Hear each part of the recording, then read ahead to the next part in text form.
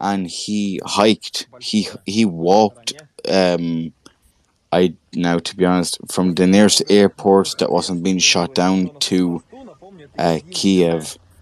I'm not sure how far that is, but he walked, and the second that he got to the border, he was pointed guns at. They pointed guns at him, saying, what are you doing? What are you doing?" And he was like, "I'm." Hey, He was like, Nerdtastic, I like this journey that you're taking, but it sounds like your buddy's taking a whole bunch of risks that he's not supposed to, because it's a pretty straightforward process to get in country as a volunteer if you wanted to do that, or if he wanted to do that.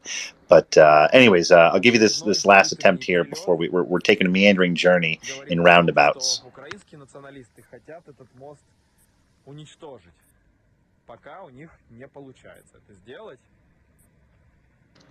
Okay, all right. Looks like he dropped down there, folks.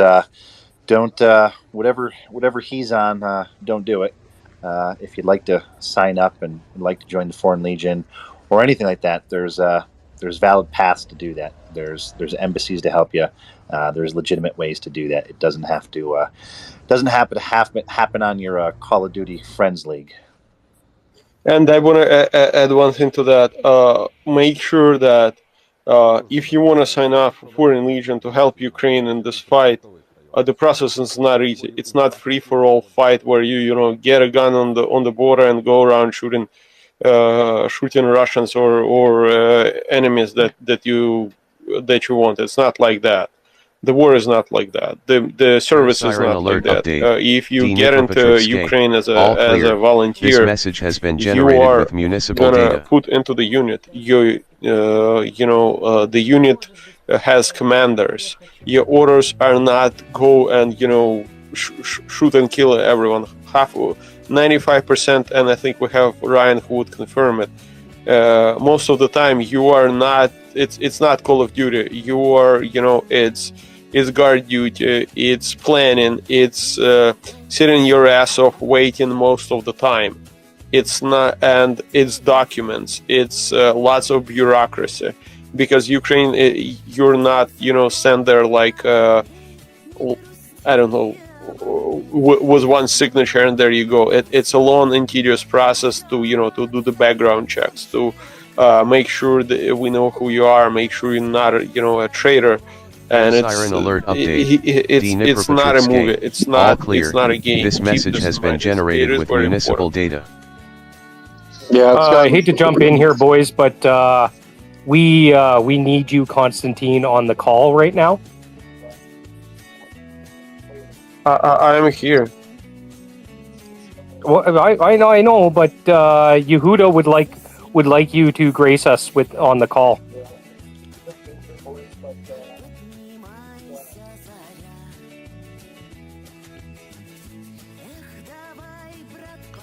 Okay, all right. Well, Constantine is needed, always needed. And if anyone wasn't familiar, Constantine, in partnership with a couple different folks, a couple different organizations, I think raised enough money, actually not just enough money, ordered 702, I believe it's 702 earmuffs, electronic earmuffs for the artillery crews over there. I think they set a goal initially of maybe 200.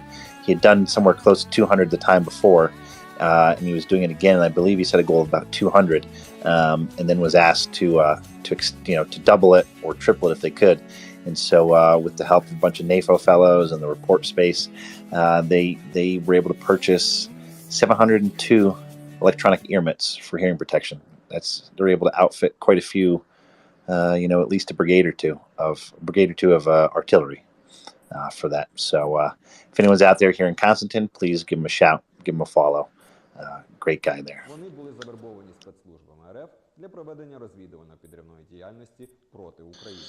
Okay, so Ryan, how did tonight go? How was the conversation space tonight? That was good, like usual. No complaints. No screwies, no crazies, no loose balls. No, since I got the new account, I don't get the death threats as much anymore, which, I mean, it doesn't really bother me. It's more of like, take a screenshot and make fun of them, so. Yeah, I can imagine they try to mess with your head there. But so I'll take a minute or two here since you're still with us, and we're switching over because those guys are doing a call in the background. So you're towards. Okay, we don't want to talk about where you're at, but you're not in Kharkiv, and you're closer to Kyiv somewhere. Is that correct?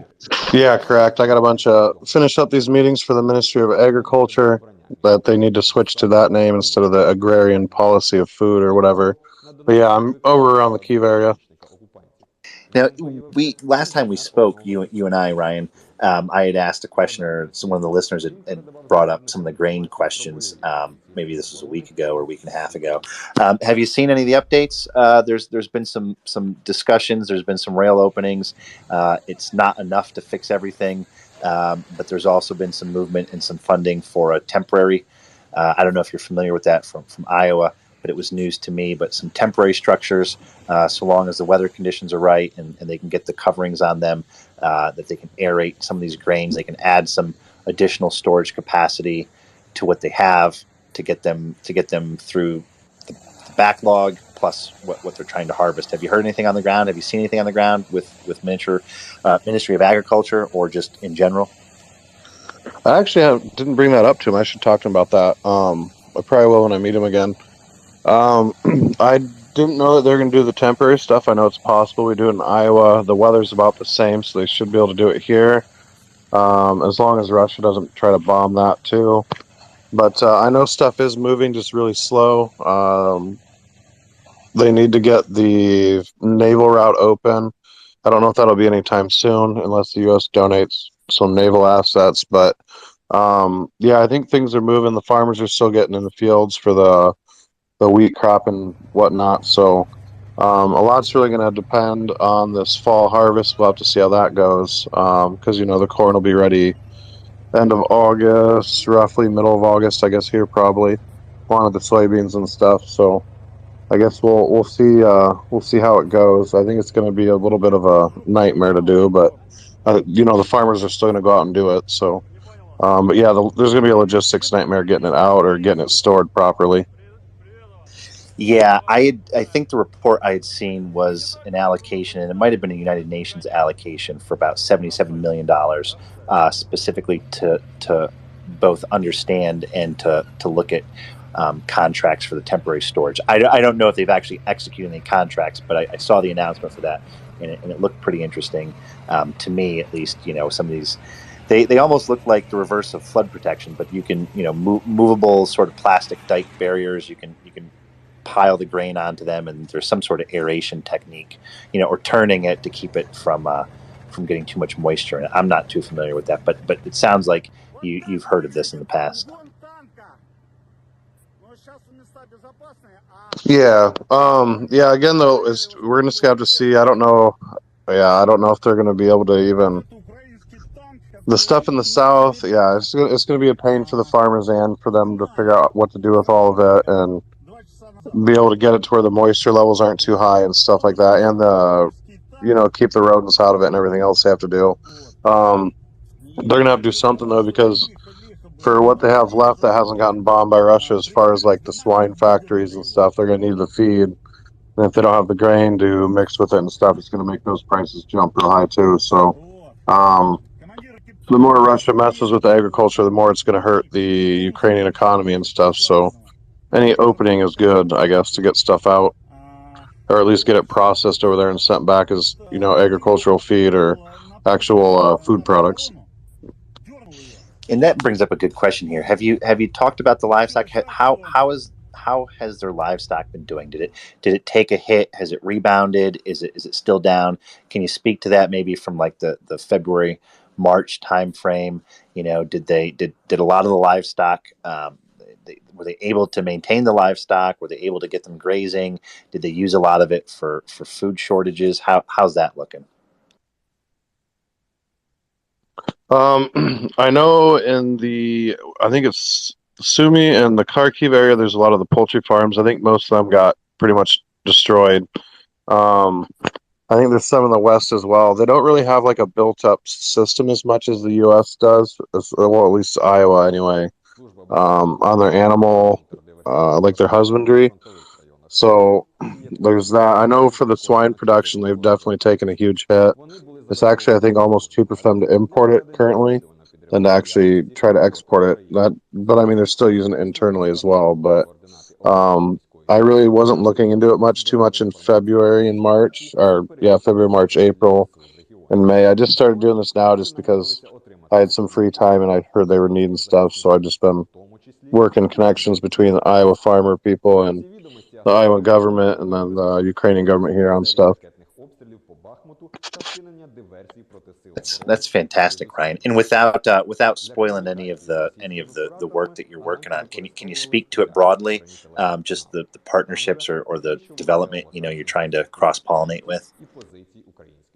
Yeah. So originally I was just getting the ministry put out on their website that they don't update very much, which they need to update more often. But they put out that they needed 77, computers or laptops and some printers, so they could get everyone a laptop in the office so they could do their work.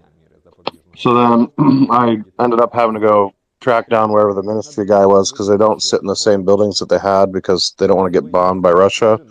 So I tracked them down, sat down with the guy, and it went from, let me see if I can get you these laptops. I reached out to some politicians in Iowa, and it looks like it's turning into a much larger partnership than just laptops, which is good.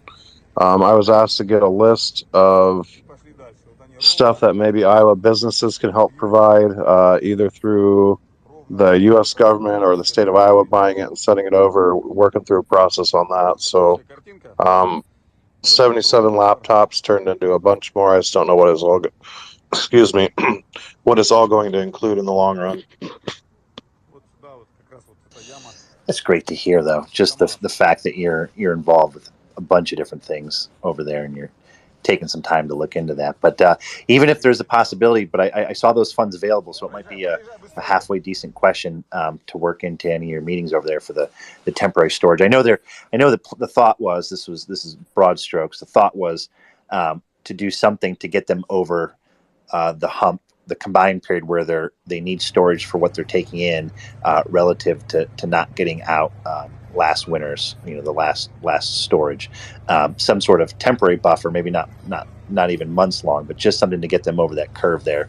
And I know there was funding allocated for that, so I don't know what that looks like. But we've also seen some good progress with the Moldova Railway CEO. They opened up the wide gauge rail, so they're getting, I think they said they're going to get maybe 12.5 million tons. I believe it was described as tons, 12.5 million tons, if that makes sense, of capacity from Odessa through Moldova, and it goes to the port of Galati in Romania.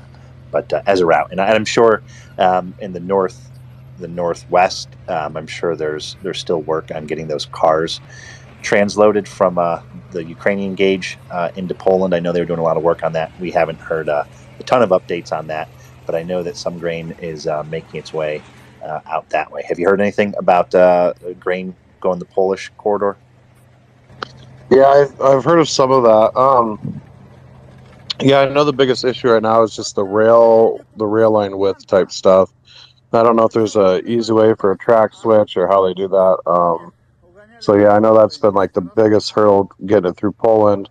And then, the border crossing gets swamped pretty good. So with more people coming in than leaving, though, maybe they'll get the trucks out quicker. The lines at the border are pretty long usually, though, sadly.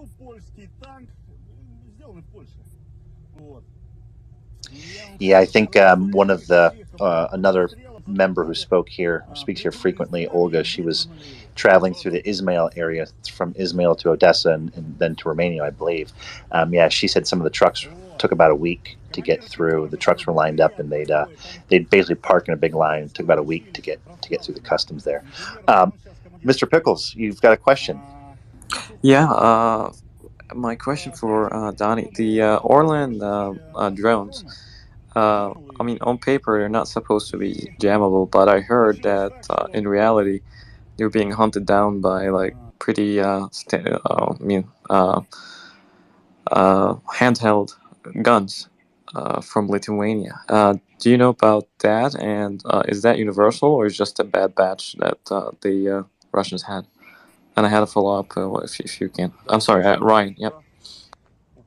So I have yet to touch one of these Lithuanian jammer guns, however you want to call it.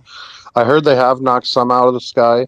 As far as being unjammable, everything's jammable. It's just a matter of what the stuff that Lithuania sent over is able to do. With the Orlons, there's like multiple different types of receivers and stuff in them and transmitters. So I think that might be where they say they're unjammable because they have like 3 GLONASS or GPS, whatever chips in them. But I mean, at some point you can jam it. It just might take some mess around with settings or, I'm sure there's some research done in it, but I can't comment on the effectiveness because I have yet to see or talk to a unit that's used one. I know they are being used though. There's videos of them using them, so.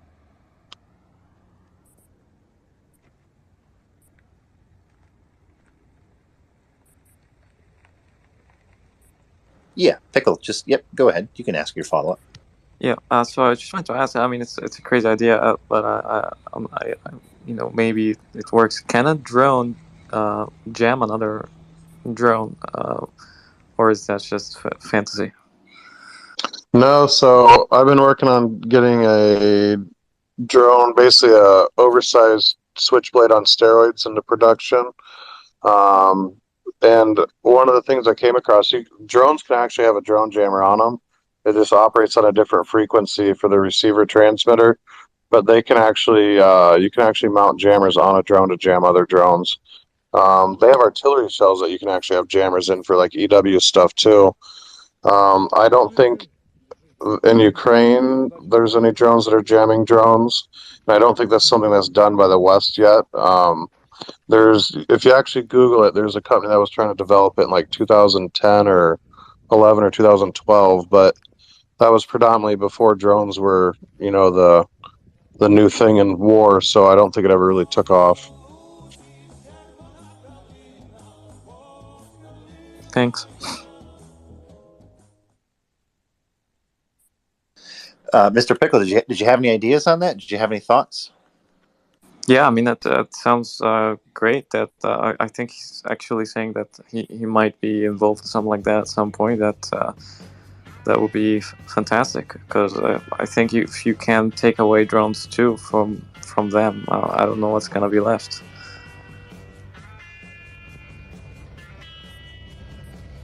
And Ryan, do you know how prevalent those Orlons are? We see quite a bit of them down, so I don't know what that represents as a percentage, and I'm sure it's hard for you to understand. But is it something that you see or not see, but that you hear of frequently? You hear of units downing these Orlons. I mean, we're seeing pictures of them. I just don't know, the scale and scope of how many they're putting out there relative to how many are coming down. But it seems like a lot of them are coming down. It doesn't. We don't have a ton of context into that. I mean, they're still pretty prevalent. So, but I mean, they're getting shot down quite a bit. I don't know how many Russia started with, so I don't know if they're running low yet or not. They have 2,000 of them, so they have 2,000 of the 10 and 30 of the big one, and they're losing like 3 a day or something like that. And so I don't think even we're trying hard. So. Yeah, it's not going well, and that's why they're going for the Iranian ones. And that's another question: are the Iranian drones superior? Because I would think that they're even worse because they don't have access to, quote unquote, advanced, parts because they're sanctioned like hell. So, what do you think about the Iranian drones? I don't know about their loiter munitions. Their surveillance drones are probably a step up than the Russian ones. I dealt with those when I was with the Iranian Kurds, actually fighting the Iranians for a little bit there. The Iranian drones seem to be put together pretty decent though. So I guess we'll have to see. I don't think it's going to be a game changer. I can't comment because they do have loiter munitions too. I can't comment on those. But one of the main Iranian drones, they actually reverse engineered a U.S. drone on. So I don't think it's going to have the same equipment inside of it, but Iran is pretty good at making things work with little that they have, or smuggling stuff in to make it work. So I think they're probably better than the Orlan 10s, but I don't think it's a game changer.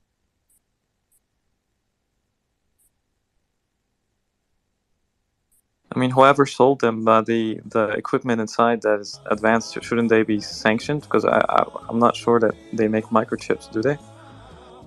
So, yeah, I mean, they should be sanctioned, but the issue is Iran is probably one of the best countries at being able to hide how they get stuff. They've been doing it for 40 plus years, so I don't know if the U.S. or any countries are really going to try to track that down. It's probably ran through like 500 different shell companies and all sorts of stuff. So they should get sanctioned for it, but in the long term, I don't think it's something that is worth pursuing currently, unless the country just gets bored and they want something to do. Thank you so much. That will be all for me. Thanks. Okay. Well, Mr. Pickle, when we see you making an order for 500, Canon scanner printers, and you run it through a couple shell companies, we'll track it for you. We'll trace it down here. No, I kid. Ricardo, welcome. Thank you. Hi, Ryan. Thanks for coming in tonight. And as usual, I think last time you were driving a truck around delivering boots and socks. Back in about April, May, I know there was a shortage of transport vehicles for both the officers and troops. How is that nowadays? We're still lacking vehicles, and I don't think we'll ever have enough. I mean, it seems like the volunteer groups are filling the gap a little bit, so that definitely helps. I think actually Poland relaxed or Ukraine or Poland, maybe both, relaxed how to get vehicles in the country, or the tax type thing on them, depending what they were used for. I think it was like for the used market. It might have been Ukraine that did something with the law on that. But yeah, I mean, we're always looking for more vehicles. They get blown up quite often. Usually with no one in them. Usually it's just shrapnel that hits them. So, yeah, we could always use more vehicles. I know somebody was saying Canada is sending a bunch of armored stuff, so that's going to help. But I mean, you can never not have enough vehicles. Are you able to repurpose any of the captured Russian equipment, or, I mean, the Ukrainians, are they being able to use any of that, or is it just too far gone? Yeah, I mean, a lot of the stuff they captured at the initial get-go of the war, they're still using. Well, at the initial 2022 part of the war, because the war has been going on since 2014. But the stuff since the recent 2022 invasion, they've been repurposing if it's drivable, if they can fix it. Otherwise, they just take spare parts off of it and leave it as a skeleton so they can fix other vehicles. So since you're not delivering supplies, somebody else has that duty right now? Yep, and I'm glad it's not me, because it's a lot of driving. Ukraine's actually pretty big, and with roads being bad right now because of mortar holes and everything, it takes even longer. Plus the checkpoints. There's checkpoints everywhere. That's about all I had. Appreciate it, and hope to see you again soon. Thanks, Ricardo. And yeah, I remember, I think last time Ryan was here with us, he was doing some Ukrainian techno dance hall while he's driving. Ryan, let me ask you that. So there was transport duty. What are some of the other any other fun duties, any other fun details you've taken on, or some others have taken on? I know you talked about housekeeping before, but was there anything else mundane that listeners might not realize that troops do? Yeah, not that I've done, but we had a guy that went and helped out at an orphanage for I think it was like 4 days of his leave. He just went and worked at an orphanage, just basically helping out. There were some handicapped kids there that he went and helped out to help give the workers there a little bit of a break because they're heavily understaffed. And then, like I said, some of them go and teach English to like children's school stuff when they ask for like a native English speaker sometimes. So then some guys will use their leave days for that because like we're not always on the front line. We might get like a week here and a week there, or like 3 days here.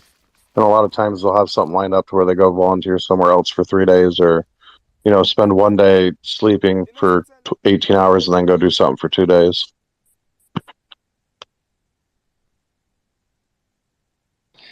Would you, if you compared that with some of your other experiences, volunteering or serving with the U.S. military, would you say that is par for the course, or no, this is completely different? I mean, just to give someone a context out there, from my perspective, it seems like it's far from the norm. But I'd love to hear your perspective on how troops are able to do that. I mean, it's a unique and fluid situation. So just that's enlightening to me, just to hear what it's like from you, and how that sort of loose organization is working, whether it's organic or driven by you guys yourself. Could you speak to that? Yeah, so like for as far as like doing this stuff, like if you're deployed with the U.S. military, obviously you're not always on an op, but no, like once you're back at your base for the U.S. military, you didn't get to go volunteer to help out the locals anywhere, for the most part. And I think that was like a major thing that probably could have been done differently.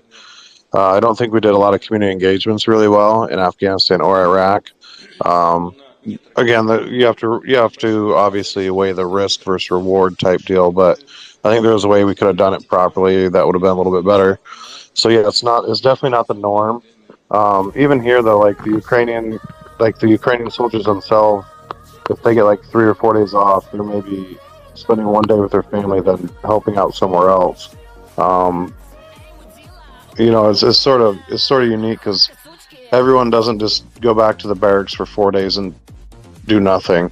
Usually, like I said, they'll spend 1 day off or 2 days off, and then they'll go volunteer somewhere else, doing stuff. So it's a little bit different.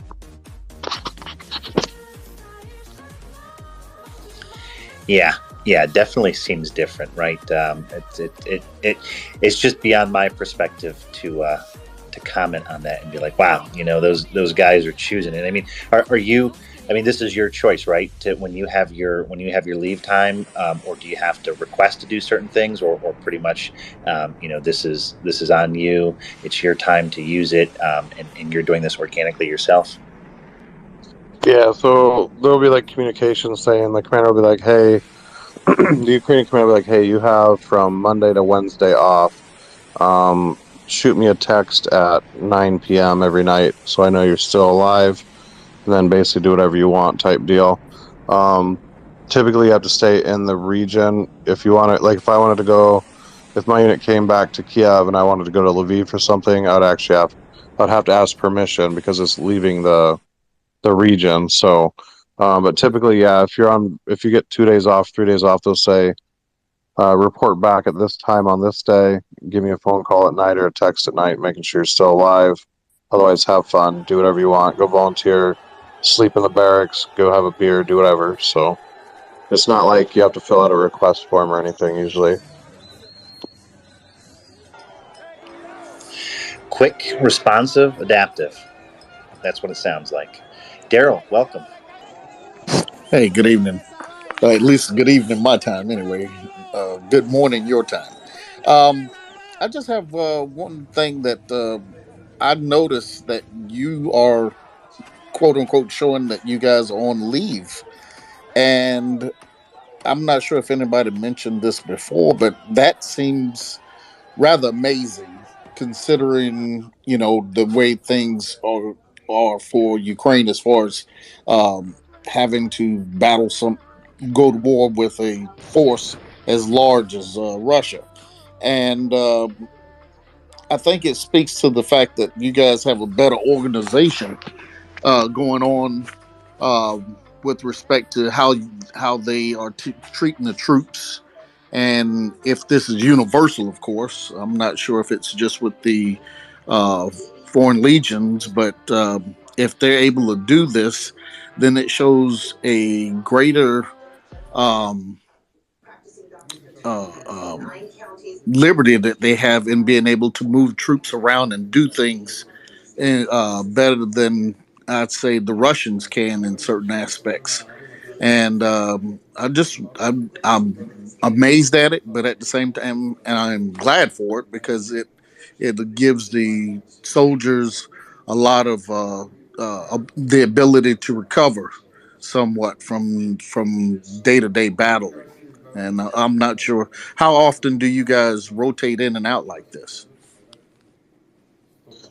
Yeah, so my situation is a little unique because I'm with a more specialized unit that does certain things, like predominantly reconnaissance and drones. Like for my unit, I basically build bombs, so we're not a trench unit, which is nice. We get a little bit more leeway because we basically go into one AO. We're there for like one area of operation, or maybe there for 2 weeks, doing whatever that commander wants us to get done, and then we usually get like 3 or 4 days to get more gear because usually we have something that breaks or a vehicle gets hit or something. And then we'll head to the next front line. So we get a little bit more free time than most of these other units. The other volunteer units typically do like 30 to 45 days in the region before they get a few days off. So I get a little bit more free time than most. The Ukrainians also typically do like a 30, 45 day thing before they get some free time. Some units at the start spent like 2 months straight in certain areas. It really just depends what your unit is and what you're doing. I've lucked out and got into a more of a reconnaissance role type unit that goes places to find stuff and then leaves when our mission's done to the next AO. So Okay, understand that. That's I mean, yeah, I guess that is pretty unique. So you getting that time off, but just the fact that they're able to let their troops get liberty at all is just amazing, considering what they're up against. Not sure if the Russians are actually getting that. I know they rotate. They're supposed to be rotating out their conscripts, but we don't know how well that's going. yeah, they've worked, like Ukraine's definitely gotten better at it too. Because like I said, there were units that just basically got stuck on front lines for a long time.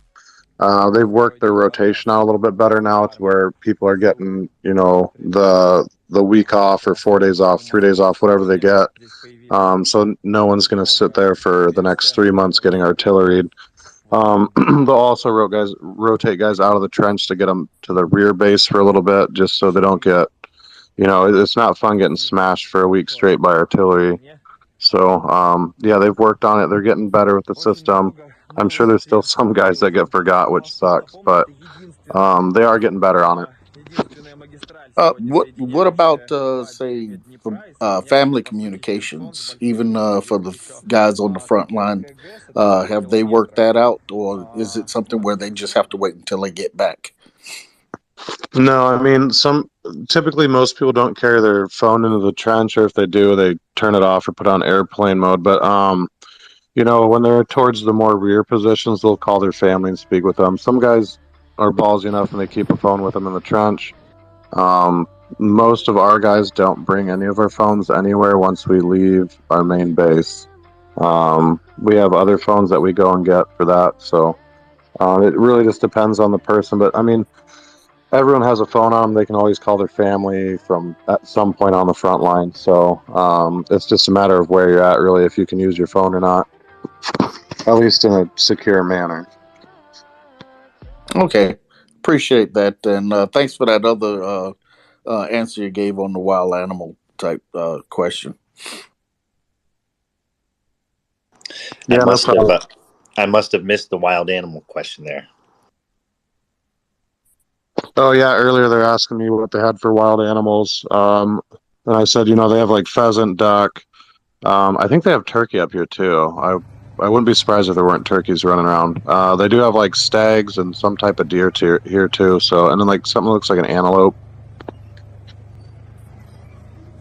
Yeah, I had asked a question earlier about the health of the wildlife, if they're actually seeing it, because I know Russia does what they do, and they may go in and just wipe out everything for the hell of it. So I was just wondering, were they seeing it, which means that the ecosystem is the health of the ecosystem is what I was mainly asking about, so that if there's life, there's life. You know what I mean? Yeah, and there still is. I'm sure they've damaged it quite a bit. Like in the March and April, they were trying to burn the forest because we were hiding in the forest and stuff. So I mean, they definitely tried to completely scorch earth stuff. Luckily, they weren't very capable of it. Outside of leveling cities with people in it, they weren't very good at demolishing the countryside too much.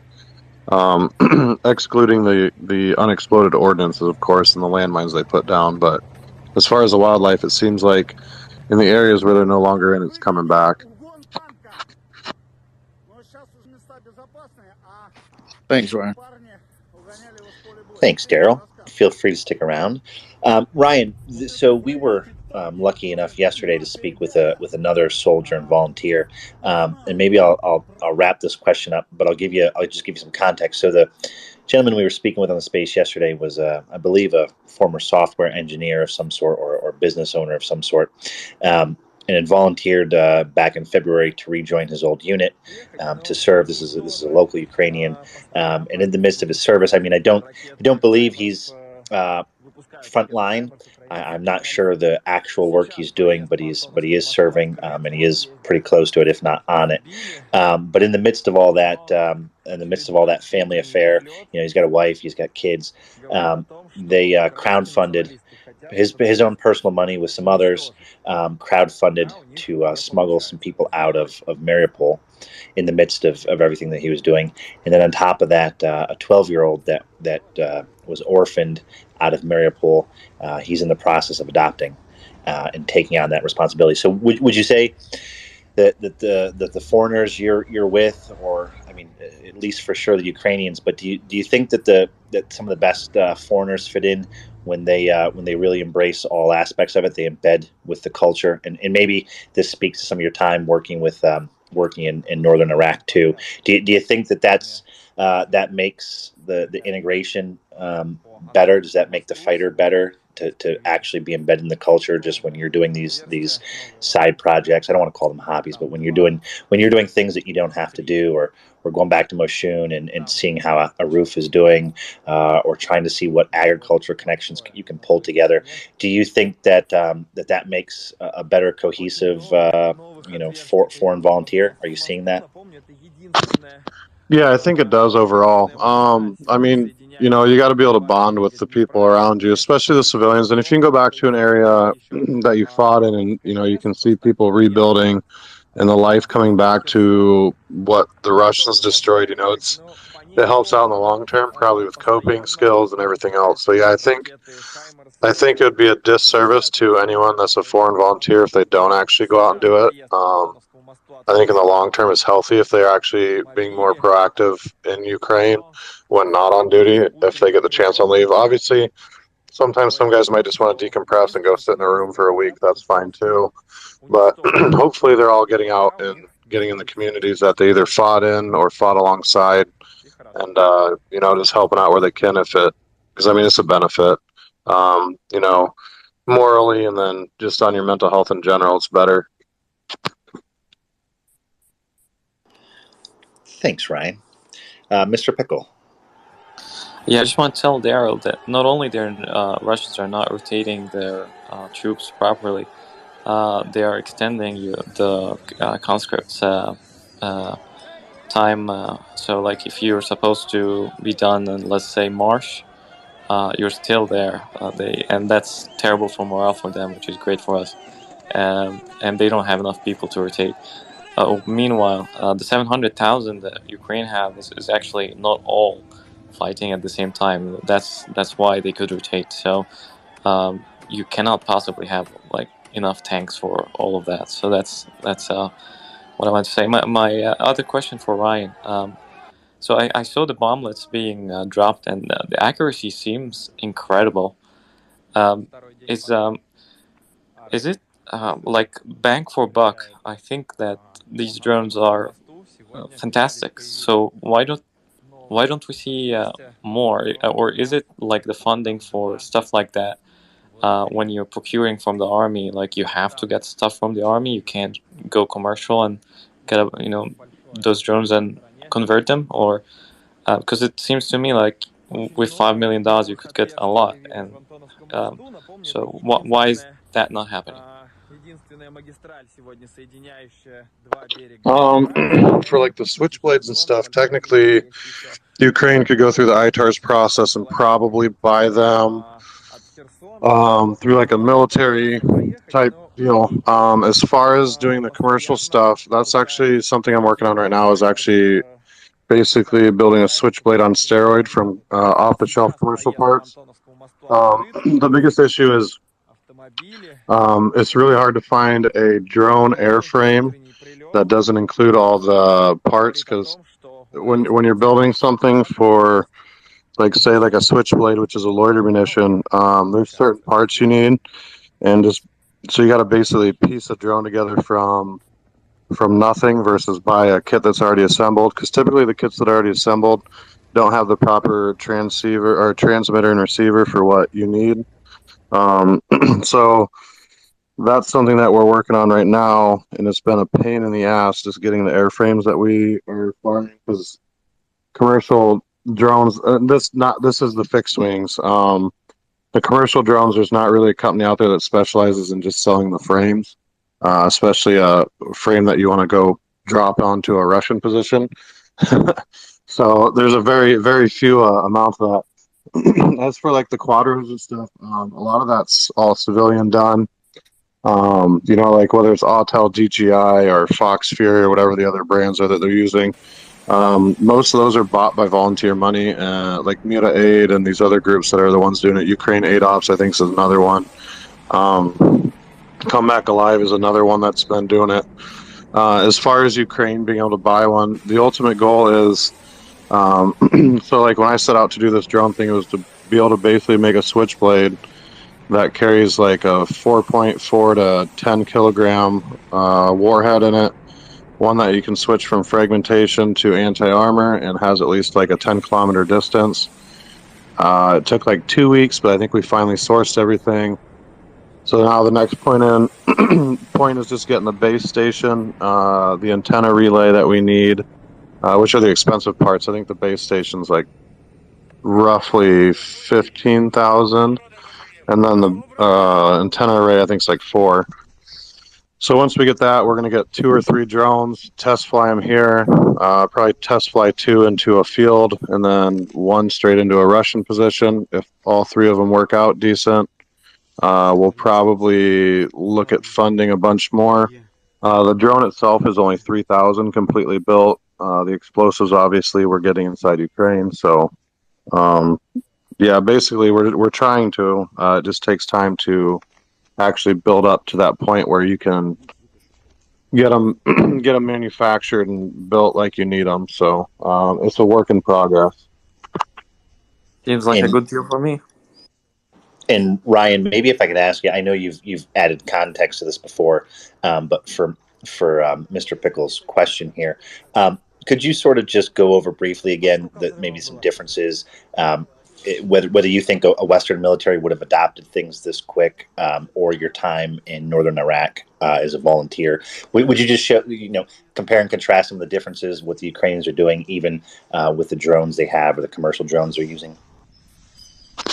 Yeah, so the Ukrainians, they're more receptive to change than what I would say the U.S. or the Western militaries are going to be about.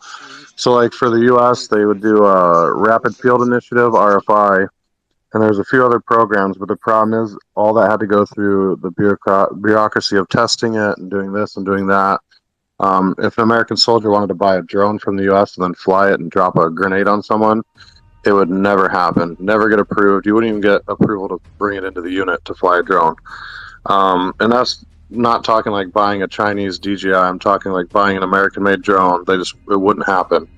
Whereas in Ukraine, like with what I'm doing, I can probably get it all in country, be like, hey, well, my unit commander already knows about it. He's like, go for it, do it, let's get it done, see what happens.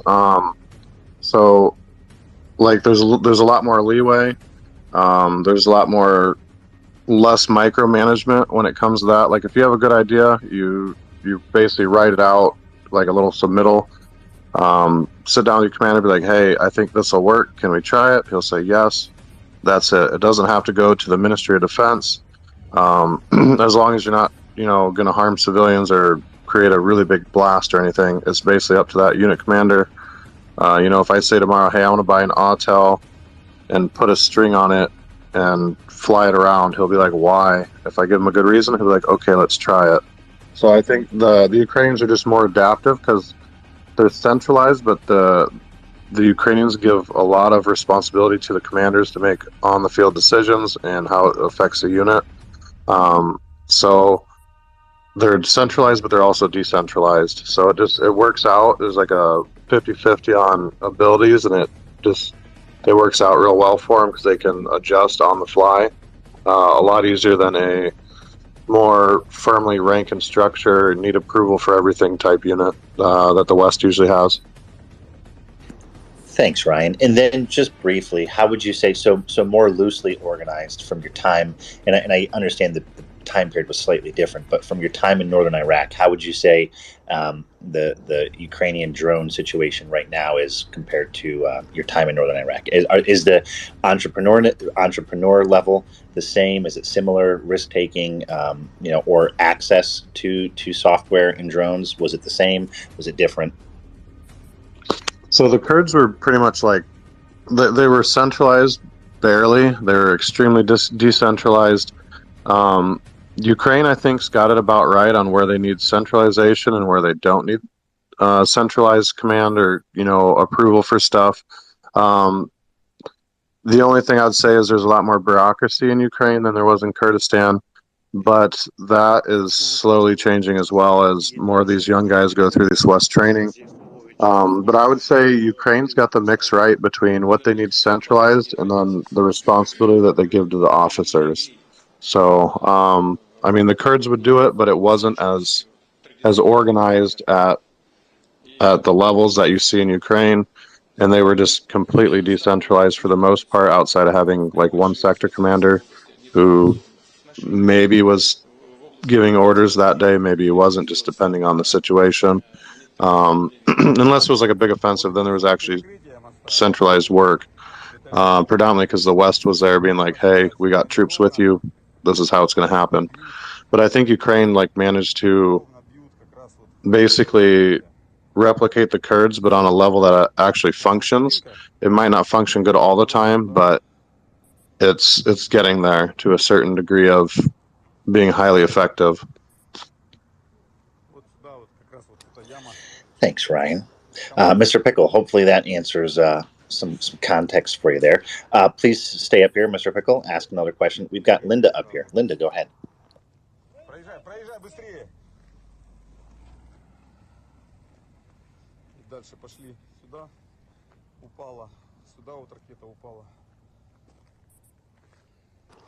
Linda, if you can hear us, just go ahead with your question.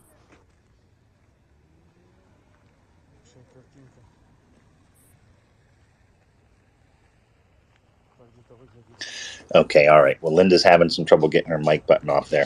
Mr. Pickle, did you have a follow-up to that?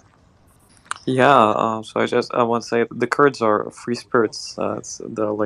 They value freedom so much, and I think it's the resources are less too. They're not as they don't have enough. They do have money, but not at the level of a 40 million strong country. So yeah, but I believe that the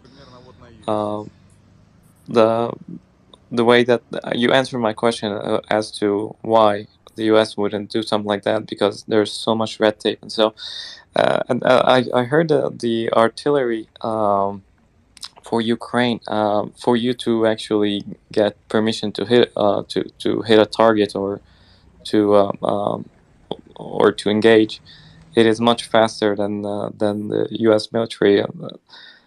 Is that correct? And what do you think of their system when it comes to that? It can be.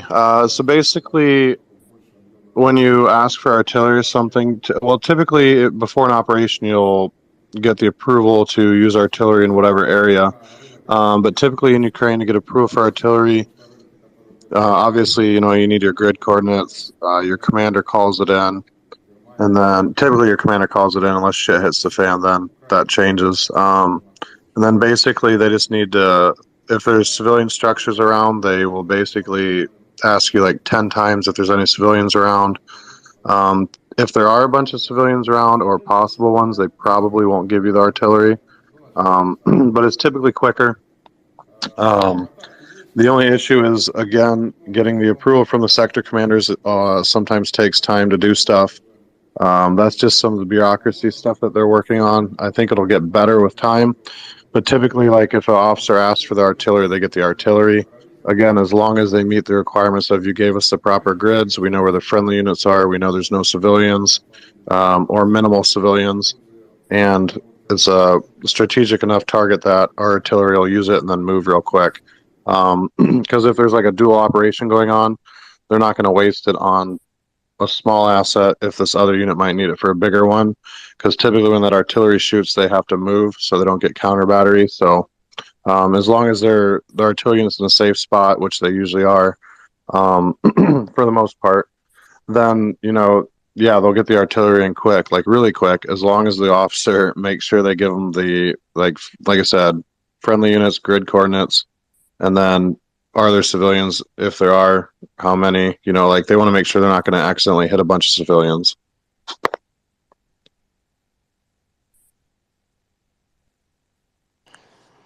Okay, let's try Linda again.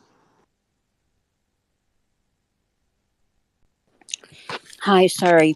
Jeez, this application is glitchy. No excuse for that, actually. Two quick things. One of the prior speakers mentioned the term bang for the buck, and that triggered in me the thought that, talking to our reps and that, and, trying to persuade them to put pressure on to send more arms, if whatever is most needed. The term boom for the buck might be kind of catchy and maybe help in such conversations, right? So that's number one. And then number two, a couple of weeks ago, there were some conversations about, look towards the end of July to middle or end of August. Watch for things changing pretty rapidly and dramatically with what's going on the ground. And that's about the extent of it, what was discussed about there, essentially, anyway. So I'm wondering if that framing still is valid. So that's it. Thank you. Sorry, I cut out there. Can you repeat that last part? Yeah, a couple of weeks ago, one of the topics in this room, on multiple occasions, actually, it was brought up that, look for, I think it might have been mid-July or late to July to mid or late August. Watch for things changing pretty dramatically on the ground.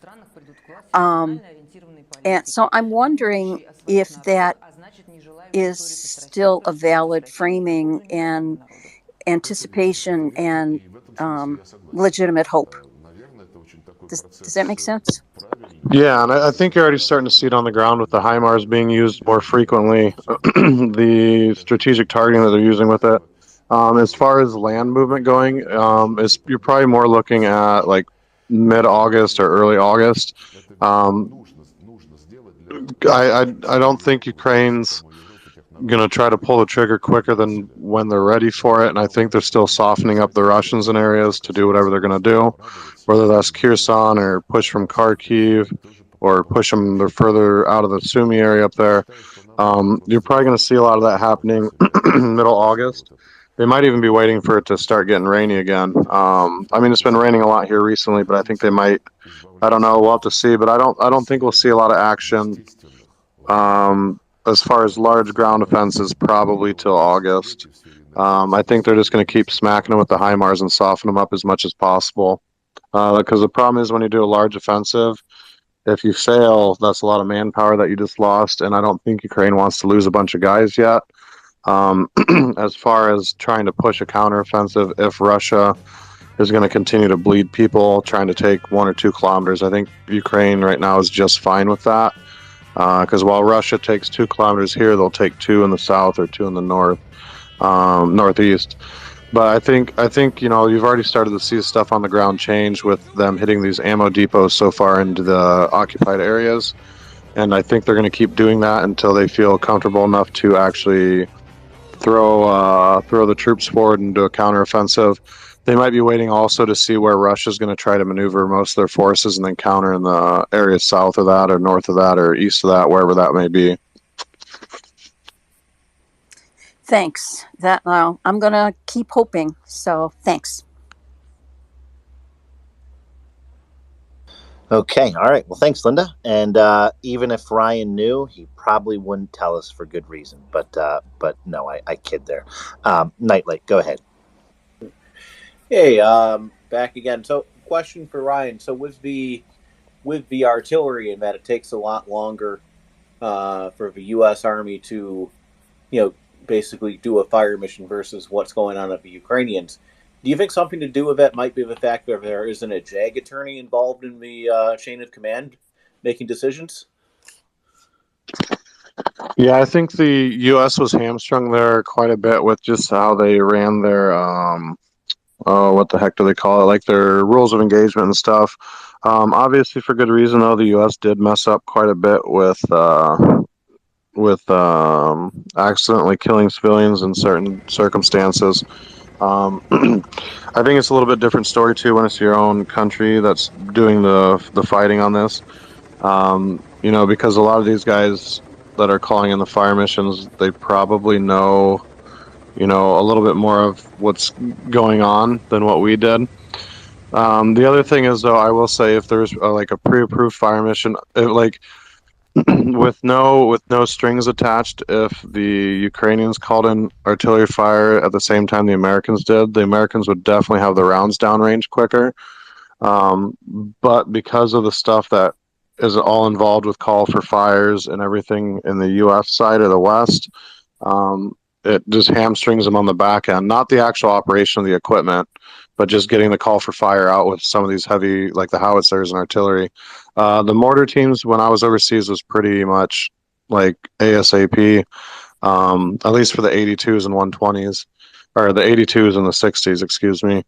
So yeah, I think a lot of it's just the back end stuff. But I mean, if you had to do a timer, the Americans would probably beat their Ukrainians on getting these rounds out of the tube and downrange, or out of the howitzer barrel and downrange.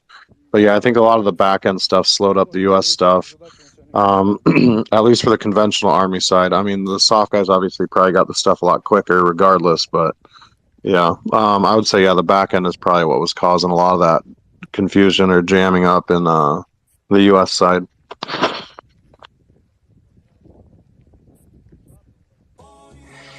And Nightlight, you got another question. We'll get to it, and I'll just add my 2 cents too.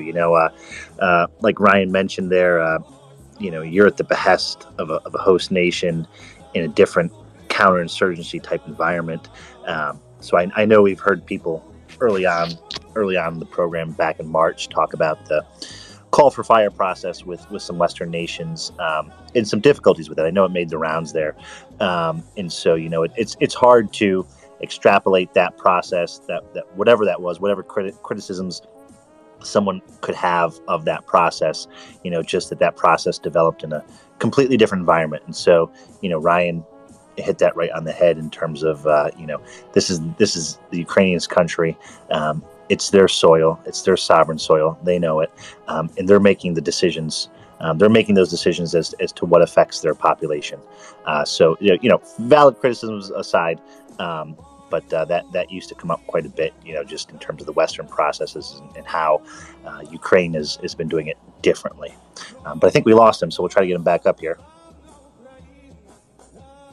While we're waiting to get Nightlight back up here, Jan Martz, you've joined us. You haven't put your hand up. Did you have a question or comment?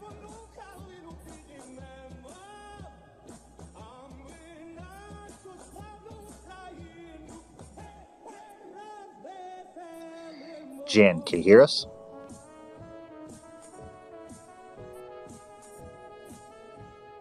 Okay, all right, no worries. Nightlight, you're back up. Go ahead.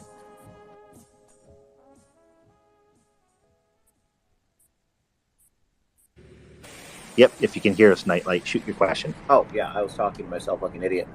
Sorry. So another question is, in terms of like the Russians, have you seen a lot of their attack helicopters? Has that really been a threat? Yeah, I actually shot at one early in the war and completely missed with an Igla, so there's that.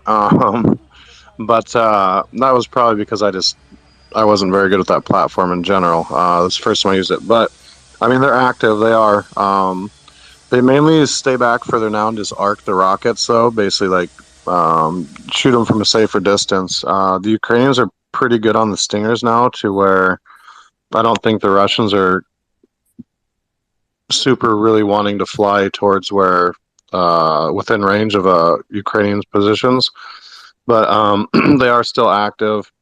You're probably not going to see them being used like they were used at the start of the war, just again because, there's a lot of man pads out there that can knock them out of the sky. At least the Stingers. The Iglas are a little bit iffy. The Stingers typically, if you use them properly, they won't go after the flares. They'll basically just hit that helicopter. The Iglas, you got to be a little bit more careful on. But yeah, they're still using them. They're just not using them to the same effect as they were before. All right, thank you.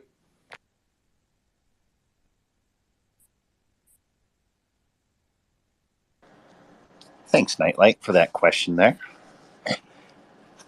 Jan, if you can hear us, there's that mic button on the bottom left side or the bottom right side of your phone. If you had a question or comment, Jan, go ahead.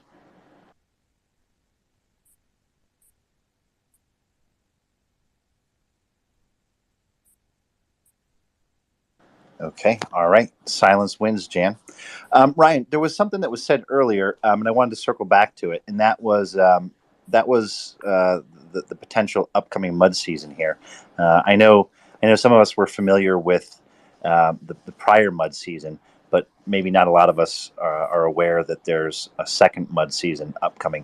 Could you talk about that, or what your counterparts tell you it's like, and if it's similar to the spring, or if it's worse in the spring, and sort of when that might occur for that? I know we've been hearing some things that there's a possible there is a mud season upcoming, but could you just shed some light on that? Yeah, basically it's just everything. You ain't getting nowhere in the fields type deal with anything heavy, and that might be what they're waiting on. I don't know. If I was Ukraine and I knew the Russians were going to predominantly use heavy armor, I'd probably wait till it's shitty weather. The Russians also don't like working in shitty weather, like whether it's raining or whatever. So, I mean, it sucks doing missions in the rain, but if your enemy doesn't like paying attention in the rain or snow or whatever, fog, that's probably the best time. So I think Ukraine maybe, like the mud season, like it's hard to explain. The wet season at the start was just terrible. You couldn't even drive a truck down most of these roads. Like they don't, outside of the main highways, there might be pavement, but there's also areas in between the pavement where it's just mud. Because some of these roads here are pretty old. They haven't updated a lot of these rural areas. So, I mean, the Ukrainians are probably going to use that to their advantage again. It's just a matter of them getting the planning and the organization and then softening up whatever area they want to hit. It also doesn't help that a lot of the Russian lines are basically at the waterfront areas in certain spots. So, you knock that bridge out, the Russians on the other side are basically screwed, unless there's a pontoon bridge type thing up. So, the mud season though, it's no joke. It's pretty much, it sucks. Even walking in it sucks. Like your boots weigh like 10 pounds, but if it prevents the armor from shooting at you because they can't get up to that front line or reinforce that front line, it's good. Okay, Ryan, maybe a few specific questions about the mud season. So, with fighting occurring in the south, from the south through the central east and then up through Kharkiv, does the mud season hit all of that territory the same? Do you think it's different in certain areas? I'm not fully sure. I'm assuming it's probably going to be different in certain areas. I would assume the Northeast is probably going to be some of the wetter areas, but I could be wrong on that. We'd need to ask one of the Ukrainians. But all I know is it's absolutely terrible to work in. But again, foot soldiers, you can still get through it. A tank, you can't. So, and there's only so many paved roads that you can drive a tank on efficiently during mud season. So, it basically locks them down to certain routes. And apologies if you mentioned the time period, do you have a general understanding of when that time period would be, when that fall mud season comes up? I don't know. I'd have to ask him. I would assume it's probably right at the end of harvest, but I would have to ask a Ukrainian on that.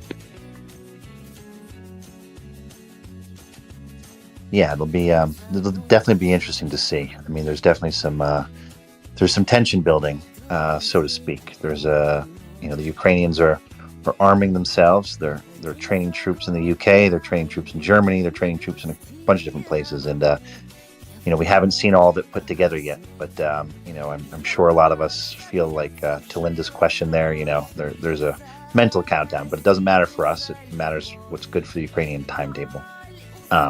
Nightlight, I saw your hand up. Did you want to ask a question?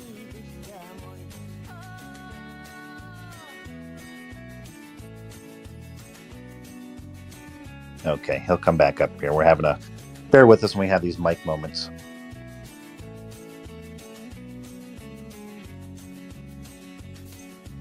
Okay, Nightlight, if while you get pulled up here, once you get audio connected again, Nightlight, just go ahead with your question. Hey, I'm back. Twitter space has not been my friend. It might be the fact that I got blocked for shit posting some Russians again. Oh well. So another question, we were talking about Wagner Group before, which are basically mercenaries over there. Is there any sort of presence of mercenaries on the Ukrainian side? Have they brought in anyone else? Not volunteers, but people for hire or anything like that? Is that anything you're aware of? I wouldn't say a Blackwater, but something like that. No, I mean, I know there was offers. They're probably still getting offers, but they basically told all those guys to pound sand. So the foreign volunteers, we get the same salary as the Ukrainians, which is 35 or 40,000 hryvnia a month. So that's what, $1,100, if that. Might be a little less than that, actually. But no, I don't think Ukraine's paying anyone over the for a PMC type corporation. I mean, number one, they don't have the money to pay somebody $10,000 a month to go fight. That's just not in their current budget. Number two, they really don't need that. They're not at the point where they can't handle it internally with their current manpower. If they needed pilots, I could see them maybe doing that, but I don't even know for them to do that. There's a lot of legal aspects that they'd have to work through on their laws to be able to actually get that here.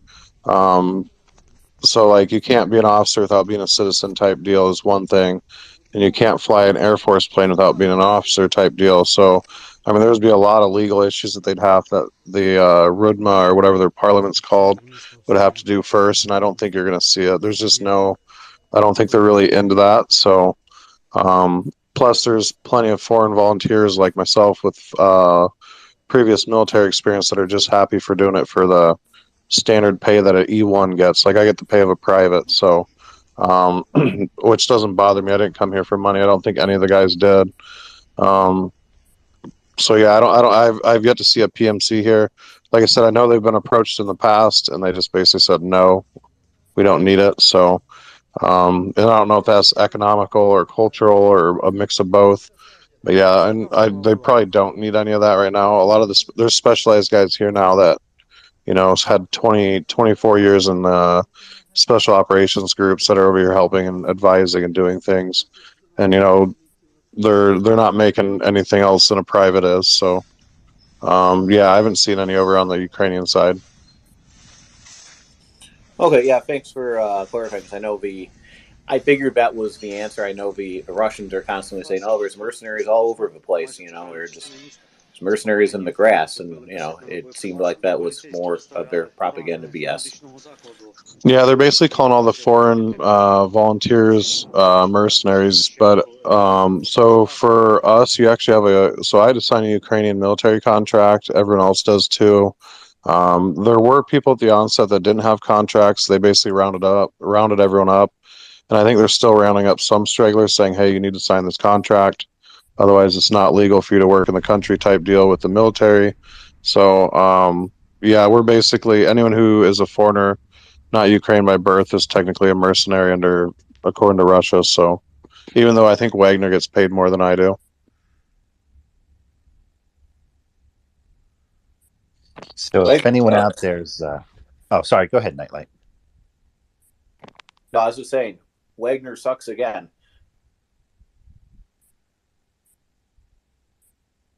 Well, I think to round it off too, I mean, if anyone, I don't think anyone was ever thinking this in the back of their head, but just take it for fact now. If anyone thinks Ryan or some of these other foreign volunteers are doing it for the money, there's, I don't know. Ryan, you think you can make better money elsewhere? Oh yeah, I was making better money in the U.S. I mean, it basically amounts out to like maybe 15,000 a year. You get combat pay incentive too for every day you're on the front line, but I mean, it's still nobody from the States is coming here to. We're not making any more money here than we would have made in the U.S. Put it that way. Most guys are actually about going bankrupt doing it. So, yeah, I mean, or they're just barely squeaking by. Like I made sure I had all my debts paid in the U.S. before I came, so I don't really have an issue with it. But yeah, there's some people who have like a family back home, mortgage and bills and stuff that they're basically bleeding their savings to fight. So yeah, the mercenary thing for the foreign volunteers is basically a joke. Yeah. Or we're the worst. We might be the worst mercenaries in history otherwise. Yet also probably some of the best at the same time. But yeah, anyways, that was kind of what I was getting at, because I mean, people had been saying that, and I wanted you to address it. I mean, we all know that's not true, but in case some other people were thinking, so I want you to think that that was what I thought it was, or anything like that, because yeah, that's not it. It's too bad there isn't any organizations in the U.S. or some of the NATO countries that can kind of, I don't know, help some of you guys out with bills, or some sort of charity fund or something like that to help you all out while you're over here.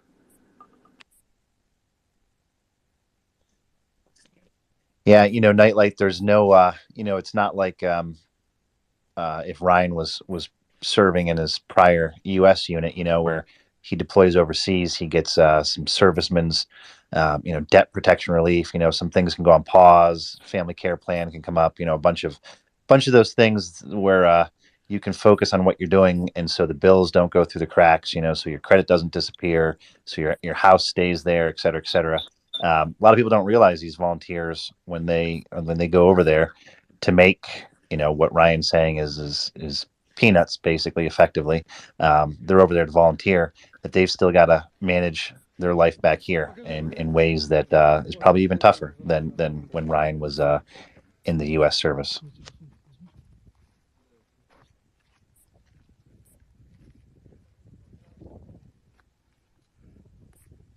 Okay, we got a few new hands up here. John, and then finance. Thank you, Ryan. Sorry, I'm getting my names mixed up. Thank you, Gurney. Ryan, I wanted to ask you. I know I don't know the exact term in French, but the French Foreign Legion, they have this principle or policy. Again, I don't remember the phrase in French, but the translation is roughly French through spilled blood. And essentially, the whole policy is that if you are wounded in combat, that automatically entitles you to French citizenship. I'm curious. I imagine that once the war is said and done, most of the foreign volunteers, will go back to their countries of residence, or I should say countries of origin. But I imagine there will be some small subset that'll want to remain in the country. Do you know if any laws are on the books to provide like an expedited path to acquire Ukrainian citizenship for those that want to stay? Currently not. I know they've talked about permanent residency type stuff. So the thing with Ukrainian citizenship, they do not recognize dual citizenship. So for me as an American to get Ukrainian, I'd have to drop my U.S. citizenship. There's been rumors they're looking at changing that. That, I believe, can't be done by presidential decree. It has to go through Parliament. Parliament has to approve it, like approve a bill, and then the bill has to go into law. So right now, the only path forward would be for those that are going to drop their citizenship. I do know of some that are willing to do it, and they were actually, I think, they can sign. You can sign paperwork now, actually, to do it if you serve for a certain amount of time. I don't know of any Americans doing it. I know some other like European country guys that are doing it. So yeah, right now you can't be a dual citizen. Ukraine doesn't recognize that, and you can't get your paperwork for it. You have to renounce it and then provide the stuff for it. If you're Ukrainian, you can be a dual citizen of the U.S. technically, but to get citizenship in Ukraine, you have to drop your current one to get this one. And I think there's other ways around it too, but for the most part, it's basically don't be a dual citizen. They haven't always enforced that, but I think recently they just stripped a Russian oligarch of his, so.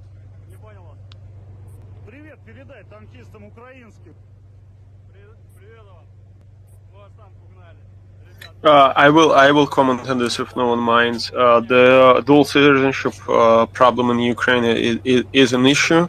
It's bureaucratic stuff mostly, and so that everyone knows, for being a dual citizen in Ukraine, it is the law states that it's like basically getting a ticket when you drive. It's an administrative fine. That is like $12 or something like this if you are holding dual citizenship. There is nothing else to it, but I can imagine if you want to become a Ukrainian citizen, they can ask you to bring some kind of paper that you have that you don't have any other citizenship, or you denounce your citizenship from the country you're from originally. Those are the laws. There are a lot of problems with that. There are a lot of arguments with that. It's Ukrainian internal politics, and please don't try to. What I would, urge everyone is to understand that it's not about Ukraine not respecting the people who are fighting for it. It's just it's just like in the United States. Imagine that no one can just sign a piece of paper and it would change the constitution. So same with Ukraine. Changing it requires a lot of debate because we have a lot of dual citizenship of Russian spies, and it is a very questionable and not really that straightforward move as anyone sees. And this is being discussed in Ukrainian politics, in Ukrainian society, in Ukrainian just over the tables all the time, and just be very careful when you talk about this.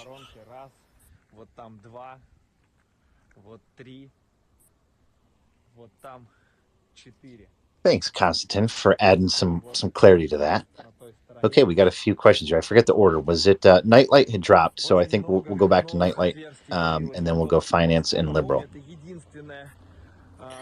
Yeah, thank you. Sorry, I keep dropping. Well, two quick things. We were talking about the financial aspects. I'm up in New York State, and there is a Ukrainian Federal Credit Union there. They've been coordinating a lot of aid locally, donations and buying, tourniquets and that kind of thing. They've been heavily involved in that. So I don't know if anyone needs a supportive bank, but that might be someone to reach out to.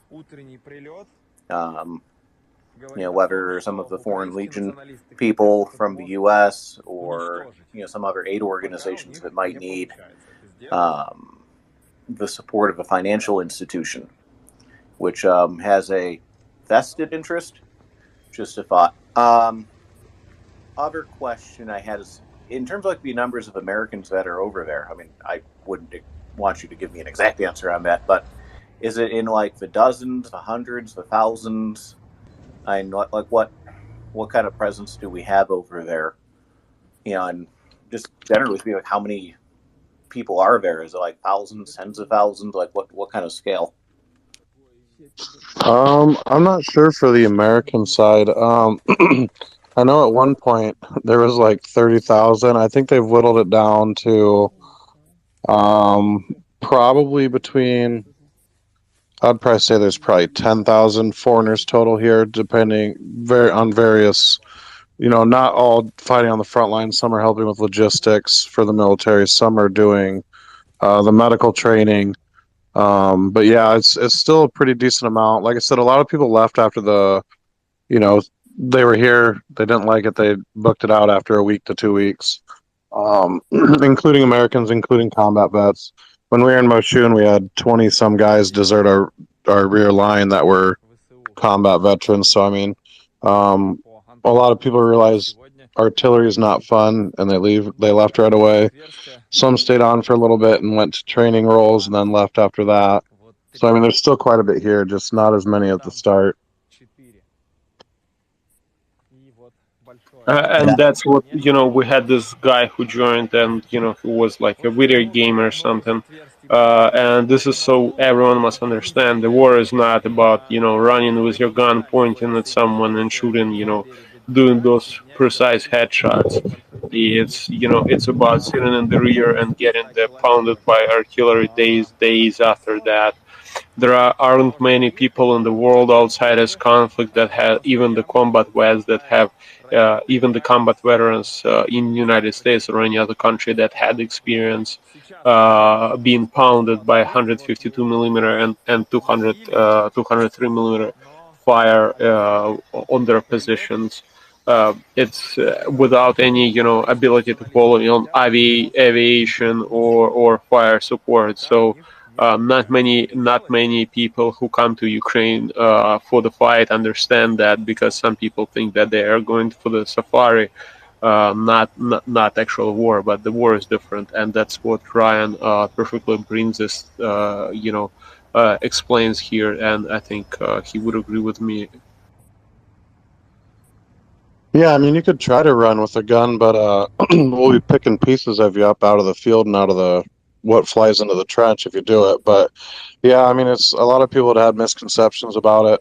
Luckily, I got artillery and shot at by tanks by the Iraq Army for a while there in Kirkuk, so I knew what I was getting into. Some other guys did too, but for the most part, people just didn't realize that trench warfare and artillery is just no fun.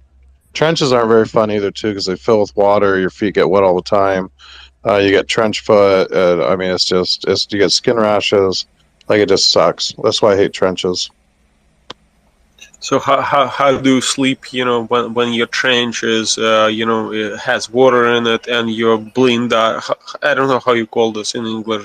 We call it blindage. And that's the place, where you take cover and where you can sleep. And it has chance to get water in it, and it's definitely no fun. And imagine that for everyone who has not been in those conditions, you have to wake up in the morning. What do you usually? You go brush your teeth, or imagine you want to pee during the night. What do you do? How do you handle that? Yeah, so blindage is just like bunker. Yeah, so it sucks. I mean, you try to stay dry as you can. Find a spot to sit your butt above the water, I guess. I mean, it just sucks. Luckily, for a lot of the trench works that I've been in, they've actually been able to dig like a little sump hole, I guess you want to call it. So you're not usually fully wet unless it's a brand new trench. Yeah, it sucks. Going pee at the night is pretty sketchy. I mean, yeah, it's not fun. It just sucks all around.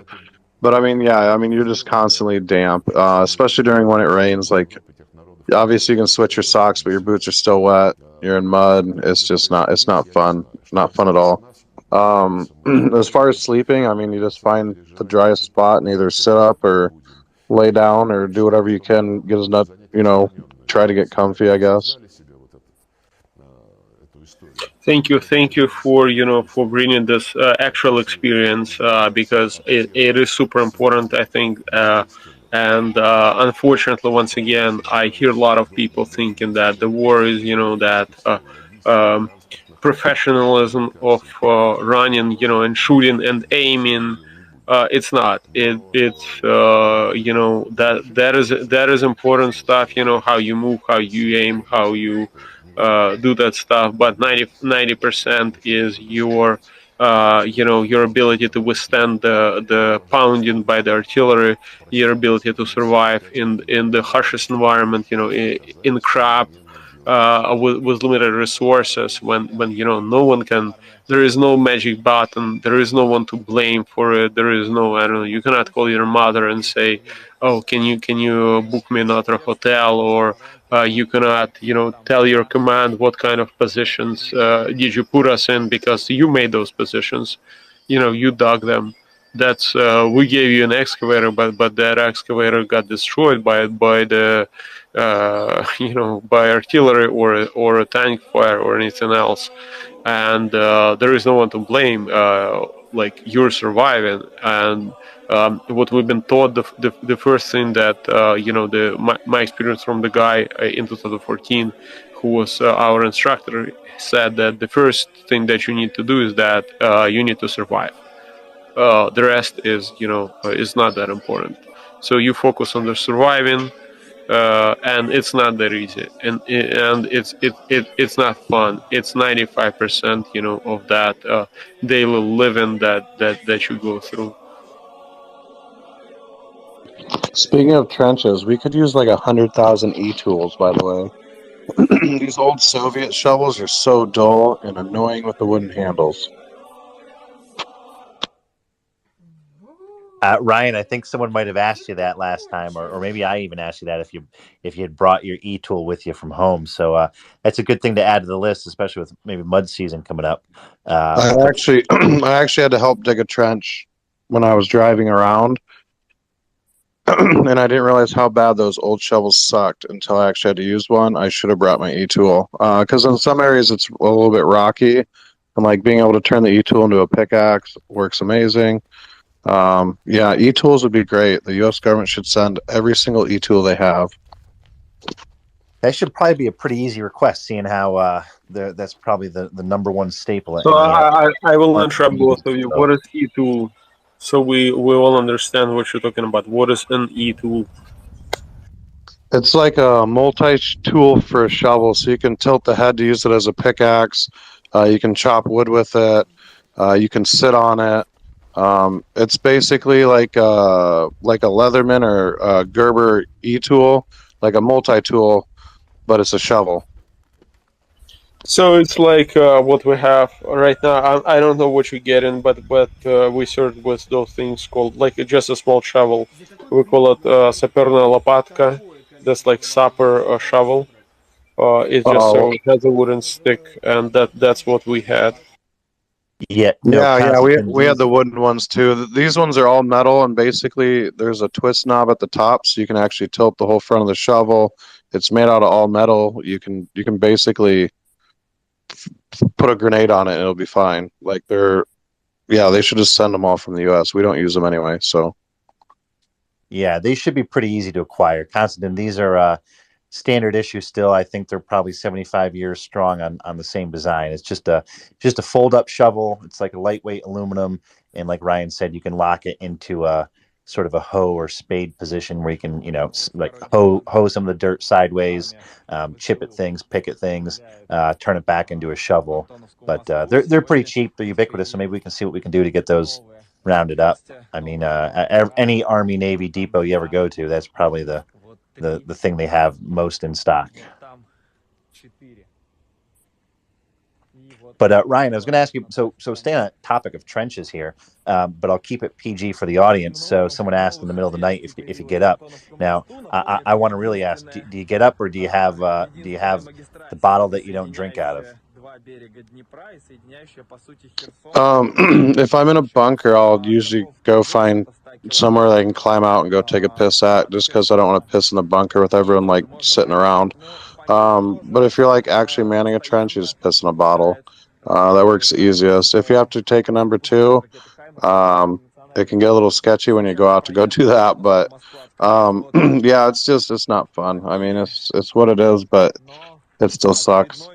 But yeah, I mean, the piss bottles work good, or the water, yeah, however you want to call it that. But yeah, if you're all sitting in the same bunker, you usually just leave and go to like a frontline position and pee there, and then go back. There you have it, folks. Unvarnished.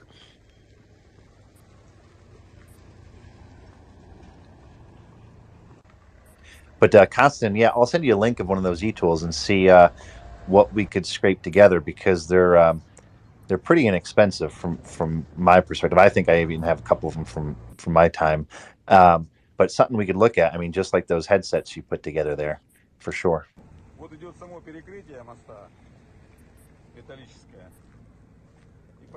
Okay, Nightlight, go ahead. Yeah, I think the e-tool, the entrenching tool idea, I mean, if they can get like 1,000 ear defenders there, I think they could probably get just as many, if not more, e-tools. And yeah, I mean, you've got to dig holes. Every soldier should have one with that for sure. One thing I wanted to ask Ryan, I guess I've asked a lot, sorry.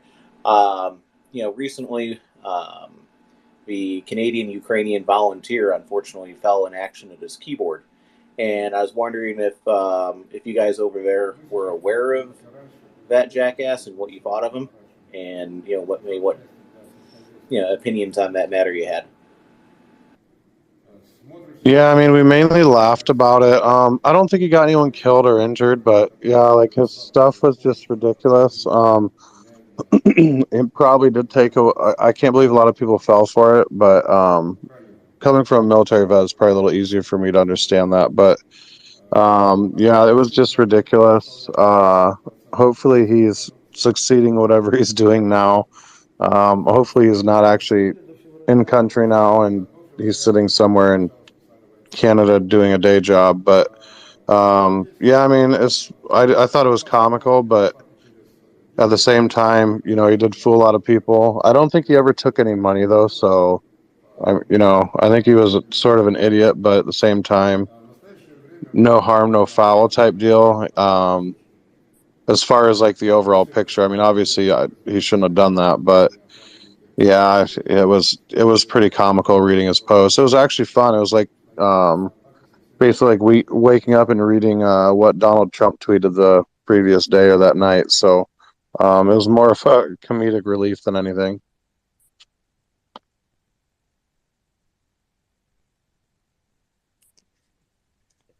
Okay, and just a quick public service announcement here. If any of you out there have a question, just go on up and hit that request button. Come on up. And if you have any technical difficulties with that, just keep trying, just like Nightlight's been doing tonight here. Another public service announcement: if we speak about something in the space and it's of interest to you, you may get messages about it. Those messages may have links. It may seem topical. It may seem on point.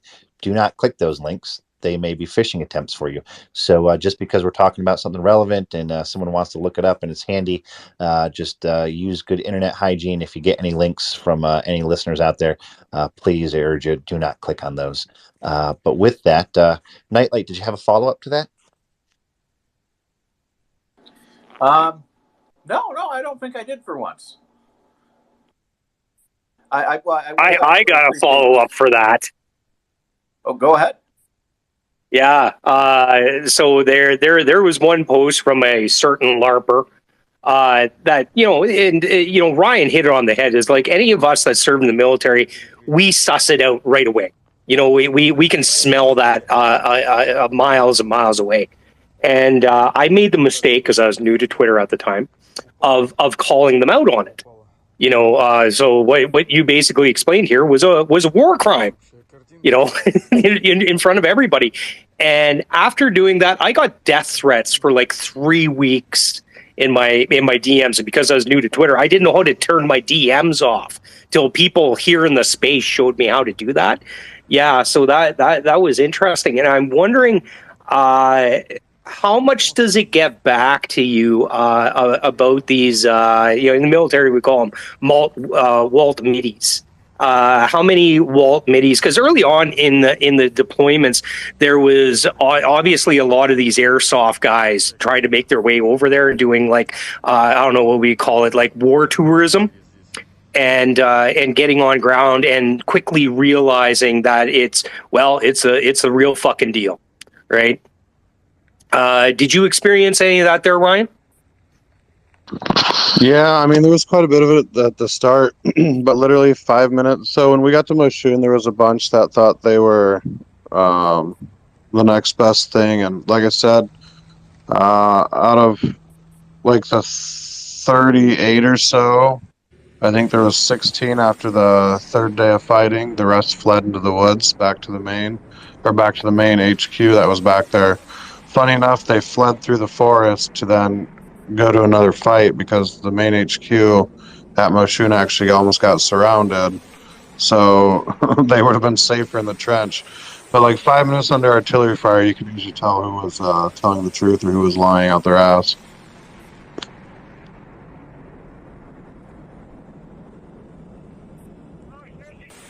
And circling back here to earlier, I'm sure we can all imagine that that gamer's friend there from Ireland may have wound up under one of those circumstances.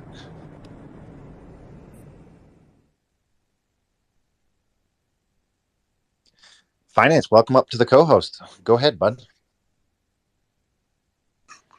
Hey, Ryan, I want to thank you for your extra long stint here at the Marine Report. Really appreciate it. Appreciate your voice and experience on the ground. I know earlier today when I wasn't on, I was told you had some really interesting ideas on modular weapons going forward. And I wanted to know what sort of systems you were thinking. I don't know if you covered this or not. Like to like which sort of systems and types of weapons do you think could be more modular to be modified closer to the line of valor later on in the process?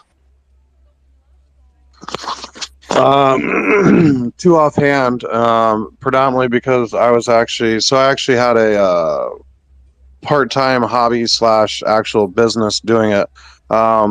Like the hand grenade is one of them that could be modular. The other one is a claymore mine. Both can be fragmentation or anti-tank or anti-armor. Light armor for the claymore because obviously you can't haul around a 30-pound anti-tank shape charge, EFP, however you want to call it. A lot of the rocket systems could be too. Like the Matador is a perfect example of a modular system that the Germans actually developed, and it's freaking amazing. So it's got a tube at the end of it that you can pull out and twist and lock it in. When you do that, it turns it into anti-tank.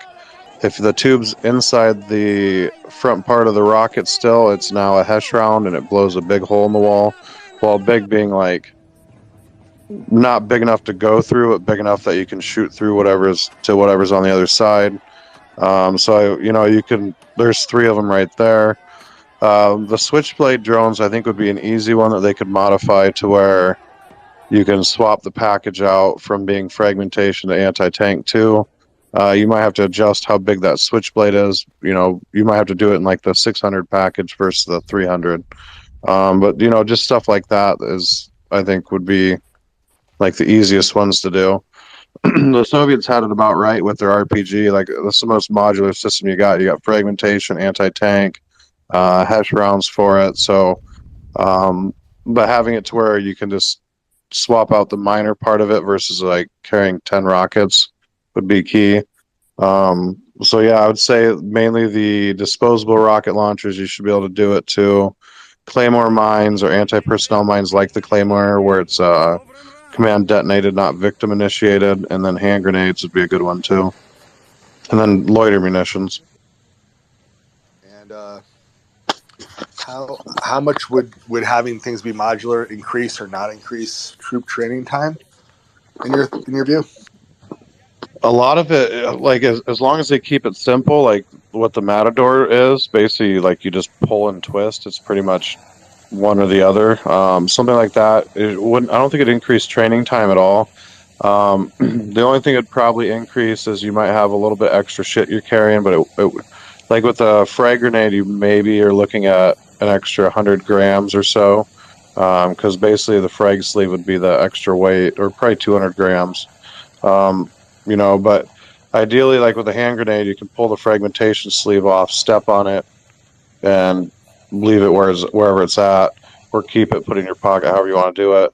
So, I mean, I don't think it would increase the weight or the training times too much on that, because the only thing you're swapping out is the shrapnel basically on it. The rocket stuff, as long as the U.S. isn't the one engineering it, and it doesn't have like 6 safeties like an AT-4, it should be pretty self-explanatory. As long as they follow the German route on the Matador. The Matador is super simple. There's like a little like styrofoam thing over the safety. You pull that off, flip it down, and pull the trigger. It's the simplest rocket system in the world, but it has is dual purpose. It's either anti-structure or anti-tank. Thank you. And at what? So you think the modularity should be all the way at the grunt level, for lack of a better term? So guys who aren't mechanics, don't have metalworking abilities, can just quickly switch to what they need on the field. That's what we're talking about here. Yeah, correct. I don't see why you can't. Like, I don't know why the U.S. went back to this whole we can't trust the grunts to pull a freaking fuse out of a grenade type deal. Stuff like that. They made it over safety conscious instead of spending the extra one day teaching somebody how to do it and then having trainer sims that you can use. But yeah, I don't see why not. Like, the person in the field should be able to is going to know if it's anti-personnel or anti-tank that they need. So, I mean, I don't see it costing millions or billions to train people on how to unscrew a fucking, excuse the language, unscrew a sleeve from a grenade to make it pressure instead of fragmentation, or how to pull a tube out of a rocket to make it a different version of that rocket. And I don't really see an increase in the weight either, unless it's getting into maybe like a javelin where you can switch it from guided to unguided type deal, where then you got to carry a separate rocket system or something. But for a lot of the smaller stuff, it shouldn't increase the weight too much. And the training time would be negligible. Thank you. Really appreciate that. See two hands, John, and then generic. Well, let me just follow on, Finance, to your question there. It's a good subject here, and Ryan's got some experience with that. Ryan, could you add in here? Do you think that there's sort of a dearth of reusable weapons in the U.S. military and maybe some other Western militaries, or maybe not, but more prevalent in the U.S. military? So speaking of things like a recoilless rifle or an old school reloadable, what is it? A light anti-tank weapon, maybe a 72 millimeter. Do you think that some of that needs to be added back into inventory? Some of the simpler stuff, even if it has different rounds or changeable heads on it. Do you think we need more of that as opposed to the one round disposables? Well, I mean, like the M72 law is a perfect example of what's something they should have kept in service. They should have just updated it. Funny enough, NAMO updated it recently. I think most of the ones we have now in country are NAMO, however you pronounce that company. The warhead is it penetrates further in for armor, like the A2 version does. It's like a M72A2 I think is what it's called or whatnot. But like the M72 law is a perfect example of an easy system, and NAMO took off one of the safeties too. So now you basically extend it, pull the fire thing out, hit the trigger. The thing that the U.S. should do is quit over-engineering the items. Like the AT-4 is ridiculous. What's another good example of over-engineered stuff for the U.S. recently? The Javelin also has a few too many on it. The Stinger, where it has a separate lock mechanism on it. The U.S. is more safety conscious than usability, which is sort of crappy. The Carl Gustav's good though. And then like the new one is the Mod 4. They reduced the weight. It takes maybe, you could probably train a person on it in 2 days. If you want them to be really good, maybe 2 weeks. But a lot of that can be done at the unit level. I prefer the non-disposable though. Like the RPG, it's so simple. I'll carry 6 RPGs. I'm good. Because that's still lighter than carrying a Matador or an AT4 or whatever, and I still have more rockets to use. So I don't know. I'm more of the reusable versus the shoot once and throw it on the ground. Because the funny part is, where we were at in Iraq and Afghanistan, you shoot once and then you carry the empty tube, because otherwise they reuse it to put explosives in it and blow you up. So I'm more of the reusable.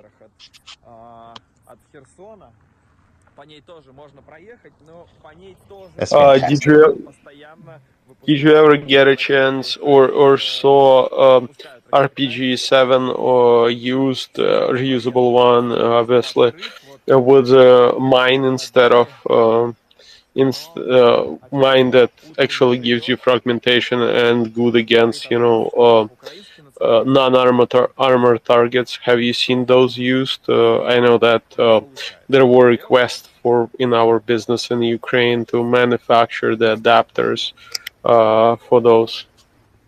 Yes, make more adapters. Those things are fun.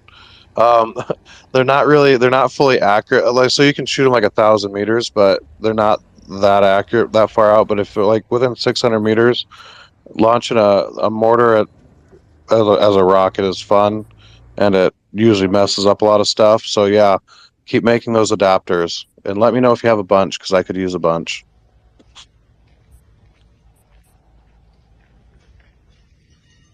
We can make those. I don't think we have any. We have the charts, and we can make those. So if you need them, just, you know, it would probably take time to manufacture them because we're working on a bit different stuff right now. But message me, and I think we'll be able to get a couple of them to you. All right, thanks. Yeah, thanks, Constant. I think maybe you might be the gentleman responsible for me seeing some of those videos where the guy's hammering that adapter into the back of the mortar round. I'll take a video of me doing it too. Excellent. All right, John, you've been waiting for a hot second there. Go ahead. Thanks. I had there were two things I wanted to ask you. Speaking of modular weapons, you had reminded me of something. I saw a thing that someone had written about the Switchblade 300s. Normally, I believe the as designed version is about, the warhead on it's about equivalent to that of a 40 millimeter grenade, just, you know, fragmentation, minimal armor piercing capacity. I think someone did the math, and I think you could probably put they showed that you could probably put the equivalent of, or maybe slightly smaller than an M72 Law warhead on there and get some pretty nasty, you know, armored penetrating capacity if you come down from above and, you know, top attack with one of those drones. So that would definitely be a really cool thing to pursue, and definitely something. Modular weapons definitely seems to be something that we need more of. The main question I wanted to ask you, though, was you had mentioned a couple of the guys that you were with at the very beginning in Moshun, you know, kind of running off and going AWOL. I would assume, since all of y'all have signed, you know, Ukrainian military contracts, that y'all are obviously subject to Ukrainian military justice. And do you know if any, you know, these foreign volunteers that have, you know, deserted or gone AWOL have been prosecuted under Ukrainian military law? So there are obviously like military law that we have to follow. As far as that stuff, they haven't really pushed anything on it, and I don't think they will. The initial contracts were pretty much like an open-ended, you serve till the end of martial law. If you did this, this, and this, there's consequences to it. They never really did anything with it. Predominantly because I don't think they wanted the bad press of throwing a Westerner in jail or any of that. Personally, they should have. Because when those guys fled, then the Ukrainians had to pull out of a position to come help us out, or actually thin their own line out so that we had rear defense. Because at the time we were actually towards the backside of Moshun. We were probably 400 meters from the edge of the village fighting the Russians there at one point. So we had like no one guarding our rear. So yeah, I think, and this isn't just the first case. This happened in some other fronts too. But yeah, I think I personally would like to see them in trouble. At least throw them in jail for a week. I don't care if it's a cupcake jail, just something to make them think about what they're doing.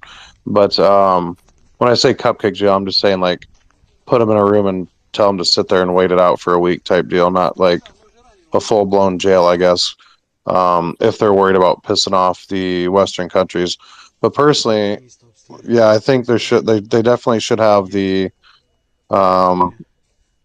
they should definitely prosecute or at least do something with the guys that do that, because it puts people's lives in danger.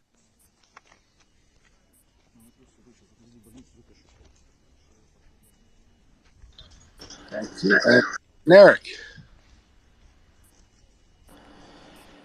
Yeah, generic. Go ahead. 14-year-old account and no tweets on it. We've brought you up a couple times, so go ahead. Yeah, I just had a question, and this is perhaps a little bit more mundane, but how is the postal service working and other sort of the mundane parts of life there? Because I went on eBay as a lark and ordered an MRE from Ukraine, Ukrainian MRE, and it arrived. It took 30 days, but it arrived, and I was surprised that the postal service is still working. So I was just curious to know how that's working in country there, and I wish everyone the best. Thank you. Yeah, Constantine can probably answer this better. They have a thing called Posta Nova. I believe that's what they call it. I don't know if it's government ran or private ran, but they've been running through the whole war. As long as you can get into a city or a town without getting artillery going into it, they typically try to get stuff there or to Poland or wherever.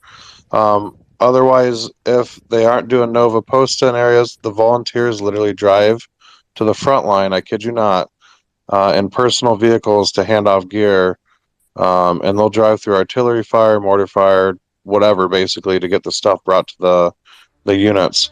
So yeah, they do have a functioning postal service. I don't know if it's government ran or if that's a private thing. Constantine, being Ukrainian, probably has a better idea on that.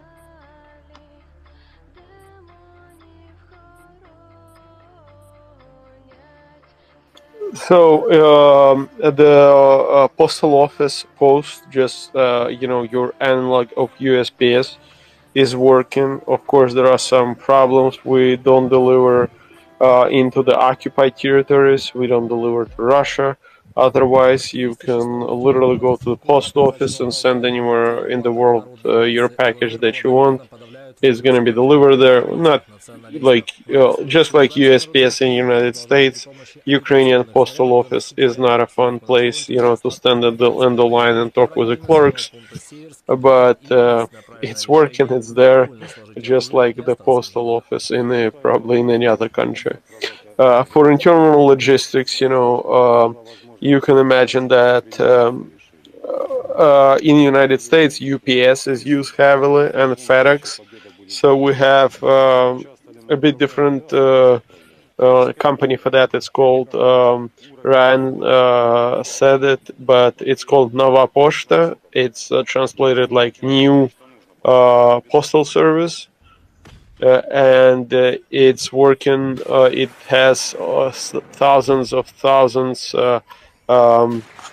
branches in all over Ukraine, and they do work. They deliver quickly, so you can send quickly and cheap. So you can send a package from Lviv to Kharkiv. That's 1,000 kilometers away. It's other parts of the opposite parts of the country in terms of geography, and it's going to be delivered in 1 or 2 days maximum, and it's going to be cheap. So as an example,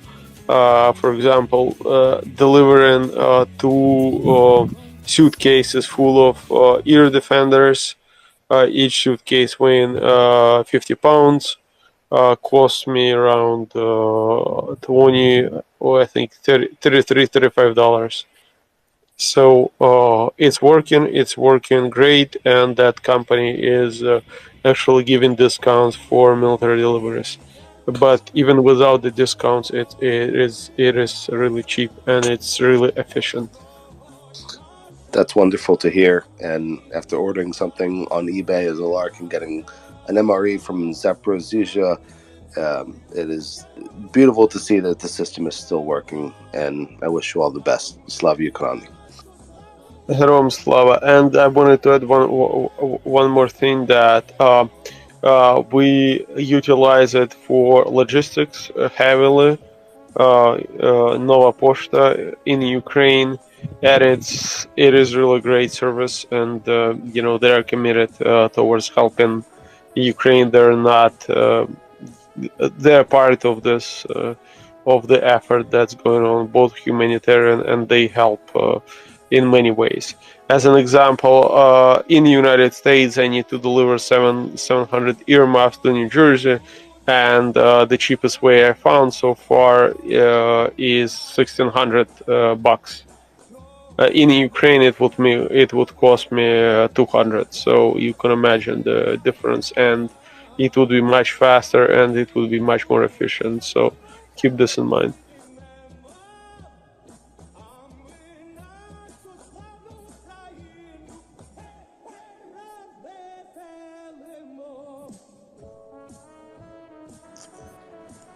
There we go. Okay, Konstantin. I should ask. You probably know that from all the effort of sending stuff back and forth. Not necessarily the earmuffs. I know those made its way on some airline luggage, but thanks for helping. Thanks for connecting people, Konstantin. And just a quick public service announcement here. I think Ryan might have just dropped off here, but if anyone out there is listening, please give Ryan O'Leary a follow. He's been a champ tonight, not only volunteering on his time off here, but coming to speak with us for probably almost 4 or 5 hours now. One of our longest segments ever. So please, find Ryan's Twitter handle, give him a follow if you can. And also, if you take a minute here, please share and retweet this space. And if you wanted to consider donating to Maria Aid, please also click the Maria Report Twitter handle, give that a follow, and take the links from there to follow yourself to Maria Aid. Daniel, welcome. Hello. I think Knight is before me.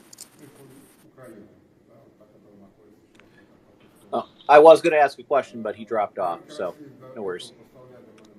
Yeah, Ryan. Daniel, we just had Ryan O'Leary again from. I hear him because I wake up too early. Well, he was amped up on coffee, and he gave us about 3 extra hours of his sleep tonight, probably. I saw. I want to ask Knight and maybe John if they saw the HIMARS hit in the extreme south of Kherson Oblast. They again tried to shoot HIMARS with S-300. Was so funny to watch. Was like World War II trying to shoot planes with, tracer rounds. It was extremely painful for them. And I think they have some capacity if they want, and I don't think it's about radar or map. They have some anti-air asset, very similar with Gepard, and if they put there 50 of them and all shoot, maybe the frogs will destroy some rockets. But S-300 blowing, I don't know, 1,000 meters above, one after another, was painful for them. And I watch the Andrew Perpetua map on Kherson Oblast, and I saw the pincer is very, very, very good. They push to Nova Kakhovka, not only Kherson. and hit behind. So it's nice.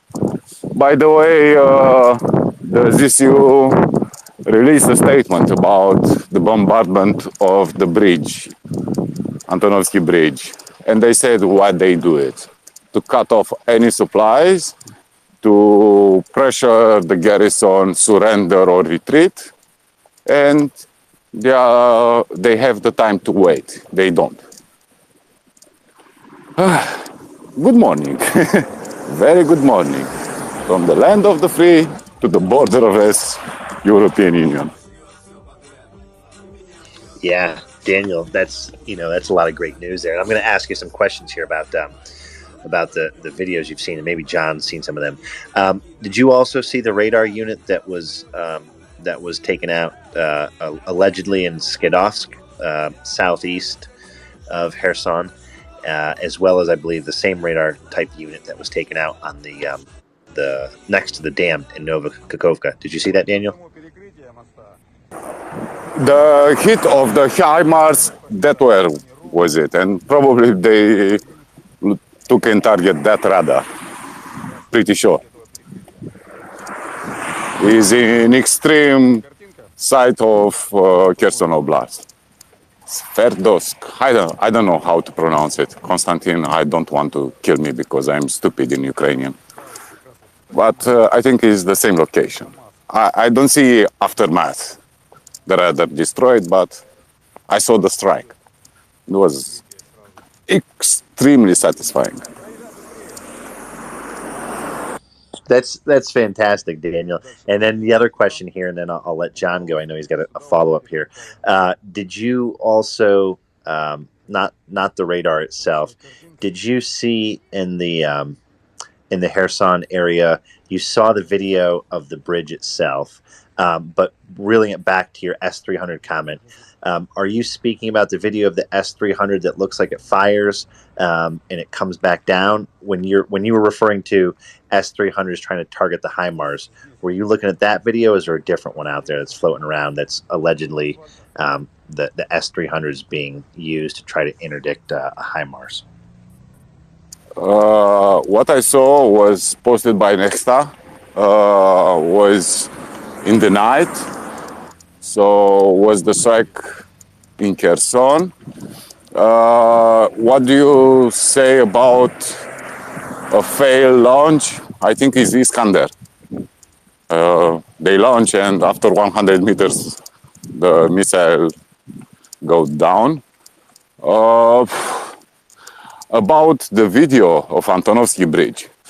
Yesterday, I changed a lot of DMs with Domen. And even I am not military guy, I can see the difference of diameter of impacts. And everybody say HIMARS. Russian will say HIMARS even if they go to toilet because, it's their nightmare. But what I watch in Antonovsky Bridge, there are holes with different diameter. And if anyone can explain to me about the, explosion impacts, is a lot of unpredictable things. But I saw a big hole, half a meter wide, and next to it, a smaller one, maybe half or a third of the big hole. And they are not secondary impacts, frags, and because of penetration. And I think they use different munition, and not only HIMARS, and maybe not even HIMARS. Portland yesterday said it's probably 155. CJ said, no, it's HIMARS. Maybe it's a combination, or maybe it's other thing. Who knows? In fact, what we know at this moment, they have a lot of ammunition and a lot of assets, very, very precise. Panzerhaubitze is extremely precise. Caesar is extremely precise. They have Archer, the best artillery. You don't need to use only HIMARS. About HIMARS. So Air siren alert Secretary update. Austin said Kharkiv. they'll Full send alert. another This 4. message has been And generated there will with be a municipal complement data. of 18 sent by USA. They expect to be 20 because some allies will give them. So this is without 270. But what I understand are 200 Ukrainian trained on HIMARS. And the HIMARS need a crew of 3. This means, of course, they need trained crew for backup, but Air siren alert update. they will Kharkiv. increase Full probably alert. This message has this been type of generated with assets. municipal data. And all is good. Russia will die, Ukraine will prevail. This is perfect. I think we always love it when Daniel wakes up and begins his day with his optimism here for us. And Daniel, you know, you're right. There's I took a look at some of the video. There's new video out of that bridge, and it leaves a lot of questions because the angles of it, you can see the photographer going up to the holes, and it looked like yesterday that there was it broke through cleanly, and then I asked myself, was there a room below it? It actually looks like the bridge is some sort of double-decker type structure, even if it's not actually taking cars or vehicles below it, but it has a box structure below it. But you can clearly see in the updated video here, and it leaves a lot of questions. It punched a clean hole through the first layer of concrete and rebar. And while it's not a massive amount of concrete, it's still a lot of concrete reinforced with rebar on that first one. But then maybe about 3 to 5 feet or 3 to 8 feet below that was another similar concrete deck with rebar and identical hole perfectly below the first one. So 2 identical holes, both cut cleanly through the concrete and rebar. And then it appears that underneath the bridge on the land surface itself, there's a very small remnant of a crater, but not actually that big. So I think it leaves us a lot of questions as to what did it. And if it was a HIMARS, you know, what type of warhead caused it to punch through that so very cleanly, because there was talk yesterday. I remember Portland talking about the 155s, and that I asked if they were, you know, there were any sort of sabot enhanced or tungsten tip enhanced, you know, hardened tips that would penetrate like this off of a special 155 round. But after re-looking at the video, it punched cleanly through at least 2 moderately thick layers of reinforced concrete plus rebar, and it did so cleanly. And I assume most of the holes were done in a similar fashion, even though a few of the rounds or one of the rounds might have hit something at first and tumbled, and it had a less clean hole, but it still made a hole through the first layer. But John, did you have any insight to add to this? Yeah, regarding the Skadov strikes and the attempted interceptions. So the Russian radar installation that was hit was in Luzerne, which is about 30 kilometers to the west of Skadovsk. Both are on the Black Sea coast, southern Kherson Oblast. They're both about 80 kilometers from the city, Kherson itself. About a day or so ago, Ukrainians hit the radar installation at Luzerne with presumably with HIMARS, and looks like they hit an ammo depot and potentially maybe some other stuff. I was watching the video; it looked like there was obviously an ammo depot went up, and then looked like there was some kind of transformer explosion. There was a blue flash, so probably something electrical. And it looked like they fired off 3 interceptors. I'm not sure if those were Buk or S-300, but they fired off 3 interceptors. It was at night, so I had, you know, it was this the original source claimed that they, you know, the interceptors failed to, you know, successfully intercept the incoming rounds. But since it's at night, I have no way to visually confirm that. You just see the interceptors just detonate midair, and you know, that's it. And any updates on the visual with the bridge? I know you were on when we discussed it last night, and I had seen some video, but I saw some updated video where it punched through 2 layers at least 2 layers, separated layers of reinforced concrete very cleanly. So I was backing off the idea of the 155s and more lining up with a different type of warhead, capable to not only punch through the first layer, but to carry either the ballistic energy or the actual penetrator itself, to punch through 2 clean layers of decking like that. Seems very precise. So I didn't know if you had any thoughts on the warhead.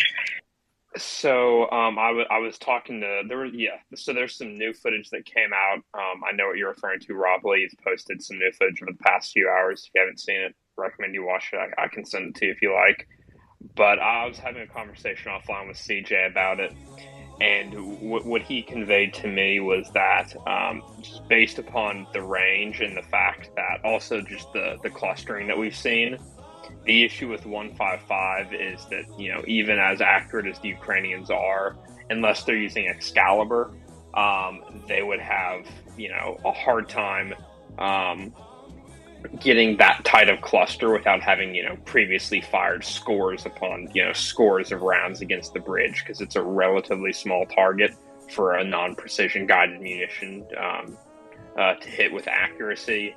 And he was commenting that, given the time it takes to set up, a fire mission with Excalibur, even for successive, follow-up missions against ostensibly the same coordinates, and the fact that we saw looks about at least 6 impacts per strike, it's probably HIMARS, just based upon that, because there would be quite a few difficulties doing this with 155.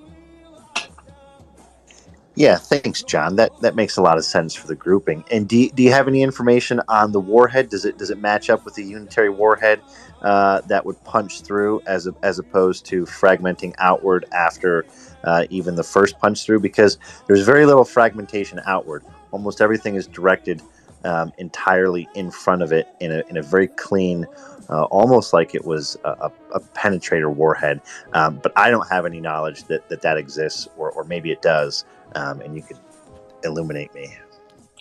So, as far as I'm aware, the only in terms of the M31 and its derivatives, I only know of it having the HE blast frag warhead. I don't know if there's a penetrator warhead. My understanding is that the fuse is configurable. Either proximity, impact, or delay. So that it's obviously not a proximity fuse. So presumably, given the fact that it punched clean through both, maybe a delay fuse. I'm by no means an expert in explosive dynamics or that kind of battle damage assessment. That's pretty far outside my wheelhouse. But I don't know of any additional warhead types for the M31 besides just the standard HE blast frag. If they do exist, I haven't seen them in public sources. Yeah, maybe we'll have to get Portland to redo his analysis here on this, because I don't know how much kinetic energy that HIMARS can carry, but on top of that, I don't know how much if it can punch through the first layer, sure, but to not deform and not crumple, but to leave the same mark through another layer that's 3 to 5 feet below that, it implies to me that there's, whether it's a explosively formed penetrator or whether it's a hardened warhead that has a delayed fuse, that it seems like it would have to be something different, tungsten or something very hard to survive not just the impact, but to not deform and to punch through a second time. But that's my 2 cents on that. And I know Nightlight's been waiting here. Nightlight, did you want to, or Daniel, did you want to follow up to that question? That's nice, of course. Okay. Yeah, I'm kind of siding with it being artillery, being 155, and there's so many different people using 155s. I'm sure someone has something that could do this kind of job, like a French round or a German round. But every artillery, shell has a hardened case, and they all have, almost all of them have multiple fuse modes, so you can do airburst, contact, and I would presume, basically like a time contact. So almost like armor penetrating. They were able to do this in World War II, where it would hit and then the fuse would go off like a split second later. And I think that's what it was. I don't think it was HIMARS, only because if you're punching straight through, and I mean straight through, because these look like holes just drilled through the damn thing. I don't really see HIMARS carrying a big, strong, armor penetrating case, and then also having that kind of range, because it's more for fragmentation and explosion rather than, taking out bunkers. And ATACMS could do it, which has a 500-pound semi-armor piercing warhead, which they basically took the warhead off of a Harpoon and put it on a Harpoon anti-ship missile. It's about 500 pounds, and put it on an ATACMS. But, the bridge is still standing, so I'm pretty sure it's not that. But, we'll probably won't know for years. The shot grouping is really good. That could just as easily be they were really dialed in, or Excalibur, but I don't know. But I don't think it was HIMARS. On the radar that was shot down, or not shot down, the radar that was blown up, that was kind of, you can kind of tell because of how it's on a huge mast, so that you can actually put it in a forest or an otherwise crowded area, and the mast will stick up over some of the trees, so it helps it hide, and so on. But it's a low altitude radar, so it's looking for cruise missiles and helicopters and that kind of thing, and that can be wired into an S-300 complex. The missiles that I think it was Daniel saw being shot when the ammo depot was blown up, I don't think those are S-300s. My recollection of it is the missiles took off on a slant. And S-300, you have these big tubes, you have to raise them to, straight up, and then they shoot straight up, and then there's some jets on the top of it, then orient to which way it'll go, and then the motor will fire and take it off to whatever direction it's going. It's not a point defense weapon either. Something like a buck would be. So I think it was probably that. Because that would be what you'd put to protect a facility. You wouldn't put an S-300 right next to it. So I think it was that, which is, in my opinion, is probably the more dangerous of the two missiles. But just my thoughts there. My 2 cents. Thank you very much, Knight. I value your opinion, and probably you are right in both cases. John said the radar was hit 80 kilometers of Kherson. That is nice. If it was not an airstrike, which is very possible because Ukrainians have a free hand now in the area, raise the question, what type of ammunition was used? Because 80 kilometers from Kherson, you don't get your launcher so close to the city. Daniel, may I briefly clarify? I misread it. It's about 60 kilometers from the center of Kherson City. So it's about 80 kilometers from the front line, roughly. Okay, Portland said these Gimlers can hit 95 kilometers, not 80, because they hit in far east of Luhansk Oblast, if you remember, 10 days ago.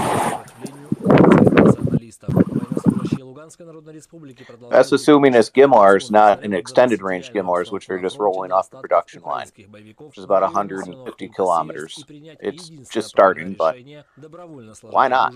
Finland has ordered them, and I know it's in low rate initial production. What I remember, we talked yesterday, what Reznikov said. Give us to experiment.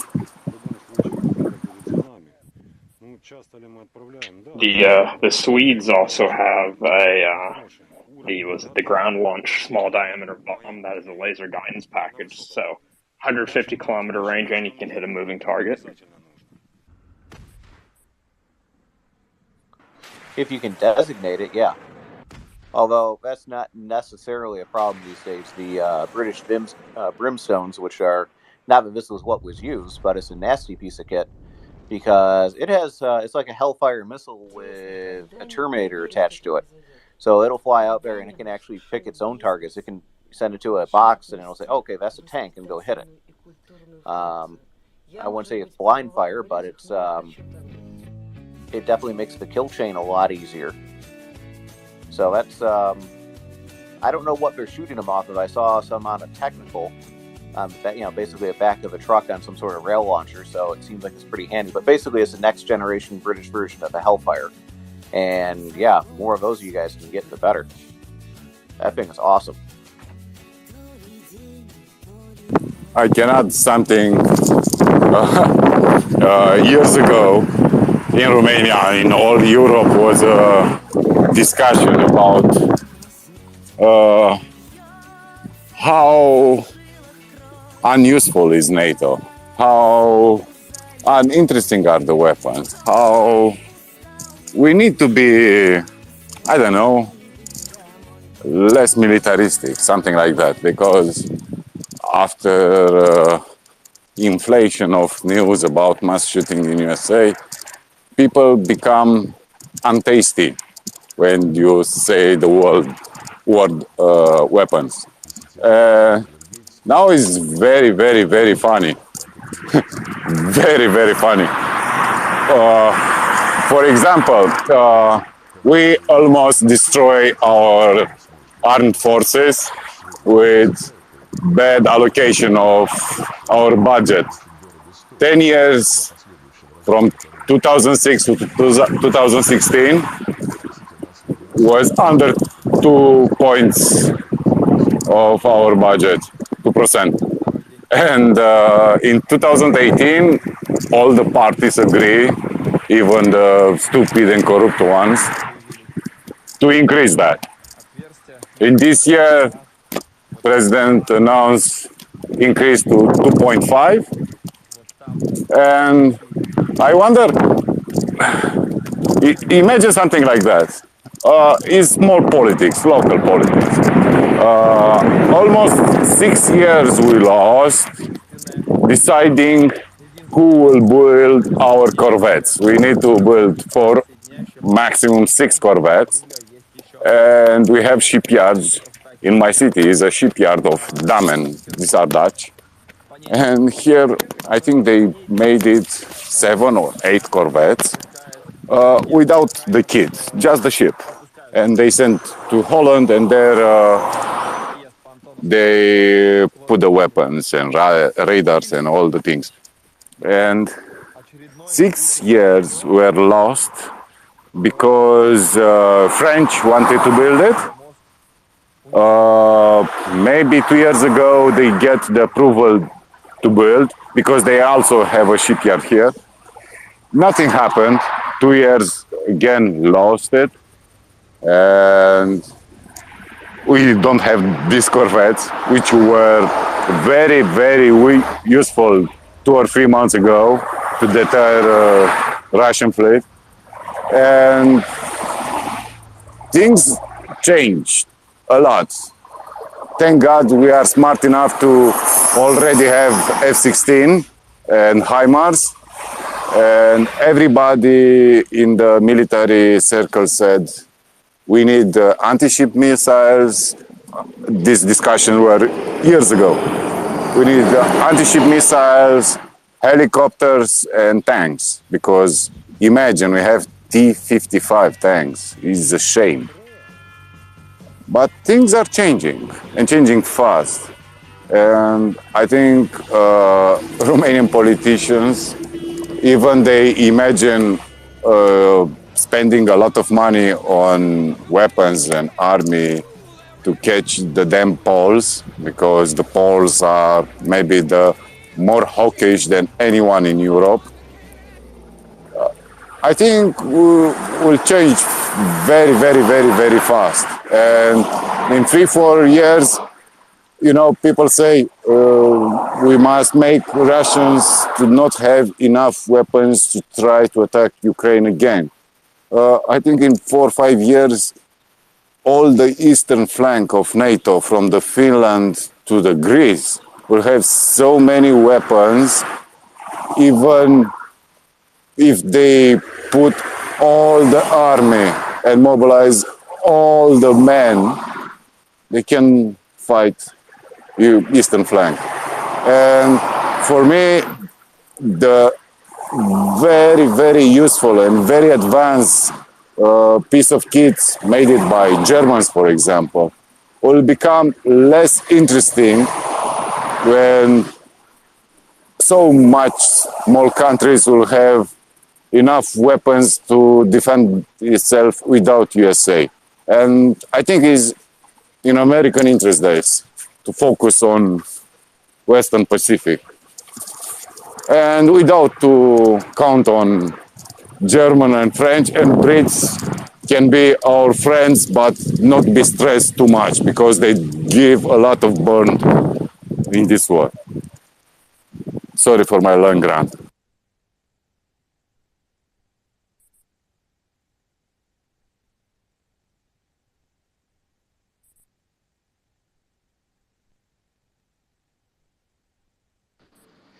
Daniel, we're never bothered by your longer responses here. Not in any way. Nightlight. Yeah, just respond to Daniel. I mean, I think a lot of Eastern Europe and kind of, they had a inventory after the Cold War, and they rode that out because, they had the armaments. They didn't necessarily need something new, but also, there was the whole peace dividend, the end of history.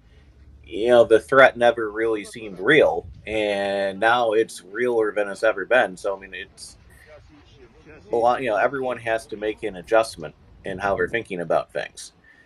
And, I'm amazed with how fast some of that has happened. The polls are talking about 5% GDP. They're talking about they want to buy 500 HIMARS, which I think that's more than the U.S. Army has. Definitely more than our Marine Corps has. But, they work, so why not? And hundreds of tanks. But, it's one of those things. I think Eastern Europe particularly, they're looking at how helpful the so-called leaders of the European Union have been, which is Germany and France, and how reluctant they are to help. And I think they have to ask the question, would they get help, especially if the United States was distracted elsewhere in the Pacific? And, again, that's something they have to ask a question about, because we're always maybe one election away from moving away from, any substantial protection in Europe. I mean, I hate to say that, but I mean, there's, some pretty hard right-wing people that just want to take our ball and go home. And if that happens, Europe needs to provide for its own defense. And that's a good thing, ultimately. And, I mean, I'm kind of a fan of military spending in a sense because, it does provide jobs, it does provide technology and growth, but I mean, ultimately it is, a theft to the economy, and growing and expanding, because it's an investment you make today, but it doesn't grow. So it's a tough balancing act, especially for, countries of smaller budgets. But, now more than ever, I think the reality is it's time to move on to the next generation of stuff. This example of this war is showing all of that Soviet kit that they have is truly obsolete. There's no point in paying for a defense that's useless. It's better to pay for something that is effective. I think that's the direction, they're going to go. So, I mean, the Czechs just signed a deal for 24 F-35s. They're building up. The Slovaks are doing stuff. The Poles are, Sweden, and Sweden's going to operate 64 F-35s. And as excited as we all are about the possibility of like F-16s and A-10s and so on going into Ukraine, you're talking about something that's a whole generation better. I mean, they're world beaters by comparison. And, they're worth the investment because you can see, how much of a difference that kind of thing would make if it was in Ukraine now. There's a lot of planners that are looking and say, yeah, this is the right stuff. We need this stuff. If we don't have this, it doesn't matter. If you don't have fifth generation, it doesn't matter anymore. And that's the way they're going. And it's the best defense they can have at this point. Anyways. I can say something about European politics. When Eastern Bloc countries get in European Union, we look on old countries on the West for guidance, build institution, and trust them and was a good thing, very, very good thing, because you come with different perception of reality, different attitude against corruption, different I don't know, way of things about law, and was a very, very good thing we do that. But on the other side, after a while, for us, for example, we are 15 years members of European Union. We discovered the weakness. They have corruption like us, not so widespread, but they have. They have weak politicians like us. They have economies who benefit by preferential accord with Russians, and it's very easy to make a chemical plant when you get cheap oil and gas. And the rules, meaning state never help a company to have a free market, but you secure a great deal to have preferential prices for energy, for example. And this will move swiftly in European Union. This will be very, very different because French and Germans at this moment are imagining Poland, Ukraine, and Romania together will have the same impact on the votes. The votes are in European Commission, for example, are made it by population, how much population you have. Poland has 40 million, Ukraine has 40, and Romania 20. So together they are almost like Germany and half of France. This meaning a lot of influence political. Add to that the Scandinavian countries, the Baltics, and Czechs, Slovaks, and things become very worrisome for French and Germans. In political side, this will move the center of the politics and will add more influence for the eastern flank. And same with NATO. If NATO is led by Americans, but they can trust the guys who keep the brunt for this war. They will make an analysis and will say, okay, so if we have a problem, Germans will decide and send Leopards in 2023. French, they do something. I cannot critique them very much about military stuff. But politically, I think Americans know very, very well who to count. And of course, all will remember the attitude of Turkey and Hungary. This will be a time of reckoning at some time. Okay, thank you very much, guys. I go to work now. Thank you. Air siren alert update. Thanks, Daniel. I was just going to ask you to comment. This message has been generated with municipal data. You know, but you've got to run to work there, so maybe we'll leave that for another day. I will talk one moment to leave the bad sound.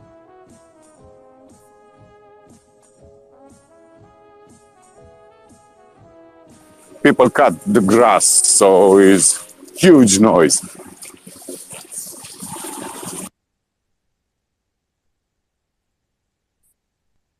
So you watched the Tehran meeting and was curious what happened there? Total humiliation. Total humiliation. I was counting on Iranians to do that shit. I was betting Iranians want a payback to Russians. And they do it. And Erdogan, I think, is the minor player. Russians come to Tehran to beg, and Iranians made anything to look to the world. Look, Putin come to us to ask our help. and we give him nothing. Was very, very, very good.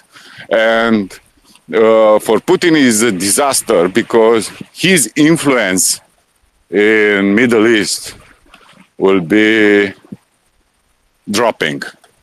And by the way, the smart Turks, because their brain is connected to Erdogan fingers, they attacked this night a tourist station in northern Iraq, in Kirbil, if I'm not pretty sure, but it's in Kurdistan. And there are a lot of deaths, and people are in the streets in Iraq now. So Erdogan just trying to make friends, make a lot of enemies.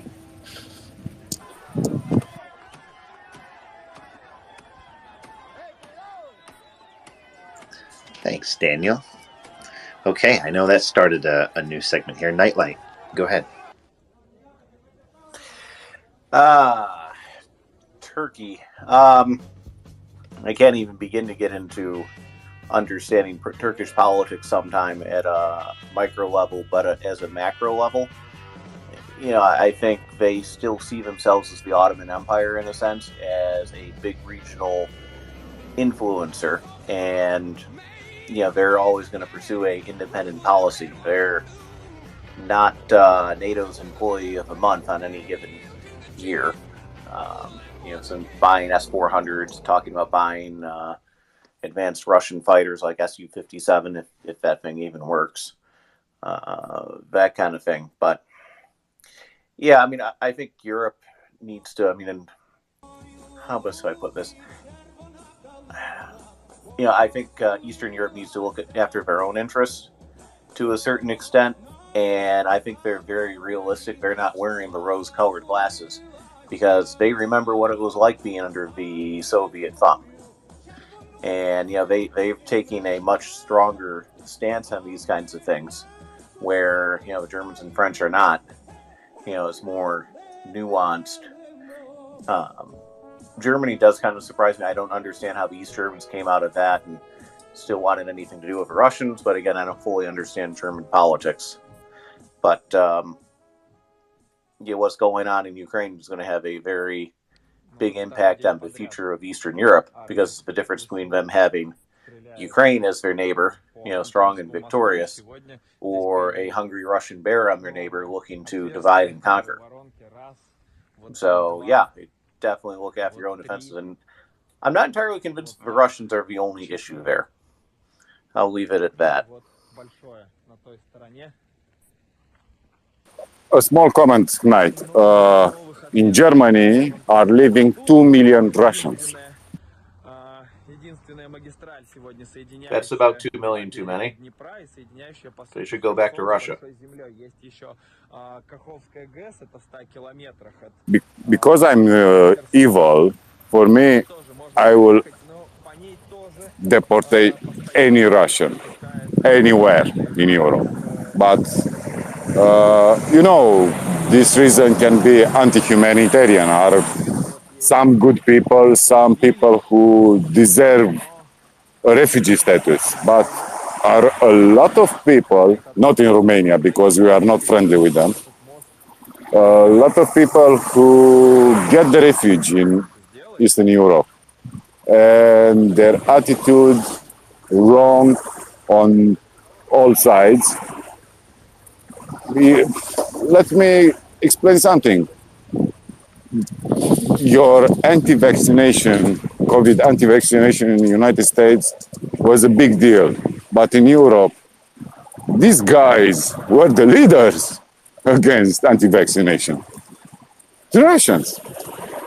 And it's not about press, it's about every people who said, oh, but we don't need it because they don't believe in allopath medicine. They are with magic stuff and herbs and things like that. So,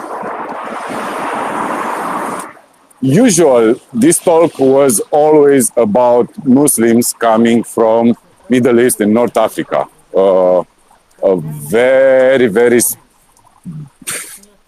bad discussion in all Europe because we consider ourselves humanitarian, open arms, less for Poland and Hungary in this position. That's why everybody was shocked how open-armed were Polish with Ukrainians, because people don't understand how close Poland and Ukraine are. Even their language is very close. The look, the habits, they have a lot of mixed marriage there. But, he's on the side of the world, so it's different to understand. But with Russians, I'm not scared. I don't know. I think some British fellow said 2 days ago, will be interesting to see Moscow falling from attack from the east. That was his nasty stuff said. And it's very possible. But the actual leadership now in Russia is not very, very logical. Not clear mind. Okay, guys, have a great day. Thank you.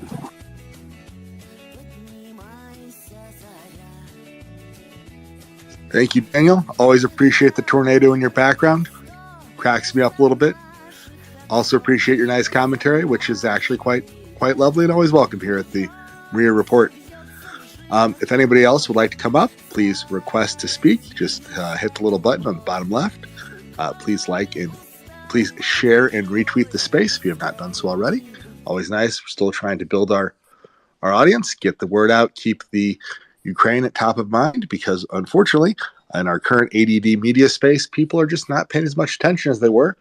But whether or not people are paying attention, the Russians still are, and they are committing massive amounts of atrocities in the 20% of Ukraine that they are currently occupying, and it's not a particularly good sight. So, we really appreciate. Thank you all for being here. Thank you all for coming to the Maria Report. We have a nice little panel up.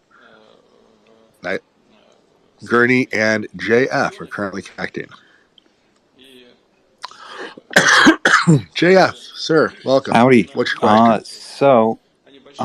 I was wondering if anyone saw, I think it was today, the New York Times had another friendly Russian fellow on, I don't know if it was the op-ed or what, but it was an interview with a Russian political scientist. And generally speaking, not a lot of useful information there, basically stuff you could find on Twitter, but from somebody who's linked in to the most likely directly to the Kremlin, but either way to like the general kind of intelligentsia feeling in Russia, is interesting to read that the war aims have not really substantially changed. The expectation is that, we'll take Donbass, we'll take maybe something else, and then whatever is left will be demilitarized and neutral. And essentially that requires full political control of the entire territory. So I guess I find it amusing, that this is really still where the thinking is. I'm not sure how they're getting from point A to point B there. But probably good for the Ukrainians that the Russians are still thinking in those terms, considering that, to me, it seems completely unrealistic.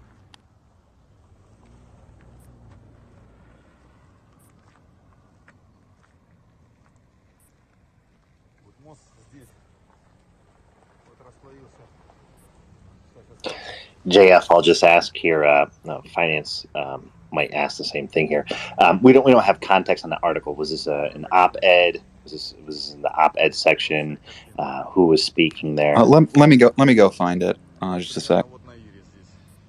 Is it the political article? Yeah, it's called "Why Russia Can't Lose in Ukraine" or something like that. Yeah, it sounds like a really dumb op-ed. I will say the more interesting article I just read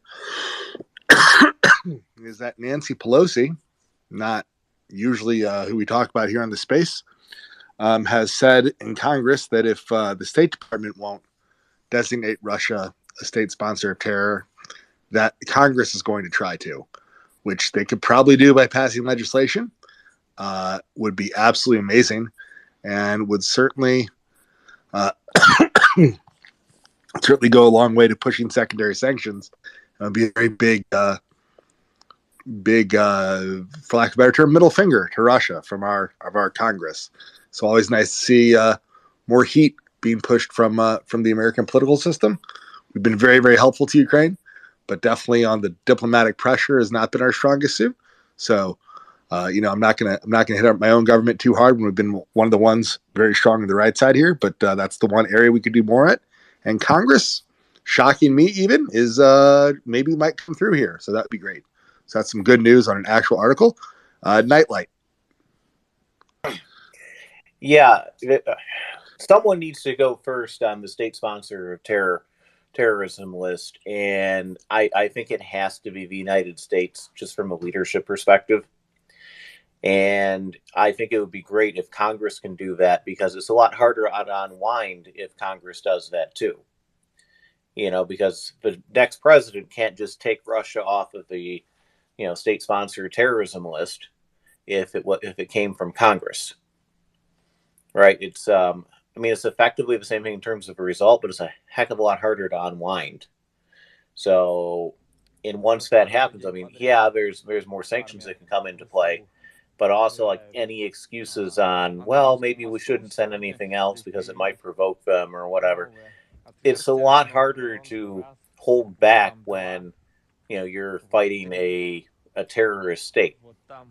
How do you not send even more support with that? So I think that that will be just as important. There's still a lot more things that can be done to turn the screws on the Russians. On the New York Times article, Russia can't afford to lose in Ukraine, because if they lose in Ukraine, I'm pretty sure Putin is dead. And, Russia itself could, they're about to go through some things regardless, but it would be a lot worse if they lose, because I think it would be a shock to the system, because they're not a country, they're an empire. And Russia is composed of, yes, Russians, but a lot of ethnic minorities, and so on too. It's still really the Russian Empire, and only a portion of that are actually Russians. The rest are minorities going all the way to the Pacific coast outside of what's been colonized. And they're going to have a hard time holding that together. And they certainly won't be able to put troops elsewhere. So if they lose and they're weak, that could be a real internal problem for them. The Chechens, the Chechens that are fighting in Ukraine wanting to go back and fight Kadyrov. So I presume he's found his cat at this point. That is really interesting, and hopefully something that gets encouraged, because that really opens up the front. Look how much the Russians had to throw at Chechnya the first two times to try to keep it in the Russian Empire. That would be such a distraction that would break the whole thing. So I think strategically that is a chess move I wasn't expecting, but it's fantastic. I hope it's not all just bluster, but I think it would be a threat that has to be honored on the Russian part. But yeah, just ultimately big overall point. Yeah, Russia can't afford to lose, because if they lose, Putin is dead.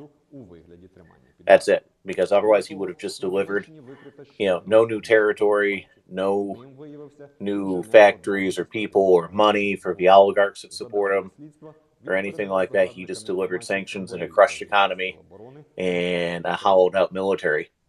For what? And I think there's a lot of people in the Russian government that would hand over Putin's head to get rid of the sanctions if he fails. Because there's nothing worse for a gangster than failure.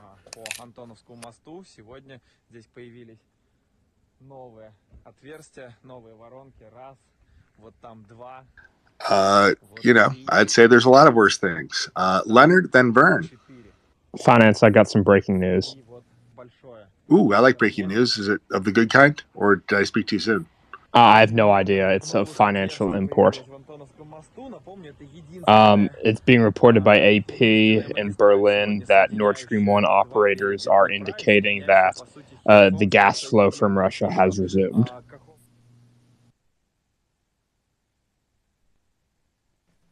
Yay? I'm sorry to interrupt. I don't want to talk about this publicly, but I just sent a DM to Axel, and if I would appreciate it if he would just take a look at it. It looks like it's important, and that's all I had to. Axel's probably asleep. Can I send it to you? I'm going to DM you. Yes, Okay, absolutely. thanks. Absolutely. Please read. Thanks. All right, that's good for Germany. Yeah. The other side of the way the gas market works, as you know and can explain, is as much as it makes Germany dependent on Russia, it also makes Russia dependent on Germany, because you can't just turn that off, and they don't have the kind of storage to keep it on and running and store it and send it later. So Russia has to pump and send that gas to somebody. So there's a two-way street here.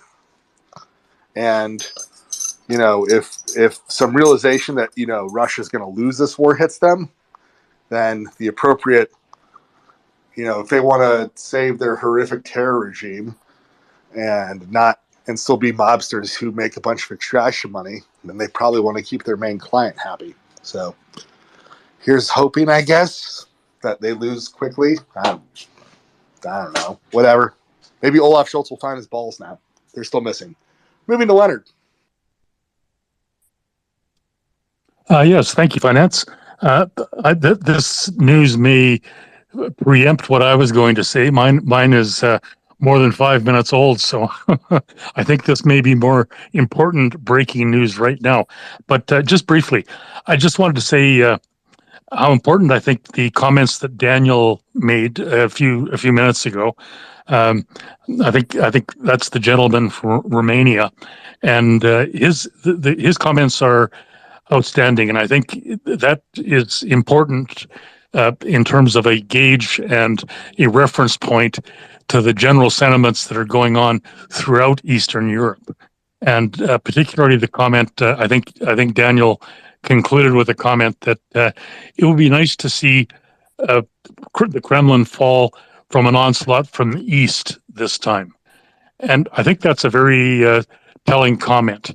Because yes, indeed, it would be appropriate if this particular version of the Kremlin, this Putinite cabal, actually ended up facing a major onslaught from out of the east, from out of Siberia, where they've sent so many of their poor, unfortunate citizens of late. And I also just wanted to echo Knight's comment that this is all the chips on the table for Putin, all the chips on the table. He either wins this draw or it's game over for him. So I'm hoping that realization is crystallizing in the minds of certainly all of the American policymakers. I think Ben Wallace must be an old poker player, because he certainly had that realization long since. But yes, and the comments that are coming out of the U.S. right now, I think, are really pertinent to that point, and really very encouraging on that front. And also, congrats to Nancy Pelosi, because if in fact with these latest developments, I think that move she is marshaling right now is a very important global strategic maneuver. Because if she's successful in having the U.S. Congress declare the current Russian administration a terrorist one, I would suggest and certainly think that would obviate any down the line efforts of either Macron or Olaf the German gentleman from any further shilly-shallying towards Putin. Because anything they do, it would be seen as being sidling up to a direct, overt terrorist leader and a terrorist state. So, yeah, I'm quite heartened to hear that. And thanks. I think you put a bit of a smile on my face there, Finance, with that news. So, thank you. Yeah, that news was brought to us by John. I actually didn't get that one first, so I'm going to have to pass the credit over there. I believe our order is currently Vern, then Pickles, then Nightlight. And I do hear you. I actually do not think that this war is necessarily as dire for Putin as everyone else makes it to be. the benefit of his living in some bizarre oppressive state virtual reality is like you have to come up with a process by which he gets deposed, and if that process doesn't happen, then he'll just murder anyone plotting against him, put down street protests in brutal, horrific fashion if he still has the loyalty of security services, and muddle through with an unstable shit show of a federation. Like, that would also be a possibility, unless you tell me a specific way in which it falls apart. I'm not saying that's my base case. I'm not saying it has to happen that way. I'm not saying I predict it. I'm just saying that, like, that is a total possibility that I don't discount either. Moving forward, again, I think it's Vern. Welcome back, Vern. Thank you very much. A couple of points. Firstly, yes, the metaphor for poker, Putin as a poker player, is bang on. He's not a chess player, and even if he was, there's a lot of crap chess players in Russia. He's got a bad hand, and he's gone all in, and we need to take full advantage of it. Daniel, I think, said that Ukrainians and Poles are similar. No, sorry, mate. Poland is monotheistic, monolingual, monocultural. Ukraine is multilingual, multi-ethnic, and a melting pot of all sorts of historical events, and that is evident when you spend time there. The other quick point that I wanted to make, which I'm rehashing from yesterday, is I really think we have to take advantage of the military defeat, which is looming, fingers crossed, and pursue every avenue to try and get states to fragment away from the Russian Federation. It is a union of states that are not necessarily there because they want to be, and I think now, I don't think many people are going to be walking around beating their chest with their CCCP t-shirts on, like you see sometimes, or their Russia tracksuits. Now might be just a good time to start twisting the screws on some of those those other states and taking advantage of this awful situation. Thank you.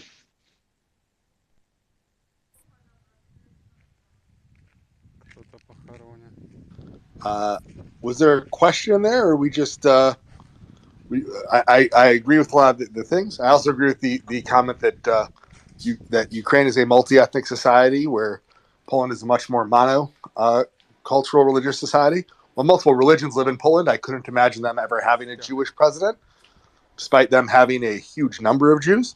The Lithuanian part of the Commonwealth historically was the one with more Jews, and even they, though going from pagan last to Christian, never had a Jewish king or anything. But here we are with Ukraine being the only non-Jewish nation in the world to have a Jewish president. So do you know? Well, Ukraine's also got an interesting past, because the fellow who originally called for the students to come down to Maidan to protest Yanukovych not signing the European Association Agreement is descended of Afghan parentage. One of his parents is an Afghani. So, yeah, there you go. Large, decently sized Muslim population, large numbers of things. Absolutely, it is a multi-ethnic society. Just a different animal. When I lived in Kiev, you could, on a Wednesday, you could go down to the mosque there, and there'd be all sorts of food. I can't remember the name of the dish, the special dish, the rice with the lamb and the vegetables. I can't believe it. But yeah, no, plenty of multicultural examples in Ukraine to be found. Thanks. Oh, I had one question for John. Is John there?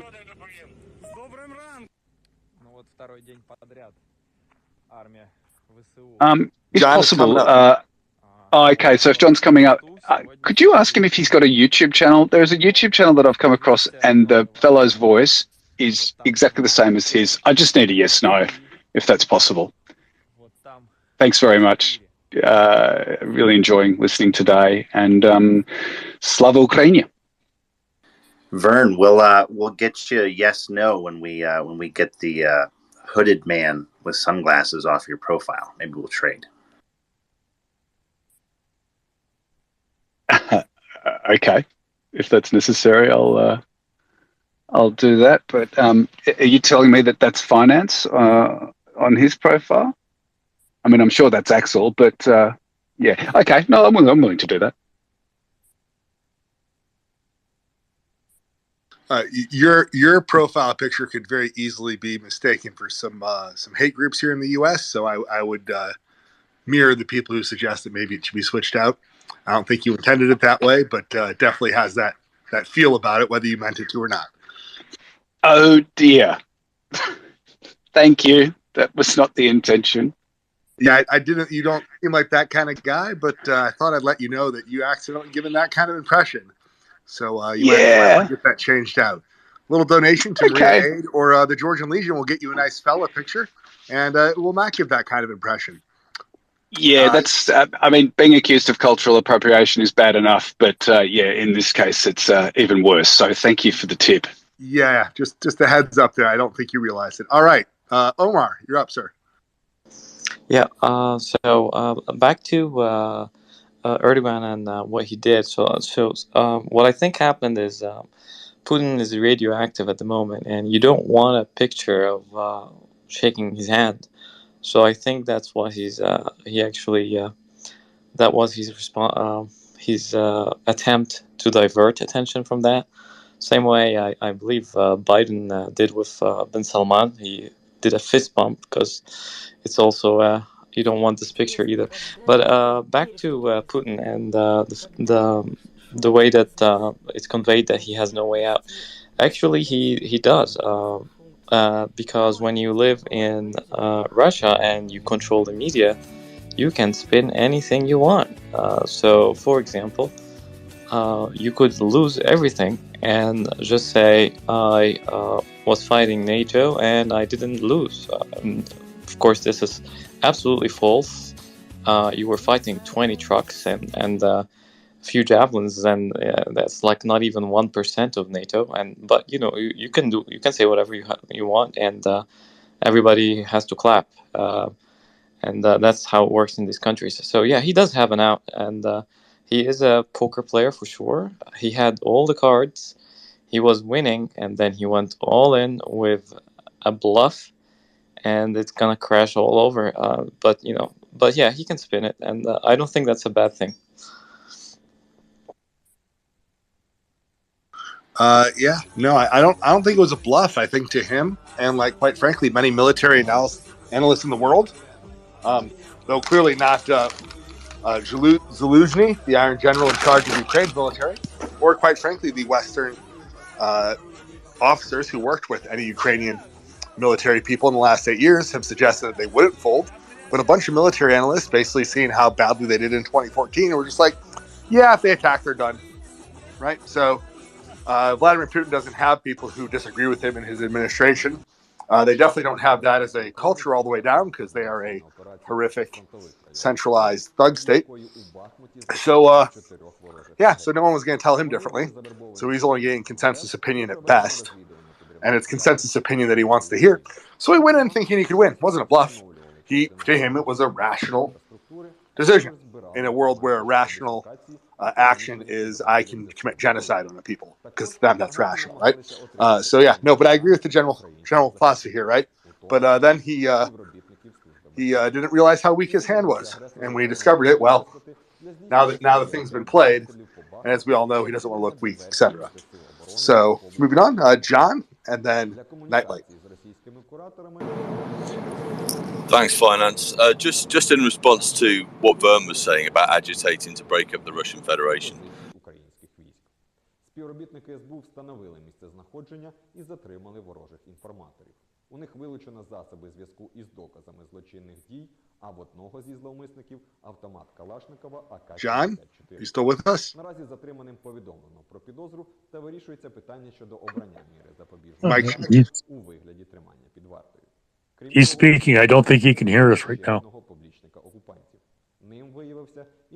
He was probably giving the best American speech ever since Abraham Lincoln, and no one ever heard it. While I We'll wait for never him to know. come back, you're welcome back, John. We lost your audio there. Sorry, sir. Please request back. You're welcome in. Nightlight. Yeah, thank you. Yeah, I mean, from what he was saying, but for what I caught of it there, I don't think anyone's really agitating for the breakup of the Russian Empire, because that's what it is, really. I don't think anyone's agitating for it, but I don't think anyone would be brokenhearted if it happened. And, we don't need to do them any strategic favors. Because on their own, I think there's a good chance they'll collapse, because if you look at Russian history, anytime they've had a major defeat, they've had civil unrest. And just kind of go back to what I was saying about, this is all the cards on the table for Putin. Yeah, he might be able to use propaganda to control the opinions of the population, and failing in that, shoot them, or jail them or whatever, but they're not really his power base. His power base are, basically the security apparatus, which he came from, and the oligarchs that he made. And everyone benefits from him, and that's why he has power, because the benefits they get out of having him in charge, right? If the oligarchs aren't making any money, they can't go to Monaco, they can't keep their soccer teams, they can't send their kids to school, they can't be oligarchs, they can't really go anywhere or do anything, they're losing that much money. They might get involved in politics, and the security apparatus, well, it wouldn't be the first time, it'd probably be more like the second or third time, they've deposed someone. So, yeah, those are the people he needs to watch his back from. His actual people don't matter. It's the people that support him are his power base, and his power base is very transactional. So that's my thought on it. In terms of what this means in a in-your-face real politics sense, the U.S. is facing the existential threat of the Chinese and Pacific, which is really where our interests lie these days on here. And if there's the ability to see, Russia humbled or broken, and then we don't have to worry about, European defense and European security, and Europe can handle that on their own, we can have a token relationship with it, then that's fantastic for us, because split both ways, I think a lot of people are seriously considering whether we could, we could deal with the Chinese with, if there's any distraction on the table or at all. So if we could get out of having to worry about, two fronts, then I think that would be a huge boon for us. And Putin basically gave us the gift of this invasion, as hard as that is to say, because he'll be broken here. He is broken here. They're not going to recover from this quickly. And if it goes really badly, they're not going to recover from it ever, at least not for a couple generations. Because the fall of the Soviet Union was more an economic and a political failure. This is an economic, a political, and a military failure coming. So it's going to be bad for them, and I think it'll be good for, at least from an American perspective, the security picture going forward. And I think that's one reason why we're trying to be as supportive as we are, because it's not just help out the Ukrainians, it's also the strategic outlook. And if Russia is humbled, maybe Europe doesn't need to rearm to its teeth, take all the money from social programs and that kind of thing on there. So there is that factor to it as well. But we'll see how it plays out. Oh, for sure. Large amounts of unrest, I think, are expected. But one of the things about totalitarian regimes is that the dictator's playbook 101 is you make the people in the regime dependent on you and or your clan being in power. The best at this, as well as being one of the most horrific dictators on the planet, is Bashar Assad, right? Where, if he loses power, all the Alawites are in a real world of hurt, and probably the top 100 placed security and military people are going to meet the kind of fate that Gaddafi met, of being dragged through the streets and strung up for literal horror. So, when you can make a lot of so it's not that like they're not making money. It's a lot of these oligarchs, a lot of the guys at the top, a lot of the security service. Maybe they could switch the czar, but they can't really switch the system, and they can't really reform easily because they're all dependent on either him directly, like in Kadyrov's case, or on, the regime or things that tie to Putin.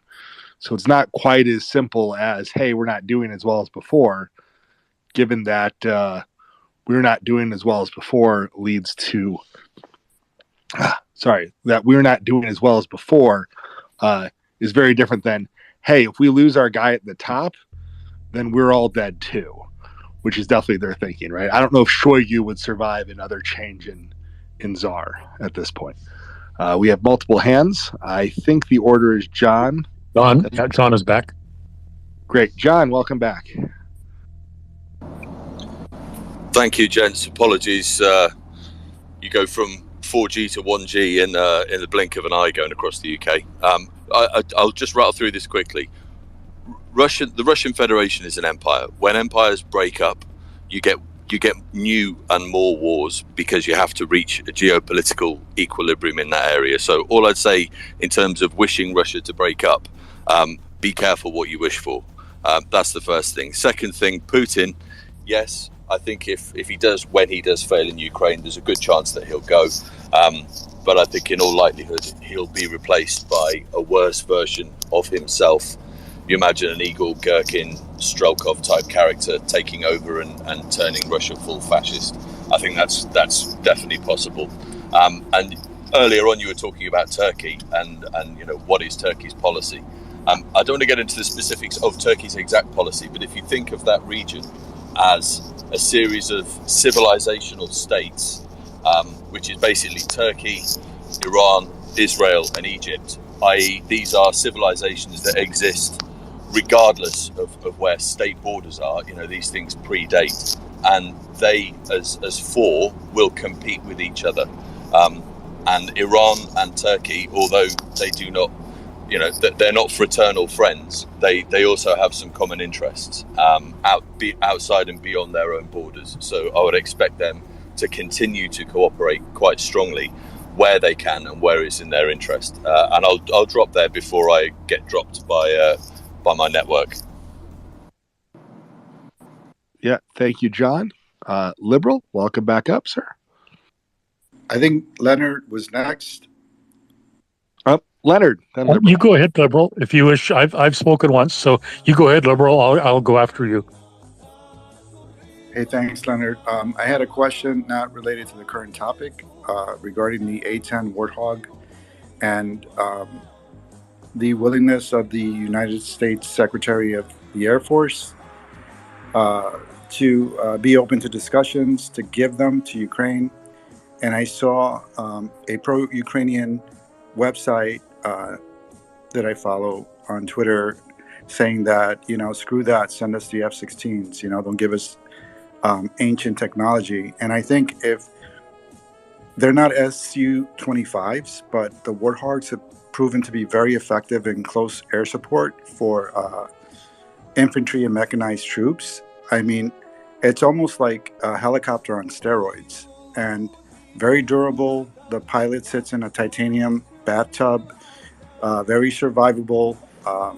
I just think it would be an asset, especially if the Ukrainians launch an offensive in Kherson or the southern theater.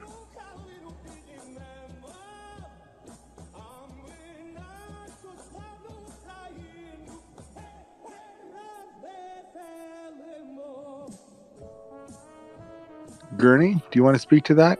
Or Imperius, maybe? It is a military question, so we all know this is not my wheelhouse. Yes, so Liberal brings up a good question here, and maybe I'll just speak to the timing of it.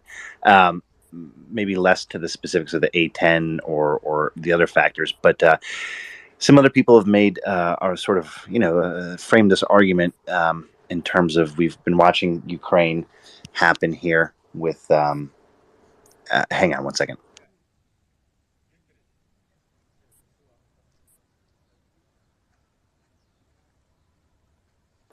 Okay, sorry.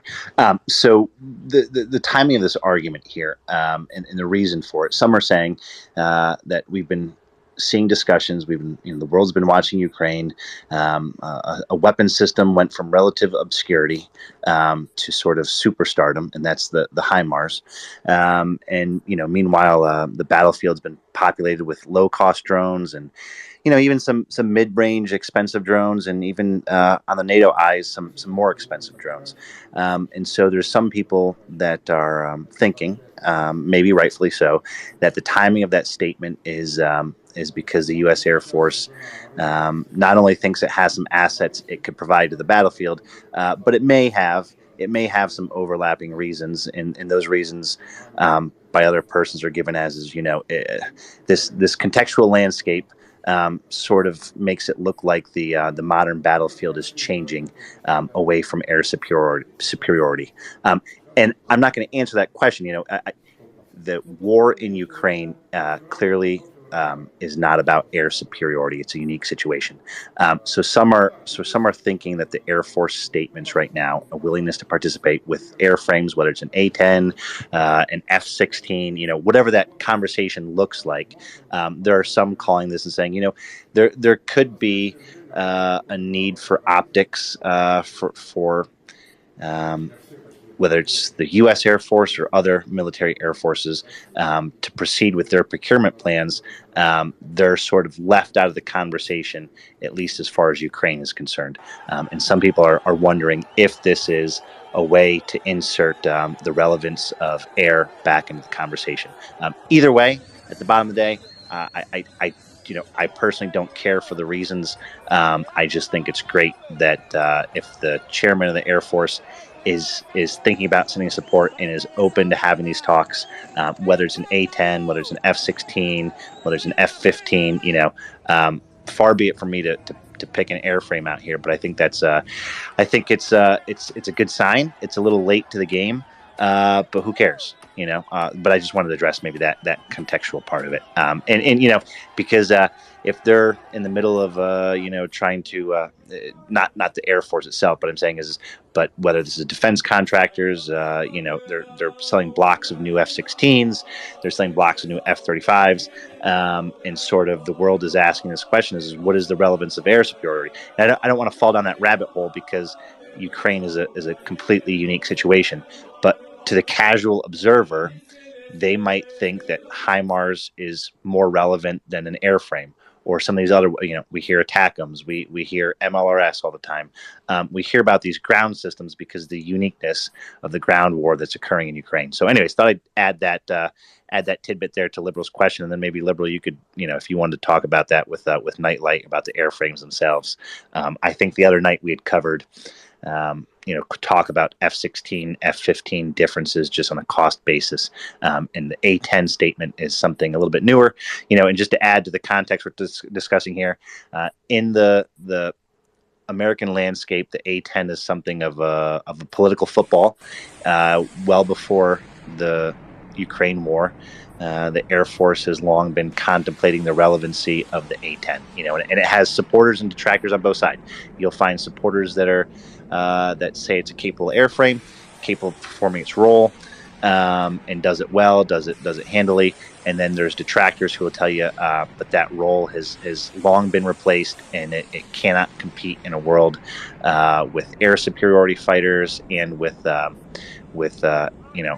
strong air defenses. That they'll say that while it's a great plane and it can do damage to tank columns, it can't identify and intercept targets as easily or as fairly as, say, an F-16 outfitted with some kit on it. So I'll leave it there because the rest of that airframe stuff is a little bit above me.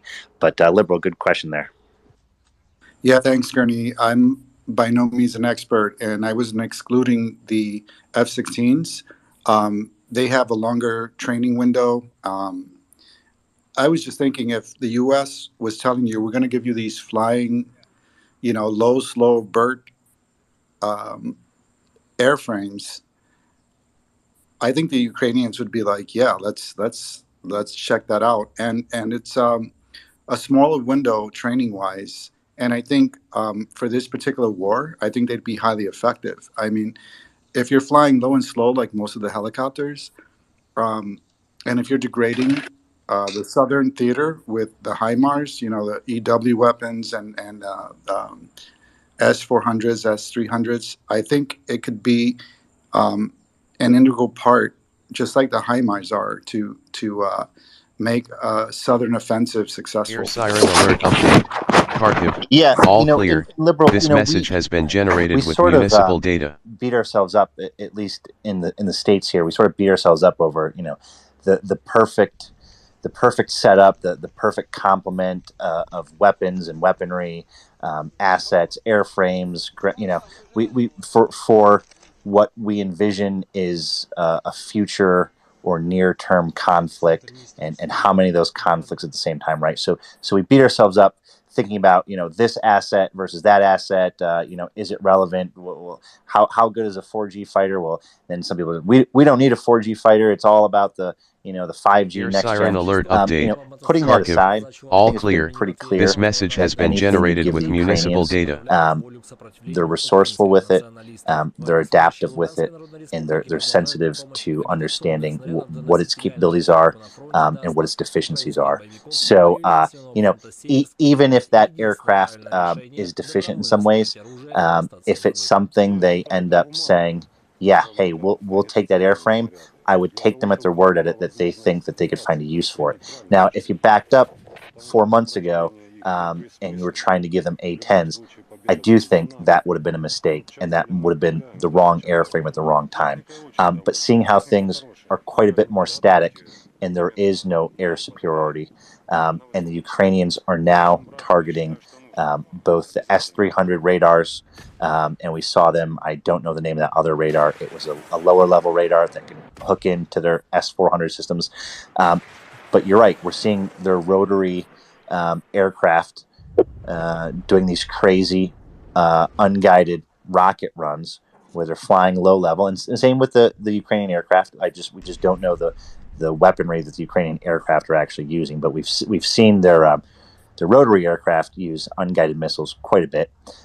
So if they're willing to use those rotary wings in that capacity, and their pilots for that, I'm sure we could get some Ukrainians trained up on A-10s, and they'd be performing a very similar role.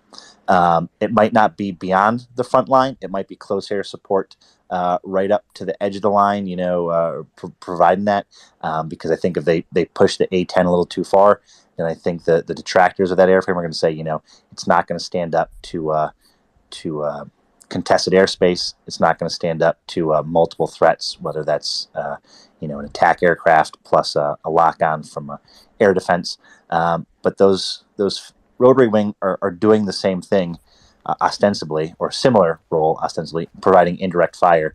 So it'd be interesting to see if the A-10 has some uses without going too far forward, and that it can still get that giant Gatling gun on target, because that's essentially what it is. There's the joke out there, and I don't know if it's true, but I've heard some of the wannabe pilots bandied about. They don't call them pilots, they call them stick handlers of the A-10, because it's essentially, it was a gun designed.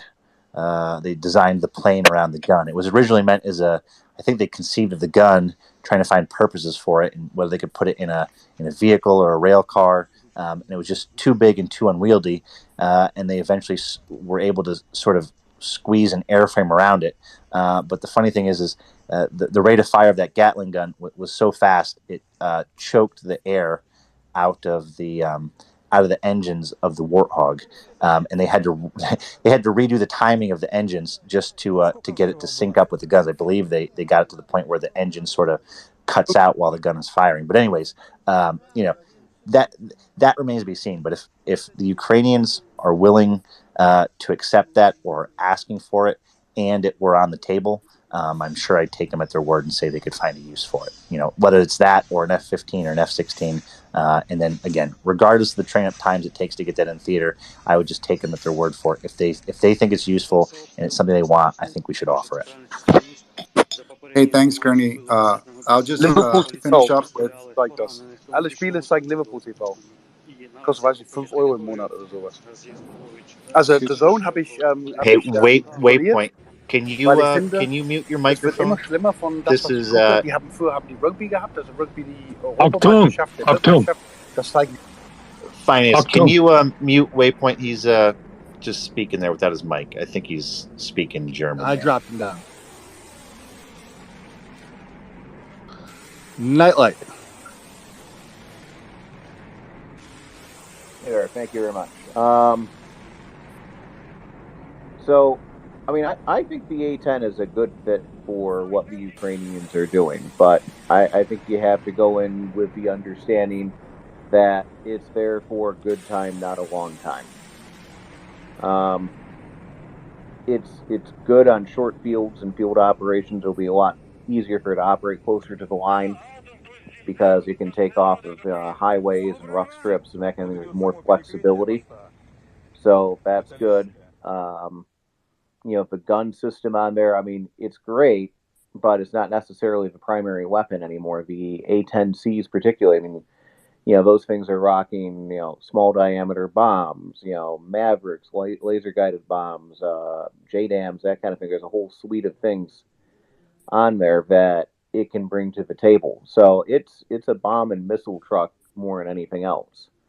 The big Air Force doesn't like it. Congress has had to stop the Air Force from retiring the airframe several times. And when I heard the Air Force wanted or is willing to send A-10s over, my first thought was, you sneaky bastards. Because what better way to retire the airframe than to just send it somewhere else? Because what they want is, they want more F-35s. They want whatever the 6th generation fighter is, and they don't feel the A-10 is relevant in modern warfare. So to the point where they've re-winged several of these planes, several hundred of them, and even ones they just re-winged, they're still trying to retire almost immediately afterwards because they're just trying to move on from the platform. Congress is the only thing stopping it from happening, really. So yeah, I'm not surprised they're willing to send it because it's a good way for them to reduce the number of squadrons that they operate. If they wanted to operate the same number of squadrons, I mean, there's dozens, if not hundreds, in the boneyard, so they could just bring those back. So I don't think it'd really impact the end strength if we really wanted to go that route, but I think they'd use an excuse to retire them. But, if you try to use as an interdiction strike fighter, it's too slow. It's not something you'd want to be using to hit someone's rear areas with. But for close air support, it's good. It's a really good plane, but it is vulnerable. But this is where combined operations come in, because you can use things like HIMARS and ATACMS to take out the S-300 and S-400 sites. Those are options. You prepare the battlefield for it, and then you make sure that you're only operating right on the front line, so you don't really have to worry about other threats there. So it would be useful, but if you only have 50 pilots, so you're only getting like 30 or 40 planes, that probably isn't the first thing that I would get. But I think it has a role. And matter of fact, I think the Su-25s, that any of them are still flying in this environment, kind of proves the concept. That close air support, when used properly, is relevant to the modern battlefield. But it does require preparation of the battlefield and intelligence and creating the local conditions for it to work. So, and then using it sparingly but decisively. So yeah, I think it'd be good for them. I don't know if I only had a certain number of planes to take, that would be in the mix. Until I look as more of a luxury item, but if they're willing to send it, that's all they can get. I'm sure they'll put it to good use because the Ukrainians are really good with when we give them things, they kill Russians with them, and I'm happy to keep giving them things. Yeah, no. The Ukrainians have been incredibly efficient with whatever weapon we've given them, and their targets couldn't be more appropriate for actually being hit. Imperious, I see you, sir. Good morning, evening, afternoon, everyone. Yeah, like the more interesting thing is seeing as that F-16s have been talked about as a potentiality for quite a bit longer than A-10s. I would note that the Block 50 and Block 52 variants of the F-16 are capable of being geared towards suppression of enemy air defense missions. So if any sort of aid package with planes includes both of those, then you'd certainly be able to have an interesting combined arms, combined airstrike package to let the A-10s do their work in conjunction with ground-based artillery suppressing the air defense network.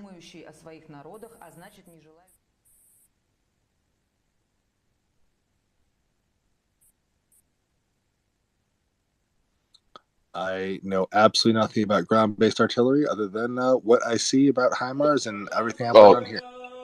Yeah, that'd be the idea, right? You have the HIMARS and the F-16s hitting the Russian air defenses in conjunction, while the A-10s basically go after the actual sort of soft infantry targets or softer ground targets without air defenses, right? So that way, like each plane is sort of working in unison to fill the specific role that they're capable of. So the sort of vulnerability of the A-10s is less of an issue.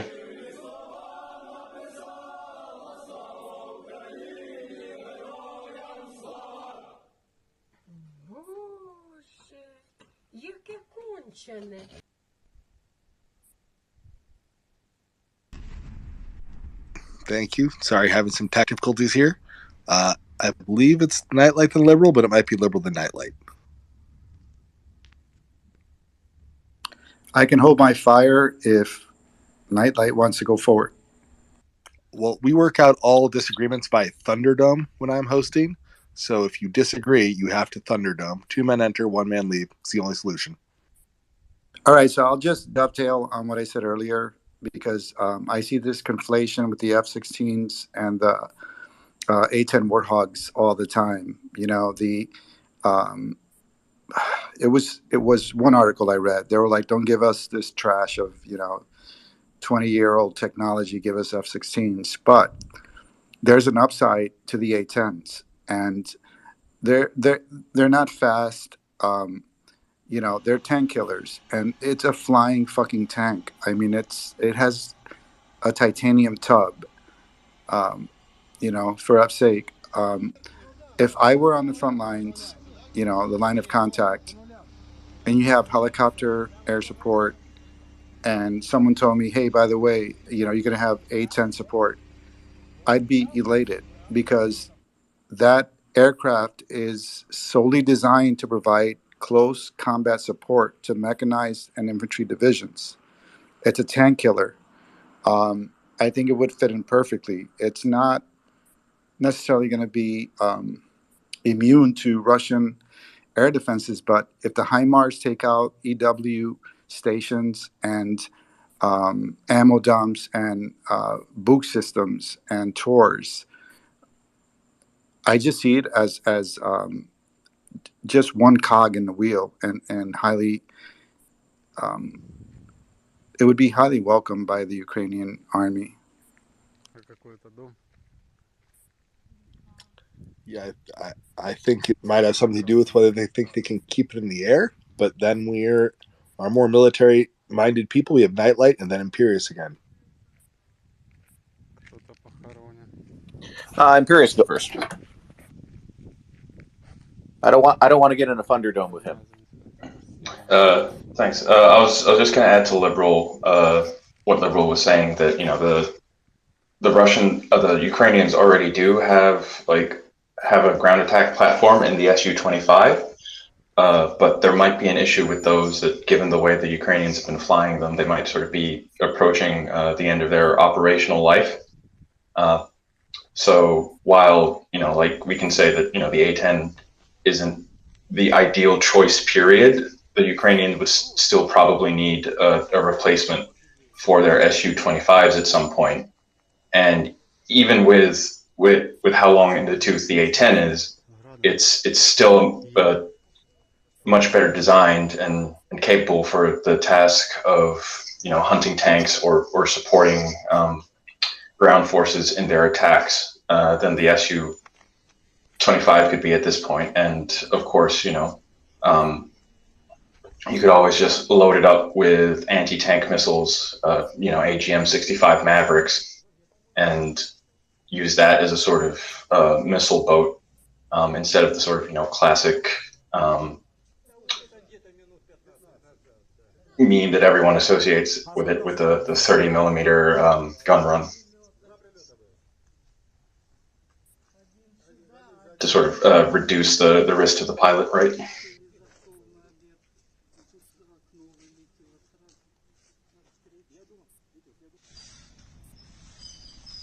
In Paris, there's another question that I think is brought up here. So, in Nightlight had sort of hit on this. So, I don't know the inside of that cockpit. I don't know what's been upgraded in terms of its ability to see and detect. That may be a significant limitation. However, they could probably work around it. But to add to this, though, it's been upgraded enough that it can use some hard points for weapons. But I'm curious, Nightlight, the effectiveness of that, or the ability to transfer those, if only that plane is using a targeting pod, right? In essence, I'm saying this is not integrated. This is not theoretically integrated with some other air assets or common data links that NATO would have. So the only other option they would have for marking those is ground-based recce forces that are illuminating targets, etc., which could happen. But I just want to back up a second here and just talk the logistic portion of it. My understanding is that those rounds that go into that the actual autocannon are quite cumbersome to load, and that it takes some serious equipment to get the 1200 round loadout in there, and that's quite voluminous, and that gets you obviously it's a very deadly system, and I think it gets them maybe 12 full seconds of Gatling fire, enough that they say for that gun they could maybe engage 3 to 4 targets with that, maybe not including any of the hard points they have. So I would just be curious to see, not the asset itself, but how they could integrate the supply chain for those rounds, and the equipment needed on the ground to load those rounds in there, and then what they could integrate for targeting equipment, because unless they're getting some guided munitions from the U.S. or from other NATO partners, we should assume that airframe would not have access to other assets.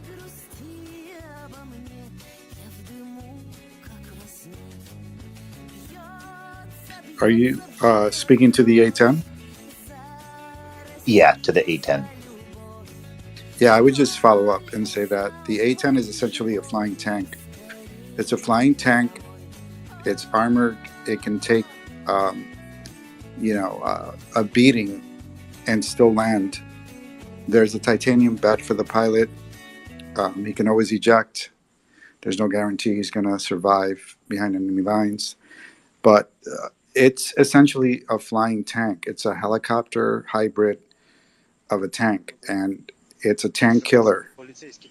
And I think in this instance, this is a very seemingly conventional war with an artillery duel. I think it would fit in perfectly in this particular battle. Granted, in the Western doctrine, maybe it should be retired because we have the F-16 that can do what the Warthog does. But I think in Ukraine, where we have enough A-10s, and we should say, hey, it's easier to train on, it's easier to maintain. We should just say, hey, have at it. If this works for you, great, here you go. Because F-16s are going to take 4 to 6 months to train pilots. And then there's a lot of maintenance that goes with that. I think this flying tank seems to fit perfectly with this particular war. Yeah, liberal. No, I don't disagree with you. Right, if the Ukrainian Air Force can put up some of their fighters to escort this slower moving one in, I'm not going to disagree with you there. Even if it is armored, I mean that armament though is look, it's a beast of a plane.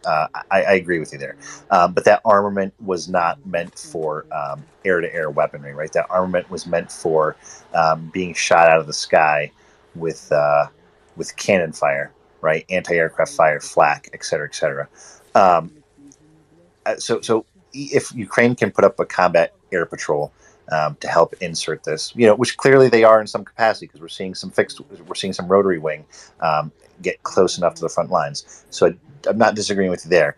I'm just talking about the added complexity needed to get all of those auto cannon rounds both into the belly of the plane. And my understanding is it's some sort of like forklift type thing and auto loader, et cetera, and getting the quantity of rounds it needs.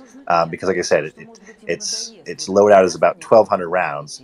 Now I thought they were depleted uranium rounds on top of that.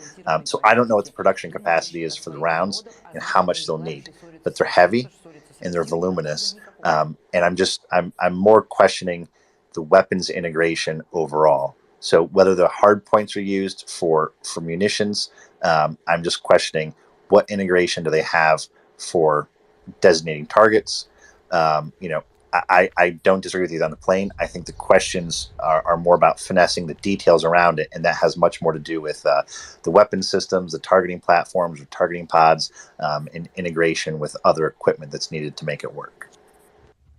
Yeah, I would advocate for contact line strikes, not deep strikes.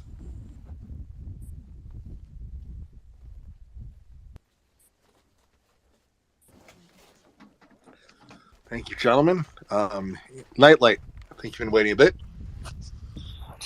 Yeah, thank you. Well, I mean, the armor and so on an A-10 is great. Maybe it'll survive an air-to-air hit, maybe it won't. But I mean, even if it survives, the damage is likely going to be enough that it won't fly for at least a while, if ever again. Which is a problem. I mean, it's good it'll get a pilot home, but will you be able to use it again? I don't know. I've never really heard of a issue with loading the gun overall. I mean, it's a big gun and it requires specialized equipment, but if you're taking a tactical fighter jet, there's going to be a lot of specialized equipment that goes along with it, so it's just one more thing. I doubt we'd send, well, maybe we would send depleted uranium, but mostly what they shoot now are tungsten. And we have plenty of those. In terms of integration with systems, I mean, the nice thing about the U.S. Air Force is whatever you want to do, there's pretty much a pod for that. So they can just put a lantern pod on there, and that can handle laser designation. And if that lets you drop your laser-guided bombs or use a laser-guided Maverick, although, there's several different kinds of Mavericks, and you can just pick it up with a electro-optical camera or thermal imaging infrared or whatever. There's options on that, too. My understanding of the way they'd work on it is they'd approach a target, they'd see if there's any enemy air defense, they'd hit that with the Mavericks, get that out of the way, then come in with cluster bombs, and then follow that up with a gun pass and home. I mean, I think it would be a good system, but it has limitations, but you can work around it. Whatever you do, any sort of strike package you're doing, it's never going to be just a couple planes doing all of it. And it will need the F-16s in support. It will need the artillery preparing the battlefield. It will need reconnaissance, that kind of thing, because you may not have S-300s right on the front line or S-400s. You might have them 150 kilometers back, but it'll just shoot some missiles into the air, get into a box, and then go pitbull and turn on its radar and say, oh, are there any planes there? And then just go kill whatever blips it sees. So you have to deal with that threat too. I don't know. I mean, I think it would be good. It can use just about everything that matters. You know, if they want to also provide that. If they don't want to provide that and literally just use it as a bomb truck, then I kind of wouldn't bother. You know, but you know, if they want to provide, you know, all the things, then you know, Maverick is an incredible system. JDAM is, etc. Now, interesting fact, though, is, I mean, yeah, it's a tank killer. You know, it was actually designed by, well, not designed, but a big consultant on that was pretty much Germany's leading anti-tank pilot from World War II. He flew an HE-129, I believe it was. Killed a lot of Soviet tanks. So he had a big influence on that, and that's kind of the thought process of the gun, is my understanding. But the thing that killed the most tanks really were F-111s with laser-guided bombs, basically flying at altitude and tank blinking. You know, just basically put a laser dot on it, then put a warhead on a forehead, and then you're done. You know, I don't think the Russians are going to be stupid enough to sit still, but yeah, it would be good. Now, one other interesting thing I read today, well, I mean, it wasn't just that, you know, is that as part of a NATO discussion, you know, U.S. Air Force isn't the only thing on the table. There's discussion of the Allies providing planes as well, so that could take the form of, you know, who knows what, Rafales and Eurofighters, or maybe retired Mirages, Swedish Gripens. They don't know, but the consensus is it's not going to be anything Russian or Soviet design, because I just don't think there's really any more to give. So there could be a lot on the menu. So that's good. I think Poland will be particularly helpful with training on some of these planes, especially the F-16, because you have probably Poles and Ukrainians who can communicate, and they might be able to handle some of the training too. So overall, I think the F-16 is probably the best platform, but, you know, it's definitely a take what you can get kind of situation, and the Air Force would love to get rid of some A-10s. Whether they're the best tool or not, there's a political angle to that. That's all. I agree with the budgeting angle. The military is always looking for the best and latest technology, but we have to put that aside and say, okay, we're in a conventional war, and this plane was designed exactly for that. And if the U.S. says what I read was they were willing to give the A-10s to Ukraine. They're easy to train up. They're easy to maintain. They're a durable airframe. And they're tank killers. I mean, they were designed for this moment. If it was 20 years ago, it doesn't matter. We're not saying that in lieu of the F-16, we're saying we have this now, like we gave them HIMARS after several months. I think it can move the needle. And I'm not advocating for the A-10 versus the F-16. I'm saying that this arsenal that we have, that we're about to retire, we should pass on to Ukraine. I think we have gotten the point. We have a number of hands, so I'm going to move on to those. Waypoint has been trying to get up. Apparently he used to be in air forwarding, so this is his wheelhouse, so we're going to give him a chance to connect. And we lost him. Awesome. All right. While we hopefully wait for him to get back up. Ali, our friend from Ghana, is here. Hey guys, good morning. So, with this conversation of Western jets going to Ukraine, I've not really heard people talking about the most important things before Western jets get there. That's the JTACs and the TAC piece. I don't know how A-10s would work without TAC piece, some kind of recon units. Is it possible? I'm no expert in that field, so I'm wondering. It would be important to at least get maybe training for TAC piece and JTACs before everything starts and the pilot's training starts, I think. Yeah, Ollie, that's a great point, and that's what I was trying to make there earlier with the integration, right? If you put the targeting pod solely on the plane, that pilot not only has to fly, but then has to ascertain a target while flying, and then has to get in position to perform whether they pass the target or not, or get in position for a strafing run or whatever. But that's wholly on them. What they would have to do is what you're mentioning, right? Have some forward observer element that's walking them into the target, whether they're illuminating it or they're using a system, or whether they're just doing it by radio. But there's going to have to be coordination, because the pilot can't do all that by himself. And yes, you could put a targeting pod up there, and that targeting pod can help the pilot laser designate.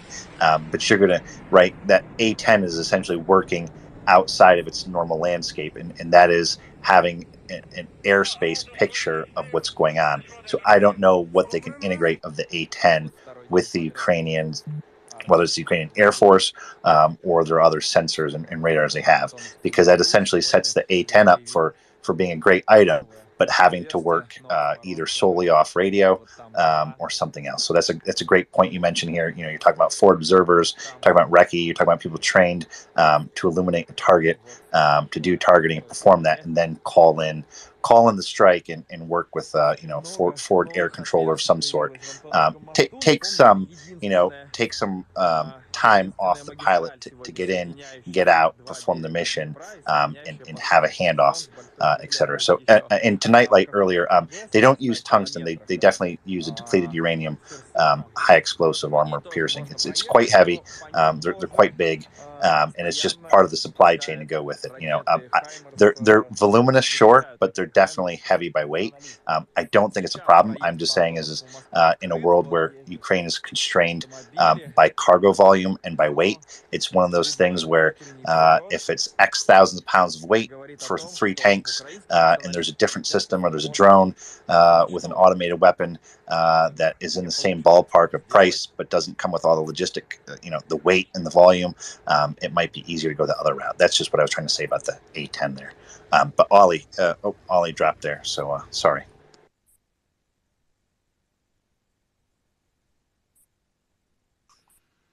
All right, Imperius the Nightlight.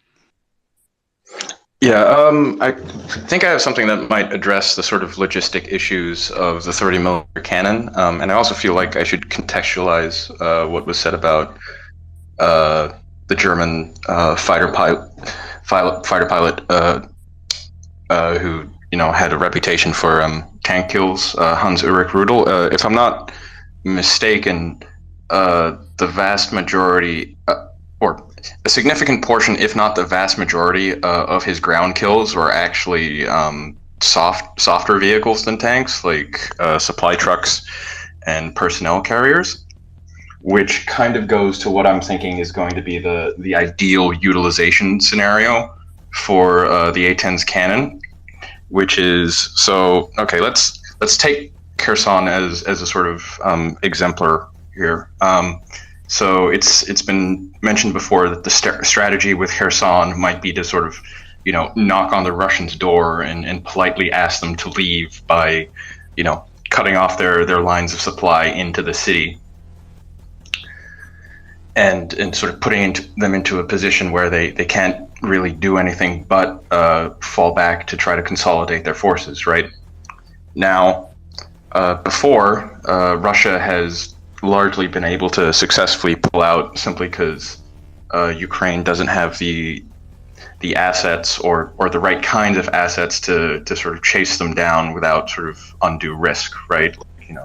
If you threw one of the tank brigades in pursuit, you might risk losing a significant portion of your tanks to a Russian rear guard or something. Now, if you have Russian convoys running down the highways in panic, packed reasonably tightly, and their air defense network has been attrited to the point, has either been attrited or they're sort of in the general chaos of the retreat, they're not able to sort of maintain a good coverage. that is where I think would be the sort of what you'd want to save A-10 gun runs for, right? Sort of basically running down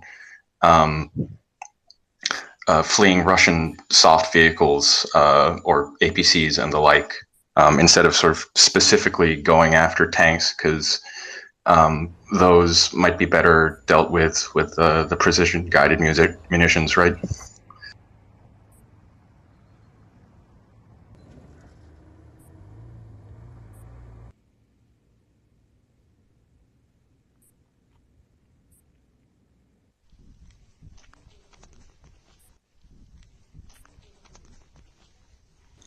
Did Imperius go on mute? Imperius, you still with us, sir? Yeah, that was just the picture I was trying to paint. Is all. Great. All right, I'm going to Ali. Welcome back up. See you made it back up. Don't know what happened. Sorry, Twitter is messing up badly. I heard Gurney trying to explain and everything just went mute. I wasn't hearing anything again. And when I came back on, he was like, I dropped. I didn't hear anything. Sorry.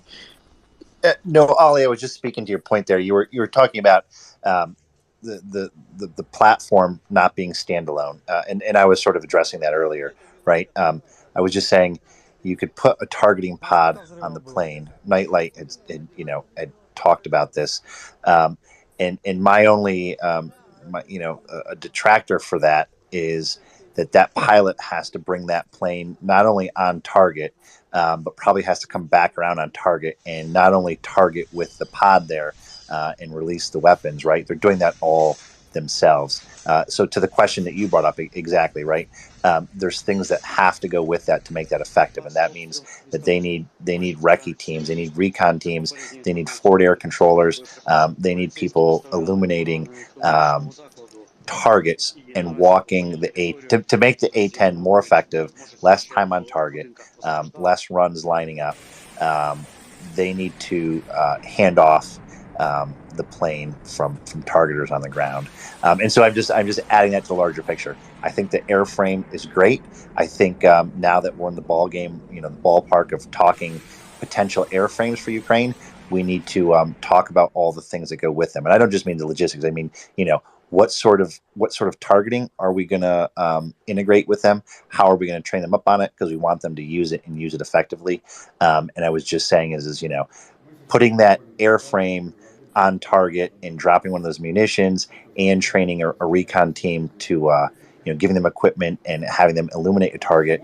Well, if that recon team is already on target, and let's just for instance say we have a $20,000 drone, I mean, in the grand scheme of things, the Ukrainians are using drones pretty effectively. And if you have a recce team on that target already, I don't doubt the effectiveness of the A-10. I'm just thinking we need other assets to go with these airframes for sure. And that's to your point there, Ollie, talking about some of the elements on the ground needed to go with that. And then I'm just going to close the circle and bring it back and just say, well, if they are walking targets in on the ground, what other assets can we give them? And maybe that doesn't preclude the A-10 or other things, but Ollie, you ask a great question by saying the A-10 can't stand on its own.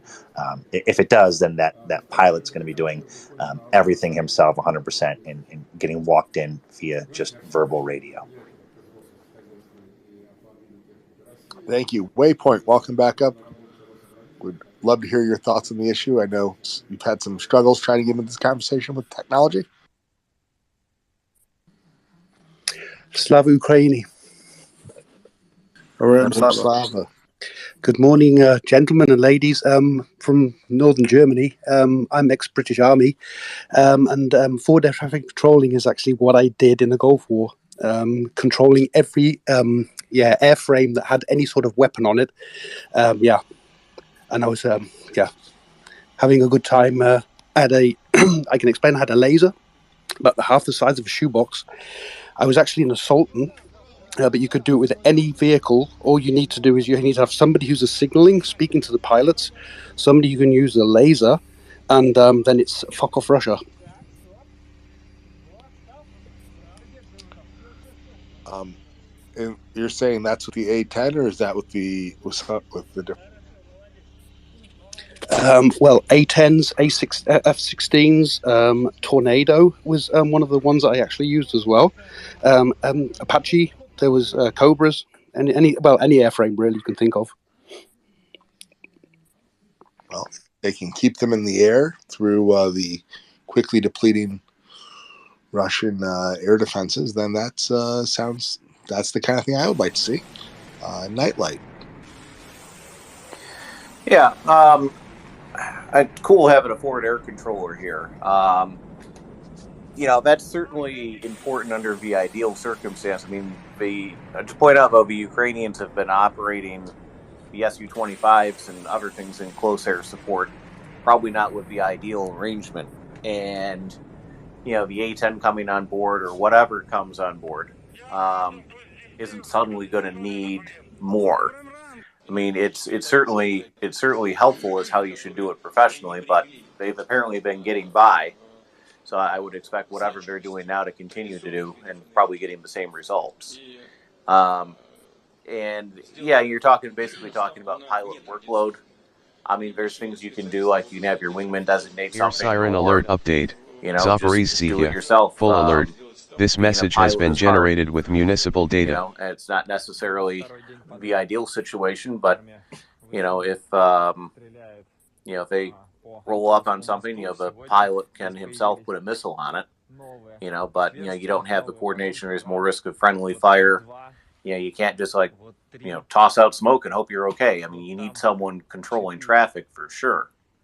But in a pinch, which is the definition of this war, I think they'd be okay because whatever they're doing now has been working enough to keep their Air Force alive and have some effect on the battlefield. So, I mean, it's not NATO standard. It's kind of Mad Max air support rules, unfortunately. Air siren alert update. Zaporizhzhia. Full alert. This message has been generated with municipal data.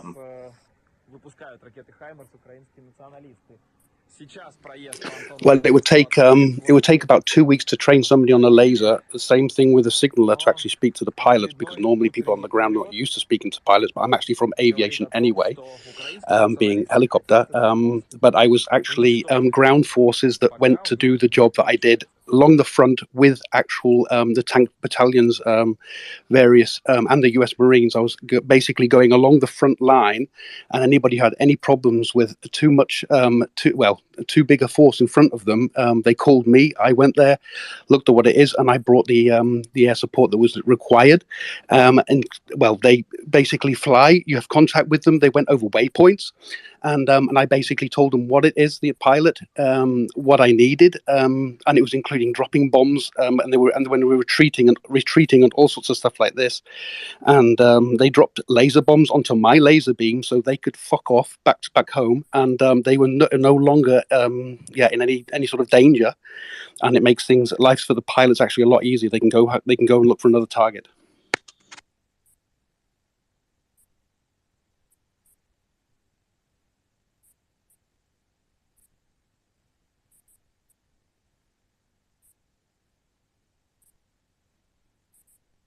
Mic check.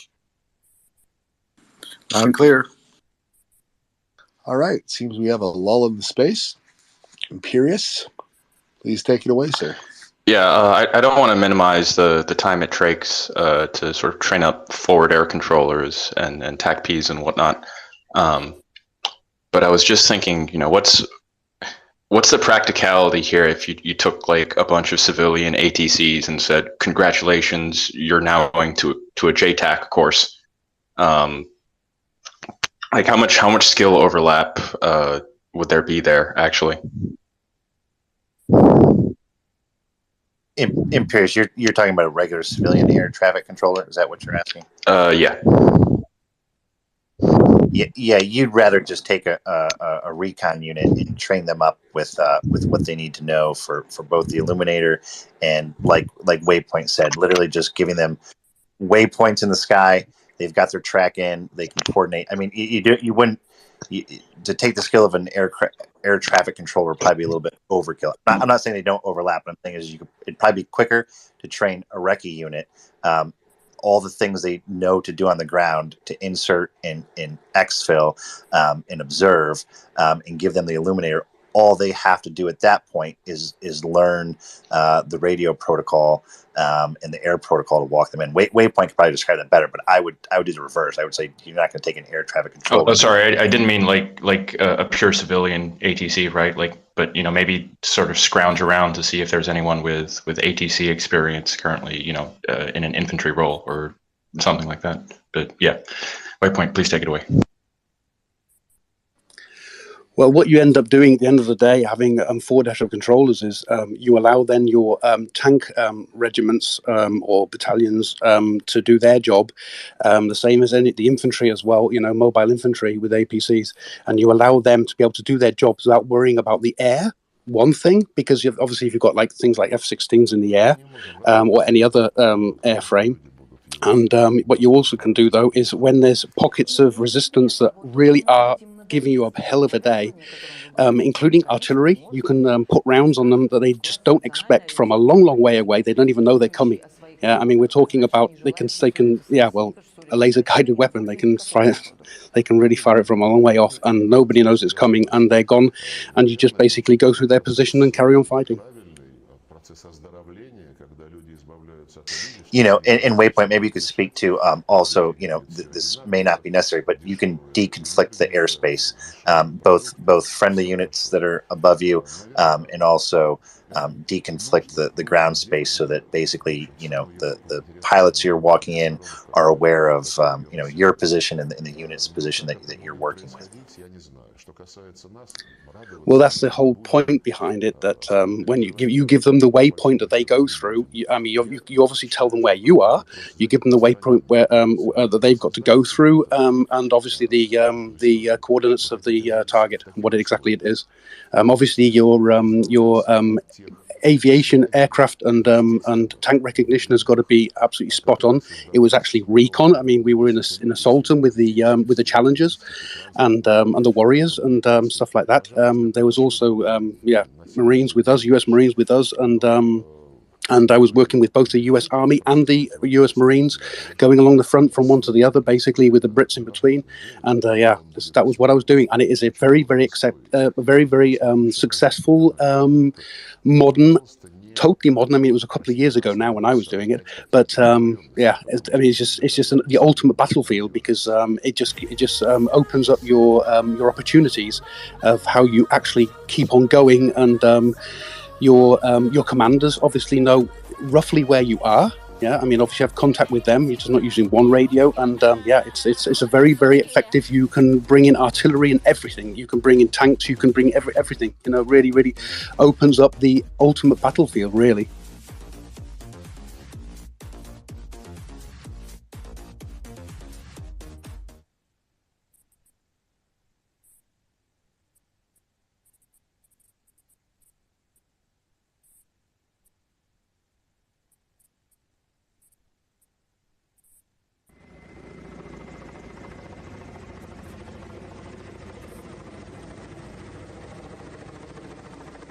Mic check.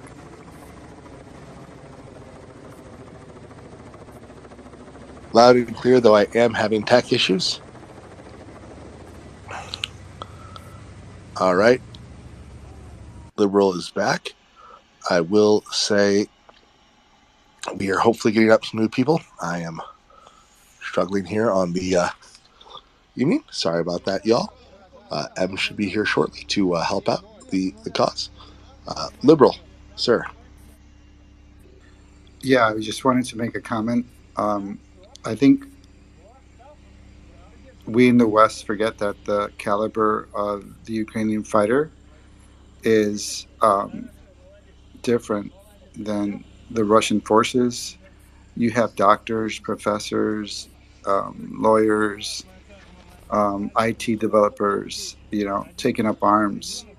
And I think that's the reason that the Ukrainians are able to transition between Soviet-era weaponry and Western weaponry. And I think there was some doubt as to whether or not the Ukrainians could train up to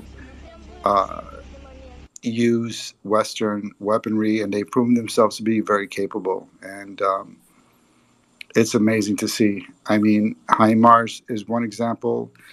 If they get the A-10s, I know I keep harping on this, it's just a flying tank. That would be great. But the Ukrainians have proven themselves to be very brave, very resourceful, very intelligent, and Slava Ukraini.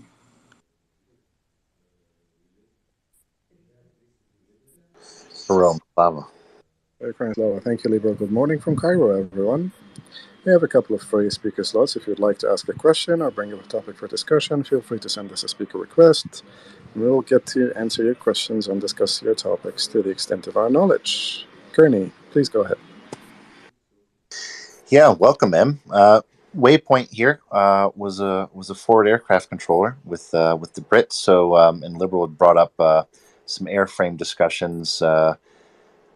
Looks like the chairman of the U.S. Air Force signaled a willingness to look into it. So we've been just sort of beating around the bush here, some different airframe things, and Waypoint was walking in some forward air control, and we're just talking about the complexities of the situation, and that it'd be more than just airframe that's needed. It'd be the complement that surrounds it. The targeting cohort, whether it's a forward air controller or a coordination integration. All good things to think about. I think all good things to think about. Things that we should have already been thinking about. I think it's something to give them. Don't get me wrong, guys. I'm all for this. If you want to give them planes, especially if they're asking for it. 100%. I just on the details. As I know, when the complexity increases, and even to Waypoint, using an illuminator, it's not that hard. But let's just, if I just strip it down to bare cost and complexity, for instance, if the Ukrainians are targeting with a drone from further away without a ground unit, there's no worry about deconflicting airspace. There's nothing. I agree. It may not be the volume that an A-10 could do, but the job can be done precisely. And with less manpower, and they're doing it. And I can just apply the same thing to HIMARS guided munitions. If they're getting targeting data from a drone or on the ground, whatever that happens to be, that HIMARS is basically set it and forget it. There's no deconfliction. There's no blue on blue friendly fire.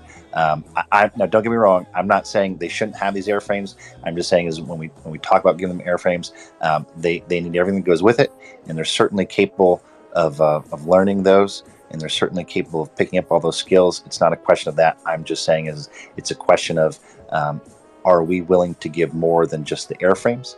And so as I see it on the ground right now, we've given them some assets, and hopefully we'll give them some more. But the things that basically are set it and forget it, that takes the workload off of a lot of people. And if you get a recce team out there illuminating things or guiding things in, they're doing a crack job with walking some of these drone munitions in. Again, I get it that the drones might only have 2 hard points, maybe 4 at max if they're using some of the bigger Bayraktar type ones.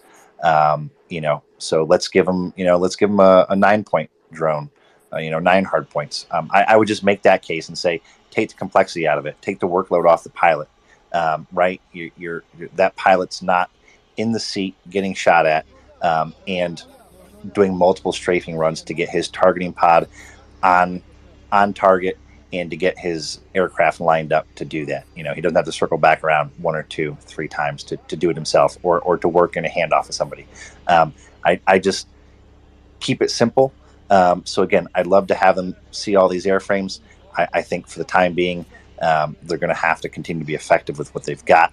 And I hope that they get airframes and they get all the support and cohort to go with it. And then we give them the easiest solutions possible.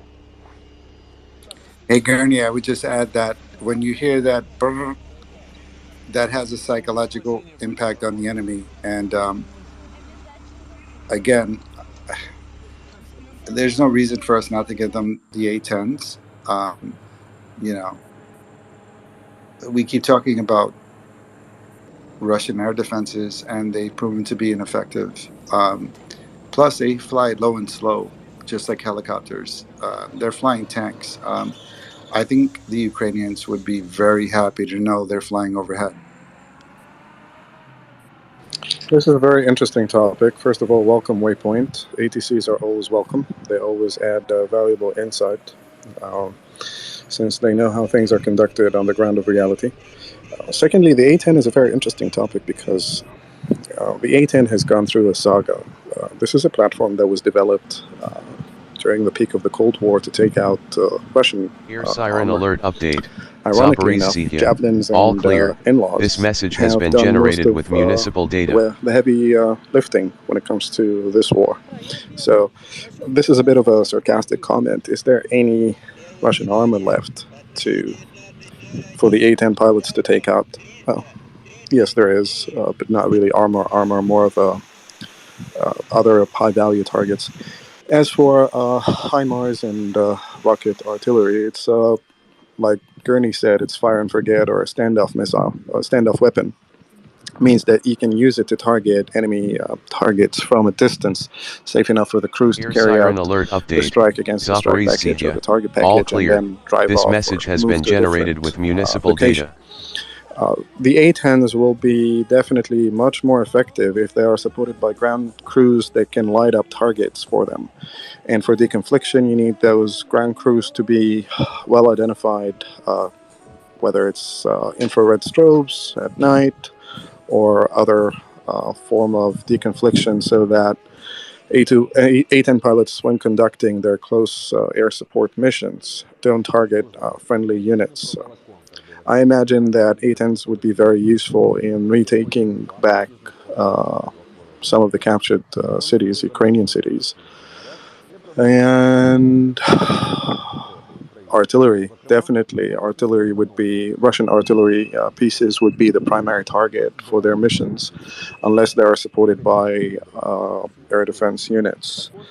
So a combination of taking out air defense assets, Russian air defense assets, and then ground troops or ground crews advancing to light up other targets that A-10 pilots can then strafe is more or less the best possible combination. This is very generic. It's a very broad line without data such as locations and the number of assets deployed and the number of friendly forces in the area and sequential order of taking out targets in order to achieve a certain objective, whether it's weakening the defenses around the captured city in order to retake back ground.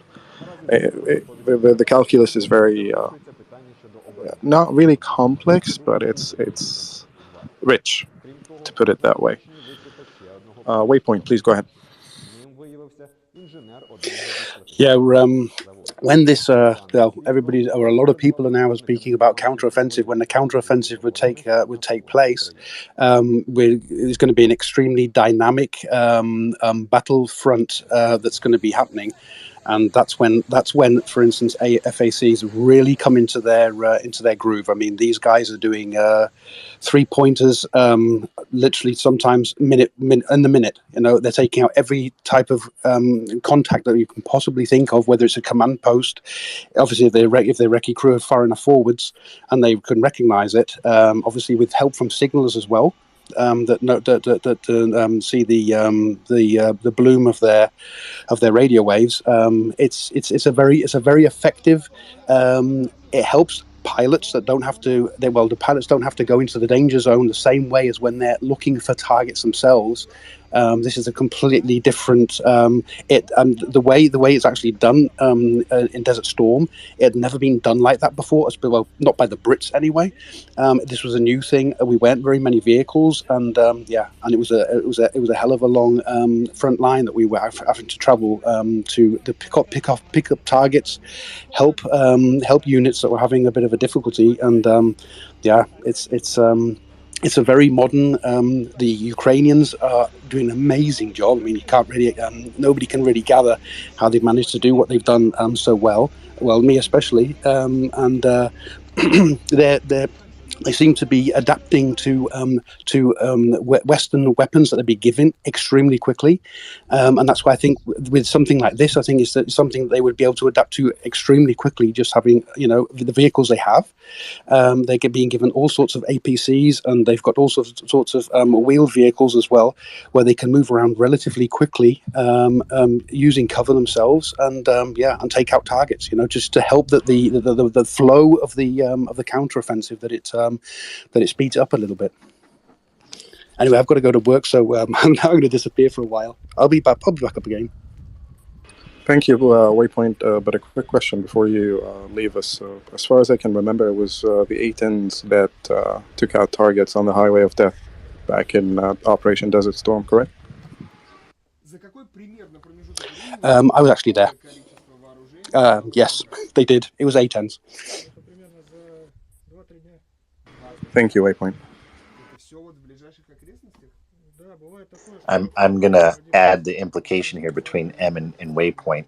Waypoint said, during a counter offensive, and M bringing up the Highway of Death here. So, in that push, in that chaos, and that madness, if the Ukrainians keep softening up the air defense, the Russian air defense, which we've seen them do, and are doing right now, if we continue to see them softening it up, and we see we see the Ukrainian offensive push, we see some maneuver forces push, I think then there's a great case for the A-10. So Liberal, I'm with you on it. I'm not saying no. I'm just saying is we've got to look at the whole picture, and it's one thing to say we'll support an airframe, it's another to actually make that airframe effective. And I think this conversation rounds it out by looking at all aspects of it. But to finish Waypoint's point, bad wording there by myself.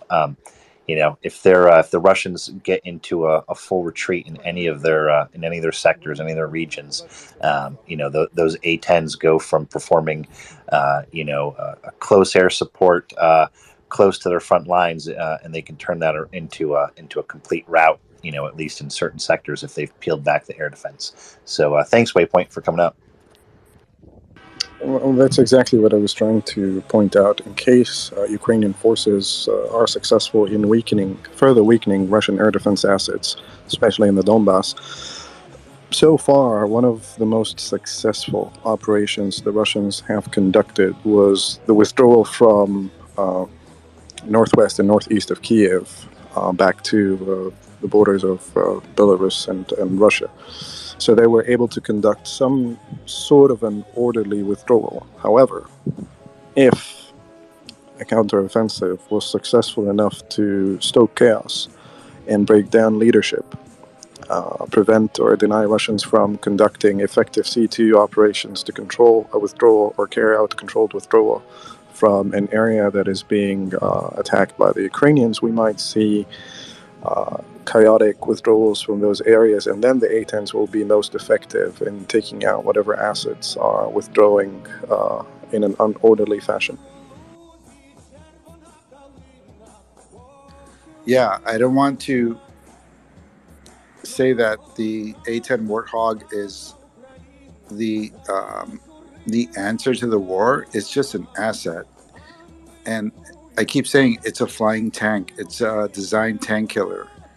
And there's no reason that if we're going to retire these weapons or these airframes, there's no reason we shouldn't give them to Ukraine. And I think the Ukrainians have proven themselves to be very resourceful, adaptable, and brave.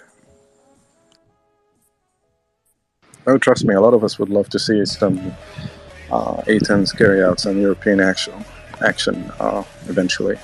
Or finally. Next we have Nightlight.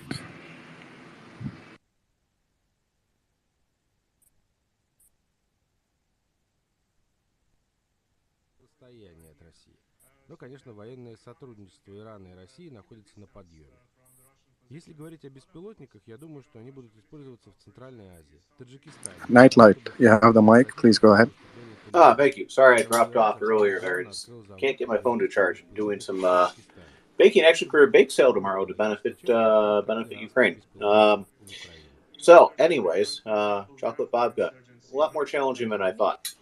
One thing I heard, I think it was either today or yesterday, is that part of the for the Ramstein format, that they're going to kind of limit the amount of disclosures of aid that they provide.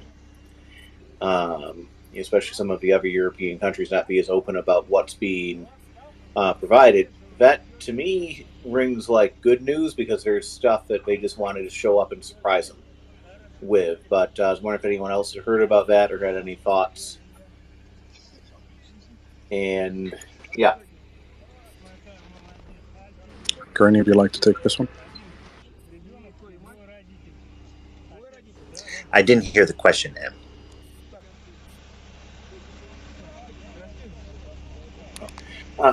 Ramstein format, a lot of the allies were saying that they weren't going to provide as much information on weapons that are being sent. They're just going to just show up whenever. And if people thought that was good, or maybe a little nervous about that, because now there's not the accountability of like, oh, we only provided a couple things versus a lot. So I don't know if it's good news, bad news, or I guess we'll find out news. It's good. Yeah. Well, go ahead, Gurney. No, I mean, Nightlight. I get both sides of that issue. I can understand, I can appreciate both sides of that. From the, if they don't announce anything, there's this possibility of, well, are you letting them off the hook, so to speak? How do you keep their toes to the fire if you can't, if you don't know what they're sending? But the counter side to that being, I've never been a fan of telegraphing your intentions, letting the enemy know and plan. So, when these HIMARS rolled out in the numbers, I think they did just enough of a taste for both accountability or for the press, but they did the right thing in terms of knowing that they probably had a plan to phase many more in afterwards, and some of the distances. Because from my point of view, I'd rather see the Russians move their lines 2 or 3 times, or not their lines, sorry, their command posts, their supply dumps or ammunition. So if I extrapolated a bit further, and let's say whether ATACMS is in play or a different system or something longer range, I'm falling on that side of, we should not be telegraphing these actions, because if we do, then instead of the Russians moving that 30 kilometers back, 40 kilometers back, they might just in one fell swoop say, okay, we'll move 120 kilometers back or whatever, to offset what we think you're sending, what you're saying you're sending. So I don't think it's a catch-22. I think it's a good move by going to this, because they've demonstrated that they're escalating the commitment, and I think the way you can judge that is on the battlefield when it shows up, or when you finally see it. I think that's the way that we're going to have to judge it. From certain perspectives, some people might not like that from an accountability perspective, but I would disagree. I would say that the Ukrainians could speak up, and we could also see what the effects are on the battlefield.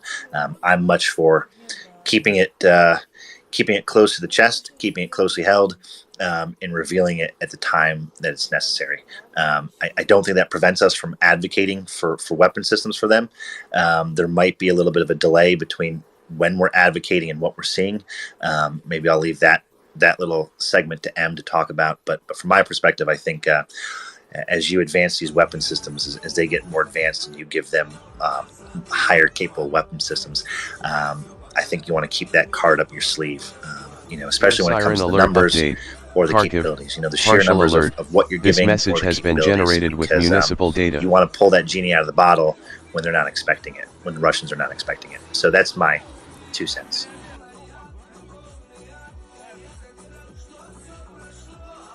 Yes, absolutely. Always keep them guessing.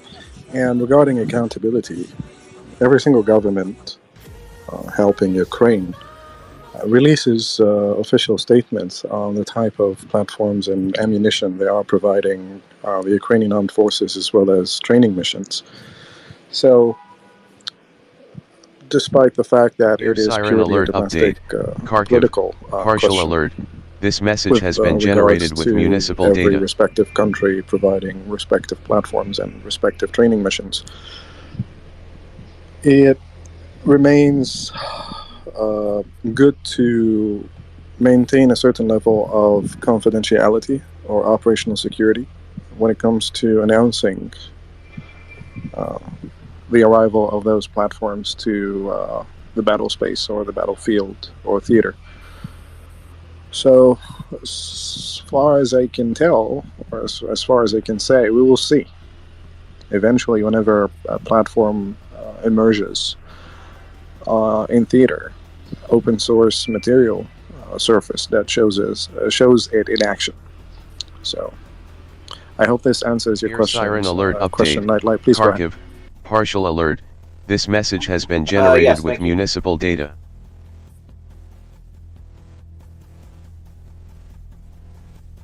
While you have your hand up, if you have other questions or follow-ups, please go ahead. Oh, no, I was actually going to sign off at this point. So nice talking to everyone. I'll probably be around again.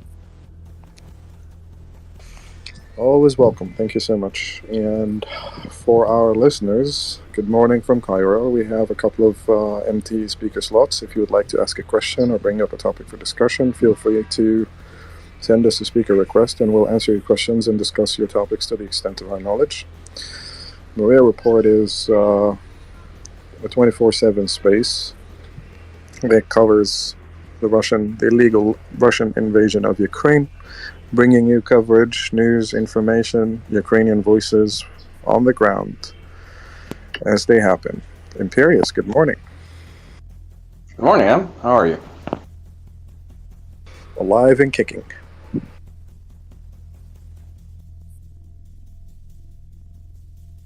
Great to hear as always.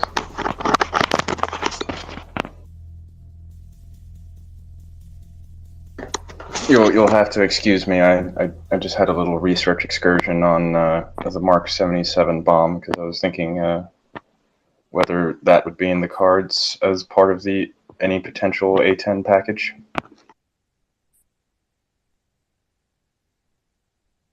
That's a very good question, but unfortunately I don't have any information on that. Oh, it's basically napalm. Oh yes, I know, but I don't know if it's being provided or not.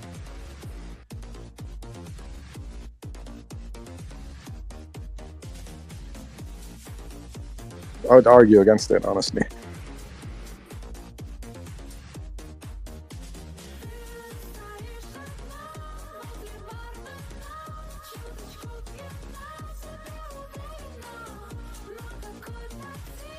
Yeah, no, it wasn't really a serious thought for me. I just had the ghost of Colonel Kilgore possess me for a minute there. Bingo.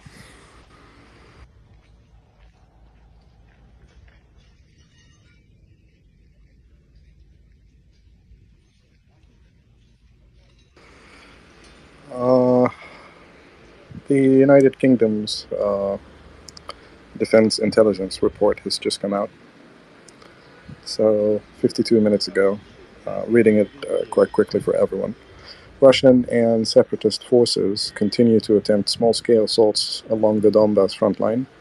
Russian forces are likely closing in on Ukraine's second biggest power plant at Volodymyr, 50 kilometers northeast of Donetsk. Russia is prioritizing the capture of critical national infrastructure, such as power plants. However, it is probably also attempting to break through at Volodymyr as part of its efforts to regain momentum on the southern pincer of its advance towards the key cities of Kramatorsk and Sloviansk. And that's the most recent assessment from the British Ministry of Defense.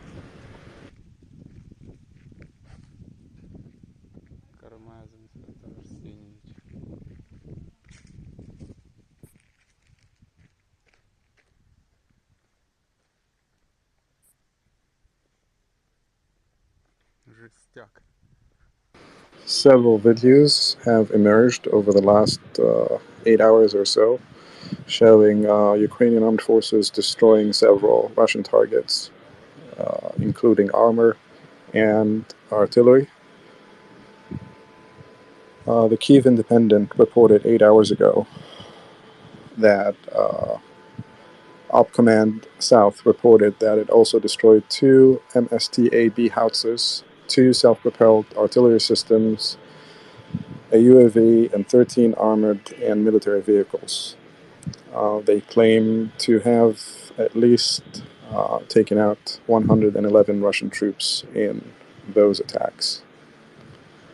Also, Ukraine's military is reporting that it destroyed a Russian command post and 6 ammunition depots.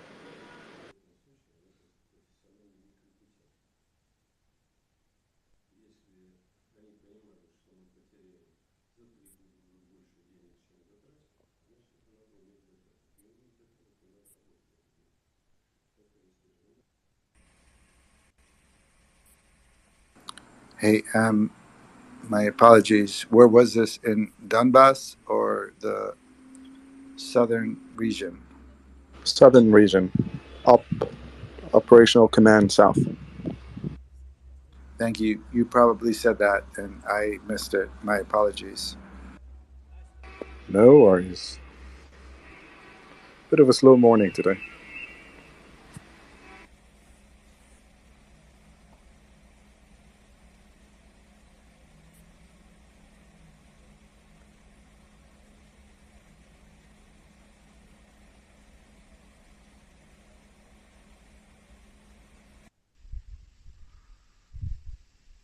Hey, there's a lull, so I'll just speak freely.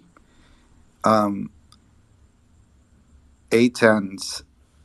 in Ukraine would wreck Russian forces.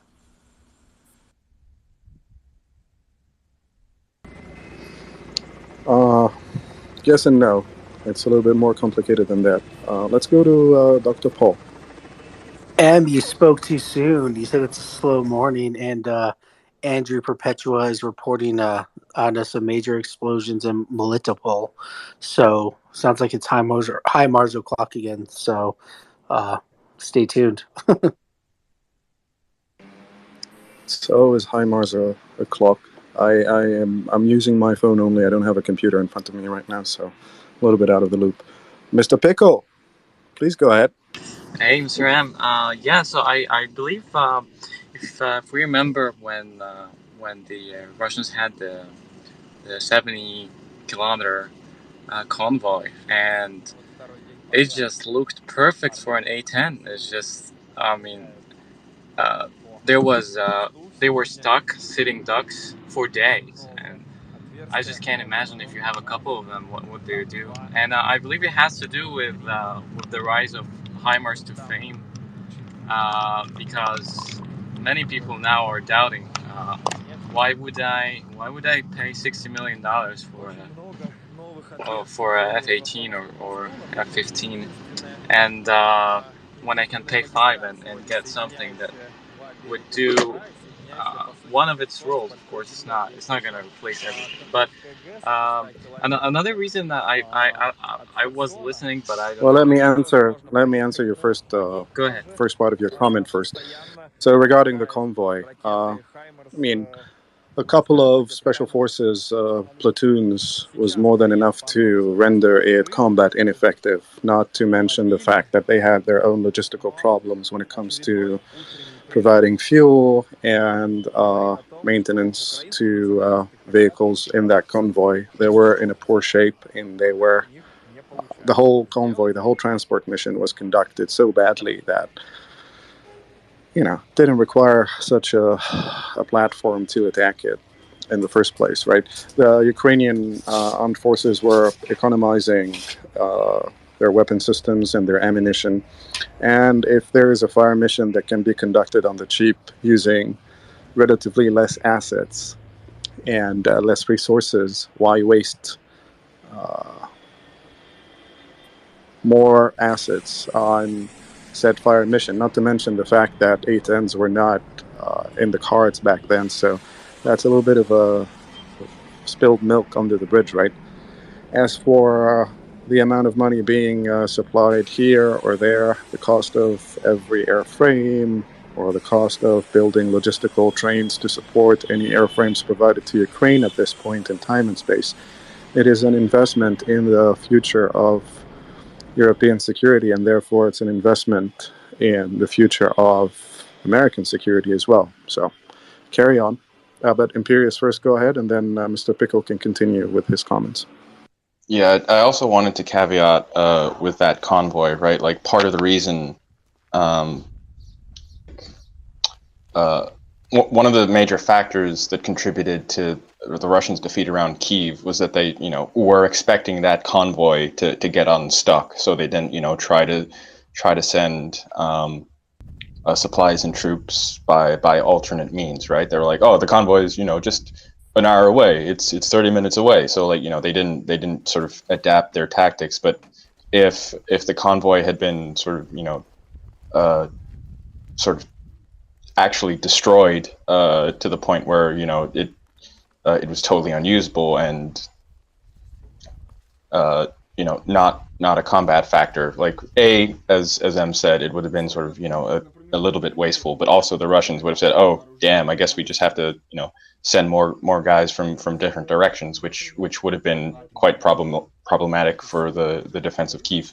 Да, бывает такое, что такой склад за один раз, вот, в принципе, в сарае, либо где-то в подвале находится. Это еще не самый большой, что мы находили. Не самый большой. Ну, понятно, что как это противник хотел. So yeah, to a certain extent, you have to know when to not attack the enemy directly and sort of give him the sense that he can still use his forces over and sort of lure him into that false sense of security as the Ukrainians did. It was a perfectly executed ambush, and frankly, I'm surprised the Russians didn't just dismount and form a human chain, quote unquote, haha, to carry those supplies to the front instead of sitting there waiting for someone to come fix the traffic jam and fix the vehicles that broke down, etc., etc. So, Mr. Pickle, please continue with your comments. Yeah, of course. I mean, in hindsight, they did what they should have done, and what I would say is, at that time, the Russian Air Force was still active, and they still had their air defenses intact for the most part. So even if you had A-10s, I wouldn't have used them. But right now, it's a different animal, because if they do that again, they have many things that could go wrong for them. Not to say the least that their logistics are getting worse, although it's definitely better than what it was in the north. But yeah, I would say that at the moment, I mean, even if you look back and say, okay, they were just gonna take care of themselves. You didn't need to destroy the whole convoy. You could just cut their supply lines that were supplying even the rear that they had. It was the mud season. All what you had to do is just install panic and fear by targeting the rear and then the front, and then the rest would dismount and basically run for their lives. But right now, they at least again there is no point in discussing a target that has already been annihilated and an operational front that has already collapsed. That's number one. Number two, Ukrainian Special Operation Forces carried out that mission effectively and achieved its objective of preventing that convoy from advancing and therefore rendering it combat ineffective and cutting off supplies to forces in northwest and northeast of Kyiv. Number three, last but not least, what was I going to say? Yes, regarding, there is a solid argument that certain platforms, had they been provided earlier on, would have scored more kills against Russian forces. And the counter-argument is that had those platforms been provided earlier on, they would have been taken out by Russian Air Force assets as well as Russian tactical missiles, whether launched from ground launchers or launched from tactical bombers.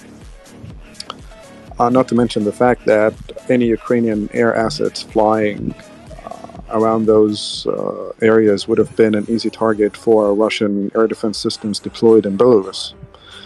So, suffice to say that what happened happened. The convoy was destroyed. It was taken out by several special operation forces operations. And in a perfect world, yes, everyone would have loved to see A-10s take it out, but that would also require a SEAD mission, or suppression of enemy air defense assets, and that would have called for attacking Russian air defense assets deployed in Belarus, further complicating the battle space. And what else? What else can I add to this? So, yeah, you go to war with the army you have, not the army you want. Pickle. Right, yeah, I mean, we don't actually disagree on that at all. But I mean, just for reference, if you remember the Gulf War, when the retreat was happening from Kuwait, and the American Air Force basically, I mean, it wasn't a very nice thing to do, that they just killed everyone that was retreating. Who's everyone, and why wasn't it nice? I mean, I would just target the armor, basically, because they're. I mean, it's controversial at least. But what I wanted to say, Iraqi and Palestinian collaborators retreating after looting and raping Kuwaiti property and Kuwaiti women is bad or good? No, the point actually I'm trying to say is that answer the question, please, Mr. Pickle. I'm sorry. Answer the question. Is it bad to kill them? Do they deserve to be killed? Okay. During a chaotic military retreat, where most of the assets destroyed in A-10 runs taking out targets on the highway of death, some of those targets were civilians retreating from Kuwait after looting Kuwaiti property and raping Kuwaiti women, and collaborating with the Iraqi invading force to guide them to the houses and the homes of government officials, royals, police officers, pilots, military officers, and whatnot. So what's not so quote unquote nice about targeting that? I had family that had their houses looted during that war, and you weren't in Kuwait during the war. I'm sorry? You were not in Kuwait during the war. No, I said I had family. I wasn't even born at that time, where I was just exactly. You were only 27 or 28 years old. Right. So at that time, I had family there that they tell me the stories of what happened and how they got looted and all of that. So what's not so nice about targeting? No. I'm actually saying it was no. You haven't answered my question, but please carry on. But why is it bad to kill the retreating army? Because usually, if you are retreating, then it's up to you to basically do what you want. But for me, less blood is better than more blood, because basically if you just throw your arms, then it's fine. But the point I was trying to make actually is it was a great thing to take the armor out, because when the war happened, later, Iraqi soldiers surrendered to the Egyptian troops who first entered Kuwait City during Desert Storm. So the ones who surrendered were treated appropriately, whereas the ones retreating in armored assets are considered valid targets under international law. Okay, even if there are valid targets, I mean, given an option of more blood and less blood, I would always take less blood, even if it's... But it's not more blood or less blood, it's denying the enemy future military capability to continue to conduct its aggressive actions against its neighbors. That was my point, that when taking out the armor, the future outlook for that army, they were degraded, and that is exactly what I was trying to say about the convoy. It actually wasn't destroyed. There's a few of them. One of them was, the long one wasn't. They just dispersed and retreated to Belarus, and then shipped all their armor to Donbass, and now they're fighting it again. So what I was trying to say is, if we had A-10s and we destroyed that armor with and without the people inside, and in this case, actually, I would actually prefer with the people inside, because the war is not over. Well, the Ukrainians didn't have A-10s. Right. I'm just saying, Waypoint would like to comment to what you're saying, so Waypoint, go ahead. Back again. I'm actually working, so I haven't got much time.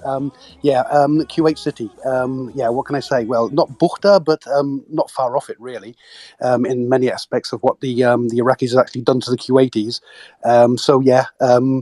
The ones that every single Iraqi that took off their undies and put it on a sticker or put it on their weapon and handed themselves over to us, we treated them according to the Geneva Convention and we looked after them. Those who fucking ran, they got what they deserved, and that's all I have to say on that. And yes, they were really, really fuckers and barbarians towards the Kuwaitis. Well, thank you, Waypoint. I would like to remind everyone that we're being broadcast on several radios in the United States. So we'd like to keep it PG-13. I appreciate the emotion, Waypoint. I'm 100% with you on that. But we're trying to keep it friendly. I excuse my language. Other people use that sort of language as well on here that are allowed to. That's all I have to say to that. However, when you see what I saw or what the people saw in Bukhta, then there is no other wording for it against barbaric intentions from the enemy. You know, I mean, we don't treat people like that. We maybe have wording for it, but we don't actually treat people like that. You know, with utter disrespect for the fact of being a human being. I stand down. Absolutely, Waypoint, 100%. We have a lot of hands up, so let's go to Ben, Imperius, Knight, and Adrian. Good morning, everyone.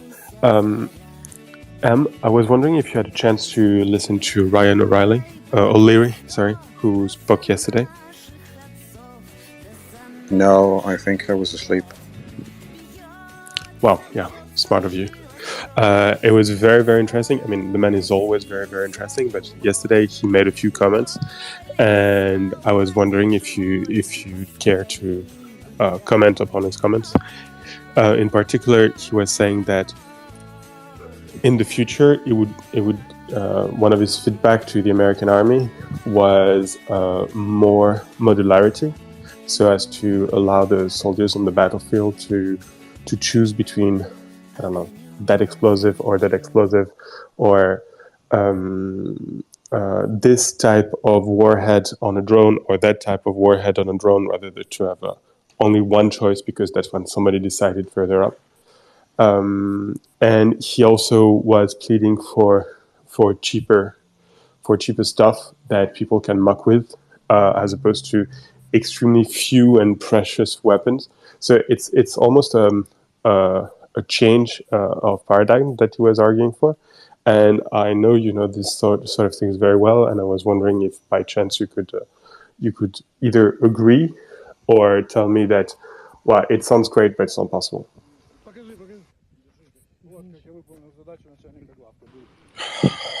That's a good question. I don't have an answer to that. I need to think about it, honestly. Okay, thanks. Well, that could be the best answer I could have hoped for. Thanks a lot. Imperius? Yeah, I just wanted to contextualize the highway of death discussion a bit here. Throughout most of history, the majority of battlefield casualties have taken place when the enemy has broken and routed. That's usually the way you get less blood, because, if the enemy is in utter disarray, they can't really fight back, and you're preventing another battle. And even then, with modern weapons, it's kind of hard to surrender to the cavalry riding you down, because you can't really surrender to an A-10 in any meaningful way. But I just sort of wanted to challenge that position a little bit.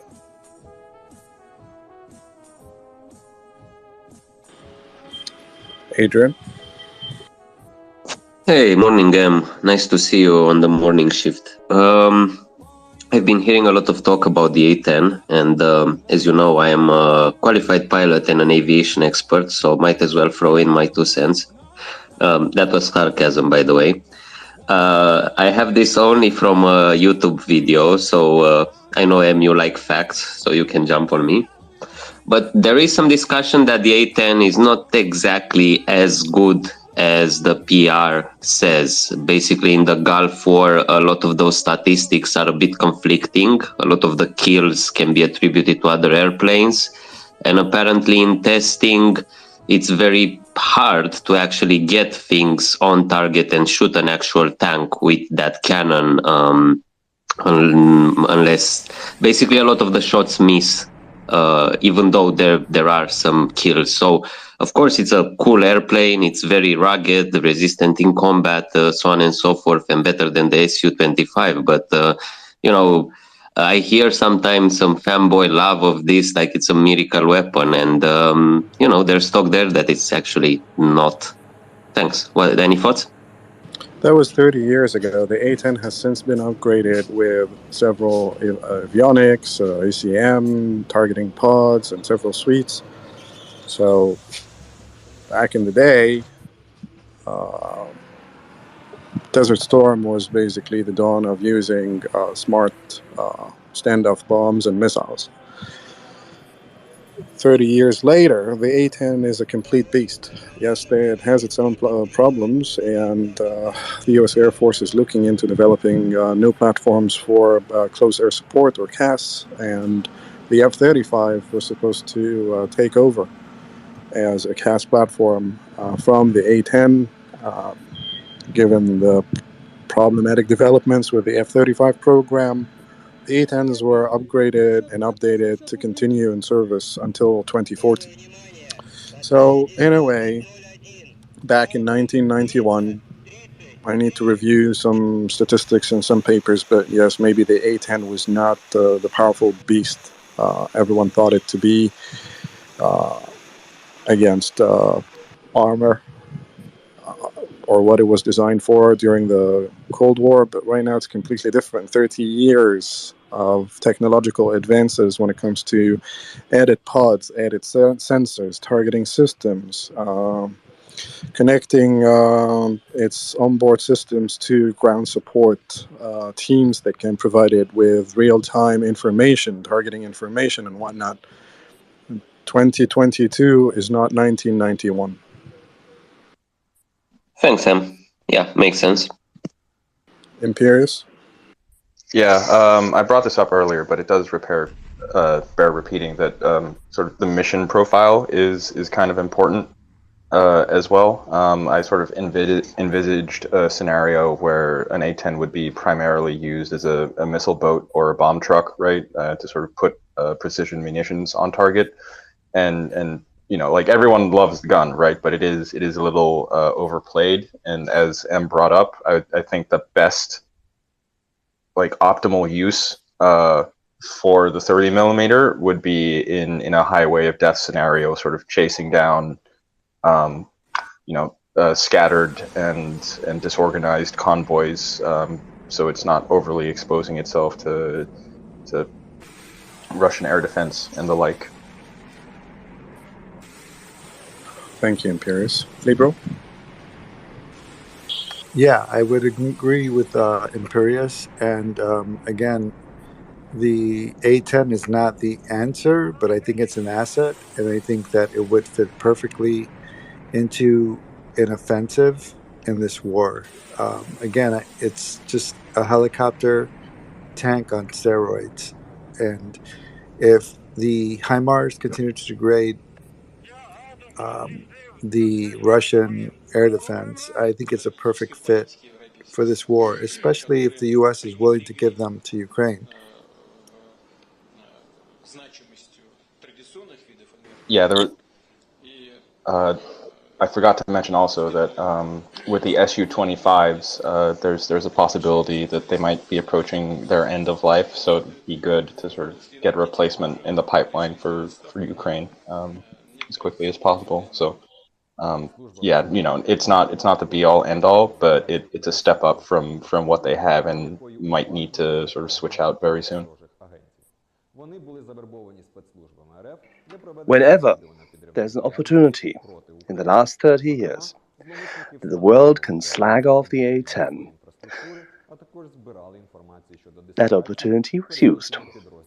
I can assure you of one thing. M has highlighted. It has been upgraded to the hilt, to what is technically possible with this poor airframe.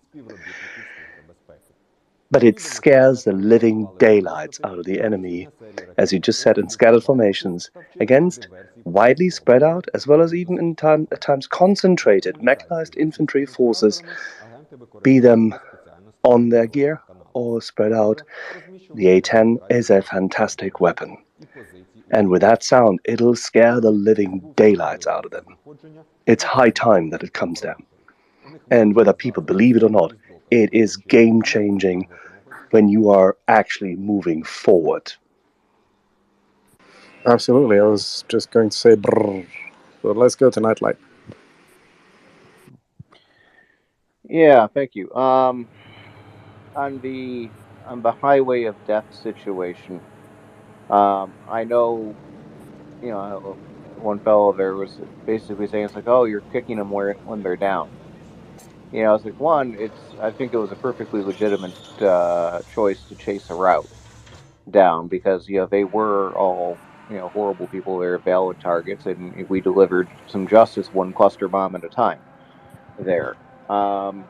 With basically everything that could fly there, from attack helicopters, A-10s to F-16s, F-111s, whatever could put bombs on target there.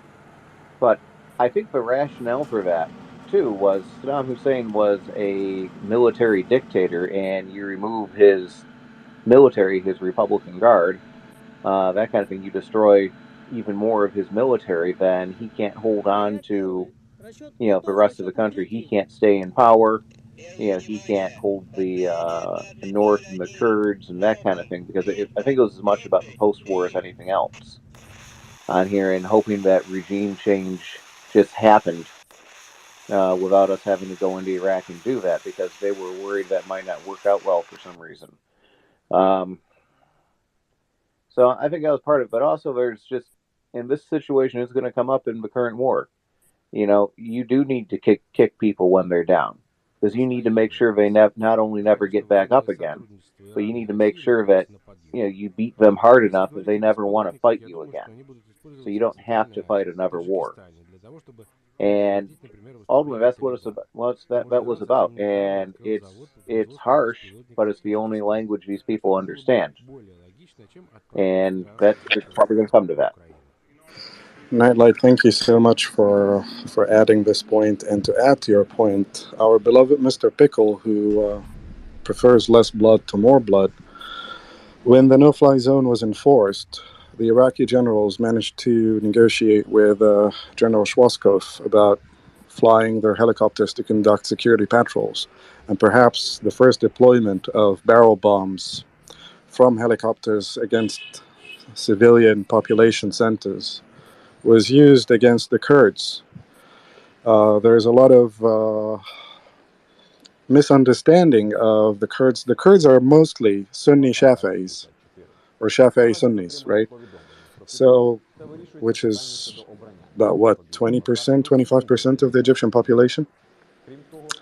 It always strikes me that someone would say less blood than more blood, when in fact the Iraqi armed forces and the Iraqi Air Force continued to fight an insurgency against the Kurds and killed thousands of them, forcing many of them to escape through the mountains into Iran and then to Europe.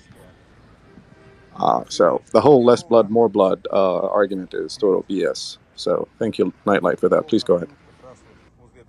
Yeah, thank you. Yeah, the helicopter situation, that, how best to put it, that really kind of unwound a lot of the progress we probably made, because they used those to retain control of northern Iraq. And we were supposed to support the Kurds in that, and then it became too problematic, and we basically let them die in place. We didn't support them when we said we would. And then I've kind of lost track of how many times we've done that since. But they keep trusting us, and I frankly don't think we deserve it sometimes. But yeah, let not the mistakes of the past shackle the possibilities of the future. But yes, I agree. Yeah. I just feel bad for those people. I really do.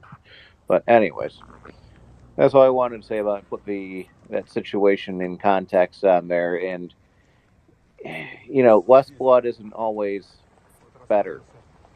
Peace at any cost isn't always better. Because it can mean you have to fight the next war or the next battle. And sometimes you have to take a tough stance on it. And that's one thing I worry about is the resolve here, especially when it comes to winter. Is like maybe a bad peace is better than having cold strudel in Germany. And it needs to be won decisively, because if you don't win decisively, you're going to fight another day. And that's why the resolve is, to keep going, to keep supplying, to let the Ukrainians keep fighting, and not use the support as the puppet strings to control them, is important. So far, we're not doing that, but that's what Putin is counting on. He's probably counting on the winter to come along and everyone to, a harsh winter, and use energy as a weapon again to, try to force a bad peace so he has a chance to come back for a second bite of the apple. And that would be the worst result. Anyways, that's it for me tonight. So we shan't let him. Agreed. And sorry, sometimes I'm a bit of a savage of these things. It's one of the reasons I've enjoyed shitposting on Russians and so on. With all this, though, it gets you in trouble sometimes with Twitter. So, which, on that note, their appeal process is a joke. I sent an appeal on something, wondering why apparently abusing orcs was a bad thing, and they declined it within less than a minute. So there's really no appeal process, so don't bother if anyone else falls into that trap. That just irritated me. Yeah, well, lesson is a clear victor is always better than kicking the can down the road. It will always come back to bite you. And no peace with mass murdering F-heads, because they will continue to do so. Appeasement never works. So, Sojo, please go ahead. Yes, thank you. I've just logged in, and unfortunately, HIMARS time, or most of it, is during the night time here. Have there been any sort of major developments? Like, okay, how many ammo dumps should I ask have been hit? And I'm guessing the bridge hasn't, because I just did a quick search, couldn't find anything. But it was a very rudimentary search. Well, I went to bed at 2 o'clock in the morning, and there were already 2 videos doing the rounds. So, Of the bridge? No, not the bridges. I assume depots, bright orange explosions. So there's wonderful. Thank you. I shall continue searching. I'm guessing that there haven't been any other sort of major developments overnight. We'll look into that, and we'll have an update soon. But Mr. Pickle, I'm sure you have something to say about what we've just discussed, so please go ahead. Yeah, I believe it's daytime there now. So the HIMARS time is, it's all the time, but it's more at night. But I believe they destroyed 3 depots last night, if I'm not mistaken. But just to put that to bed, I'm not saying that it was right or wrong. It was controversial. Some of the rules of engagement that the U.S. Army has was broken. The U.S. Army has very strict rules, and some surrendering soldiers were killed. And it's not black and white. No, what you've just said is completely false. It's not how it happened. And you didn't say right or wrong. You said not too nice. So. And I asked you, of course. I mean, wasn't killing too nice about it. killing surrendering troops is not They were nice. not surrendering; they were retreating. Some of them Different. were. No. Of them, everyone who surrendered received the proper treatment under the Geneva Convention? No, well, it's documented that there's more than 300 soldiers surrendered, were captured, and were killed at point blank in a Please send me that report. Of course. But anyway, we have higher standards than most armies. But Who's we? I'm sorry. Who's we? The U.S. Army. So you're an American citizen? Yes. Are you sure about that? I'm sorry, what does that question entail? Are you sure about that? Are you an American citizen? Have you received your American citizenship, or are you just on a green card? No, I was Oh, born really? here. Yes, I was. You weren't born in Alexandria? No, I wasn't. All right. And I wonder what that question means. But anyway. Now, I wonder why you're constantly, utterly admonishing the U.S. Army when the highway of death you're quoting was predominantly actually created by the U.S. Air Force. And I can't go into details further because I simply do not have the time for this now, but I will. I have not seen a single war crimes report filed against any service member for what you just declared. I challenge you to send us that report. Thank you. Will do. Doman, good morning. Please take it from here.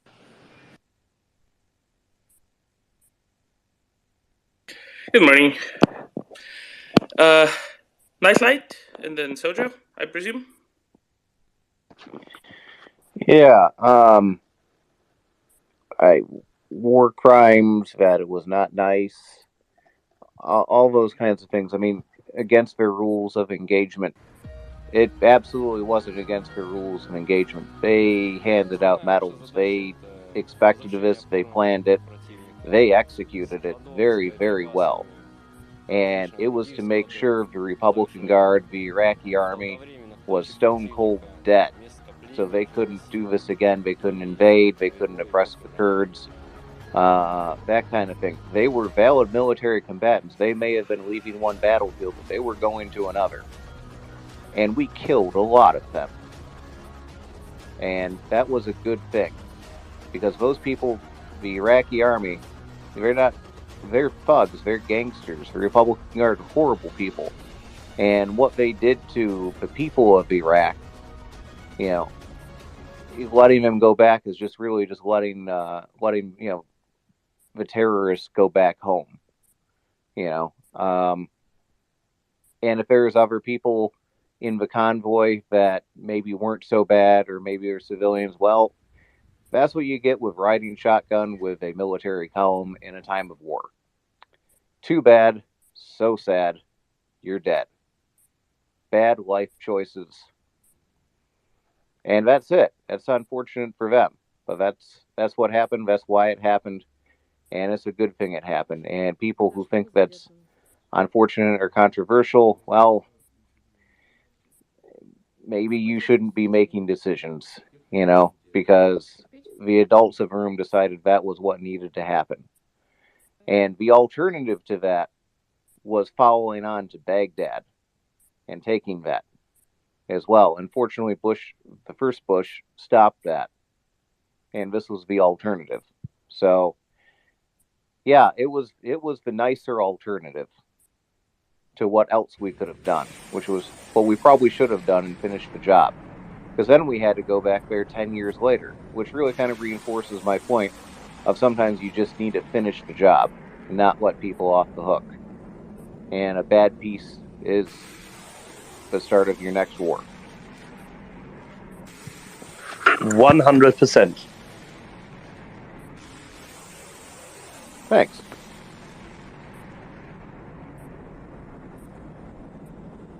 Ben? Yeah, I was wondering what's a good peace in our present situation. I was wondering that it was my turn next. Oh, sorry. Go ahead. Thank you. I was actually wondering why we're dealing with this not very well hidden whataboutism. It's this space is about Ukraine and not Iraq, basically. I think we should move on. Does anyone agree? I agree. I concur. There's just something that needed to be addressed. Alrighty, shall we go to Adrian? I perfectly agree. I'll just use this opportunity to speak as a segue. I just wanted to state the obvious thing. I didn't hear anyone say it, but probably someone said it when I wasn't paying attention. If the situation were reversed in any way, they would have obviously done the same. It's wartime. And if we jump back to the convoy, the famous Russian convoy without fuel from March, unfortunately, Ukraine didn't have the capability to hit it, but it would have been to hit it hard. They did hit it with power, with different actions, but not as hard as the retreat from Kuwait, because maybe we shouldn't have taken that highway of something that the media decided to say, because it was a retreating army, and if you describe it highway of you know what, it kind of places them in positions as being victims somehow, even though they invaded another country and were looting it at the behest of a brutal dictator. And if we speak about the convoy from March, unfortunately, Ukraine didn't have the capability of the time to hit it in the same way, but we saw very well that the Russian military has no problem in shelling cities indiscriminately, shelling hospitals and so on. So if they had an actual capability, an opportunity to strike military targets while retreating, they would obviously do it. It's war, and we are better than our enemy, and we respect the Geneva Convention, but let's not kid ourselves that they don't deserve to be utterly obliterated as long as they have weapons in their hands and are regrouping to fight another day. That's it.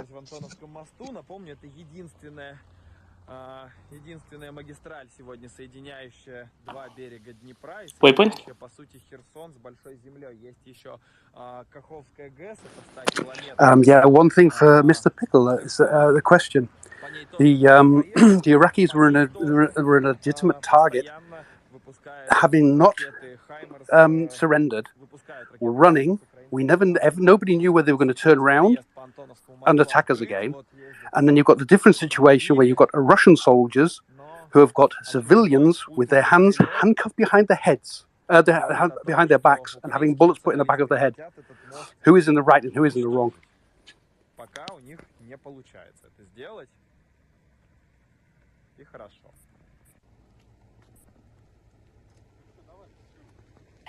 I think that's a rhetorical question. Waypoint, and we don't.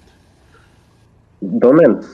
But also about Ukraine, and very clearly about Ukraine, on the so-called propaganda front or on the information front, doesn't everybody really absolutely hate the whataboutism about Iraq and whatever? Of course, we all hate it, we understand it.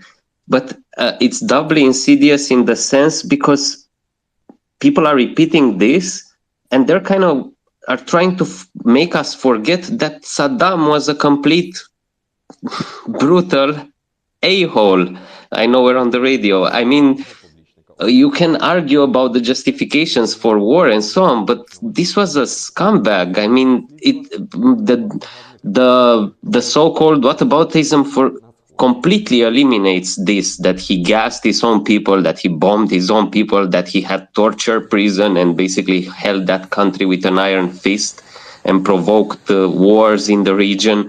I mean, really, people make it sovereign independent nations. Well, Ukraine is a sovereign independent nation that had 4 elections in the last 8 years, 2 presidential, 2 parliamentary, plus plus local elections. So there's no comparison. There's zero comparison, and I'm tired to hear the whataboutism. We all are tired, but I mean, it's a brutal asshole. Sorry, that's it. And he deserved it, no matter the justification. Gaddafi as well. And I hope Assad. Thank you. Adrian, I'll pick up on your first point, and I'll say that I am likewise annoyed with the whataboutism, and I don't want to deal with it no more. Sinelg, good evening. Good evening. I hate hearing about people dying. I hate hearing about anything dying. But, you know, this is what we have to do. And speaking of that, and speaking of Russia... Sinelg, I was trying to bring some people up, and I accidentally muted everyone. Second time in 2 days. So please unmute yourself and continue. Oh, you got muted as you said, and speaking of that, and speaking of Russia, and at that point I had muted you. I apologize. Andrew Perpetua has 27 minutes ago just posted that Kharkiv is being shelled at the moment. Russia is firing into the most densely populated areas of the city. They've hit a medical centre and 17 wounded so far. I'll go now.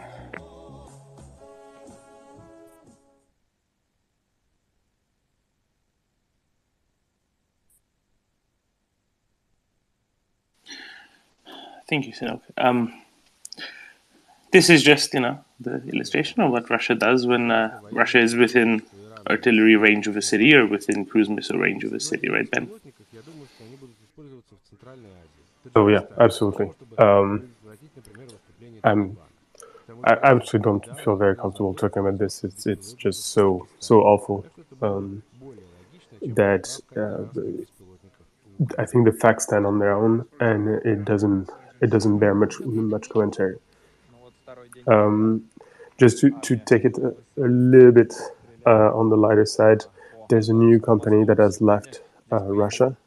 It's the Belgian-owned company McCain's, which is famous for producing French fries all over Europe. I'm not going to go into the details, but some famous chains of restaurants do use them, and so they just pulled out of Russia, which means that no French fries for Russia anymore, and they've officially been put on the notice tab. Ben, you mean Belgian fries, right?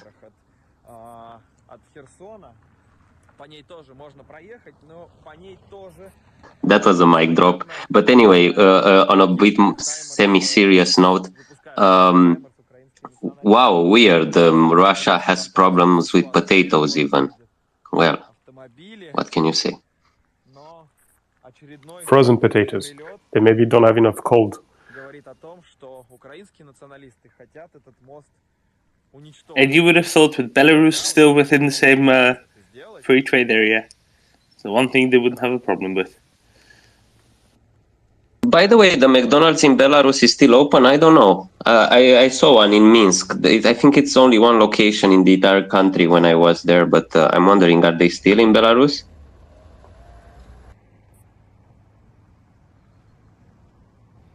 Are you telling us that they have exactly one clean public toilet in Belarus? Excuse me, I just looked up McDonald's in Minsk on Google Maps, and there's at least a dozen of them, and they seem to be open, which surprised me as well, but maybe Google Maps is out of date, I don't know. Well, I was in Minsk in 2016, so maybe they opened since then more. When I was there was only one.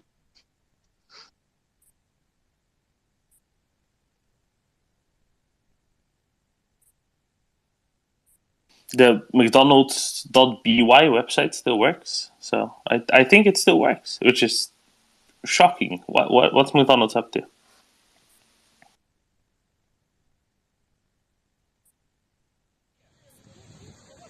Since we're talking about McDonald's, pickles.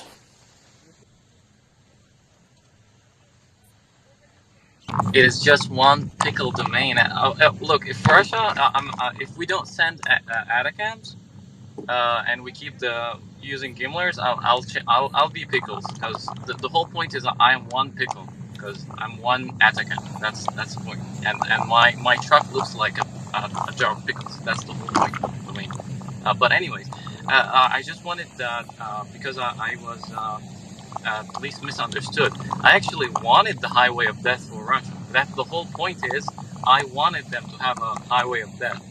The reason I just put a caveat or a note is that at least some people believe that some people surrendered and they got killed even when they were surrendered. Whether Air that's siren true or alert not, I update. don't know. I just Kharkiv. wanted to All put it on the clear. record. I don't This like message has been people in generated with general, municipal no matter data. what they did.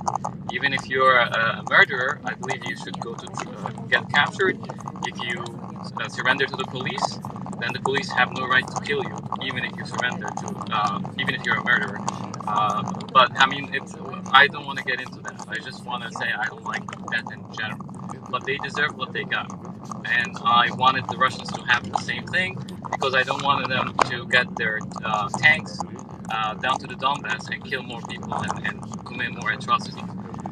So just for the record, I don't like people to kill other people, and I don't like the Saddam. I don't like he's a murderous, genocidal thug like his friend that is doing right now. I just wanted to keep that to the record. I don't like him. I don't like anything he did. Air siren alert update. Kharkiv. All clear. This message has been generated with municipal data. Alrighty, so let's move to Dan. Yes, hello. I'm kind of trying to back up one step in the conversation here, but there's been an ongoing discussion for at least a week about what NATO aircraft to give Ukraine, and I would humbly submit that everybody's thinking about it wrong. And that any NATO aircraft is better than no NATO aircraft. And with the exception of air-to-air engagements, Air siren alert update. Kharkiv. it is All really clear. the ability This to message carry has been NATO generated with ordnance that is municipal vastly data. more important than the specifics of the airframe. The third thing I would throw out there, and this is sort of a small vote for the A-10, is that every aircraft currently in Ukraine on both sides is flying the same super low approach, pop up at maximum range, and get back on the deck as fast as they can profile, because that's the only approach that won't get you killed by a S-3 or S-400 missile. So unless we're going to give the Ukrainians enough of an air force to thoroughly suppress said S-3 and S-400 missiles, which I think is a big ask. I mean, I think NATO should just put its planes in the air and end this, but they're not going to do that. We need to work backwards from what is the most effective NATO ordnance on the current flyable mission profile, and then work backwards from what can carry the most stuff.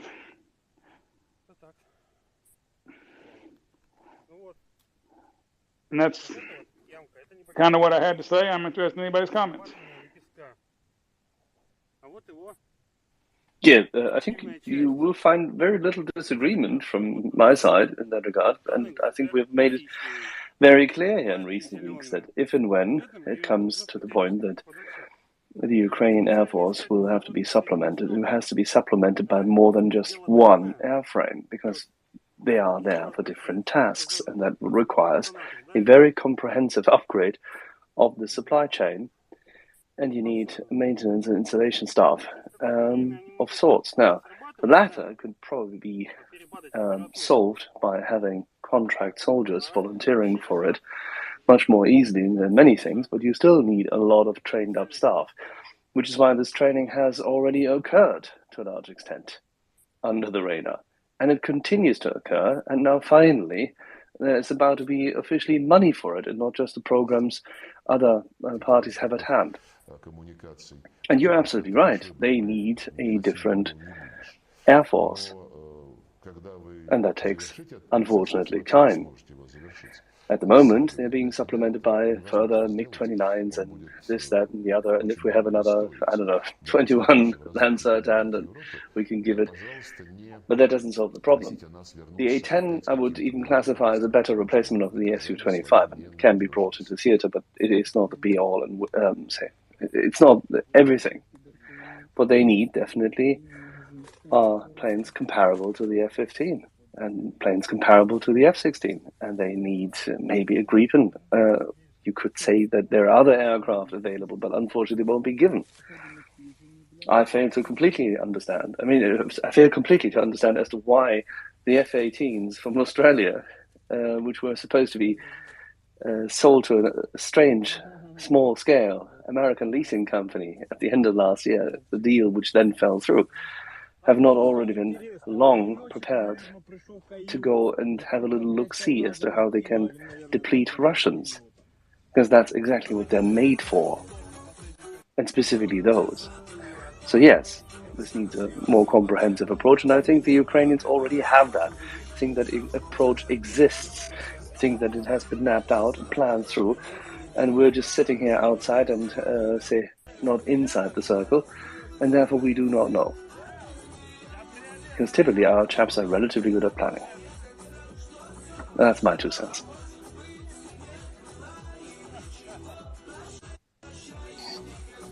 Thank you, Axel. Let's go on to Timo and Libro and Adrian. Timo? Yeah, also regarding the A10, I think we also should provide more M30 CMRs, because I think the non-production for M30 CMRs rockets alone is like 50,000.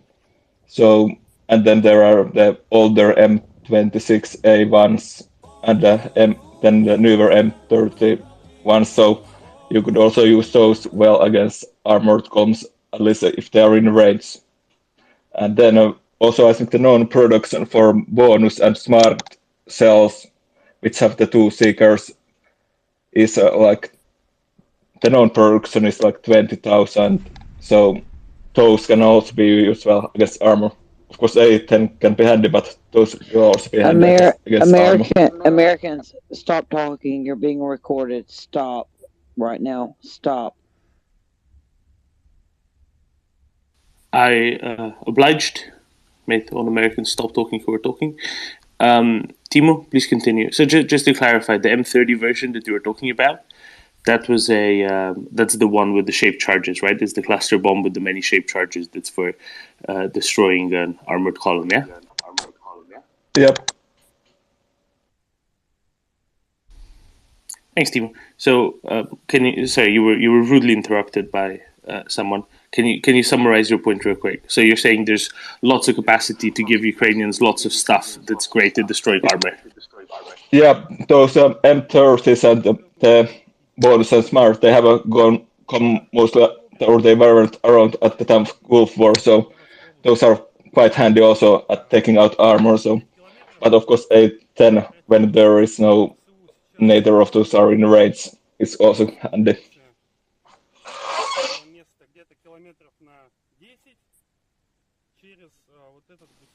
Excellent, thank you. Yeah, I concur with you that more of that stuff should be sent to Ukraine ASAP. And I am very curious to see when the HIMARS Gimlers with the cluster munitions, specifically the anti-armor ones, are first deployed. Very curious to see that. I don't think we've seen any as yet. At least nobody's shown me any pictures of that sort of munitions being employed. So let's go on to Libro. Libro, good morning. Hey, good morning, Doman. Love this transition from the American continent to Europe. I spend a lot of time here. I just wanted to add that I believe that the Ukrainians will employ the A-10 Warthog. I know I've been talking about this for some time now, but it's essentially a flying tank. We're retiring them. It would not hinder their mechanized forces, their infantry. on an offensive in the south and trying to reclaim Ukrainian land in Kherson. I just don't see a downside to it. I hear, well, the Russians have, S-400s, they have S-300s. The HIMARS are degrading these weapons in the south, and the A-10s are not the end-all be-all. They're close combat support, air power. Again, it's like a flying tank. I just really hope to see them in the battlefield. They're less complicated than F-16s to train on and maintain. And I think the Ukrainians have proven themselves to be very adept at learning fast. I'm just a big advocate of the A-10 Warthog and close combat support for a potential offensive in Kherson.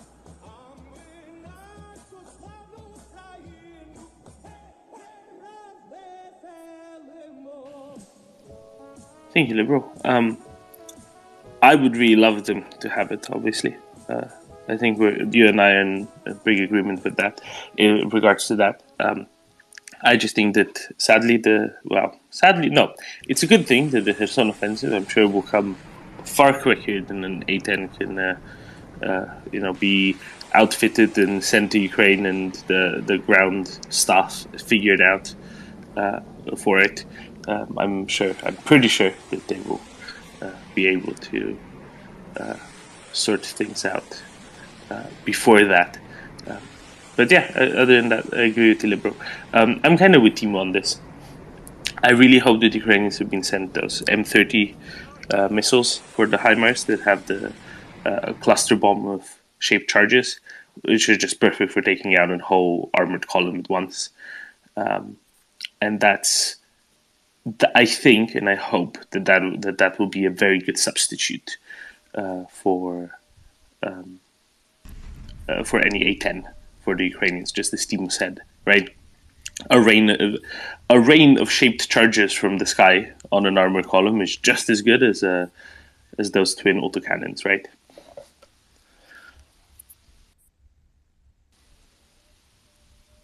Adrian.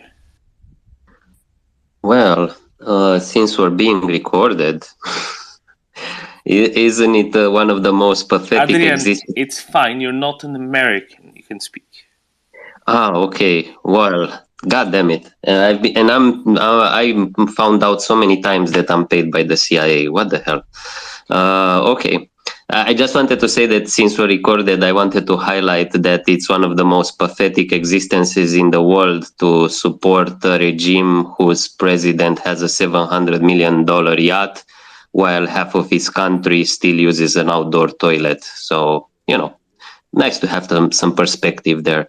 I wanted to talk about planes and Romanian planes in particular, because I've heard people encouraging the MiG-21. And again, as I told them earlier, Domen, I'm an aviation expert, so I speak with full Yes, they are authority. death traps. We know that, Adrian. Okay, then I'll shut up. They shouldn't give them to. They shouldn't give them to. They would do a bigger favor in giving them to the Russians, honestly. So I'm glad we're changing to the F-16, and maybe in a decade we'll get the F-35 if people are clever enough. Okay, thanks. I'm done. I think it's going to be more than a decade for the F-35, seeing that the Czechs just got put their name in the hat, the queue, whatever it is. Yeah. No, I think that those M29, MiG-21s. I'm with Axel on this. I don't think, and I'm with Axel because he knows stuff about planes. That might not be the best thing. If Ukrainians already had a bunch, maybe. If they were already using them anyway, maybe, but not since this would be a separate type for them anyway, because it's just not very good compared to anything else they have. I just hope some boxes of MiG-29 parts, very large boxes, show up somewhere. That'd be great. That'd be very, very, very useful for the Ukrainians right now, because they're just so adept at constructing a whole plane out of spare parts. So adept. Peace for Ukraine. Good morning and Slava Ukraini. Hello, and Hello, Slava. Slava Nazi. Smert Voraham. Thank you, gentlemen. Very much appreciated. Adrian, I am very sorry, but as a NATO fella, I have to bonk you. So, bonks. Because we are not supposed to mention the Culinary Institute of America, aka CIA. So it's just north of, just upstream on the Hudson from Poughkeepsie, right? Exactly. That's the headquarters. So consider yourself bonked. On a much funnier note, last evening, our much appreciated Lloyd Austin has mentioned in his closing notes after Rammstein fourth meeting, just some sort of not very defined. I have not seen any particular report or details of what is going to be provided, but he has highlighted a couple of aspects which were already mentioned here, and I think a couple. One was he highlighted the support of Poland as a basis of operation for providing support on everything that is being delivered to Ukraine. And also he mentioned NASAMS, two NASAMS systems. And I'm wondering, provided by Norway, so he also highlighted about Norway. And I do remember like a few weeks ago that Norway mentioned that it was giving these systems to Ukraine. Now my question is, well, two questions for NASAMS are they already in place, activated? Two seems very small, considering the size and the length of the front lines. And maybe someone could explain to me and to our audience the effectiveness of the system and why do we want them, and we want more, I'm sure. Thank you.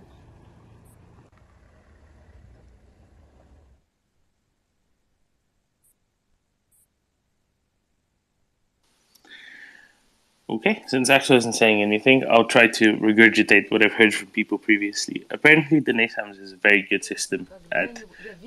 It's like a step down from Patriot. It doesn't have the range of a Patriot or quite the capabilities of a Patriot, but it's very highly mobile. It's not just stuck to one place as a Patriot usually is. And it's still very good at taking down any sort of planes. Apparently, it actually does have, if you use the right munitions, it apparently does have a range of, in the hundreds of kilometers as well. But for that, you need it integrated with some sort of a more distantly disposed radar or a radar in the sky. The radar that the NASAMS system has itself will only have a range of about 20-30 kilometers, something like that, and that will be the limiting factor for its effectiveness. I'm not entirely sure on the numbers. Don't get at me with the numbers. If you have the numbers there to hand, feel free to provide them, but those aren't necessarily the numbers that I have in my brain, because I forget things sometimes. So anyway, so the NASAMS system is very good, it's very modern, it's very effective, it's not as complicated to operate as the Patriot either, so it doesn't take nearly as long a lead time in terms of training and the like. More NASAMS systems would be really good. Lots and lots of NASAMS systems would be really good. If you remember what Axel was calling for like 4 months ago, more than 4 months ago for Ukraine, it was HIMARS and NASAMS on the two of the things on the short list of 3. And what is being delivered now? HIMARS, which are very effective indeed. You can all see that. Every morning in Europe, we wake up to videos of various things that have gone boom and whoosh out behind Russian lines. and NASAMS, which have just been praised by the Secretary of Defense of the United States, right? So clearly we were onto something, rather Axel was onto something with those. They're very good. More than 2 are needed, certainly. 2 are maybe enough to cover the metropolitan area of Kiev. 2 are not enough for much more than that. Ukraine is a big country, and seemingly all of Ukraine is constantly at risk because all of Ukraine is subject to bombardment by Russian cruise missiles. Sorry, there's an annoying fly that I'm chasing away from myself, which is distracting somewhat. And because of that, there are many more NASAMS that are needed by Ukraine still. Now, it doesn't all have to be NASAMS. It would be great if it were all one time, because then it'd be easier from the logistics perspective. But it doesn't all have to be NASAMS. You can have some IRIS-Ts, and you can have some ASPIDES, and maybe some Patriots. Why not? That would be the best. And very much, hopefully, there are Ukrainian soldiers who have already been trained on the Patriots, while Russia has been pursuing the senseless war of conquest against Ukraine over the past few months. That would have been, I think, for the best for everyone had they done that. So let me say something about Ukrainians and training. I think something that's often forgotten is that not all soldiers need to actually go through the basic soldiering training. If you're trying to train people to operate Patriots, you don't need to first get soldiers to then make them to, be trained to operate Patriots. It's perfectly fine if you just get a bunch of computer scientists and engineers to just go learn how to operate the Patriot system. They're not going to be on the front lines. They're not going to be where, other people with Kalashnikovs are going to come at them. They're not. They're going to be, surrounding an airport that has some fresh F-16s that were delivered from the US, right? That's some tens of kilometers behind the front lines. Or they're going to be around the metropolitan area somewhere. Again, far from any Russians with Kalashnikovs. They do not need the full soldiering training. They don't need to be put through that. You can simply get the people who are the most suitable and most likely to quickly and effectively learn how to operate what is a missile system connected to a complicated computer. So all of those training timelines for how long it takes to for people to learn things from scratch, I don't think that those necessarily apply. And I think this is why Ukrainians were pretty good at outdoing whatever training timelines were usually expected, right? Because again, to operate an anti-air system, one that's far away from the front lines, you don't need to first be a soldier. It's perfectly good to first be in a time of war like this, when it's necessary to get people out and fitted out as quickly as possible, when everybody realizes what this means, when this is an existential war, it takes a little bit less time because of that, because you can genuinely funnel people who are not familiar with being a soldier first into specific roles that they are well suited for and well primed for, such as operating a complicated computer, perhaps. It's just an idea, and I think that this is something that they've been doing. I have no proof of that, but I think that's what most people would be doing under the circumstances, right?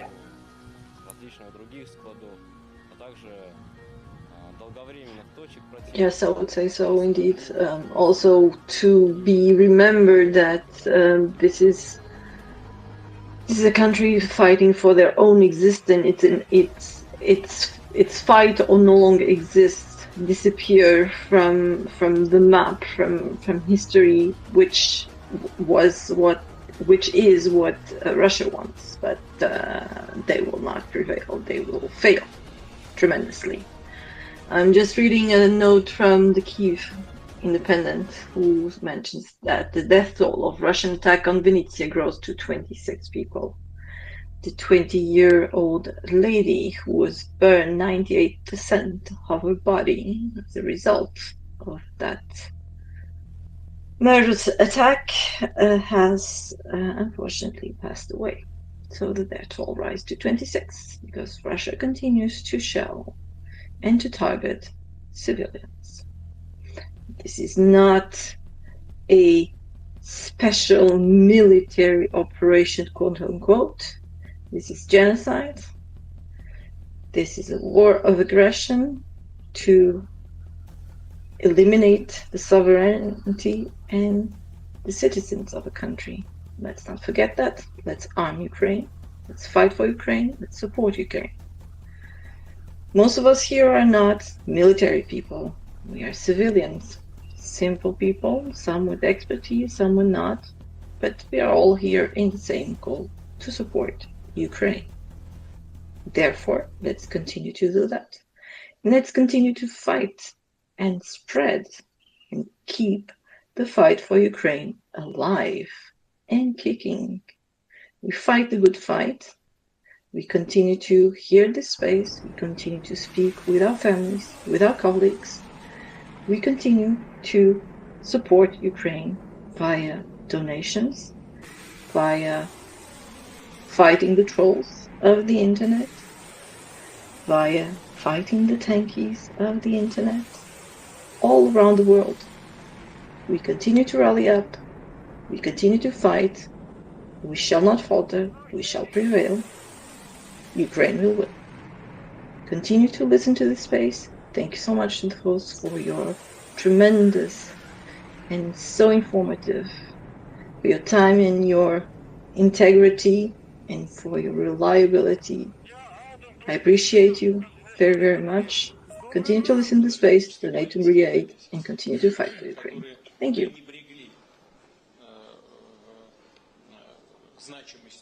Thank you, Peace for Ukraine. At this point, it's approaching the top of the hour, so I might run through a few announcements. We are the Maria Report. We're here to support MariaAid.org, a Canadian charity organization aimed at supporting Ukrainian defenders and Ukrainian civilians with non-lethal aid, anything from medical aid to things that might directly stop a bullet, like a bulletproof vest, or perhaps an observation drone that will mean that Ukrainian defenders don't have to cross Russian lines to conduct reconnaissance. Medical kit, both ones that end up at the front lines, as well as those that end up at the hospitals behind the lines. That's why we're here for. We're also here to talk about Ukraine, raise awareness about the Russian invasion of Ukraine, and bring you news from Ukraine. If you would like to come up and speak, click that request button in the bottom left corner of your screen. And if you'd all be so kind as to share and retweet the space, clicking the big blue button in the bottom right corner, that would be greatly appreciated as well. По Антоновскому мосту сегодня здесь появились новые отверстия, новые воронки. Раз, вот там два. Later today, we are going to be joined by a couple of speakers, but they're coming at the same time, 1 p.m. Eastern Time. That's 6 p.m. London, 7 p.m. Warsaw, 8 p.m. Kiev. We're going to be joined by Alex Kokcharov, who is based in London, a Russian risk analyst focusing on Russia, Ukraine, Belarus, and the ex-Soviet Union at large, as well as Sergei Sumleny, who is a journalist and a political scientist based in Berlin, I believe, or somewhere else in Germany, who likewise focuses on Ukraine and Russia, and currently, obviously, the Russian invasion of Ukraine. So they'll be talking to us together. This isn't a misscheduling. They wanted to talk to us together. They wanted to, give us both perspectives simultaneously. Both of them have been with us, right, Axel, several times before, and it's great to have both of them joining us together today. So again, it will be at 1 p.m. Eastern Time. That's 1 p.m. New York, 10 a.m. Los Angeles, 6 p.m. London, 7 p.m. Warsaw, 8 p.m. Kiev. Yeah, and the beauty of this is that some of you will remember this, because don't forget, whilst the Maria Report is now the upgrade to what we've been doing before, meaning significantly more cross-platform approach and more digital media coming your way, and fully in support of Maria Aid in Canada. The key thing is that the speakers we've gathered and who've come to us since the very beginning, since this all started, are tremendously interesting to follow, and how their views, their analyses have evolved on the one hand, and how principled they are in support of Ukraine. I do remember the first discussion which we had with Sergei when he came up, and which went into overdrive. I don't know, Doan, were you there the first time around, or was it just me and Maciej? But we ended up on a Sunday afternoon going through the long-standing history of Imperial Russian suppression of Ukraine, the first level of attacks leveled against the lands which now form Ukraine, and by the Duchy of Muscovy, and the details of how, for example, Peter as well as Catherine ensured that the Ukrainian culture would be decimated at that time, and still it couldn't be eradicated because the Ukrainians kept to it. Still, when Catherine the Great and her successors tried to enforce that Ukrainians should not have school books, that you should not have, say, country schools teaching anything in Ukrainian and the likes, that books were burned. Now, that's an interesting image, has transcended time, hasn't it? If and when they were in Ukrainian language. That songs were forbidden, had to be redrafted, that images created by Ukrainian artists or sculptures, iconography was destroyed on a regular basis. Assets were seized if people were to speak in Ukrainian in town halls. All this we discussed at a point in time early in the war on a weekend, because Sergei was sick and tired of hearing in Germany at that time the long-standing tropes of Russians who had migrated to Germany, respectively, were working there professionally, trying to inseminate that, oh, Ukrainians were just the little brothers, the little wayward brothers, and there's no culture of their own, and all that kind of trash. I mean, obviously, people in this space here do remember this, and at the same time do know how to, shall we say, appraise this. But it was interesting that from the very get-go, Sergei had highlighted how resilient, how strong Ukrainian culture is. And as everything is downstream from culture, and the political will and the political capacities to act, to execute and prosecute a war is downstream from that as well. Ukraine is in a significantly better long-term position if it can only keep breathing.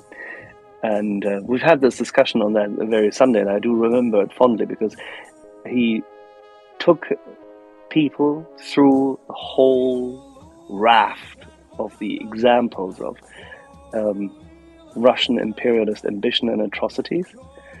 And that tied in very well with the discussion which we had 2 days prior with Alex Kaftelli, our favorite Georgian, who had gone through the terrible atrocities committed towards the Circassians, because he obviously is very, shall we say, entrenched in the regional history. And these things have, I think, attracted a lot of people. Yes, it's history, and some people get bored with it easily, but in this case, it is so pertinent to the case, and it's so virulent still, this imperialism of Russian sorts, that I was very glad that he was there at that point in time. And he managed to get that historic arc back into what has happened since the secret police of the Tsars in the late 1880s started intensifying their pogroms against both the Jewish minorities, then the Volhynians, the German-speaking folk near Zhytomyr, the preparation of the, say, genocide against the Volga Germans, which started already under the Tsars and when they were carried out by Stalin in various rounds up until 1941, and then further on by transporting them out. All these completely, utterly careless but specific atrocities, Sergei folded under that historic arc and arrived back at where we are in the present to defang the notions of Ukraine having to be integrated into this wonderful Ruski Mir, which it isn't, of course. And with that in mind, I think it is very good to have him back, because he has been diving into this cultural, political environment and historical environment for a long time. Which, if you contrast this with the focus Alex has, and he has been at one point in time in one of the first interviews we had with him, people will remember that, he was a bit gloomy. He said it himself, because he couldn't, for the life of him at that point in time, quite see as to how this significant grip on the Ukrainian security apparatus, how Ukraine could constantly maintain its position in defense. And by the way, he is not completely wrong at that point in time. It just sounded so gloomy. But if you look at what President Zelensky just carried out, by meaning having to relieve and relinquish a lot of the security police and security apparatus for either ineffectiveness, lack of flexibility, lack of dedication, exhaustion, and also being compromised. I think Alex had very good points to make, but they were, so to say, for most people at that point in time, they seemed untimely. At the same time, he also was not quite sure as to how strong the support would be from the West. So it's interesting to see the contrast between what actually has been given and how strong and how extremely persistent, if not outright committed, for example, the UK has been in this regard to support, but then again also Baltic nations, Scandinavian nations. Whilst I think Alex was very clear in expressing his hope that this would be the case, by that time it was not totally clear. The facts, and he's an analyst in that regard, so he goes by what he can prove and what he can see. It'll be interesting to see how his appreciation of this has now taken hold and how his hopefully not so gloomy views have shifted, despite the fact that he was right. And I remind everybody that he was absolutely right in calling out the fact that every week, every day, the occupation continues. Atrocities will be committed, and that makes him not a Cassandra, on the contrary, that just makes him a realist, and that's an important feature. So over to you, Domen. Thank you, Axel. And you were noting how Sergei discussed the history of Muscovite invasions of Ukraine and Muscovite repressions of Ukraine thereafter. Now, the reason why it was so easy for him to tie the history back to the present is because, for once, history genuinely is repeating itself for about the 7th time, I think, of a Muscovite invasion of these territories and the Muscovite repression in the occupied parts of what is now Ukraine. So, from that perspective, it was as straightforward a conclusion as any, really. And I am likewise very glad that we will have Sergei back. You asked whether I was there at the time. I was listening, I was not speaking. I think I had a question right at the end of it, but most of it I was actually outdoors on a bit of a walkabout, listening to Sergei describe the history of Ukraine and describe the history of Muscovite repressions in Ukraine very well indeed.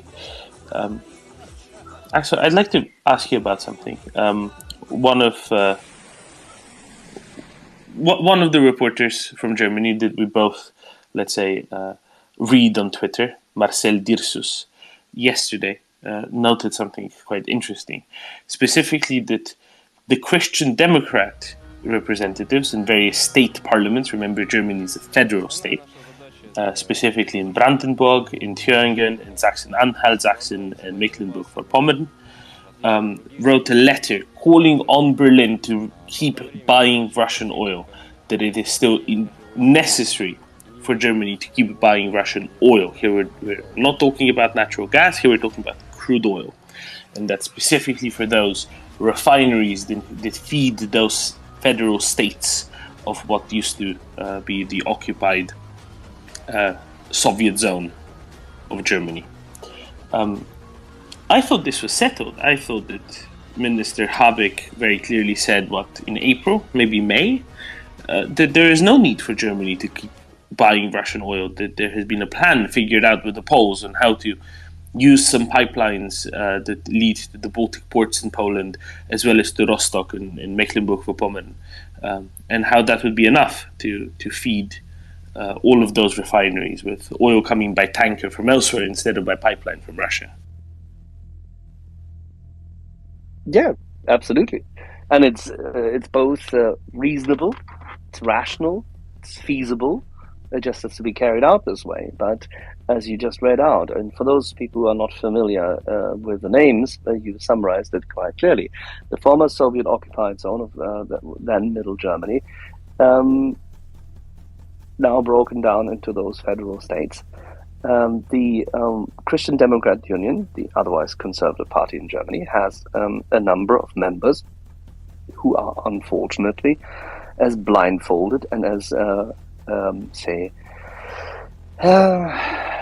fallible and easily ensconced in Russophilia as many others, which is why, to an extent, don't forget, Miss Merkel also arose out of the intellectual and cultural swamps of theirs, and which I didn't want to cast her as a monster. She wasn't, of course not. Far too motherly for that.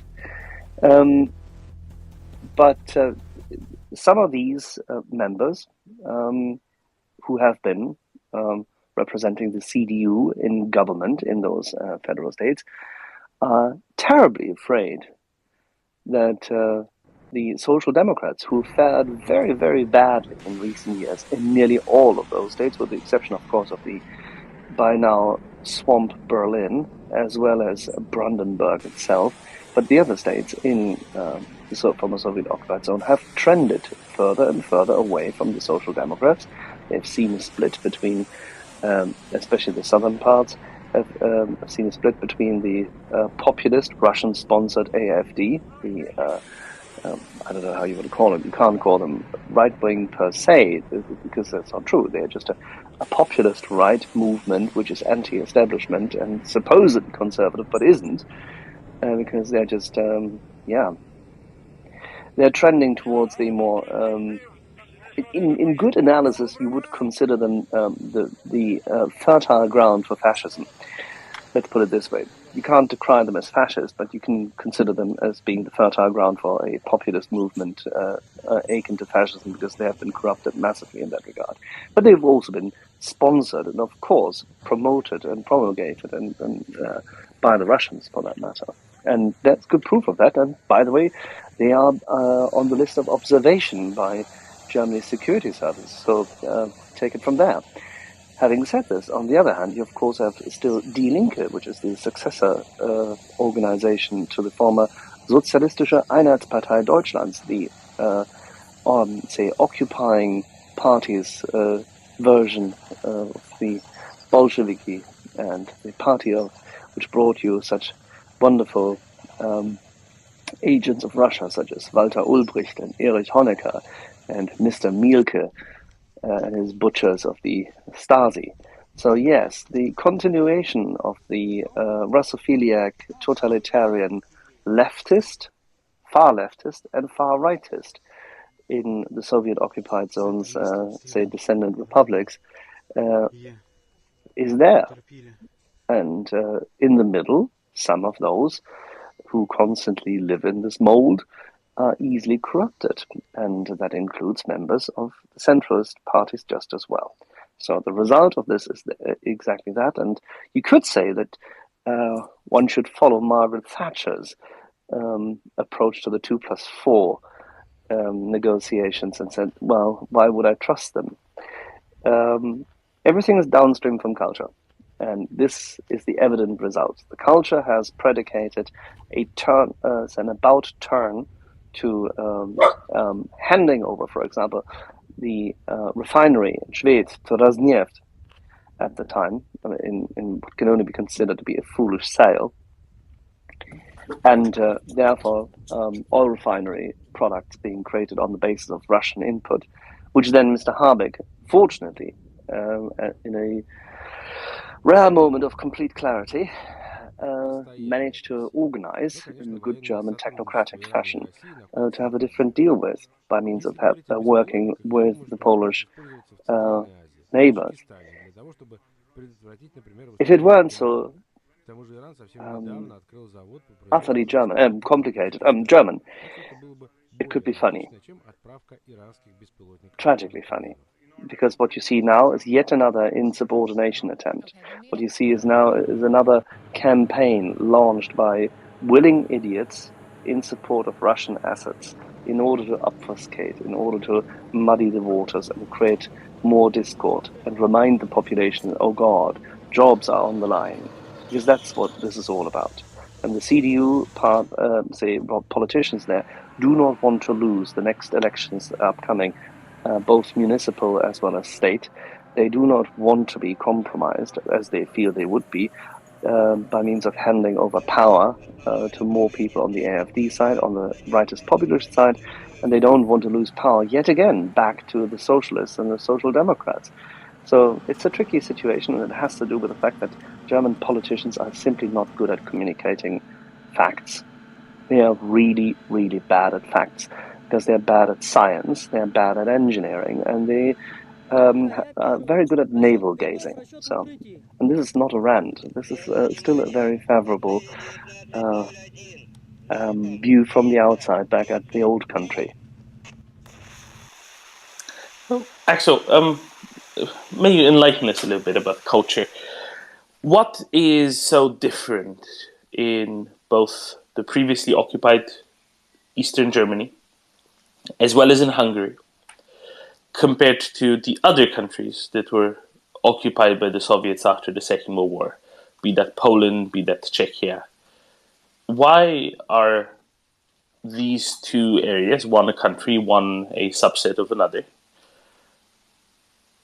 so reticent to remember the history of occupation, so reticent to remember the Red Terror that descended upon them in 1944, 45, and then again, say, in 1956 in Hungary, etc.? Well, let's put it this way. If you take 45 years of occupation and corruption, whilst there was self-selection as well, don't forget, many people, and it's a difficult history setup. I'm not sure that I can give you the, how shall I put this? I can give you a tour d'horizon, and I can give you a few bullet points, but an exhaustive representation of this, I presume, would require a full Sunday afternoon, and after that, probably a decent glass of wine. It's 17 million, roughly 17 million Germans were moved about by the advancing Russian Red Army at the end of the Second World War. From those territories which Germans have held, some as spoils of war from 1939 onwards, as well as those which they have been living in for, 800 years. That massive movement, I'm just highlighting this, 17 million, 17. They were moved about and they were distributed all across what then became the Allied zones.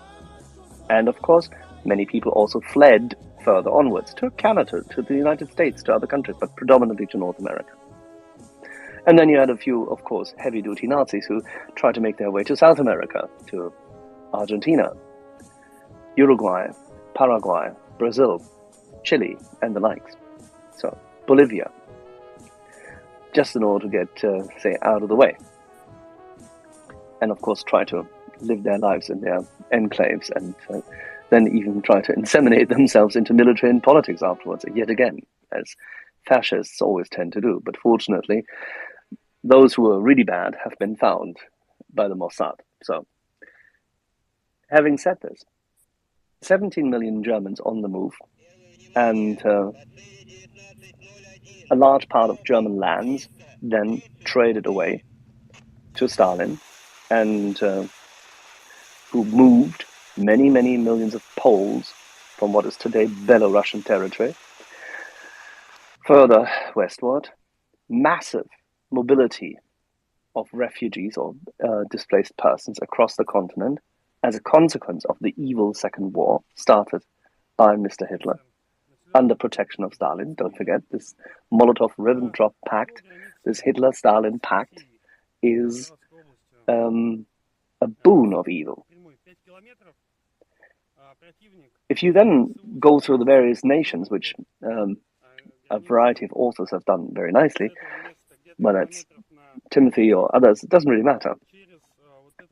If you have individual cultures, whether you take Lithuania, Estonia, Poland, and the likes, which are homogeneous, which have a long tradition, they've been occupied from 1939 onwards, then freed up again briefly, because they perceived it as being freed up from the Russian yoke, only to be falling into the then fascist occupation, or Hitler's occupation, then the Russian occupation coming back.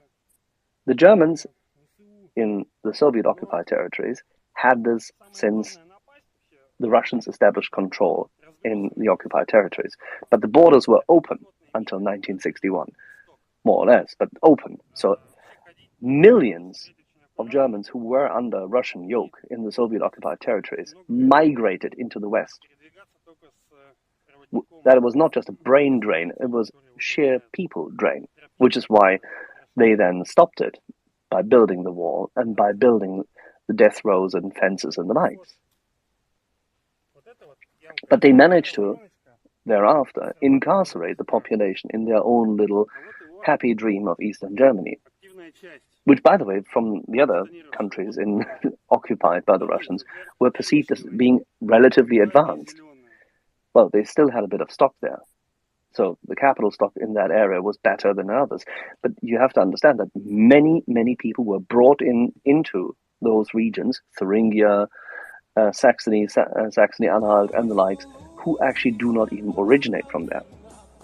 And Berlin, both West as well as East Berlin, the occupied part of Berlin, soaked up a lot of people. And the Russians immediately started their housing projects in the late 50s, meaning housing people in eggshell batteries to form the new Soviet man. These tremendously, utterly despicable apartment blocks you still see all over Eastern Europe. The change in culture of these people cannot be dispensed with. It is ingrained over a long-standing totalitarian approach. And if you've ever watched, I mean, it's just a film, but it helps people understand the cultural aspect. The Lives of Others, where people spy on each other. This system of spying on the other person, is a classic system which happened, and it was established by the Soviets after the Russification campaign in Estonia. They tried it in Latvia and Lithuania just as well. The infiltration of whole society by networks of people who spy on each other and tell on each other in order to advance themselves and become ever more brutal, has been permeating the whole of Central Eastern Europe. Nicolae Ceausescu perfected it in his elite in Romania. But in the Soviet-occupied zone in Germany, it became perfected on a relatively high level and widely spread. And common housing helped in that regard.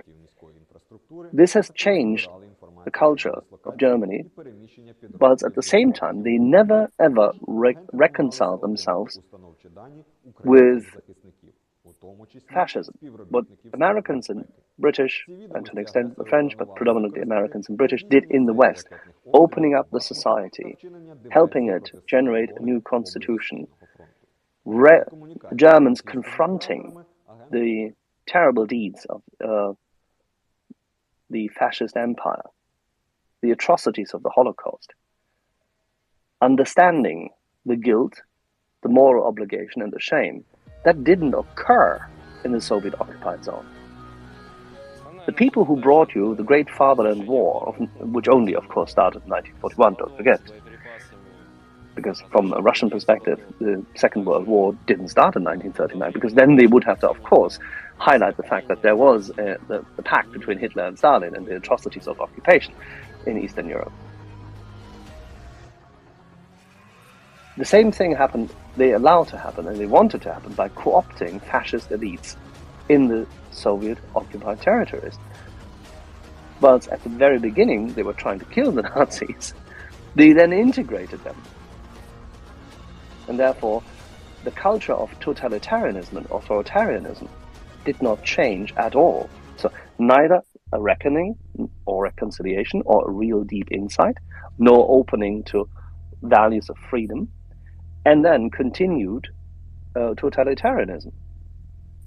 Of course, that is the basis for a very bad brew when it coincides with a self-selection, meaning that people who do not like this leave, and not just one, not 1,000, not 100,000, but millions of people left the Soviet-occupied zone. And then, after the wall was built, Western Germany started buying prisoners. That comes in the late 60s, after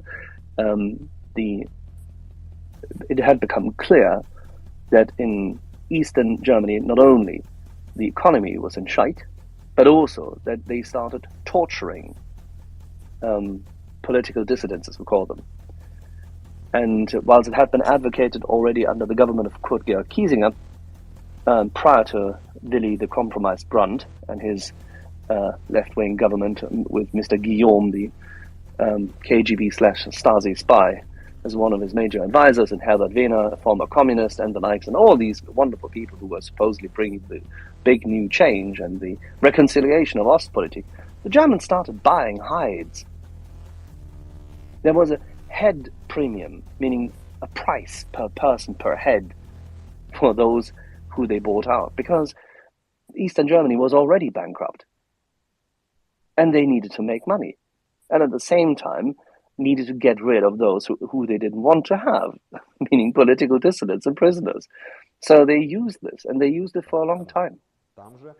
And the intricacies of the Cold War in the 1970s and the sponsorship by the Stasi and the KGB of the anti-nuclear movement in Western Germany, as Western Germany had already completely, utterly outpaced the Soviet-occupied zone, and therefore shown to the world that A, the Germans can change, B, that change can be reliable, and C, they can be economically well integrated and important, if well integrated into society.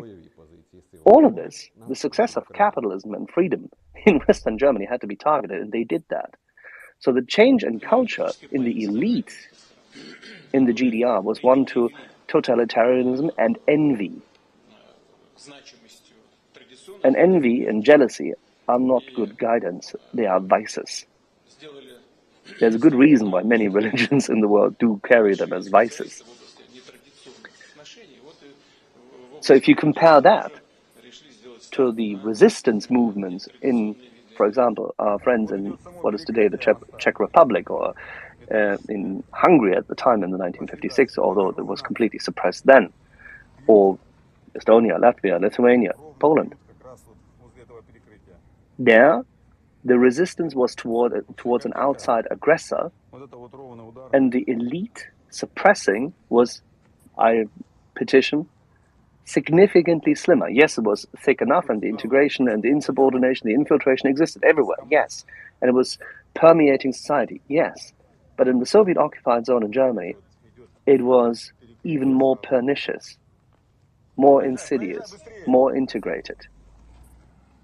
So that even when swept away in 1989, up until, well, reunification thereafter, even when swept away in the demise of the Soviet Union and breaking down of the walls and popular sentiment against it, even when swept away, those old structures, those old parameters and frameworks of reference and thinking were still there. And on the one hand, people came into consumerism in the 1990s and were astonished what they found in the West. On the other hand, they still had their frameworks of reference and jealousy as a result, and envy, and the feeling of emptiness and loss, which then triggers, of course, at a later stage in life for those who go through it, romanticist appeals to, oh God, wasn't it beautiful then, and wasn't it nicer then? It's just astonishing, but it is culture. This is how culture evolves. And within that cultural framework, the younger politicians who are now, this ties it back to what you said earlier, the younger politicians who exist in this cultural and now political environment in Germany have been formed within this at a point in time where there is ever more growing state influence in Europe, significantly less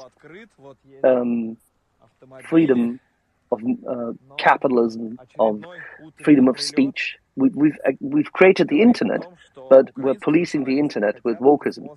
We're opening ourselves up to be infiltrated by Russian authoritarian thought and narratives, and reduce the amount of critical thinking. We teach less science in school than we teach political science, and that's just crazy. So all of this, shall we say, foments more discord. It foments more narratives which take hold, and it allows complacency to set in. And if one thing is clear, if you haven't reconciled your deep past, if you haven't come to a reckoning, if you have not accepted shame, guilt, and the likes, if you do not, by means of critical thinking, derive from that the appropriate conclusions as to how to guide your local culture, meaning your family, your surroundings, your neighborhood, I don't know, your local village politicians, it doesn't matter.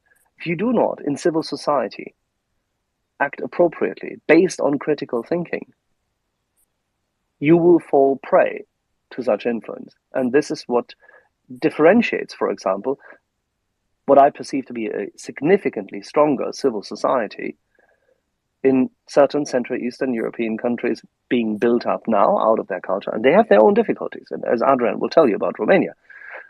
But you will see that there is significantly more depth from the inner patriotism there than it can exist in the Soviet-occupied zone.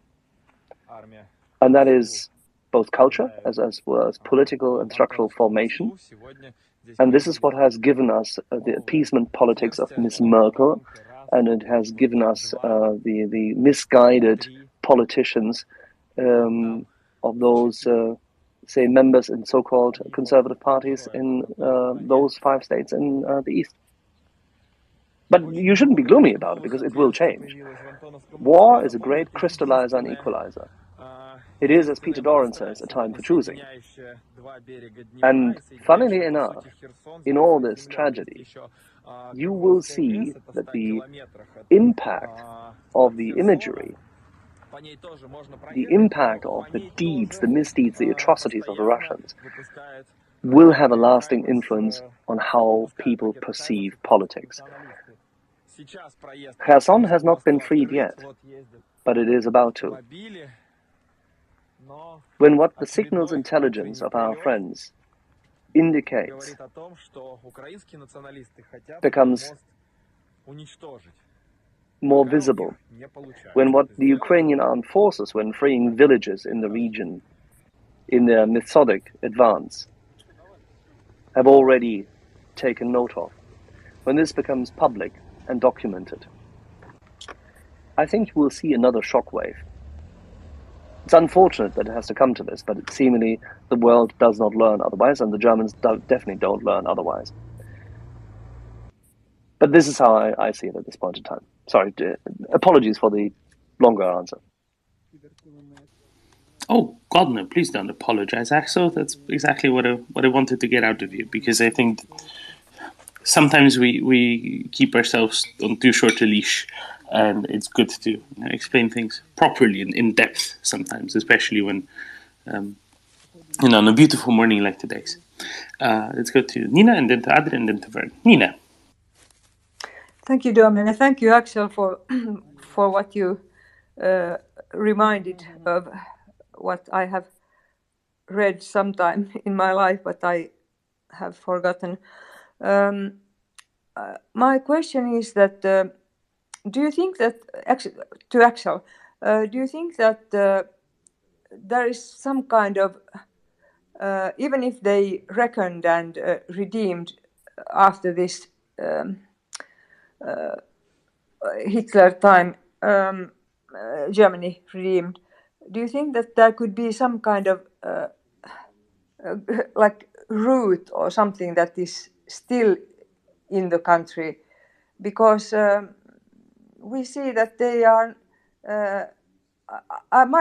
in my logic, if a country has experienced something like that during the World War and Hitler and redeemed itself, I think they would be like the first ones to help out another country that is experiencing like a genocide, but they are not. So I don't know how to put this question. Do you think that it's something like they didn't really redeem like completely, that there is still this kind of mentality? No. I think that's the wrong track. I just described to you why there's a difference between West Germany in 1990, so to say, and East Germany, although it is Middle Germany, because Germany has shrunk massively as a consequence of the war, because regions which have been, say, German for a long time, Germany lost as a consequence of the war, and the population shifted further west. Or was shifted violently. So having said this, no, there was a massive reconciliation and the reckoning in Germany. I think you still see this, but it was corrupted into what I would call fear porn in the 1970s by means of insubordination from the East, and Western German society in the 1970s shifted, and this cultural shift has not necessarily been for the better, because they, on the one hand, they discovered more of the misdeeds of their elders. Yeah, that's fine, and that's intergenerational reckoning, and that happens, and it can happen for good, and it did to a large extent. However, the derived conclusions were probably a little bit less helpful.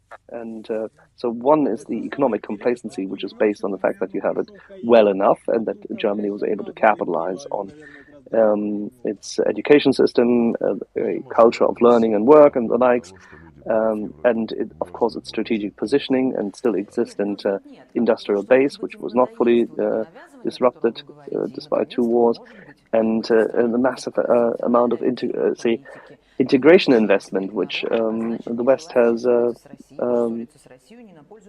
committed to the development of Germany throughout the Cold War.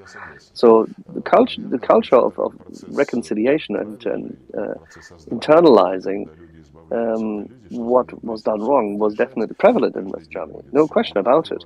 And to an extent, it has been imbued thereafter into East Germany, but the Soviet-occupied zone, only to a certain extent, because it was not enough, because nothing really happened beforehand.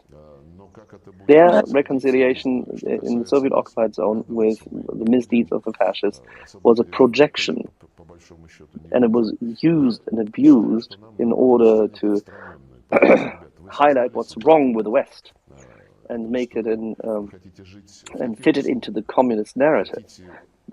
It's a completely different process.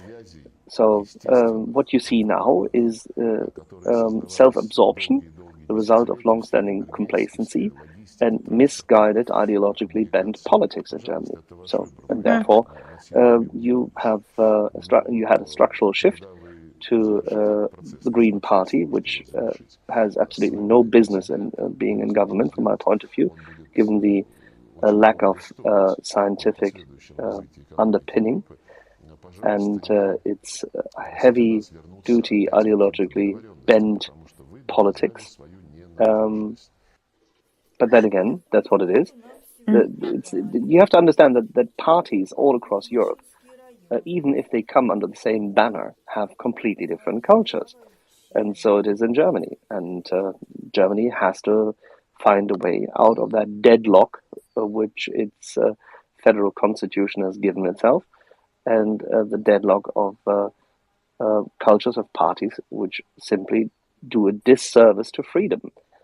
Because whilst the German constitution as it exists pursues freedom, it also has statements in it which are constantly, by means of what we call process Nazis, meaning those people who, you know what I mean, right? The people who like to employ due process in administrative process to the point that they can assume more and more power, and then subjugate everybody else who has innovative ideas. And many people in German industry do have innovative ideas across the board, and they stymie them. And I think that Germany has developed a culture where they stymie innovation, which is why there has been a large brain drain, specifically in the early 1990s, of German university students going to the United States and in order to pioneer different ideas. And I think, yes, the Silicon Valley has benefited from many countries, say, a technical elite going there, but it is specifically bad for Germany being unable to integrate highly educated young people into a culture which is not just a mock startup culture, but rather an industrial culture, and come up with the same kind of wild ideas as Daimler and Carl Benz as tinkerers had. I mean, there is a reason why innovation happens outside of Germany. Thank you, Axel. If I have a follow-up, I have seen for at least for the 2 past years, I have read a lot about far-right extremist movements in many European countries, and especially in Germany. And you should read about the far left just as well. Whenever I hear this, no, seriously, whenever I hear this, I understand this. But the problem is what people fail to reconcile with is the fact that the fringes of both totalitarian aspects, the far left and the far right, are being used. It's a pendulum swing back and forth and back and forth. You can see this in the US, you can see this in Europe, all across the board. They are being abused by outside parties to foment discord and to create fragility in the center. Axel, can I just finish my... Sorry, yeah, no, of course. Yeah, thank you. It started with, I saw this in Finland a couple of years ago, that there were, they found out that there were in Finnish police, there were far-right extremists, really bad things that they have been doing and writing. And then I started to read about them in other European countries, and during these 2 years, it's been for example, in the Finnish police, they have found not on a basis that it would be once a month or something like that, but all the time we get to know more and more police who are far-right extremists in Finland, and it made me really worried because I read about it in many other countries, and as you, Axel, and others might know about this movement in Italy, I think it was against I don't know if it was against the far right or far left extremists. This was called the Sardines, I think, but we had the same kind of movement in Finland against the these extremists, So, but when we have seen what Putin has been doing, this is not something space science now when I look back. За попередньою інформацією били касетними боєприпасами. Поліцейські доставляли поранених до медичного закладу. That's right, Nina. And that has been exploited by the Russians, right? To foment dissent, to foment disagreement in Western countries, to prop up the extremes and to minimize the center, right? And to make the center less operable and less operative. Quite right. Adrian? Thank you, Axel, for the very wonderful lecture on East Germany and history and the current context. And I like that you called it the Soviet-occupied zone and never called it the DDR. And keeping proportions, it looks eerily familiar. Like your story could keeping the proportions of two different countries with somewhat different histories and cultures, very eerily similar to the Romanian progress in making this reckoning first with the fascist past, because yes, when the communists took over in the late 40s and got rid of the king, and Ceausescu later, they basically took this fascist past and didn't put it as a reckoning for the Romanian people, but an influence of the evil West, and it grew and grew. So the Romanian people, not even today, are unless you like study it or read about it, because the information is out there, they're not really aware of the pogroms and our participation in the Holocaust, which I think is one of the major problem in Romanian society. And then later with Ceausescu's nationalism, and also he was Erich Honecker was one of his best friends. I think Erich Honecker, one of his last meetings with a major Warsaw Pact leader before he stepped down was with Ceausescu. So yeah, they were really buddy-buddy. And unfortunately, Romania was in this deep totalitarianism that you describe, and less open than places like Czechoslovakia or Poland. I mean, they had their own version of totalitarianism and secret police, but in Romania, they had this reputation of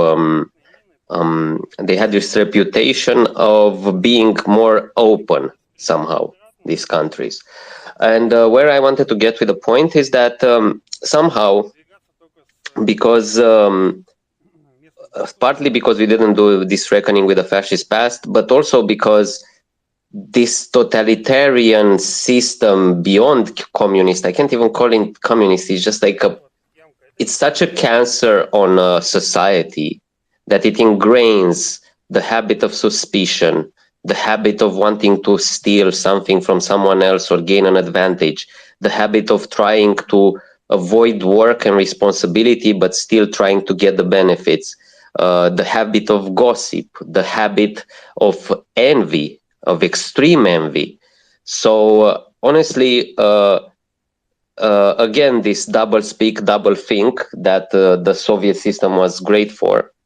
The vices it accused the West to do are so clear and so visible in a totalitarian system. And then with the chaos of capitalism, because there was some chaos in the 90s in Romania, of course, people were confused. And yeah, there is that nostalgia, and but these habits are so hard to kill even after 40 years. We are improving, a lot of Romanians in the diaspora, but you still have this. I might be wrong, but I describe it, I mean, I didn't live before the 40s. But it feels like we're not ourselves somehow, and we're not ourselves because we lived for 40-something years under a system that encouraged spying on people and encouraged all these horrible behaviors and habits. And of course, now when the economy has troubles, when there's many uncertainties in the world, yes, of course, third parties that basically came from the same system that subjugated us are taking advantage of this chaos and encourage fringe groups and encourage dissent. They don't even care. They will finance anti-climate denier, and they will finance Greenpeace or whatever, allegedly. They don't care. They will just do anything that can and will work to make us confused and create chaos, and keep running away from creating our own identity and our own goal and our own national mission. Oh, sorry, national mission sounds a bit too much. Our own, let's say, common European values, because we're trying to build that, right? Like our common value, our common mission, decency, rule of law, not being invaded, not being genocided, fighting a bully. Like, these are values I want to fight for. And I want to fight climate change too. And I want to, give everybody healthcare. I want to do all these things. But the people who are sowing chaos and dissent among us, they don't want that. They want us to be confused and stupid and uninformed, so they can invade other countries, take over their territories, and genocide their people like they did for 500 years. Thanks. Very well said. Very well said. Thank you. Adrian, let me ask you a little question to follow up on this. The response to, let's say, the liberation and the change of the regime after 1990, how did it differ between the city, where such spying was, of one to another, was more easily done, seeing that people lived in large apartment blocks and so on, versus the village? How was the response to liberation different? How was the response to, now we don't really have to pay attention to what everybody around us does all the time and report it to the authorities? How much did that change in the city versus in rural environment? It's a good question, but I'll put a caveat that I will heavily speculate, because I was 4 years old back then. And I also was in a family that, my mother was in the Communist Party. She had a pretty decent position in our local government. So I have family history in this, and my father was in the military. So we were among the fortunate not to be under this surveillance or this suppression. And my mother also traveled abroad, just to the Soviet bloc. So my experience of surveillance and all is all what I read and what I've gleaned from talking to other people. The village is obviously more free, because people, okay, sorry, Domin, I don't know. I feel like I would talk out of my ass, and I don't want to do that. I'm sorry. If someone else is here, maybe Daniel Alfire will jump on and he might be able to say it. But I could say just one single thing, in the fact that now anyone can consult their security file, like the security. There was a big archive of everyone who had it, and apparently everybody, absolutely everybody, has it, or anyone with a decent job or a decent importance or was somehow of interest. But generally, like a significant amount of the adult population had a file with the security services. It could be a one-page note, or it could be an entire tome of 1,000 pages, which included informers' notes. And the big shock was that a lot of people discovered, when these files started to be open, how many members of their family and their close friends were informing on them. And the shock that they couldn't even guess or realize that they were doing it. But it was people they felt close to, they met often, work colleagues, they had parties and went to their weddings, and then they opened this big file on themselves and found out that this person that they hugged at a wedding and drank together and were great friends wrote hundreds of pages about their behavior, their activities, and so on. So it definitely created some rifts, and somehow it's still going on, but unfortunately I don't feel a huge reckoning myself with this past. I don't know. I'll have to look into it some more. Sorry if I was vague. No, thank you, Adrian. I think it's it's a sign of good self-awareness when you say, "Oh, I don't really know. I better not speak to something I'm not entirely sure about." I'm very happy with that. Thank you, Adrian. Vern, go ahead. Ці відомості агресори планували використати для здійснення серії ракетних обстрілів по Бахмуту та вчинення диверсій проти сил оборони. Vern, you're unmuted. You might be speaking, but I cannot hear you. Кураторами агенти використовували спеціально створені телеграм-канали. Там же розміщували геолокації інфраструктури. No, again, it's possible that it's just me. Axel, Adrian, can you hear Vern? І затримали ворожих інформаторів. Nope. Okay, Vern, I think you're going to have to disconnect and restart because we cannot hear you. Maybe it's your mic setup, maybe it's something else. But in the meantime, we're going to go on to Max. Max, go ahead. Vern, you need to sort yourself out. Max? Hello. I have a question for Axel, kind of. I mean, I don't really want to start an inner political discussion, but I was kind of, let's say, shocked at the dismay he has towards the Green Party, because I think like all parties in Germany have their problems.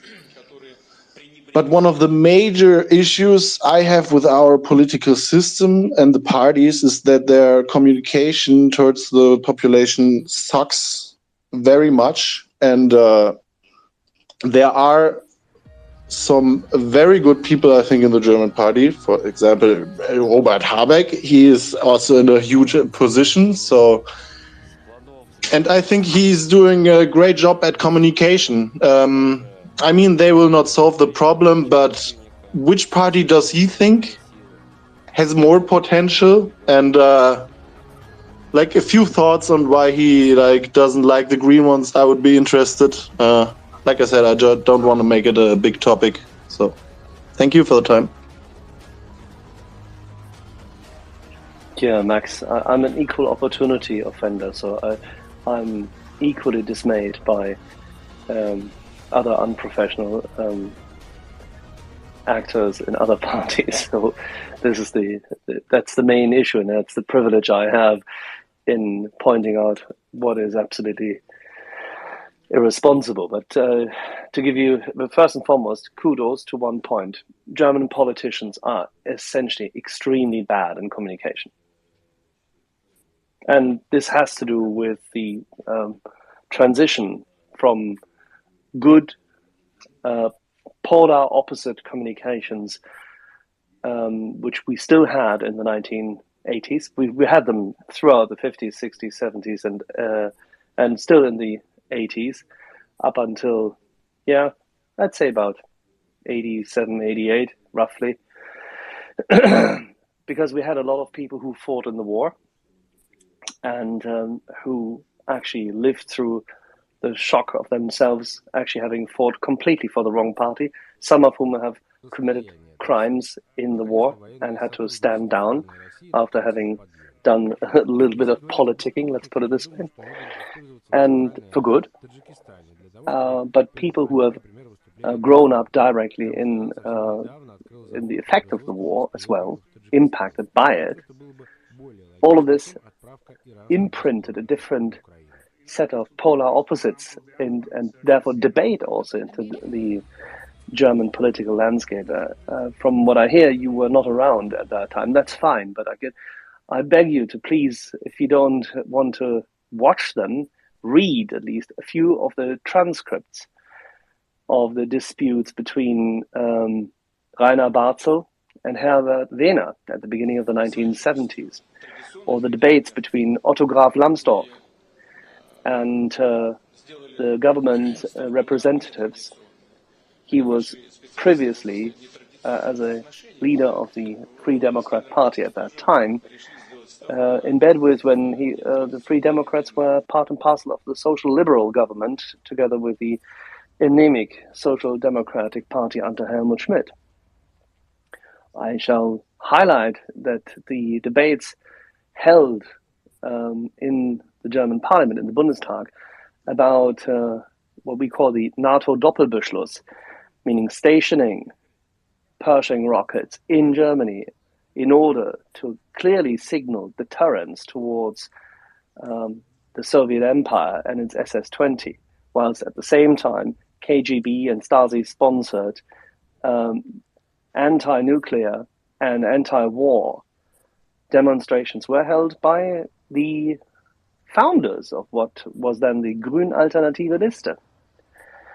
And demonstrations were ongoing in Germany heavily against Wackersdorf, against nuclear power plants as such, against the Stadtbahn West, which even the Greens in the state of Hesse have by now reconciled themselves with, that one of the main factors for economic development and growth in the center of Western Germany, and specifically for the state of Hesse, and of course the whole area of Frankfurt-Main, including Offenbach, by the way. Yes, including even Offenbach,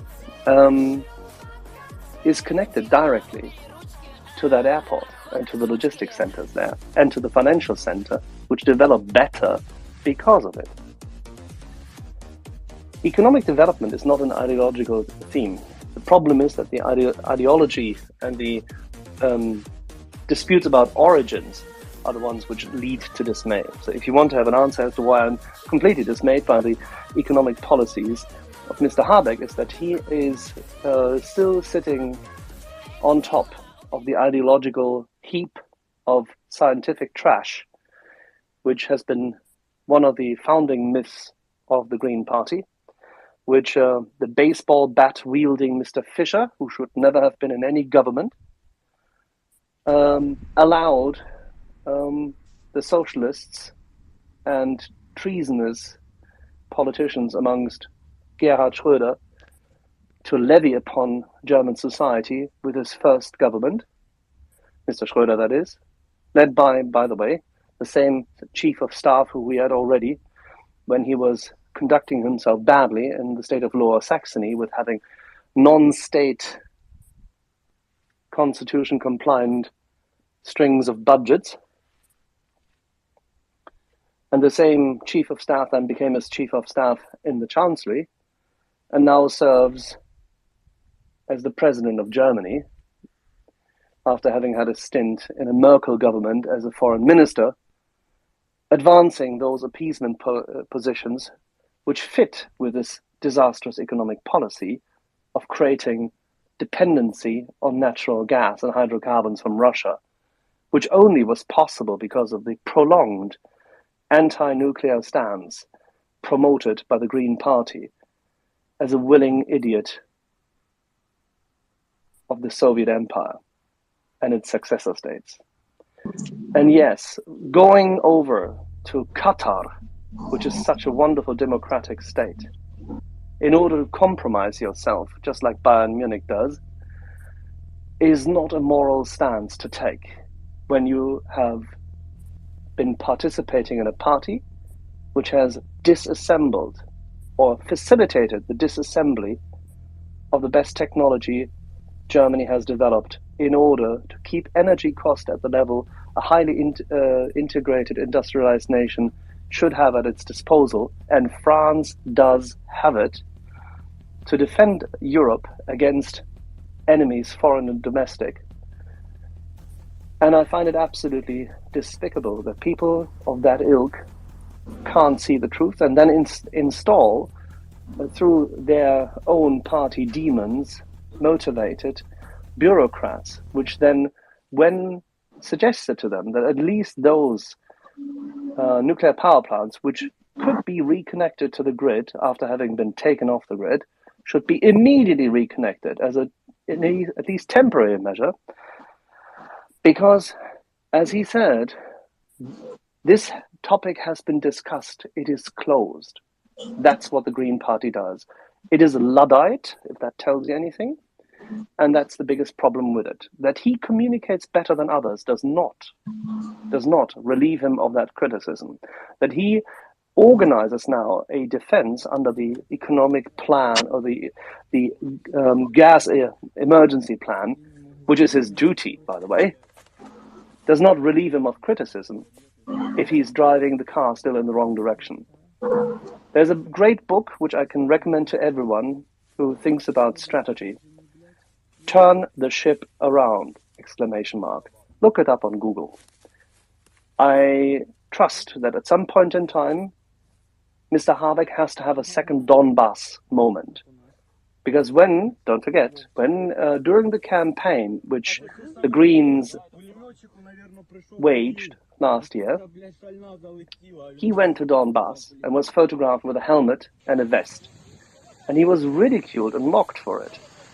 Obviously, it's a political campaign at that point in time.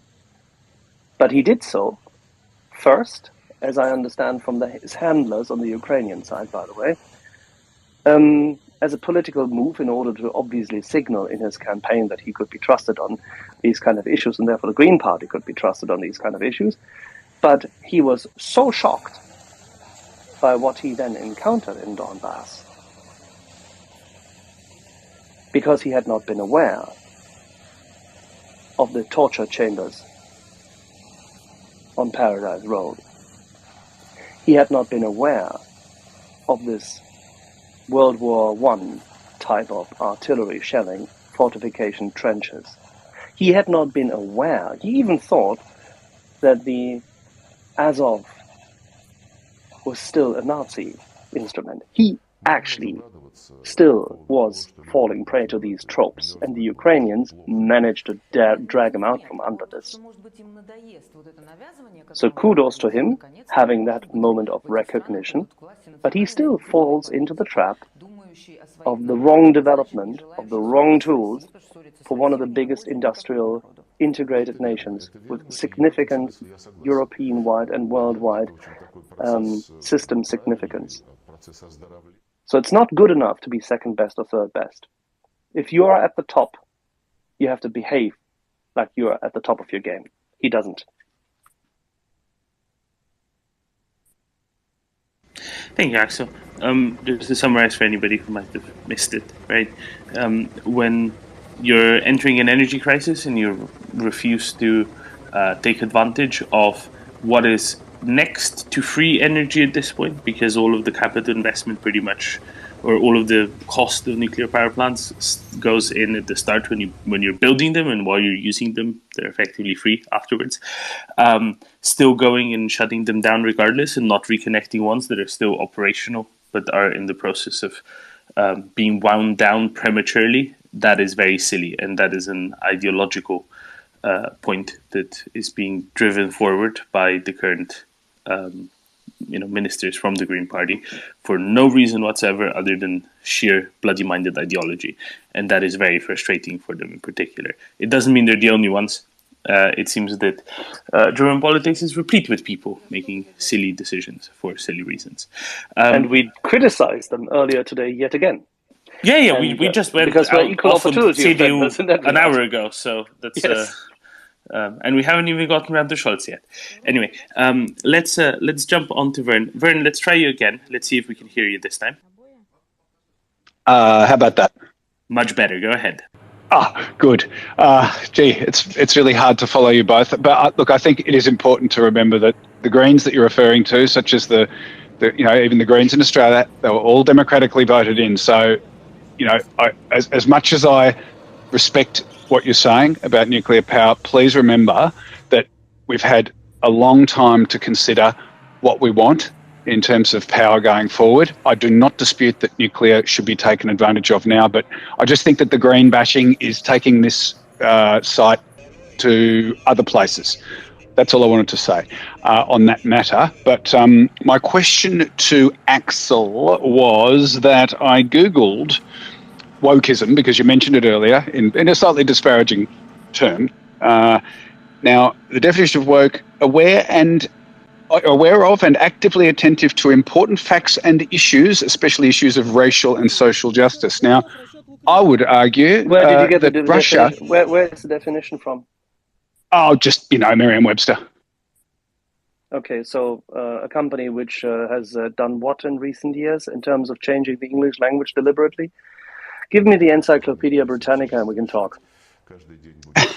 Okay, well, look, Axel, I don't think it's in dispute that wokeism and being woke is being aware and actively attentive to important facts and issues particularly of racial and social justice, right?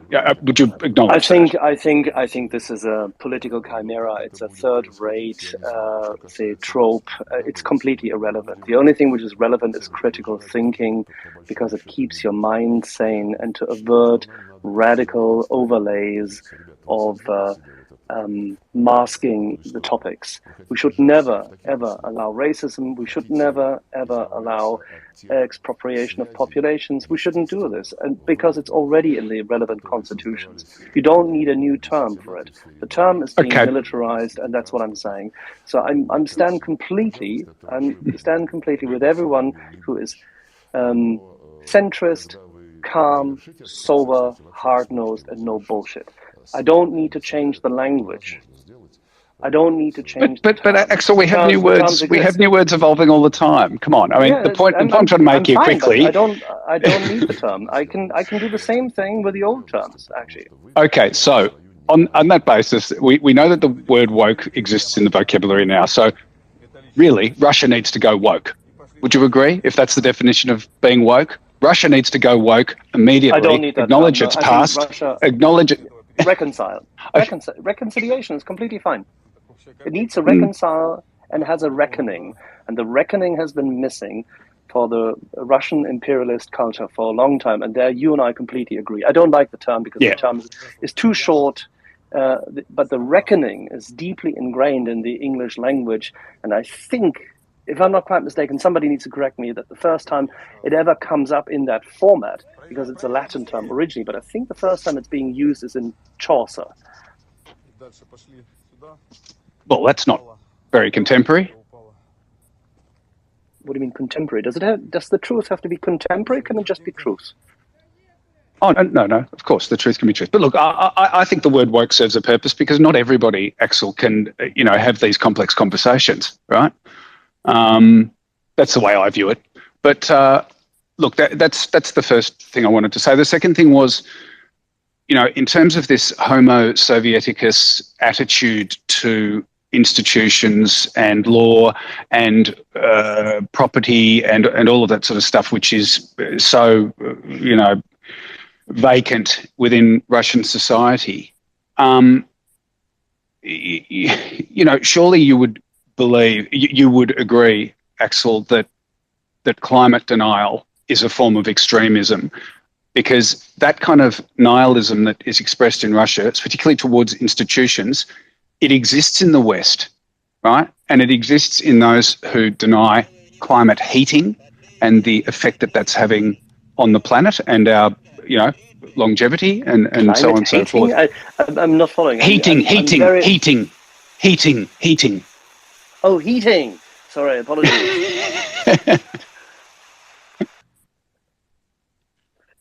Making a joke, Bern. I apologize. I should not have done that. That's very good. Of course. That's very good. No, I think you and I both agree that I'm completely happy with proper science, always. And this is why, for example, Doman and I get along fine, because this is where we easily unify, even before anything else. The key thing is that, of course, totalitarian regimes who are based on a lack of innovation and an oligopoly, or if not outright thuggish, mafia-esque, say, usurp power and resources, they have to find ways to impact the free West. And reducing the resilience, adaptability, and innovation capacity of the free West is one of their only choices. And you see this in China, which, by the way, if you talk about climate hating, you could say that they're really hating the climate they're exposed to, but they are also, funny enough, building more coal-fired plants every single day. So they don't quite fall into that. But they're happy with their own choices, as the Communist Party in China always does, because it promulgates their own power. But then again, they're not buying Australian wine anymore, are they? So let's put it this way. Critical thinking is a great deal. All lobsters. What is it with these bastards that they don't like your stuff anymore? Have you said anything, say, radically critical of them? Have I personally of the Chinese? No, the Australians. Have they unratified themselves? if you're referring to Rudd, I mean, we've just voted in a new Labor government, and they are, very hawkish on China. Absolutely. Yeah, definitely. Delighted. I mean, we are. See, Yeah. this is good. I like it. This is actually what We're getting nuclear clarity. subs. We're getting nuclear subs. So that speaks for itself. Look, I think one thing, Axel. I mean, we might argue about a lot of things, but this war has brought us, I think, not so much closer, but I think it's got us all to realise that we have a lot more in common than we may have been led to believe, particularly in the past decade with the politics going on in different parts of the world. I hope that this resolves itself, obviously, in favour of Ukraine, and but I think also, we've got a lot more shared values than we may acknowledge sometimes. But thank you for the opportunity to speak tonight. Yeah. Vern, this is perfectly well said. This is exactly what I'm constantly trying to remind everybody here. And when I said some time ago, I think in March, that the center must hold. The center is our shared values. It's our culture. It's our town hall space. By the way, this community is our town hall space where we can discuss the things which we don't know yet or which we need to resolve. But we do this on the basis of shared values. So very much appreciated.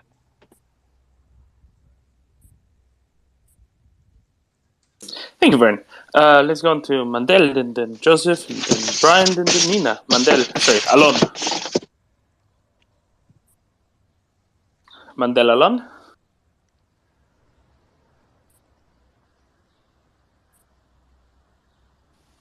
Alon. Oh, can you hear me well? Now we can. Thank you. I want to switch gears a little bit if that's possible.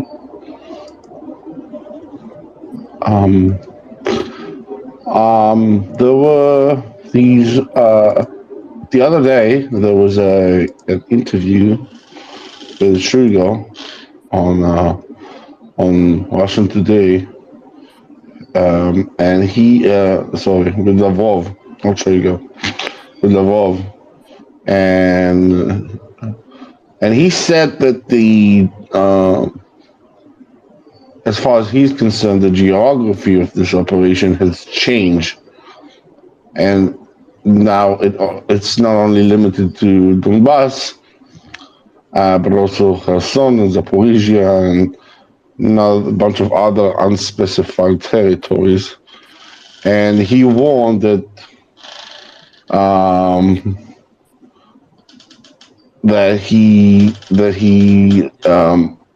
his goals will expand if the West continue providing the Ukrainians with weapons. And basically he called for very maximalist territorial objectives, which is divorced from what's happening, the slow grinding reality.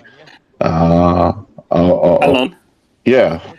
Let's just look at the cognitive dissonance that Mr. Kalataryan has been expressing. Sorry, he goes by Lavrov now. Anyway, what has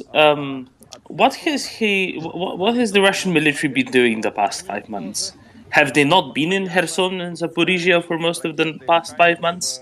Have they not previously tried to take Kyiv and Sumy and Chernihiv? Yes, but it's one thing what Lavrov said right now. But haven't they been doing all of these things? Why do their words matter when they have been when their actions have been doing something different for the past 5 months, right? It's like he says, it's like somebody who drinks coffee every morning says, "Do you know what? I've come to a resolution. I think I will start drinking coffee now." I get your point, but I think there is some value in the fact that he articulated these expanded aims. Remember, they've so far only articulated aims with regards to these Donbass areas. So this public expression of expanded geographical aims beyond Donetsk, beyond Luhansk, In spite of the realities, in spite of the complication, the inability to consolidate actual control in Kherson and Zaporizhia, Alan, what is the value? We understand this. If you remember the imagery of the Black Knight in Monty Python's famous film, what is the value other than finally actually conceding the truth that they really want more, but they can't get it? The value is that they do have territorial goals beyond Donetsk, beyond Luhansk. It's public. It's on public record now. It's not just a matter of it's not a matter of debate. They cannot just say things like they've said about Kiev prior occasion. It was just a tactical attempt to demilitarize forces around Kiev. It's on record now. Now, of course, this could change, but so yeah, that's one thing. The other thing is that there's the story of they identified who's the commander of the Western Force grouping. They publicly identified this person. His name is Andrei Sychevoy, I think. And so far they've identified who's the commander of the Southern, the Central, the Eastern groups, and it corresponds to military districts, the Bakhmut area, Izium area, and Seversk area. I have not seen identification of any commander who's operating in the south. Do you know who's in charge? Was anyone identified as the commander of the south? I know that the 7th Guard Mountaineer, the VDV, is operating there, and then there's the Black Sea Fleet. But do we have an identification of a commander there?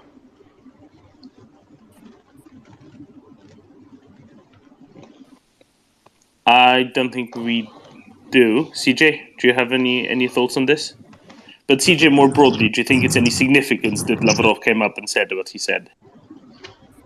Well, not so much specifically that. I mean, their actions speak louder than words, as you said perfectly, Doman. You know, when they attacked from 7 different fronts across Ukraine, I mean, the intent is clear. It doesn't matter really what they said their territorial goals were. But what I would say, based on what Mandel said, you know, I don't know the name of the OSCE South commander, but I will say in the same report that the conflict intelligence team put out about what he's referring to, they put out another interesting tidbit of news, which I just wanted to push out, which was that these volunteer battalions that are springing up all over Russia, you know, it's not really volunteers by any stretch, but conscripts. But one interesting thing about this training program is, you know, in some cases, it's only a week of military training, which is absolutely stunning that you would ever imagine sending people into combat, especially against one of the best armies in Europe, after only a week of training. But additionally, that they're being taught by cadets. This is super interesting to me because, you know, my alma mater, the United States Military Academy in West Point, did a similar thing in the Civil War in World War II, where they did a expedited training program where they shortened the length of instruction from 4 years, like it is at the Russian Military Academy as well, down to 2 years or 3 years, and pushed them out for D-Day and some other big key events in American military history. So the fact that cadets are training Russian conscripts for a week at a time, in some cases, again, this isn't across the board, but in some cases, it seems to suggest definitely a high level of desperation, or if not that, maybe a higher level of mobilization that they're willing to do at this time than previously.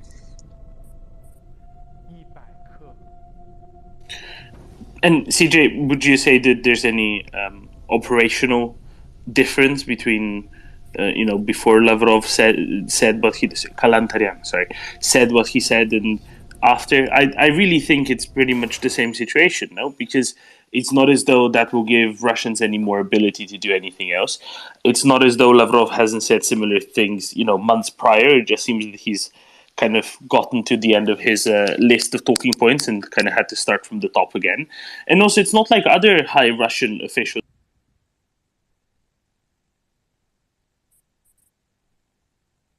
I think we just lost Doman. Yeah, I was just going to say, Doman will be back shortly, but it's an admission that Western weapons are working, if anything else. Maybe other people agree, but I think it's pretty meaningless what he's saying. Also, there was another story. I don't know if you guys caught this. A very cute story about the cat on Snake Island. This cat apparently survived everything that was happening and rescued just the other day by the Ukrainians from Snake Island. He endured the occupation or the bombings and successfully rescued. Yep, they rescued a cat. Apparently the cat survived a HIMARS strike and Russian occupation, and they rescued it. Like holy cannoli. Doman, go ahead. Sorry, you cut off. You right where you dropped. Go ahead. Yeah, sorry about that. I was just going to say that there's no difference anyway. And Solovyov, like a week prior, went on Italian television and said, "Yeah, we want the corridor all the way to Transnistria." And I think that includes all of Zaporizhzhia and Kherson Oblast anyway. So it was previously stated by other high Kremlin officials. Lavrov is maybe more like a Göring, while Solovyov is more like a Goebbels of the Kremlin regime, one could say. So what's the difference, right? Others have said it previously. It's clear. On a separate note, on the point of the cat on Snake Island, I think Special Kherson Cat should get in touch. And maybe there should be a Special Snake Island Cat account now as well. Oh, he posted some videos about it. You believe me? I know. I saw it. Okay, Joseph, you had a topic to breach next anyway. What was it? Well, I was going to ask Axel some stuff about Germany, but since we got CJ here, CJ, I want to talk about the Antonovsky Bridge. Why not, right, Doman? Are you bored of it already? No, not at all. Actually, David Brookfield, our ex-British Army engineer, if you're listening, I don't know if you're listening. If you are, jump up, because we'd love to talk to you about it, because I'm just reading what David wrote to me while he was, well, I'm guessing he couldn't sleep in the hot British summer. And maybe we could have a talk with CJ and David together about this. Joseph, actually, David, if you hear me, do jump up. But Joseph, do ask your question. And we had politics in Europe, including Germany, already for the last 2.5 hours. Yeah, sounds good. So, we got CJ. So everyone's got their hot take on what's going on. I think I broadly understand yours, but I guess, we've got a little more information now about what's going on. What do you think's going on with this bridge, CJ, in terms of what was the weapon types used? What is Ukraine's goal here? Why did they do it the way they did it and so forth? Just your speculation. Go ahead. Yeah, so it's kind of funny. I caught the video relatively early on Telegram, whatever, and I wasn't the first to sort of talk about it. But the one thing I did sort of show was this grouping, which was pretty incredible to say the least. And what ended up happening was I went off to the field to go train with some M777s, and I came back and my phone was fucking blowing up because basically everyone had a different take. Everyone was arguing, Russian trolls, the whole 9 yards. I was not really expecting that. But long story short, the first question is what hit it? And you got two really viable options. The first is Excalibur, and the second is HIMARS, specifically the M31 Gimler.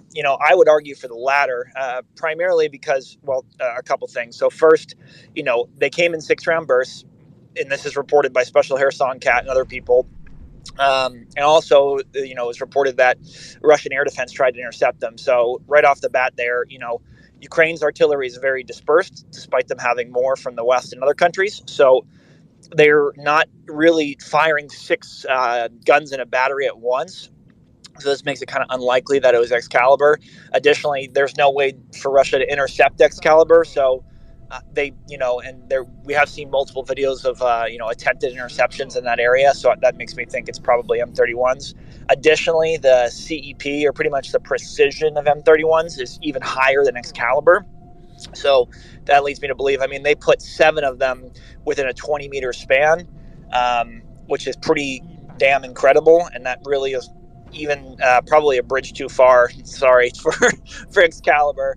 And then lastly, there's some pictures posted of underneath. I don't know if they're accurate or not. In any case, they punched through at least 2 levels of reinforced concrete with steel rebar. So this is, I mean, it's possible to get through one layer with Excalibur on delay fuse, but not really possible for two, because what you have to remember is Excalibur, with its precision, it only has about 15 pounds of explosive and about 85 pounds of basically steel.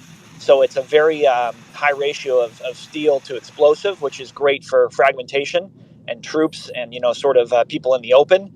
It's not always the best for trying to take out a structure, whereas M31, or basically Gimlers from a HIMARS, is almost 200 pounds of explosive, and it's really designed to have a lot more blast damage. And so, with a delay fuse sitting there, that's much more probable that I was able to punch through and detonate. Now, so for why, in my comments, I learned a lot about overbridges, which is not something I was familiar with. I'm familiar with like military bridging operations, which is where you either bring up bridges and put them down real quick when you're trying to cross a river, or pontoons. But essentially, people were kind of arguing like how quickly it could be repaired. According to the Russians there and also Ukrainians there, it's the bridge is only able to be used by civilian traffic, right? So you see some cars going around these giant holes, but you don't see tanks or any sort of military vehicles going across.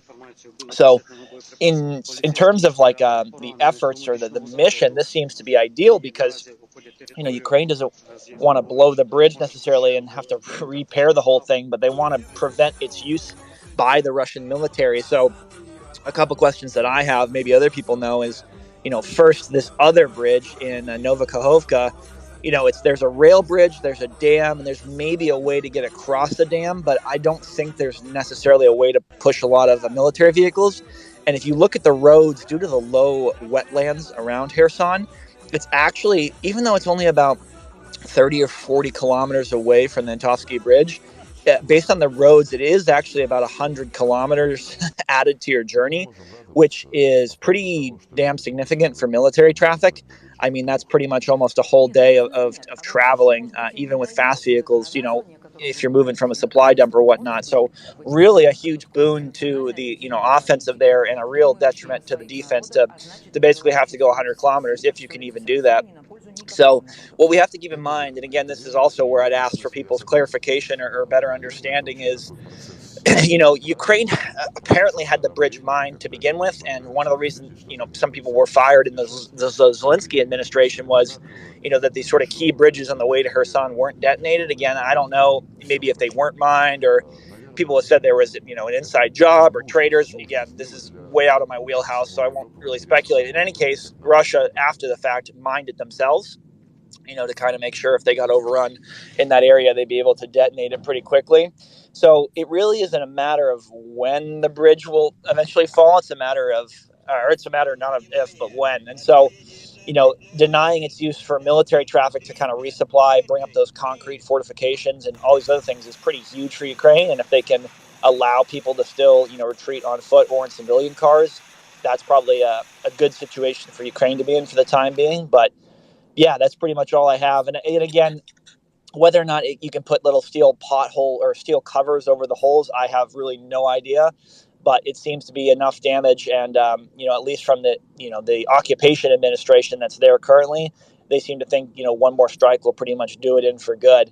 In which case that'll put Russia in a really bad situation. So CJ, we got David here, who's a sapper, right? So he can talk to us about that a little bit. But I have a question for you about Excaliburs, because this is a system that I think you're intimately familiar with, right? So my question is the following: in the video, it looks like the two holes, one above the other on the two levels of reinforced concrete, are literally one above the other. Could you have the Ukrainian front lines are about, let's say, 30 kilometers away? Could you have an Excalibur falling so very vertically or so close to the vertical onto that bridge? Is that reasonable? And does it seem likely that it can punch through the first layer and then only explode after it had punched through the first layer? Is there a delayed fuse possible on it, so that it could actually punch a hole through the second one? I think, is this part of why you're saying it was probably Gimlers, not Excalibur? Yeah, I mean, I think it could, but again, like, artillery rounds, they can go through, some sort of like soft structure buildings, like, mud huts and things like that, but they're not really designed to take out reinforced steel.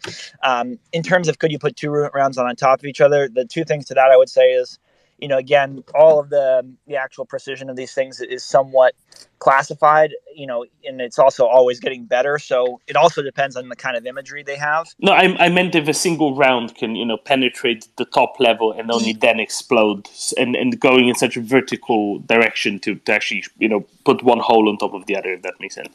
Yeah, definitely. Again, sort of maybe. I wouldn't. This is why I wouldn't definitively say without knowing a bit more information. But what I would say is, the difference is Excalibur can come almost near vertical, but it doesn't come in as vertical as HIMARS can, and so that's what leads me to think, these. If you did like just even a baseline crater analysis, you could, as you pointed out, like these are pretty much straight down holes, which is why it's, it's pretty much guaranteed in that situation that it's actually HIMARS, because even Excal, I think it comes in about 80 degrees, which is pretty high up, but HIMARS can come in at about almost 90 degrees, and so that's like the key difference to show it's coming in straight down and just making basically punching a hole, which is perfect for a bridge.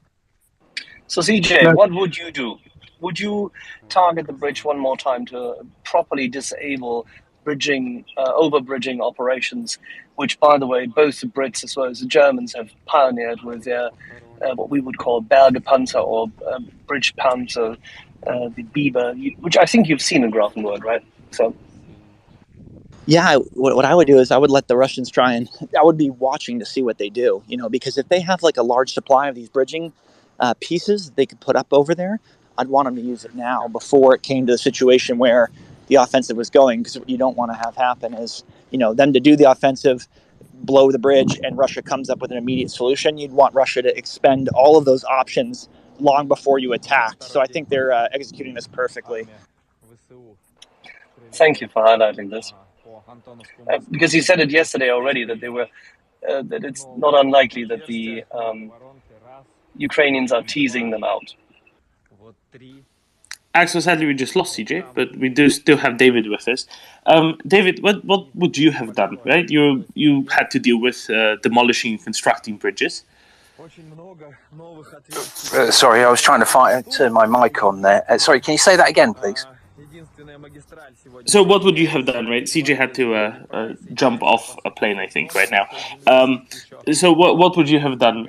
Would you be destroying that bridge wholly and fully with artillery? Would you be completing the job today or tomorrow? Or would you be waiting a little bit longer? On a purely on a different scale, right? So they can't get any heavy vehicles over that. I'd be thinking of maybe not destroying it and seeing if you can get a logjam of Russian troops up to it.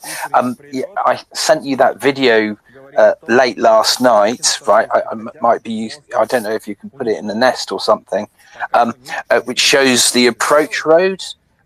So there's a lot of scope for you to get a lot of Russian vehicles just stuck there, and on being the let's destroy as many Russians as we can in a short space of time. And I'd be thinking maybe let's do that, right?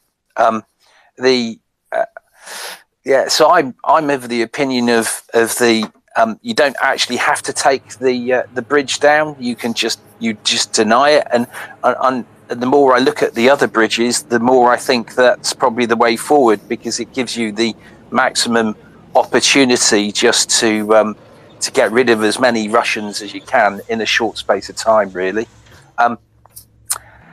The overbridging part. So when CJ was talking about the equipment, so I was looking at. So I've looked at the rivers and the rest of it around it, and I'm just wondering as to do they even have that equipment in the area, right? So the stuff they've got, the AVLBs, right?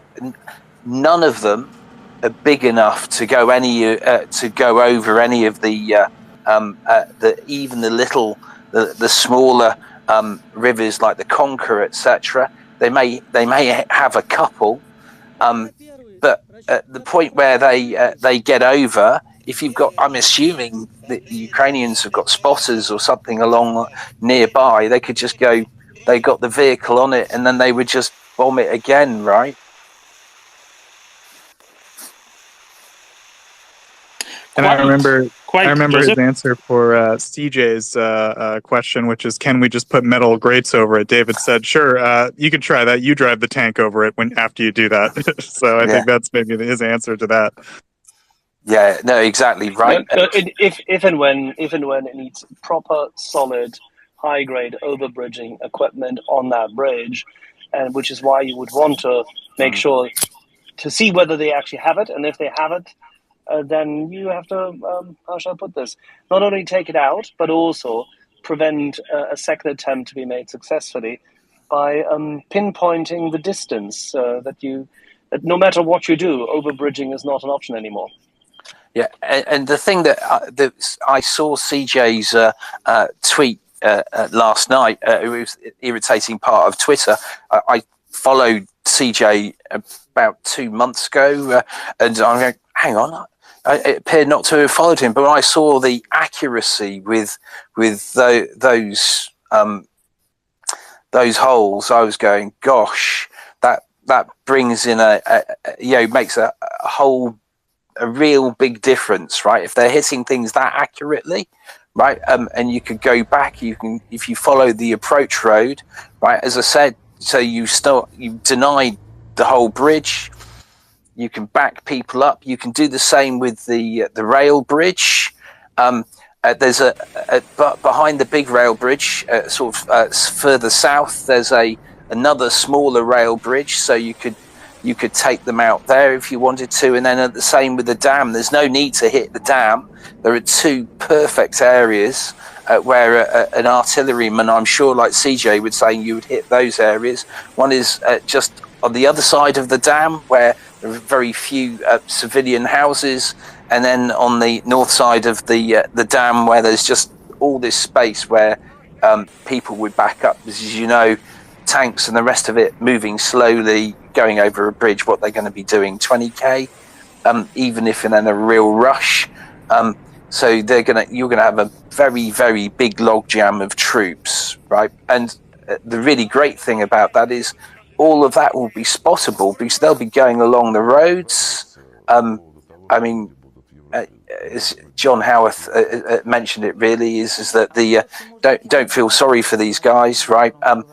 They've been doing some terrible things. The whole bit seems like a very big, huge setup waiting to happen.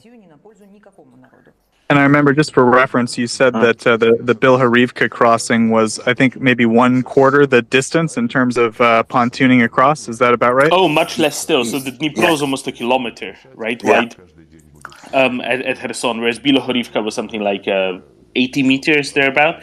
And for those of you who aren't used to metric, everything scales really nicely in metric. And so a kilometer is about 12 times longer than 80 meters is, roughly. Yeah, and where the pontooning is going, that's a big no.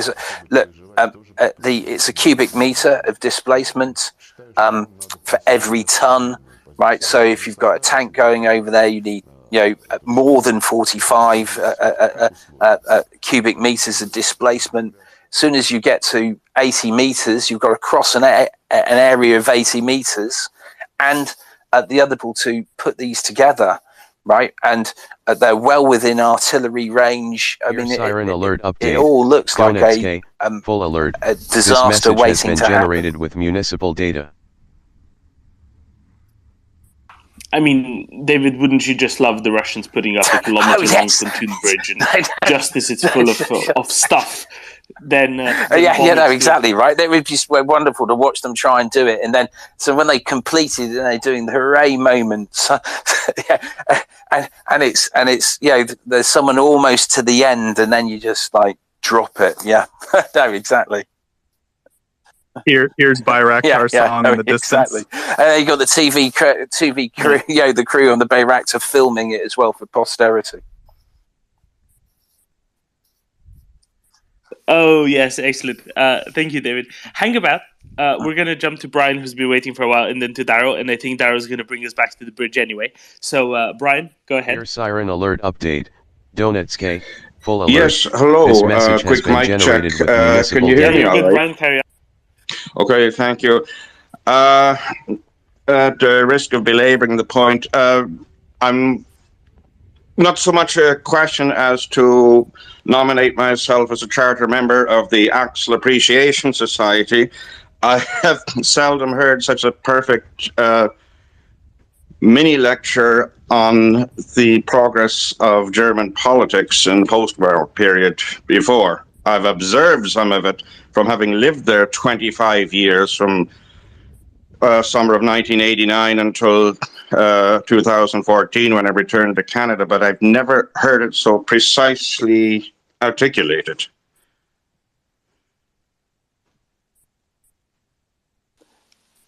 Brian, may I say that neither your 25-year stay in Germany nor your life in Canada has affected your accent at all. Right. One thing I did notice in Germany, and that was that from the side of the Greens or the pacifist movement or anti-war movement, it was rather specific in having a good old bash at the Americans and at NATO. And what was happening in the Ostzone was, for the most part, left in blissful darkness. One of the wake-up calls, I think, for what had gone amiss with the political culture in the DDR in East Germany in the post-reunification was the emergence of violent neo-Nazi groups and others of their sort, which seemed to draw their ideological nourishment, if you like, for the most part, from those former East German regions. And my speculation at the time was, indeed, after Soviet occupation, the lid came down and the Vergangenheitsbewältigung, the denazification, never took place. And we finally saw the result of that, but once the lid came off of that boiling pot again.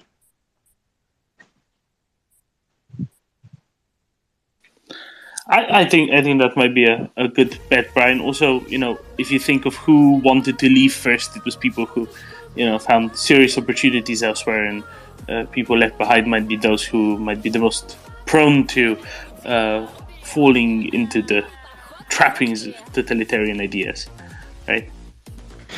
One question I did have for Axel, and it has to do with the... I think Axel just left. I'm sorry to say, okay. Brian. That's fine. Axel will be back soon, if not too soon. So if you hang on to that, I'm sure that you can catch him in a little while. All right. I'm just if anyone else has any ideas on this, seeing the struggle within German politics to come to terms with what has happened and to change their ideological stances.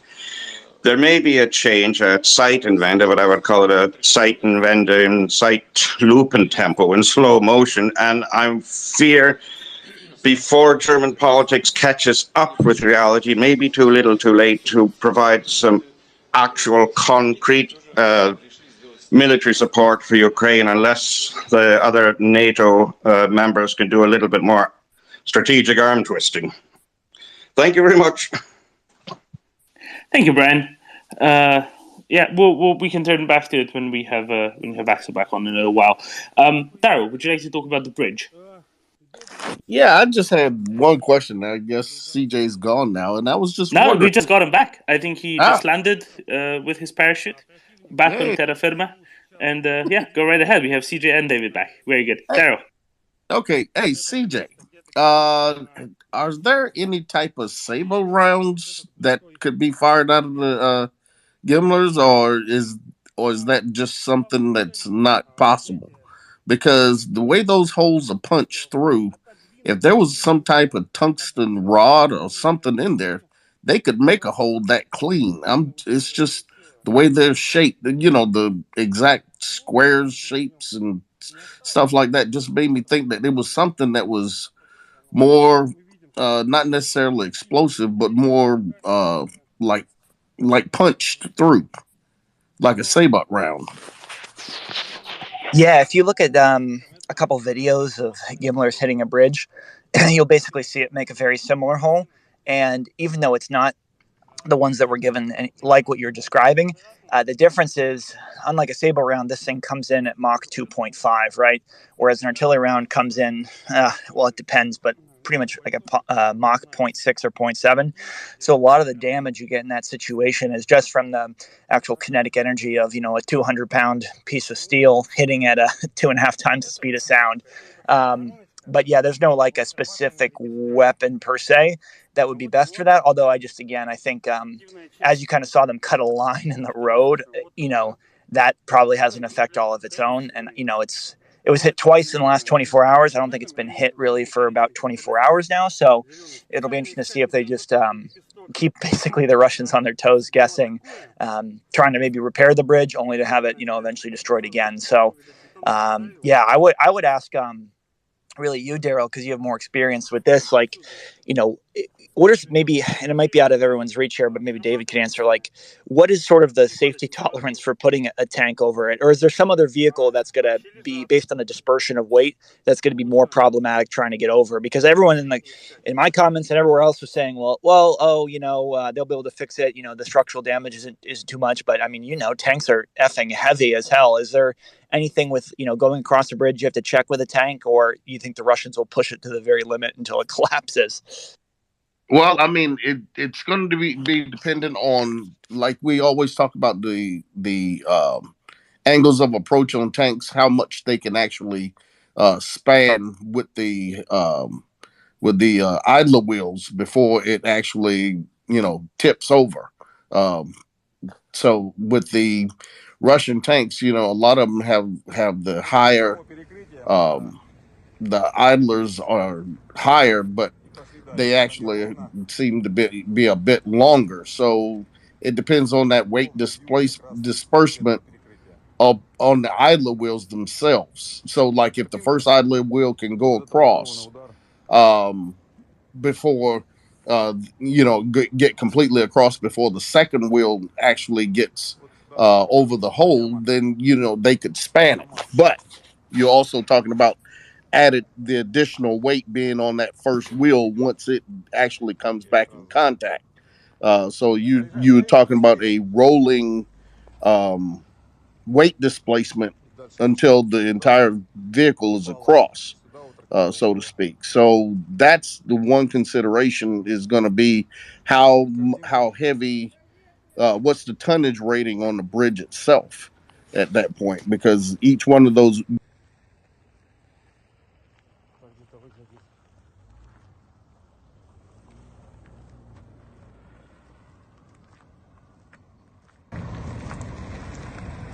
Вот мост здесь вот расслоился часть асфальта.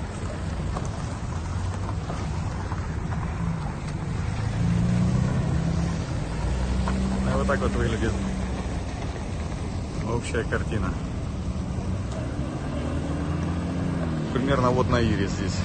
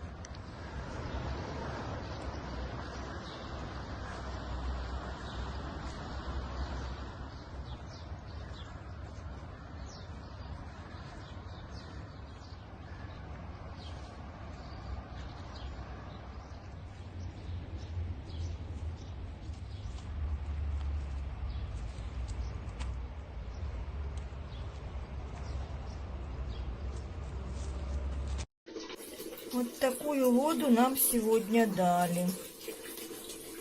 Куйбышевский район. В воде плавают черви.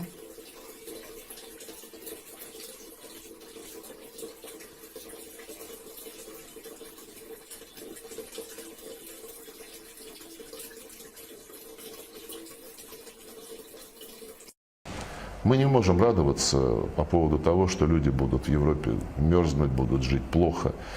Нет, мерзнуть нет. А вот то, что, может быть, им надоест вот это навязывание, о котором вы говорите, и, наконец-то, может быть, в этих странах придут к власти национально ориентированные политики, думающие о своих народах, а значит, не желающие ссориться с Россией, потому что ссориться с Россией не на пользу никакому народу. Это верно, и в этом смысле я согласен. Наверное, это очень такой процесс правильный, процесс оздоровления, когда люди избавляются от иллюзий, что за них Брюссель все будет решать, каждый день будет все одинаково, дешевая энергия, дешевые продукты, все хорошо. Наверное, это нужно сделать для, в общем, самой Европы, в интересах самой Европы, тех народов, которые ее населяют. Но как это будет происходить, я не знаю. Что касается нас, радоваться мы не будем, особо переживать тоже по большому счету не будем. Я считаю, что нам надо просто занять отстраненную позицию. Ребята, вы создали себе...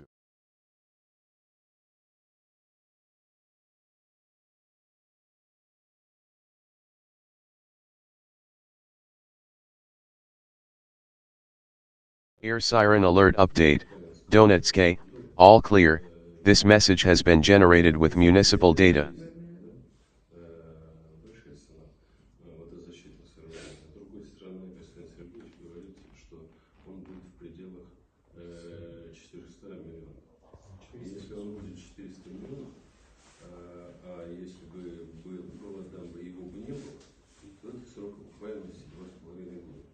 Если Росресурсы не в состоянии доказать правительству, что проект с окупаемостью 2,5 года надо реализовать, то надо просто менять руководство Росресурсов, потому что в этом случае они просто профессионально некомпетентны. Если они понимают, что мы потеряем за 3 года уже больше денег, чем затратим, значит, это надо уметь доказывать. Не уметь доказывать, не надо работать в этой должности. Такая история. Siren alert update. Donetsk, all clear. This message has been generated with municipal data.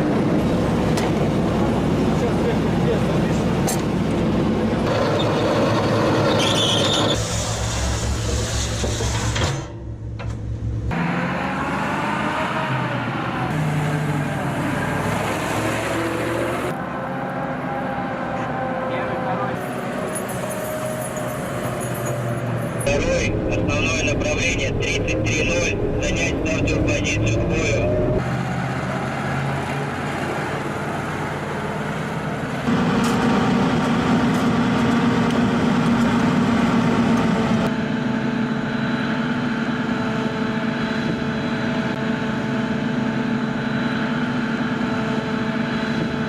Я первый. Расчет готов, расчет в укрытии. Первое внимание. По цели 19.01. Залпом 333.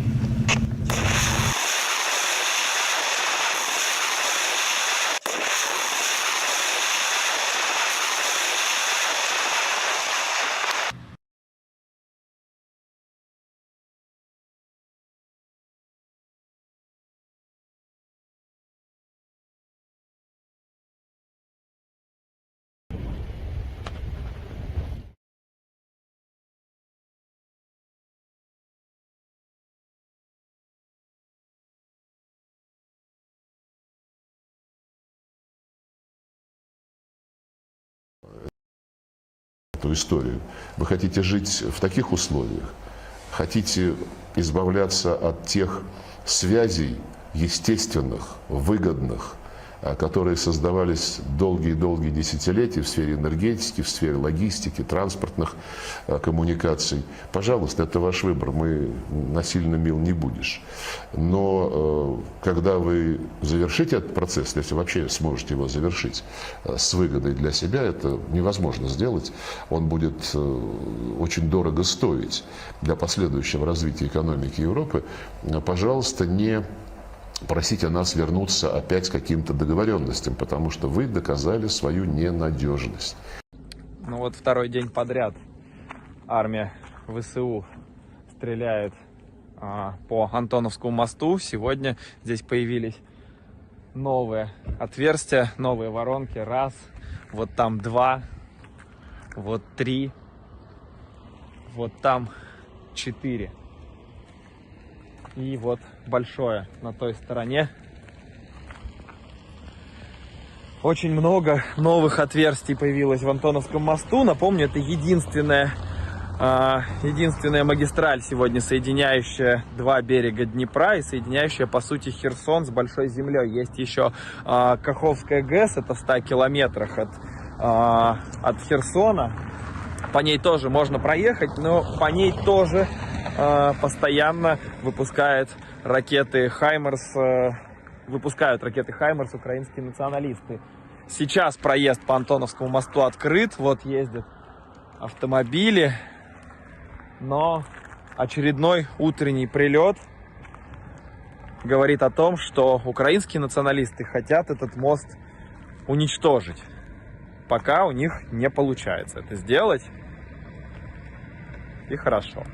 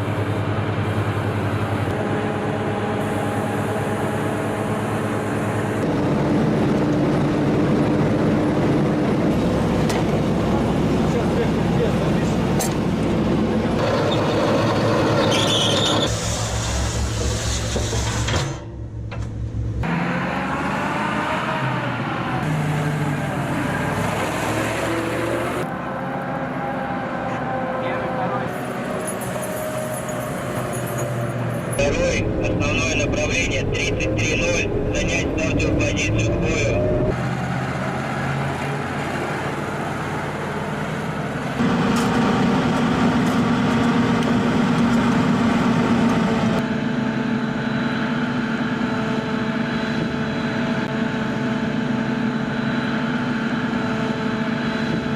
Я первый. Расчет готов, расчет в укрытии. Первое внимание. По цели 19.01. Залпом 333.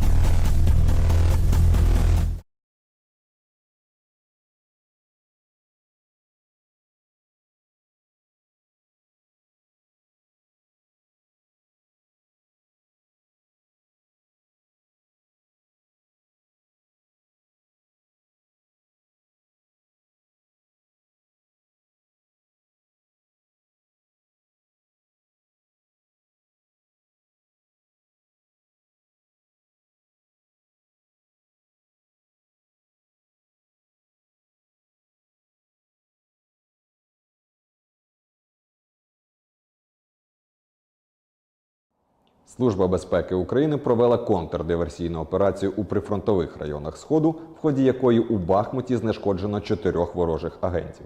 Вони були завербовані спецслужбами РФ для проведення розвідувально-підривної діяльності проти України. Зокрема, зловмисники встановлювали координати об'єктів міської інфраструктури, а також збирали інформацію щодо дислокації і переміщення підрозділів ЗСУ в регіоні. Також агенти намагалися отримати установчі дані українських захисників, у тому числі співробітників Служби безпеки. Ці відомості агресори планували використати для здійснення серії ракетних обстрілів по Бахмуту та вчинення диверсій проти сил оборони поблизу Східного фронту. Для комунікації з російськими кураторами агенти використовували спеціально створені телеграм-канали. Там же розміщували геолокації інфраструктурних об'єктів і позицій українських військ. Співробітники СБУ встановили місце знаходження і затримали ворожих інформаторів. У них вилучено засоби зв'язку із доказами злочинних дій, а в одного зі зловмисників – автомат Калашникова АК-74. Наразі затриманим повідомлено про підозру та вирішується питання щодо обрання міри запобіжного заходу у вигляді тримання під вартою. Крім того, на Донеччині викрито ще одного поплічника окупантів. Ним виявився інженер одного зі стратегічно важливих заводів. За даними слідства, він передавав загарбникам інформацію про бойові позиції Сил оборони на сході України.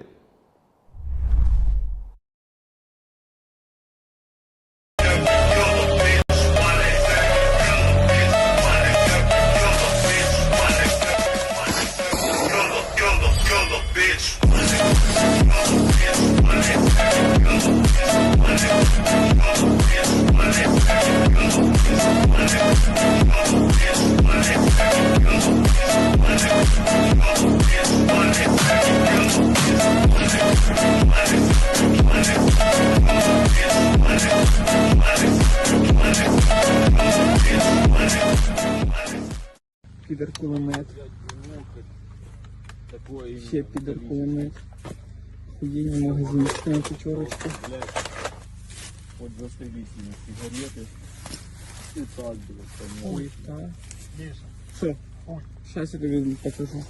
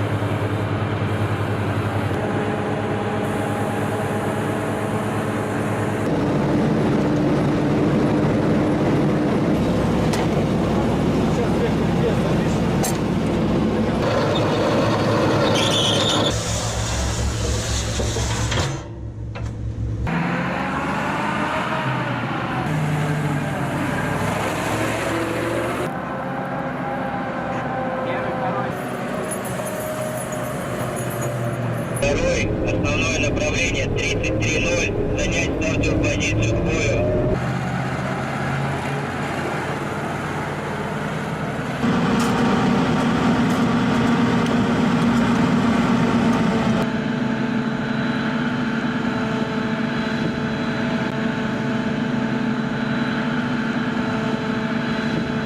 Я первый. Расчет готов, расчет в укрытии.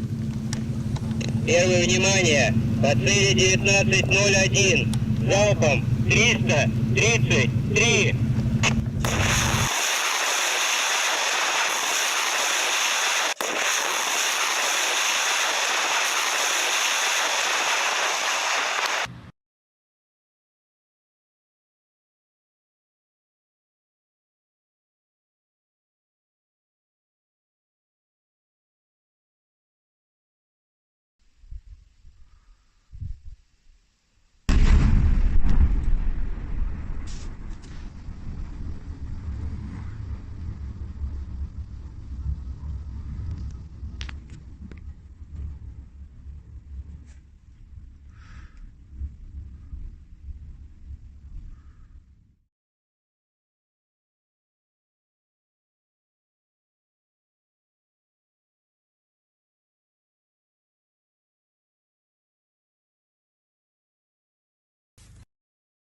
вещи. Донской табак. Оп. Есть. Ого-го-го. Вот, ну то наш. Ебать. Уловчик. А це що саме інтересне, пулеметчику, наверное, прийшов каюк, бо тут, блядь, шальна залетіла, а він, наверное, якраз держав пулемета.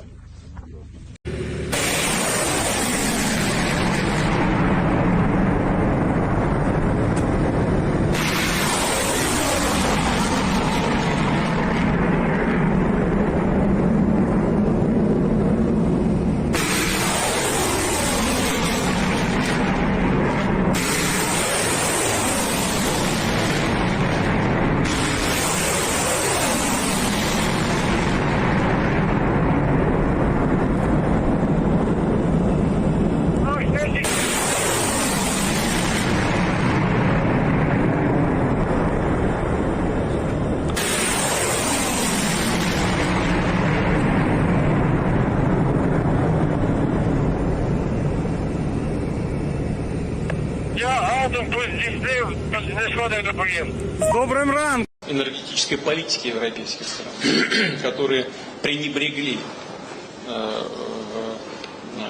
значимостью традиционных видов энергии и сделали ставку на нетрадиционные.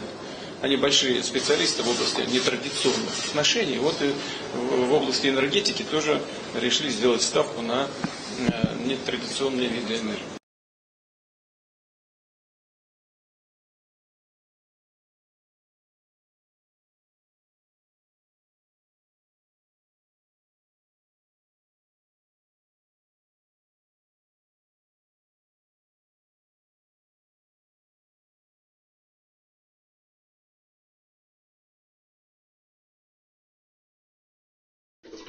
Вот такую воду нам сегодня дали.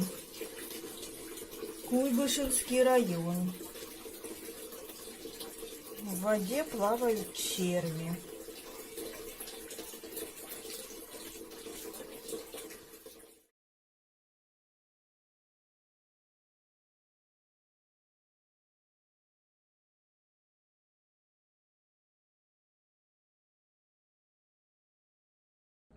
Ну вот второй день подряд армия ВСУ стреляет по Антоновскому мосту. Сегодня здесь появились новые отверстия, новые воронки. Раз, вот там 2, вот 3, вот там 4. И вот большое на той стороне. Очень много новых отверстий появилось в Антоновском мосту. Напомню, это единственная магистраль сегодня, соединяющая два берега Днепра и соединяющая, по сути, Херсон с Большой землей. Есть еще Каховская ГЭС, это в 100 километрах от Херсона. По ней тоже можно проехать, но по ней тоже постоянно выпускают ракеты «Хаймерс», украинские националисты. Сейчас проезд по Антоновскому мосту открыт, вот ездят автомобили, но очередной утренний прилет говорит о том, что украинские националисты хотят этот мост уничтожить. Пока у них не получается это сделать, и хорошо.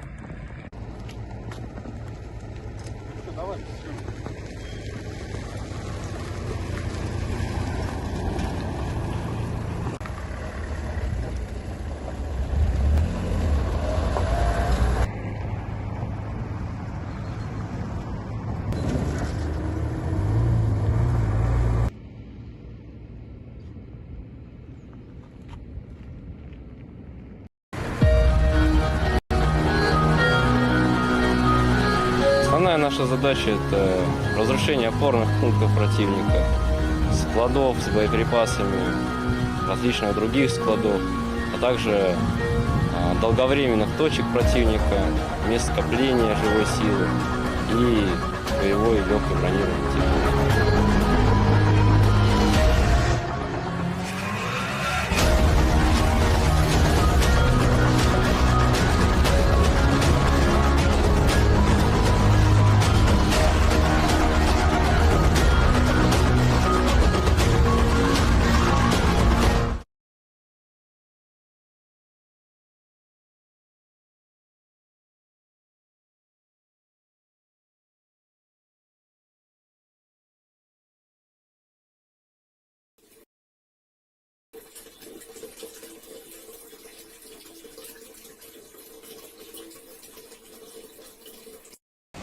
Мы не можем радоваться по поводу того, что люди будут в Европе мерзнуть, будут жить плохо. Нет, мерзнуть нет. А вот то, что, может быть, им надоест вот это навязывание, о котором вы говорите, и, наконец-то, может быть, в этих странах придут к власти национально ориентированные политики, думающие о своих народах, а значит, не желающие ссориться с Россией, потому что ссориться с Россией не на пользу никакому народу. Это верно, и в этом смысле я согласен. Наверное, это очень такой процесс правильный, процесс оздоровления, когда люди избавляются от иллюзий, что за них Брюссель все будет решать, каждый день будет все одинаково, дешевая энергия, дешевые продукты, все хорошо. Наверное, это нужно сделать для, в общем, самой Европы, в интересах самой Европы, тех народов, которые ее населяют. Но как это будет происходить, я не знаю. Что касается нас, радоваться мы не будем, особо переживать тоже по большому счету не будем. Я считаю, что нам надо просто занять отстраненную позицию. Ребята, вы создали себе вот эту историю.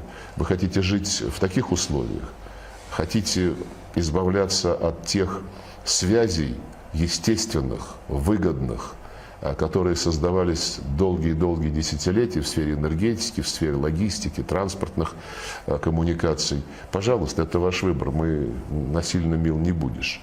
Но когда вы завершите этот процесс, если вообще сможете его завершить с выгодой для себя, это невозможно сделать.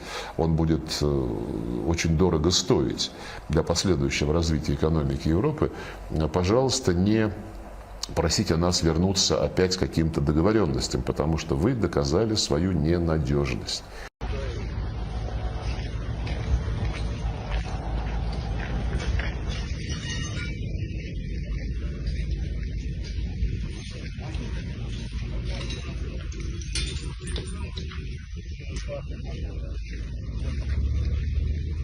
Что во дворах? Сейчас ищем везде.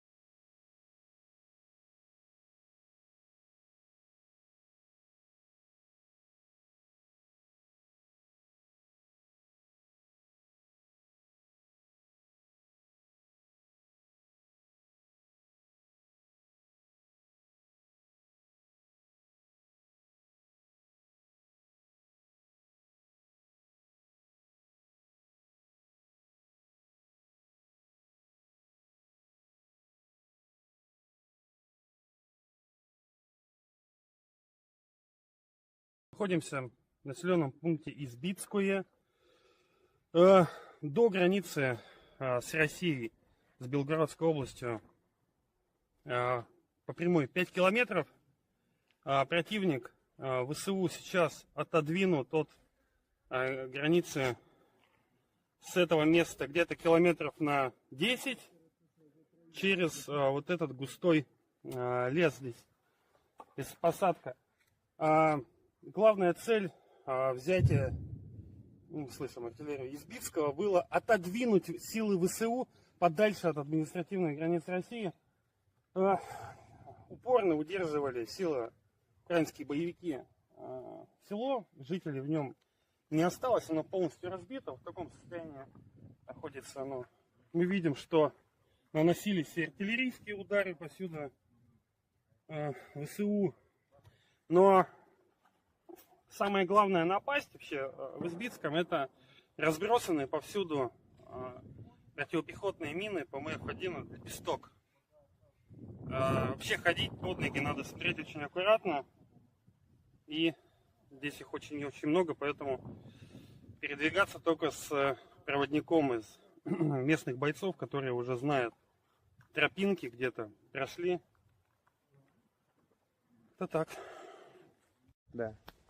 Ну вот эта вот ямка, это небольшая вороночка от срабатывания лепестка. А вот его активная часть. сдетонировавшего. Вот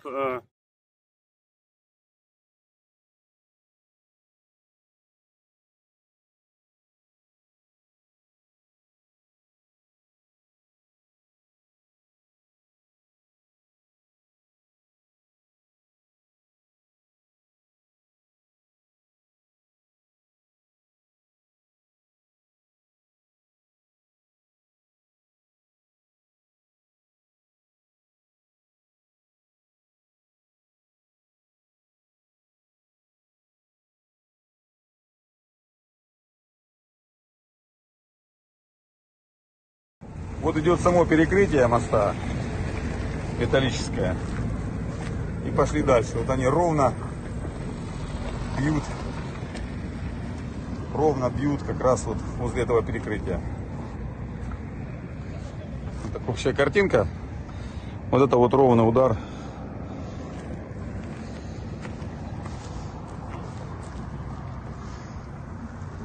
Вот сюда вот как раз вот эта яма с КАМАЗ. Видите, вот идет перекрытие сразу. Проезжай быстрее! И дальше пошли сюда. Упала. Сюда вот ракета упала. Общая картинка. Общая картинка. Так где-то выглядит.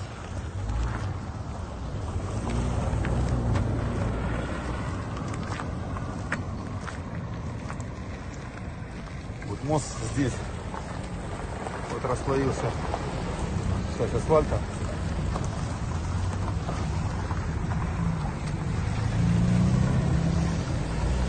И вот так вот выглядит общая картина. Примерно вот на Ире здесь.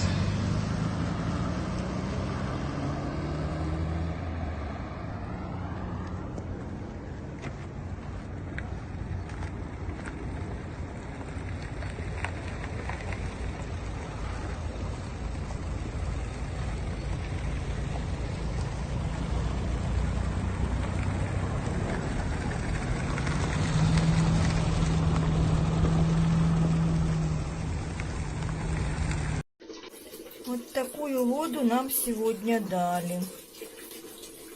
Куйбышевский район. В воде плавают черви.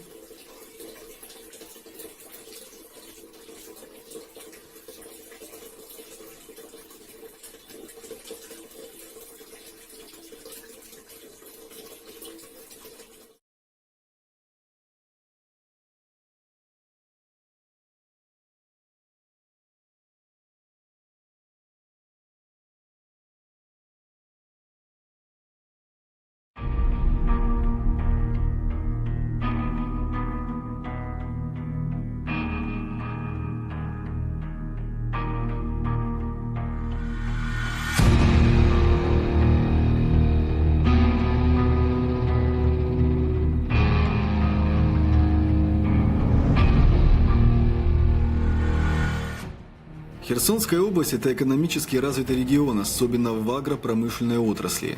Несмотря на непрерывный артиллерийский террор со стороны украинских боевиков, который приводит к потерям сельскохозяйственной техники и возгоранию полей с урожаем, на Херсонщине активно проводится уборочная кампания.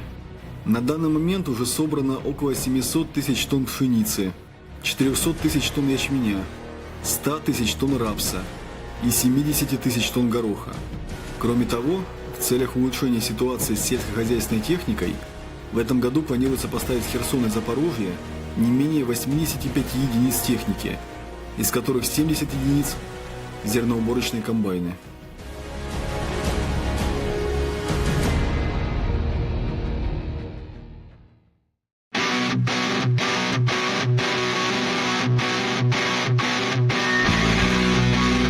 Нашим защитникам, нашим бойцам нет воды, нет света, нет газа.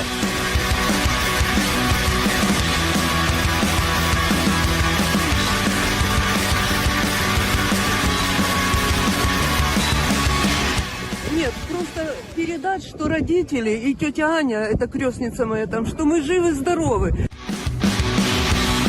раб системы, ты ненужный хлам.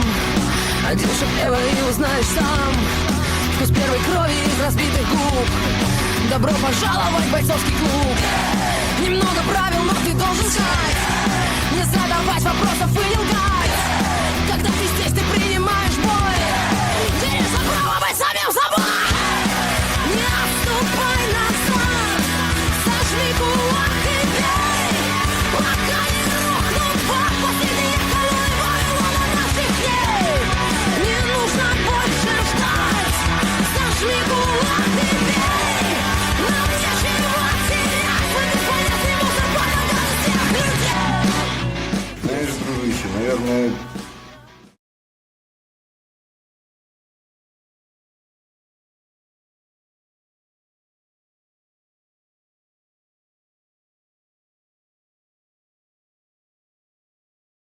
энергетической политики европейских стран, которые пренебрегли значимостью традиционных видов энергии и сделали ставку на нетрадиционные. Они большие специалисты в области нетрадиционных отношений. Вот и в области энергетики тоже решили сделать ставку на нетрадиционные виды энергии. Ну вот второй день подряд армия ВСУ стреляет по Антоновскому мосту. Сегодня здесь появились новые отверстия, новые воронки. Раз, вот там два, вот три, вот там 4. И вот большое на той стороне. Очень много новых отверстий появилось в Антоновском мосту. Напомню, это единственная магистраль сегодня, соединяющая два берега Днепра и соединяющая, по сути, Херсон с Большой землей. Есть еще Каховская ГЭС, это в 100 километрах от Херсона. По ней тоже можно проехать, но по ней тоже постоянно выпускают ракеты «Хаймерс», украинские националисты. Сейчас проезд по Антоновскому мосту открыт, вот ездят автомобили, но очередной утренний прилет говорит о том, что украинские националисты хотят этот мост уничтожить. Пока у них не получается это сделать, и хорошо.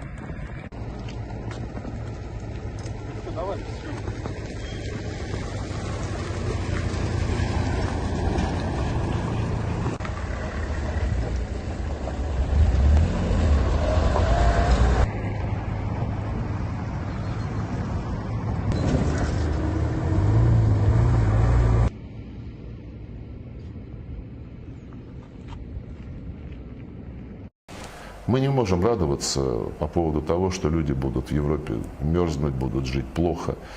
Нет, мерзнуть нет. А вот то, что, может быть, им надоест вот это навязывание, о котором вы говорите, и, наконец-то, может быть, в этих странах придут к власти национальные...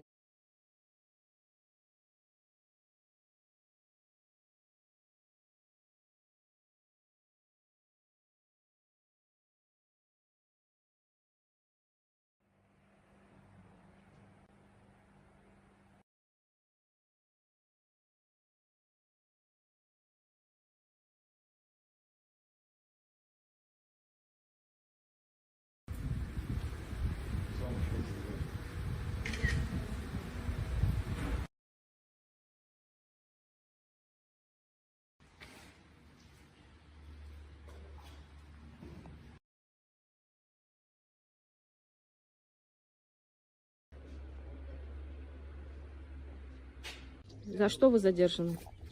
За производство мефедрона. Какой деятельностью здесь занимаетесь? Кирпич обмонтировали. Кирпич? Да. Роль и задачи, что вы здесь на данном месте делали? Мягкий кирпич сделать и обои. Обои?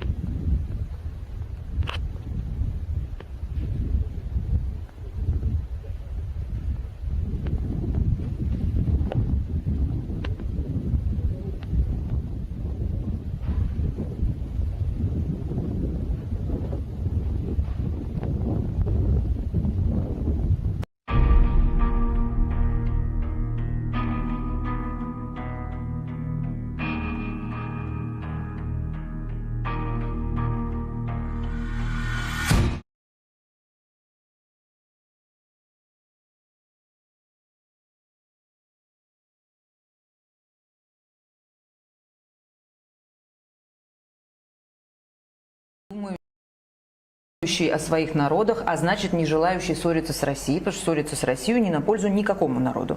Это верно, и в этом смысле я согласен. Наверное, это очень такой процесс правильный, процесс оздоровления, когда люди избавляются от иллюзий, что за них Брюссель все будет решать, каждый день будет все одинаково, дешевая энергия, дешевые продукты, все хорошо.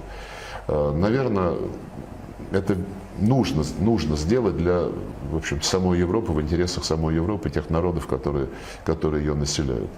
Но как это будет происходить, я не знаю. Что касается нас, радоваться мы не будем, особо переживать тоже по большому счету не будем. Я считаю, что нам надо просто занять отстраненную позицию. Ребята, вы создали себе вот эту историю.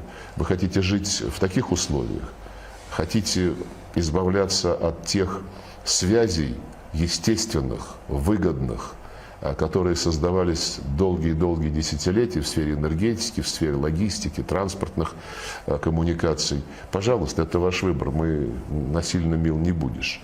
Но когда вы завершите этот процесс, если вообще сможете его завершить с выгодой для себя, это невозможно сделать, он будет очень дорого стоить для последующего развития экономики Европы. Пожалуйста, не просите нас вернуться опять к каким-то договоренностям, потому что вы доказали свою ненадежность.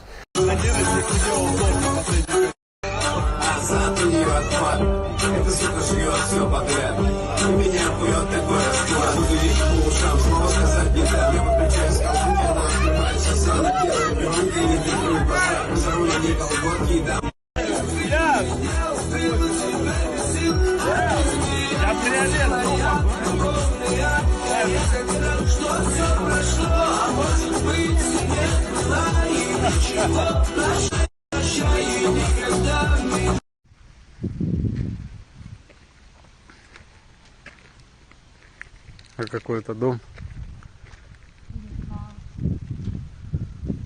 возле Красного Креста дом.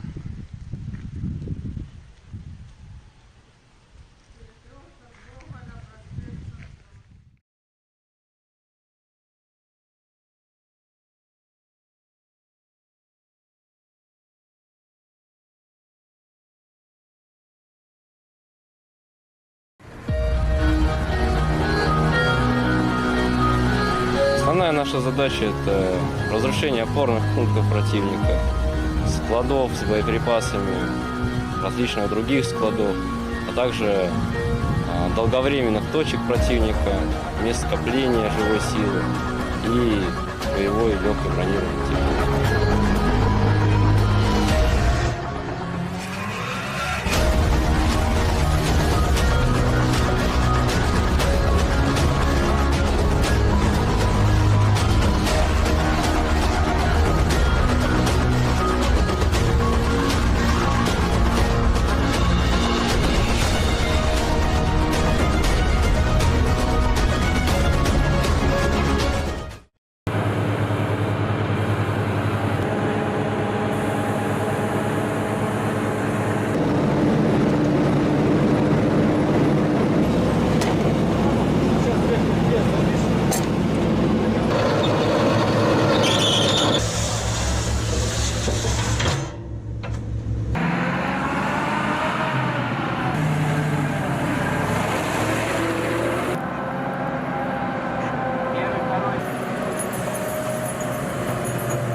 Второй, основное направление 33-0, занять стартовую позицию к бою.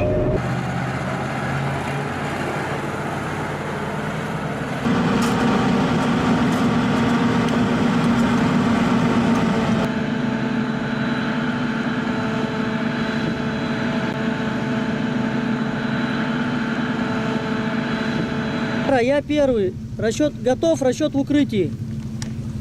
Первое внимание, по цели 19.01, залпом 333.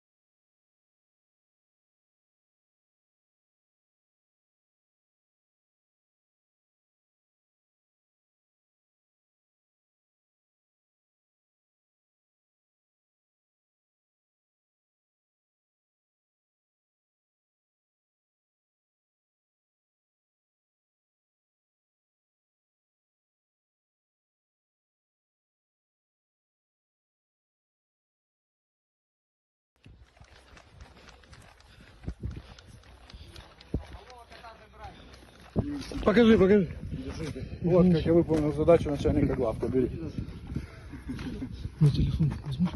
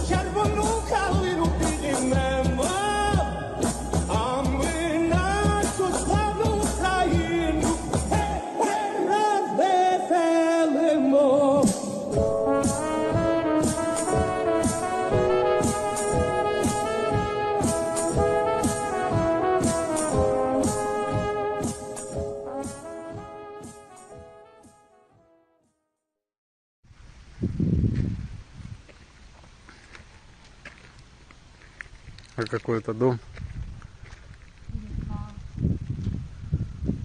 возле Красного Креста дом.3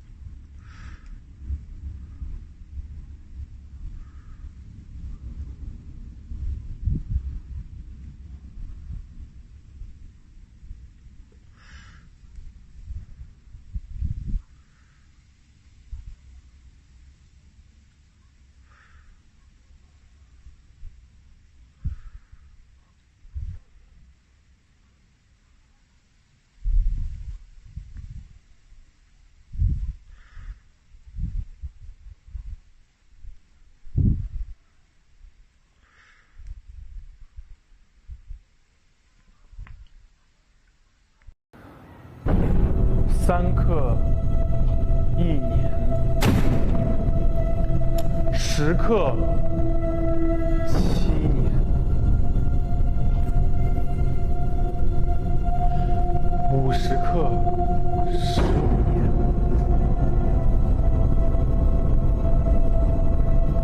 100 100克武器。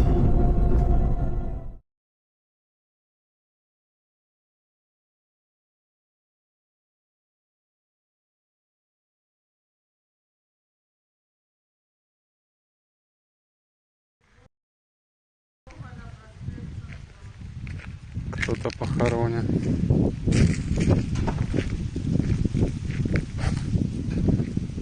Кармазин Федор Арсеньевич.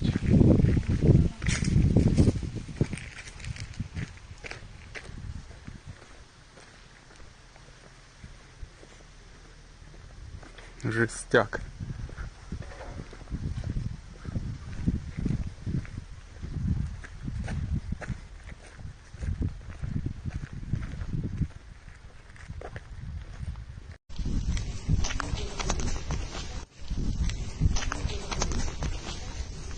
Кого? Кого? Да, мы же раненого отвезли.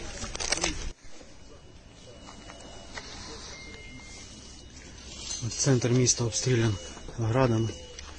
Є потерпілі.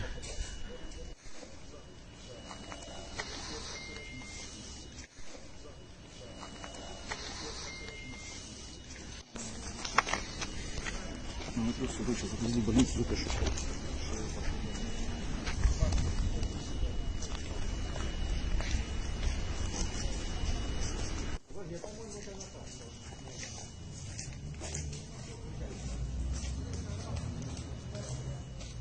Да вот это где-то минут 15 назад. Нет, полчаса где-то. А сколько взрывов было? Полчаса. Давайте два прилета было. Один сюда, один с улицы магазин. Только сели за стол на обед. И тут за окно вылетело сразу. Навстречу. Я думал, Витек, я думал.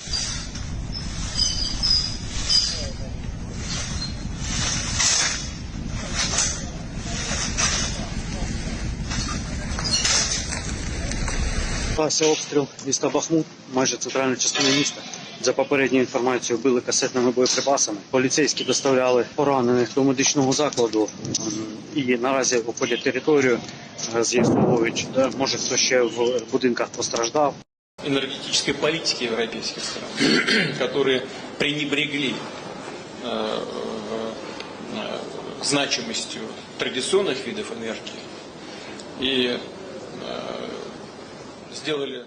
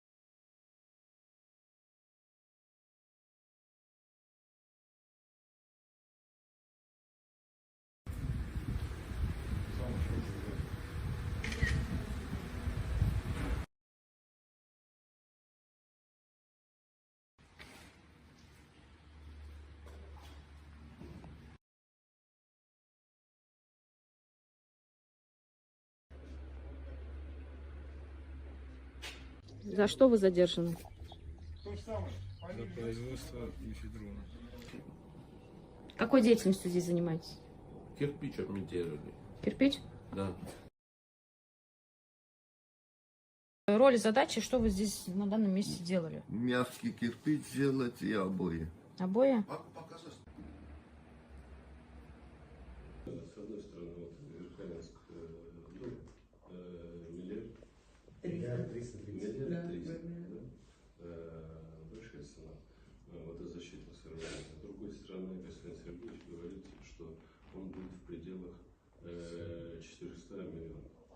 Если он будет 400 миллионов, а если бы был отдан бы, его бы не было, то это срок окупаемости 2,5 года. Если Росресурсы не в состоянии доказать в правительстве,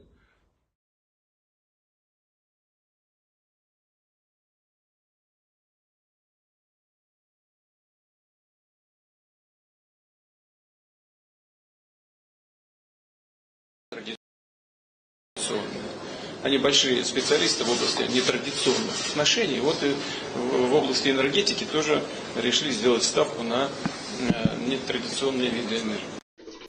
Вот такую воду нам сегодня дали. Куйбышевский район. В воде плавают черви.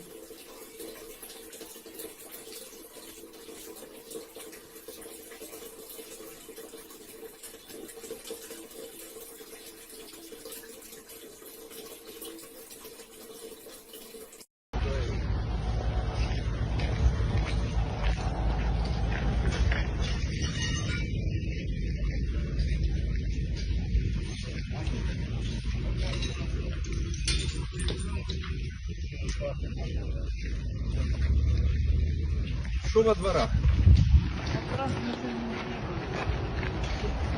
Сейчас ищем везде.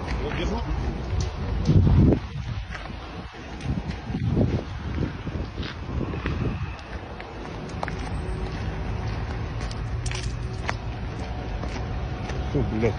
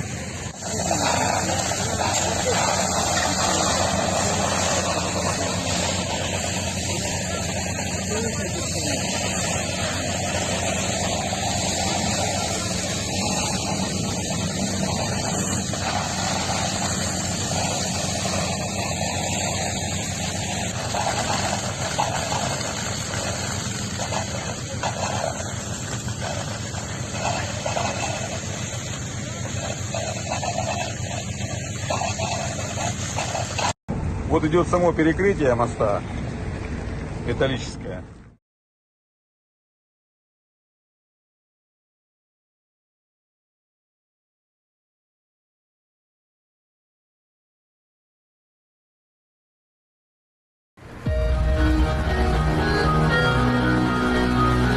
Основная наша задача – это разрушение опорных пунктов противника, складов с боеприпасами, различных других складов, а также долговременных точек противника, мест скопления живой силы и боевой легкой бронированной техники.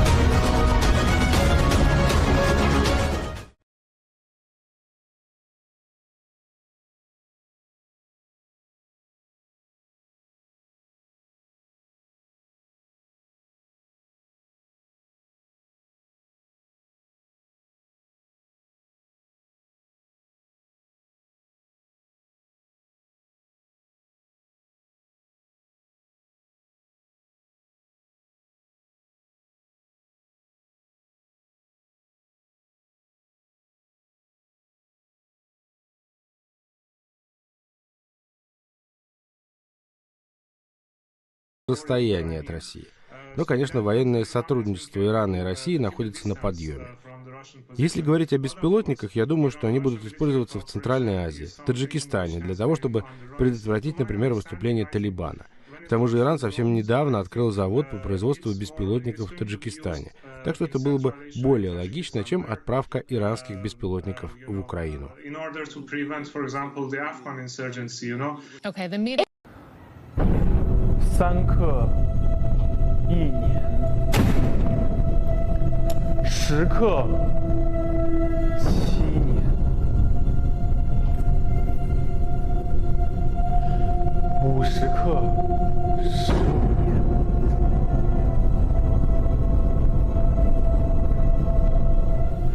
，100克7。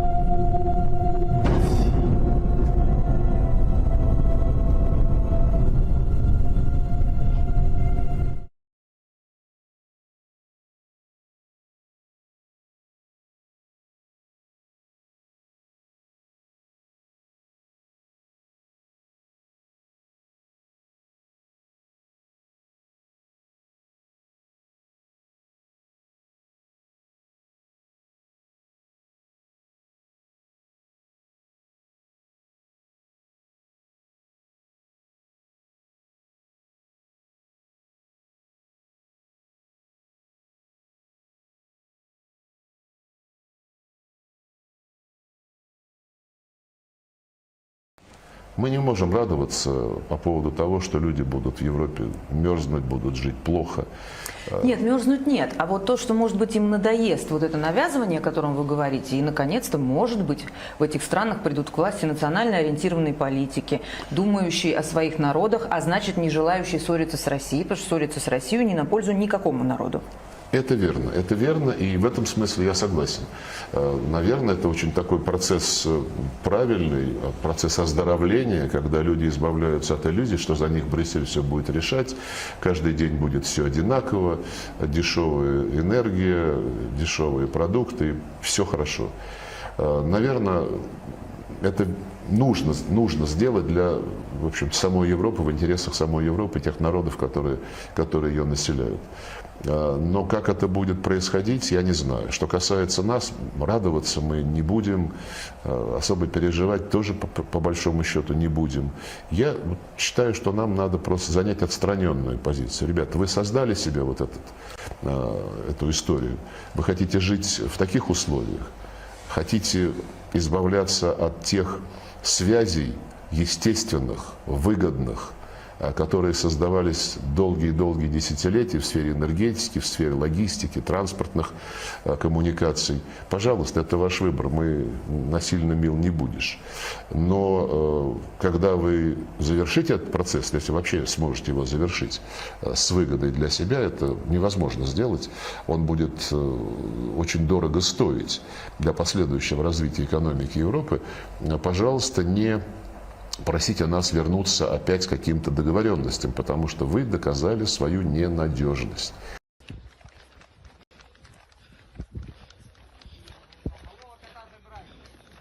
Покажи. Вот, как я выполнил задачу начальника главка. Бери. Мой телефон возьмешь?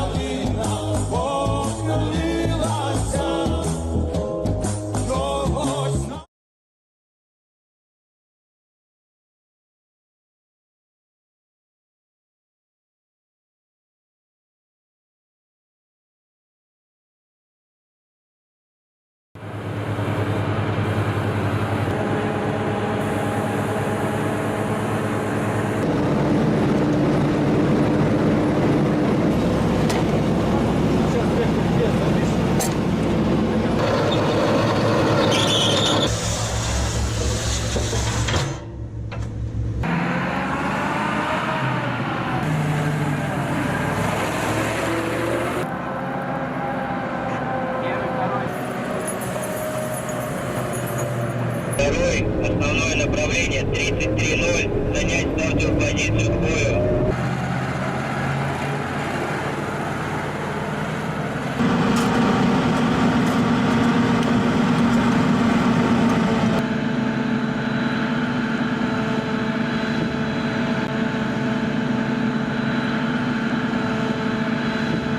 я первый. Расчет готов, расчет в укрытии. Первое внимание. По цели 19:01. Залпом 333.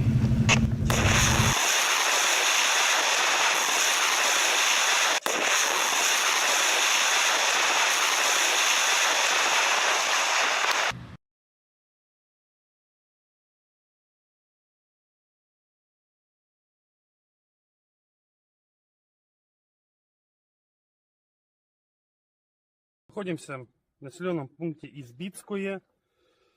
До границы с Россией, с Белгородской областью, по прямой 5 километров. Противник ВСУ сейчас отодвинут от границы с этого места где-то километров на 10 через вот этот густой лес здесь, без посадка. Главная цель взятия, слышим артиллерию, Избитского было отодвинуть силы ВСУ подальше от административной границы России. Упорно удерживали силы украинские боевики село, жителей в нем не осталось, оно полностью разбито, в таком состоянии находится оно. Мы видим, что наносились и артиллерийские удары посюда ВСУ, но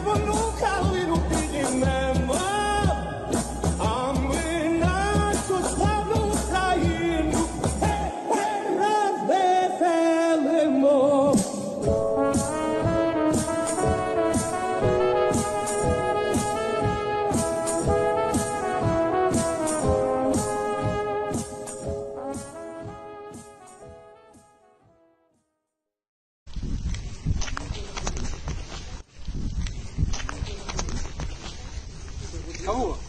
Кого? Да, мы же раненого отвезли.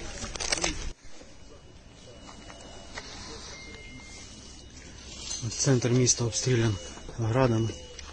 Є потерпілі.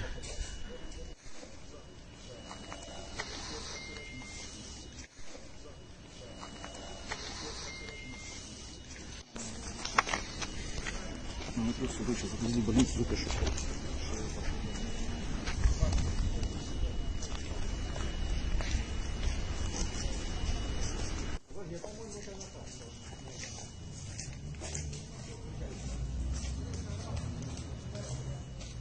Да вот это где-то минут 15 назад. Да. Полчаса где-то. А сколько взрывов?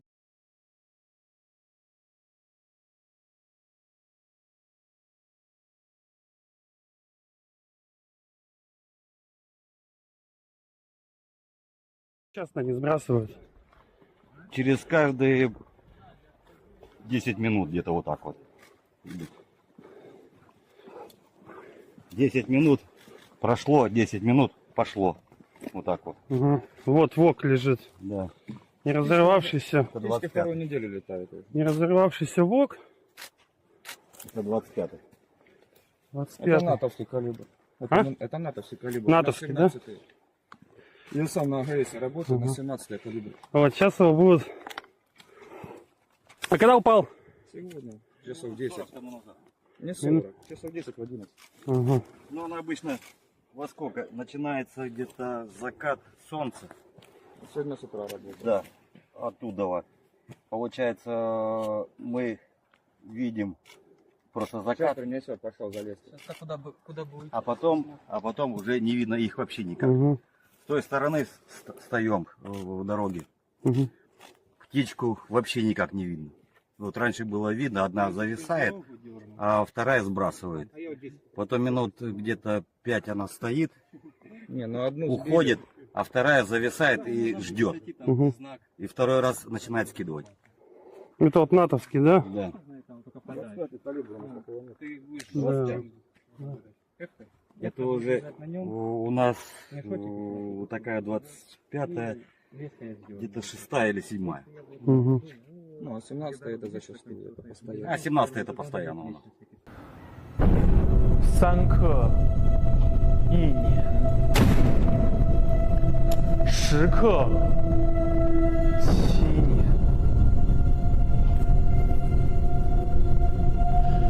，50克15年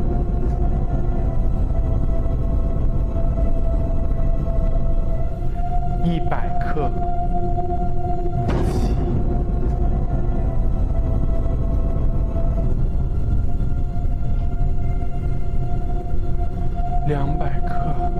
死刑。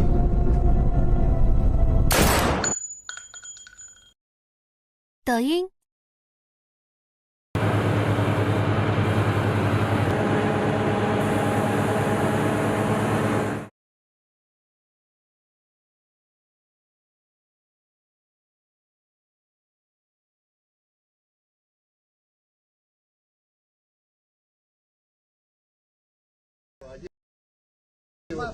Два прилета было. Один сюда, один с улицы магазин. Только сели за стол на обед. И тут за окно вылетело сразу навстречу. Я думал,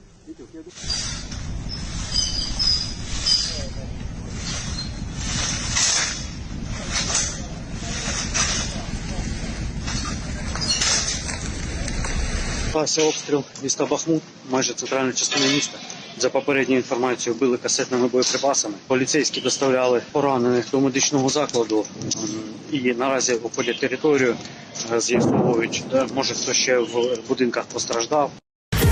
Стоишь одна возле бармена, чуточку пьяна, себе уверена, но какой-то тип решил покатить. Эй, мудила, убери ручки, походка сучки.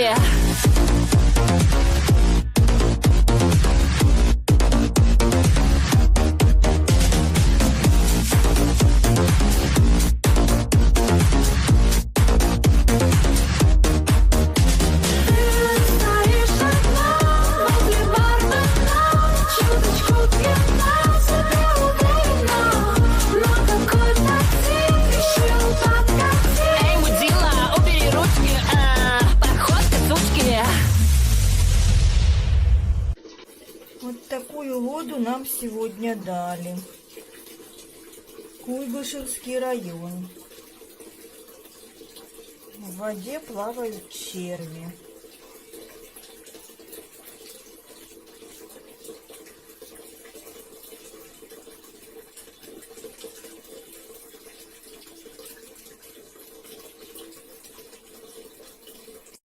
Пидор-кулемет.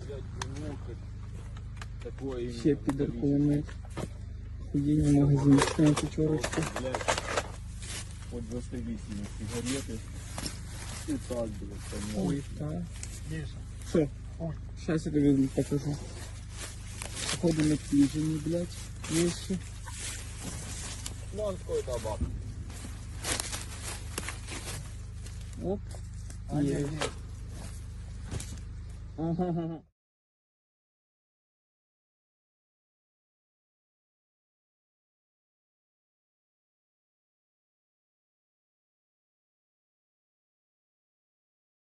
С одной стороны, вот Верховенск, миллиард 300, большая цена.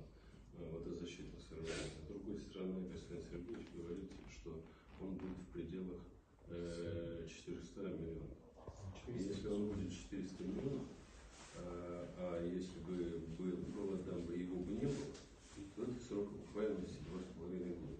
Если Росресурсы не в состоянии доказать в правительстве, что проект с окупаемостью 2,5 года надо реализовать, то надо просто менять руководство Росресурсов, потому что в этом случае они просто профессионально некомпетентны. Если они понимают, что мы потеряем за 3 года уже больше денег, чем затратим, значит, это надо уметь доказывать. Не уметь доказывать, не надо работать в этой должности. Такая история.3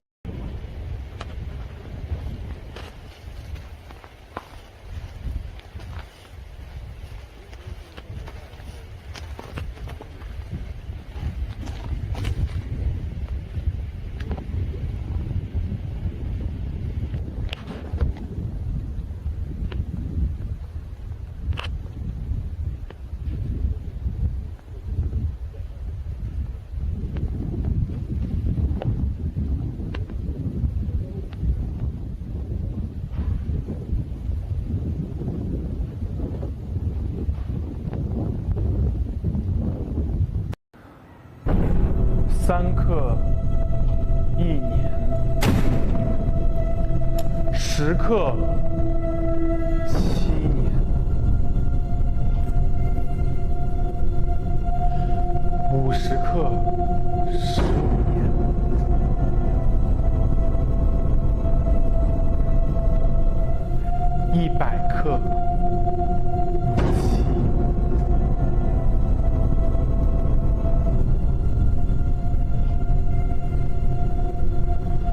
200克死刑。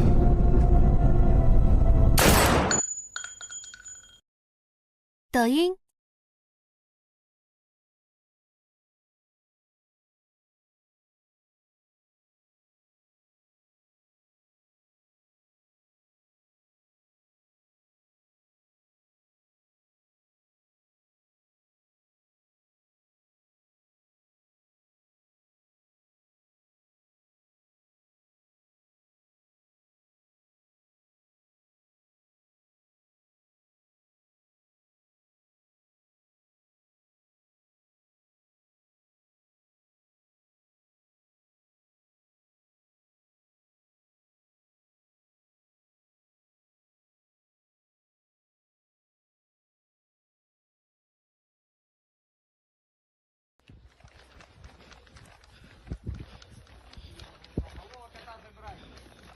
Покажи.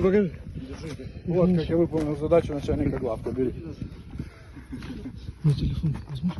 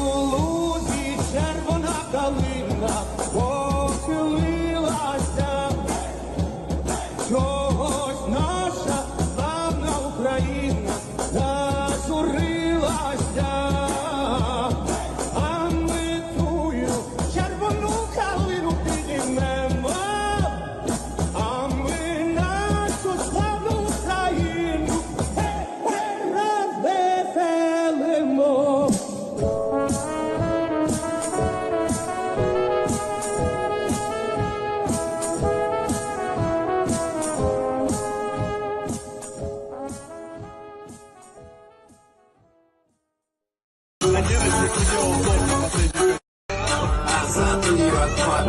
Эта сука жрет все подряд. И меня пует такой расклад. Будильник по ушам, снова сказать не дам. Я выключаю скалку, не открываю сосана. Делаю руки, не держу базар. За рулем не...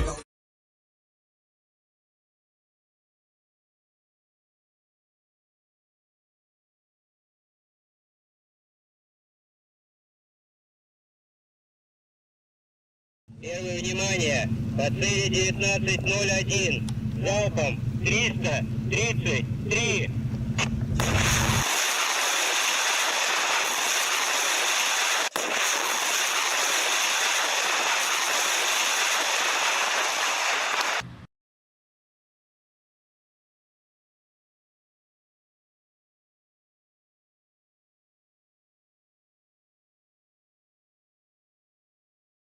Часто не сбрасывают. Через каждые 10 минут где-то вот так вот. 10 минут прошло, 10 минут пошло. Вот так вот. Угу. Вот ВОК лежит. Да. Не разорвавшийся. Это вторую неделю летает. Не разорвавшийся ВОК. Это 25-й. 25-й. Это натовский калибр. Это натовский калибр. Натовский, да? Я сам на АГС работаю, на 17-й калибр. Вот, сейчас его будут... А когда упал? Сегодня, часов 10. Не 40, часов 10 в 11. Угу. Ну, он обычно во сколько? Начинается где-то закат солнца. Сегодня с утра работает. Да, оттуда вот. Получается, мы видим просто закат. Сейчас принесет, пошел залез. Куда бы уйти? А потом уже не видно их вообще никак. Угу.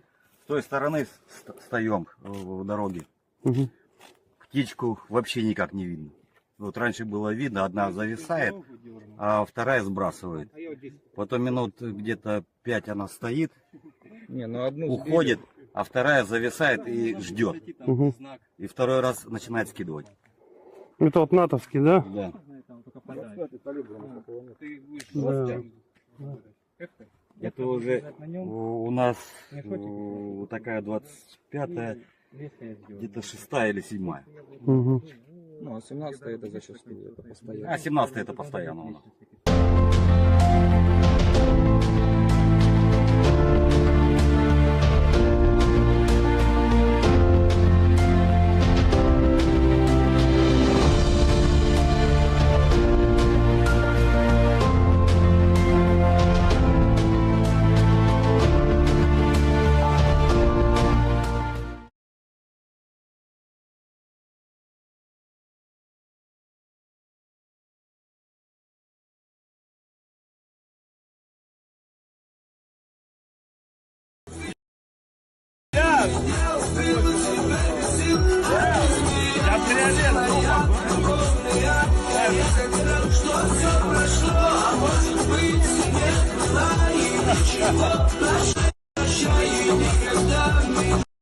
Ну вот второй день подряд армия ВСУ стреляет по Антоновскому мосту. Сегодня здесь появились новые отверстия, новые воронки. Раз, вот там 2, вот 3, вот там 4. И вот большое на той стороне. Очень много новых отверстий появилось в Антоновском мосту. Напомню, это единственная магистраль сегодня, соединяющая два берега Днепра и соединяющая, по сути, Херсон с Большой землей. Есть еще Каховская ГЭС, это в 100 километрах от Херсона. По ней тоже можно проехать, но по ней тоже постоянно выпускают ракеты «Хаймерс», украинские националисты. Сейчас проезд по Антоновскому мосту открыт, вот ездят автомобили, но очередной утренний прилет говорит о том, что украинские националисты хотят этот мост уничтожить. Пока у них не получается это сделать, и хорошо.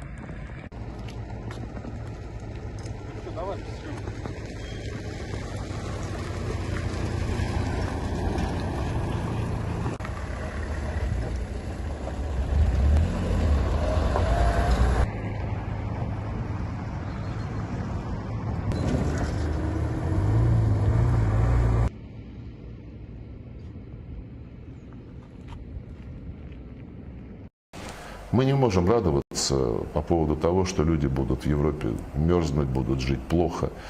Нет, мерзнуть нет. А вот то, что, может быть, им надоест вот это навязывание, о котором вы говорите, и, наконец-то, может быть, в этих странах придут к власти национально ориентированные политики, думающие о своих народах, а значит, не желающие ссориться с Россией, потому что ссориться с Россией не на пользу никакому народу.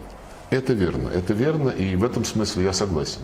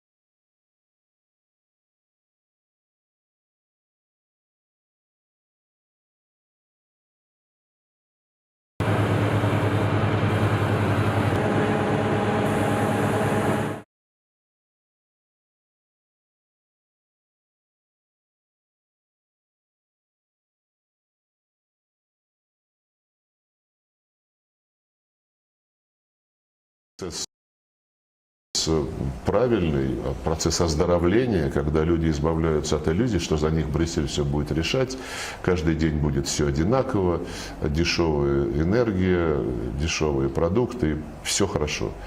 Наверное, это нужно сделать для, в общем, самой Европы, в интересах самой Европы, тех народов, которые ее населяют.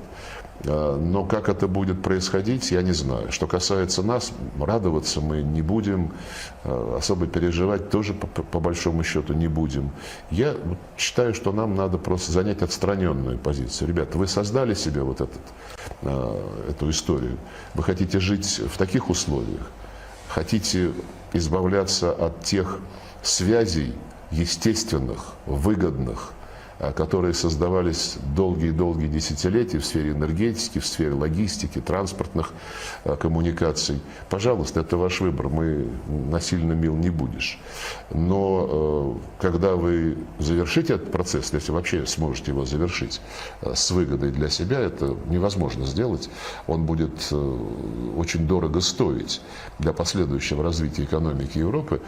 Пожалуйста, не просите нас вернуться опять к каким-то договоренностям, потому что вы доказали свою ненадежность.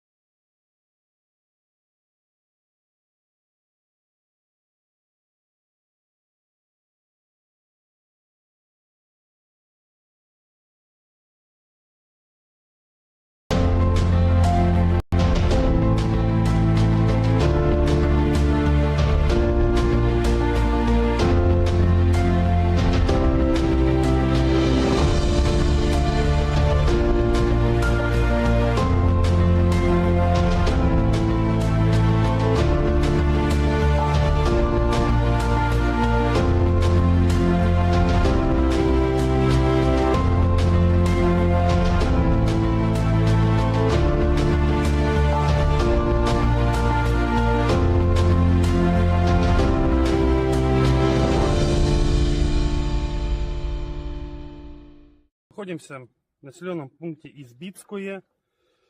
До границы с Россией, с Белгородской областью, по прямой 5 километров.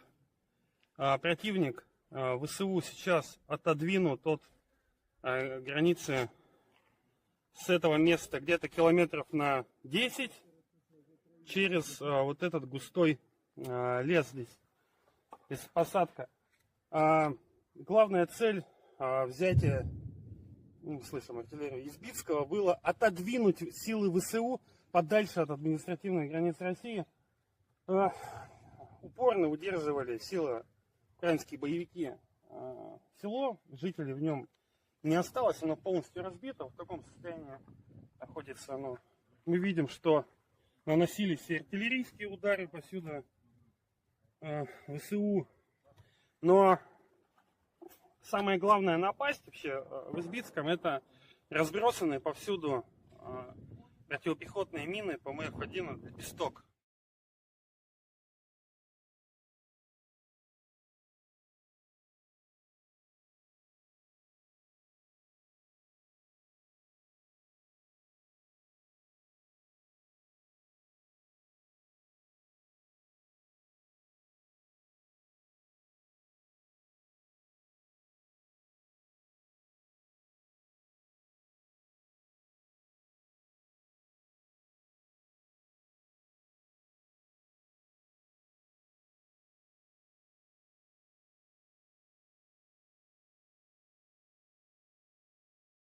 Энергетической политики европейских стран, которые пренебрегли значимостью традиционных видов энергии и сделали ставку на нетрадиционные. Они большие специалисты в области нетрадиционных отношений. Вот и в области энергетики тоже решили сделать ставку на нетрадиционные виды энергии.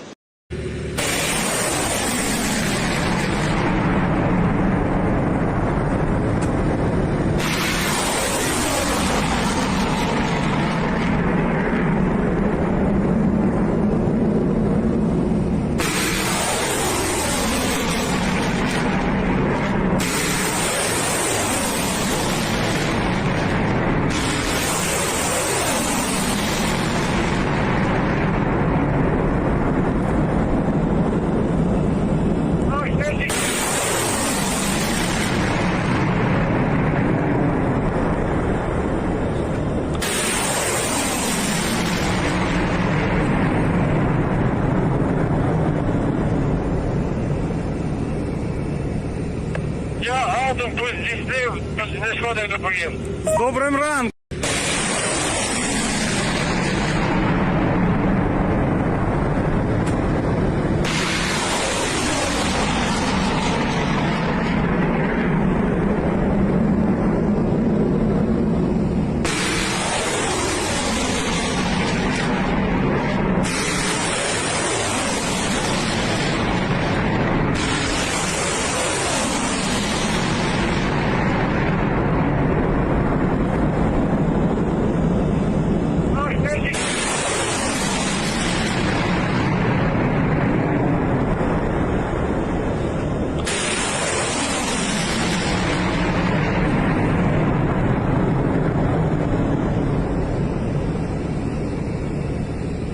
Я Атом тут здійснив, не шкода доповім. З добрим ранком!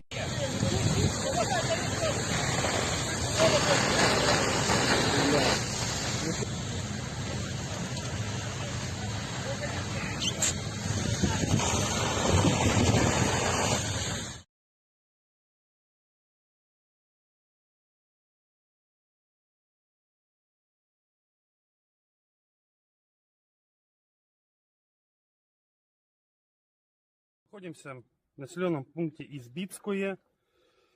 До границы с Россией, с Белгородской областью, по прямой 5 километров.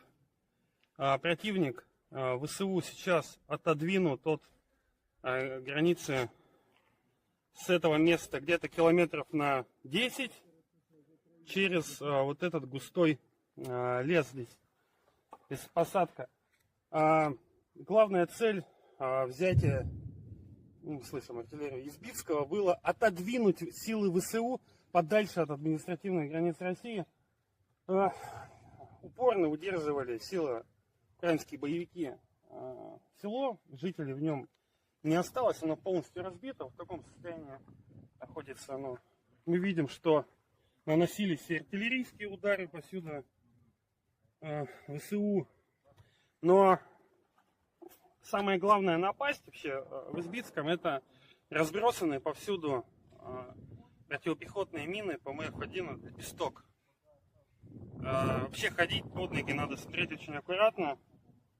И здесь их очень много, поэтому передвигаться только с проводником из местных бойцов, которые уже знают тропинки, где-то прошли. Это так. Да. Ну вот эта вот ямка, это небольшая вороночка от срабатывания лепестка. А вот его активная часть сдетонировавшего. Вот данный экземпляр коричневый. Бывает и зеленая. Вот в этом районе разбросаны коричневый, чуть подальше зеленый. Специально искать не сработавший лепесток. Дело такое. Вот еще одна часть. Ну, видать, детонатор, да, его? Вот они вот. Вот повсюду. То есть через какое-то время они могут срабатывать сами от перепада температур. А вообще лежат где-то. Но лучше специально их не искать. Это не тот вид спорта.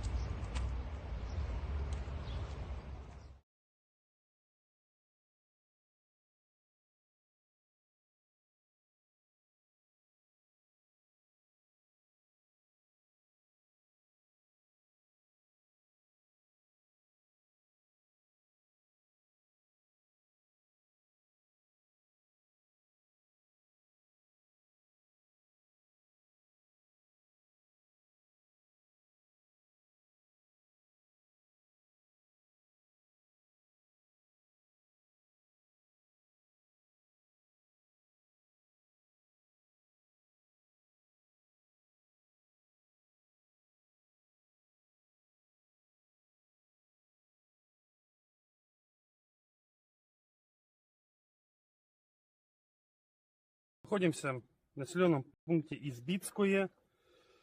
До границы с Россией, с Белгородской областью, по прямой 5 километров. Противник ВСУ сейчас отодвинут от границы с этого места где-то километров на 10 через вот этот густой лес здесь, здесь посадка. Главная цель взятия, слышим, артиллерии Избицкого, было отодвинуть силы ВСУ подальше от административной границы России. Упорно удерживали силы украинские боевики село, жителей в нем не осталось, оно полностью разбито, в таком состоянии находится оно. Мы видим, что наносились и артиллерийские удары повсюду ВСУ, но самое главное напасть вообще в Избицком — это разбросанные повсюду противопехотные мины по МФ-1, это песток. Вообще ходить под ноги надо смотреть очень аккуратно, и здесь их очень много, поэтому передвигаться только с проводником из местных бойцов, которые уже знают тропинки, где-то прошли. Это так. Да. Ну вот это вот ямка, это небольшая вороночка от срабатывания лепестка. А вот его активная часть сдетонировавшего. Вот данный экземпляр коричневый. Бывает и зеленая. Вот в этом районе разбросаны коричневые.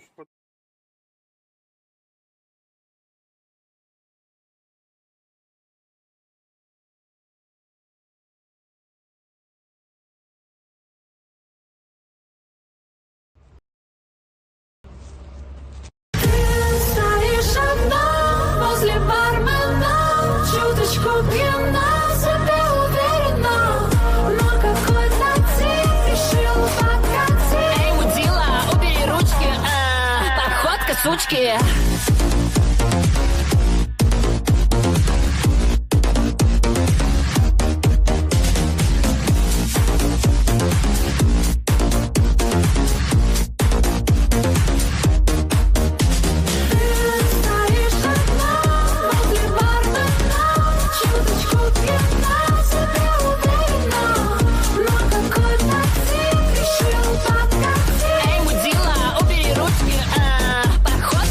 Yeah.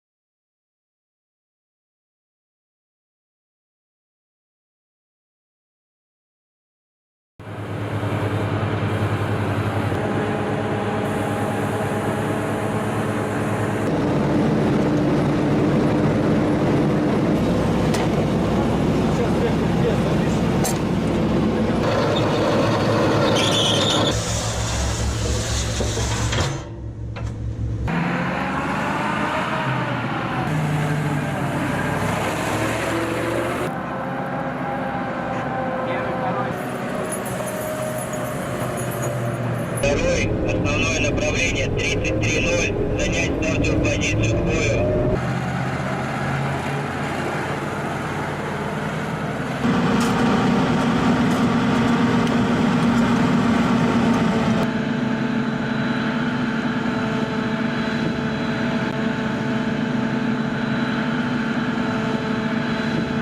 Я первый. Расчет готов, расчет в укрытии.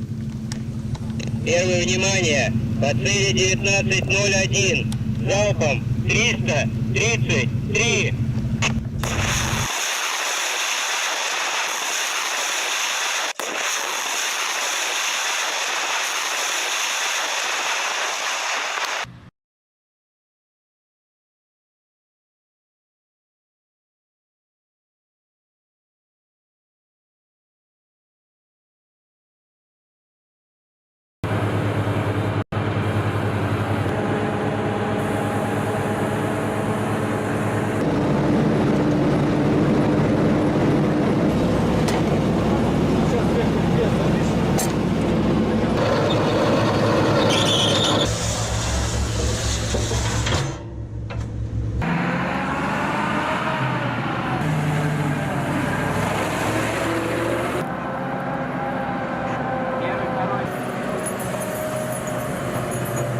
Второй, основное направление 33-0. Занять стартовую позицию к бою.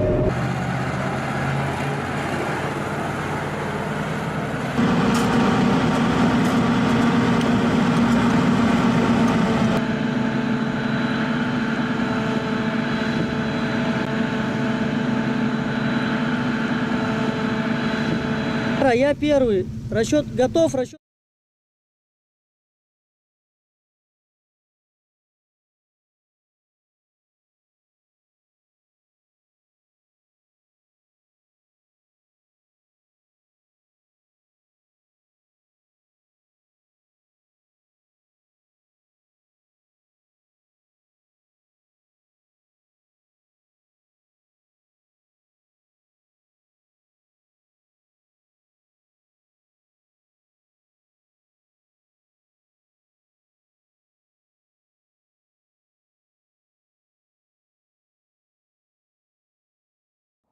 Служба безпеки України провела контрдиверсійну операцію у прифронтових районах Сходу, в ході якої у Бахмуті знешкоджено 4 ворожих агентів.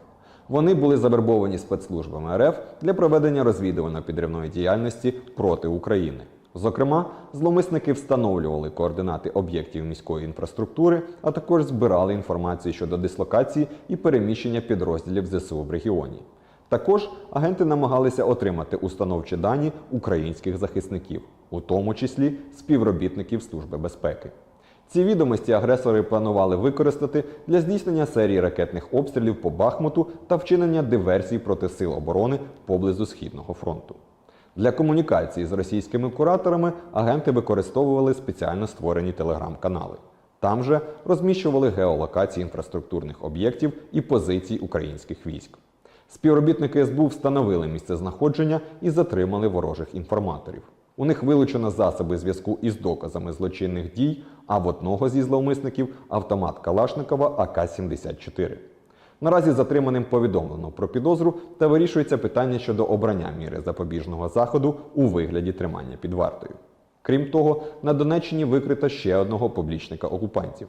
Ним виявився інженер одного зі стратегічно важливих заводів. За даними слідства, він передавав загарбникам інформацію про бойові позиції Сил оборони на сході України.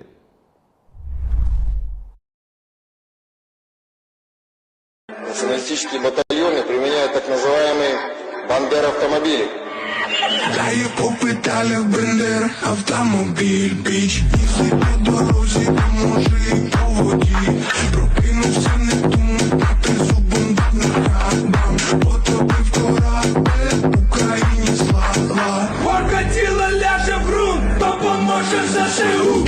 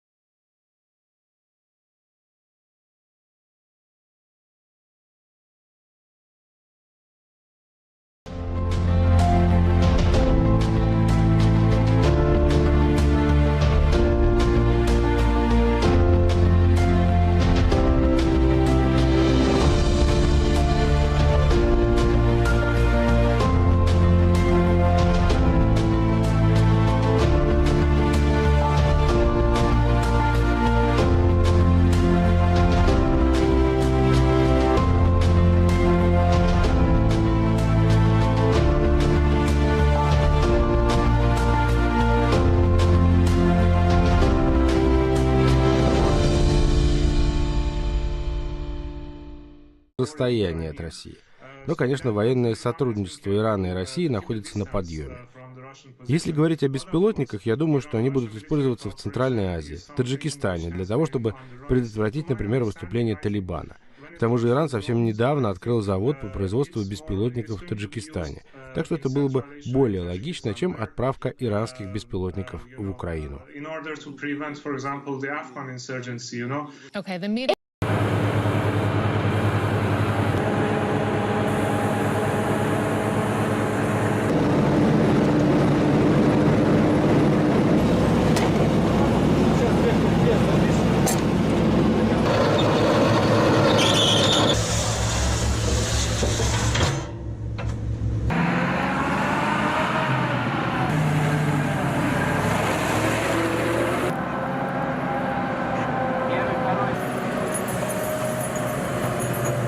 Второй, основное направление 33-0, занять стартовую позицию к бою.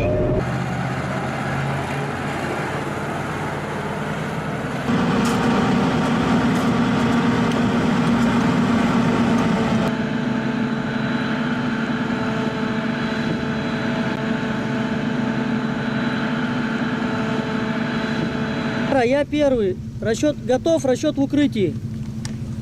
Первое внимание, по цели 19.01, залпом 333.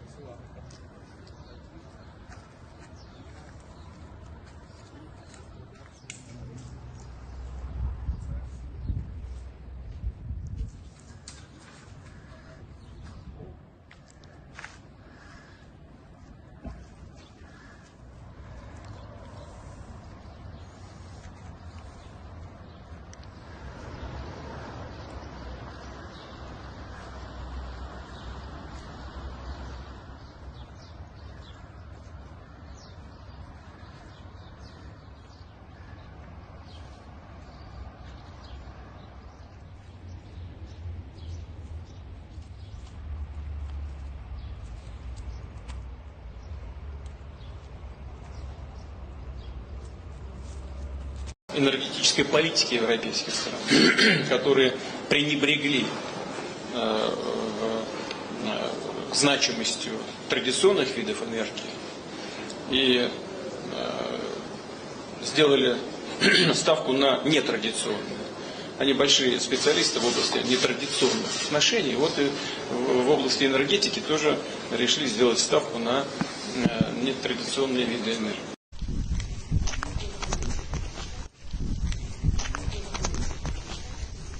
Кого? Да, мы же раненого отвезли.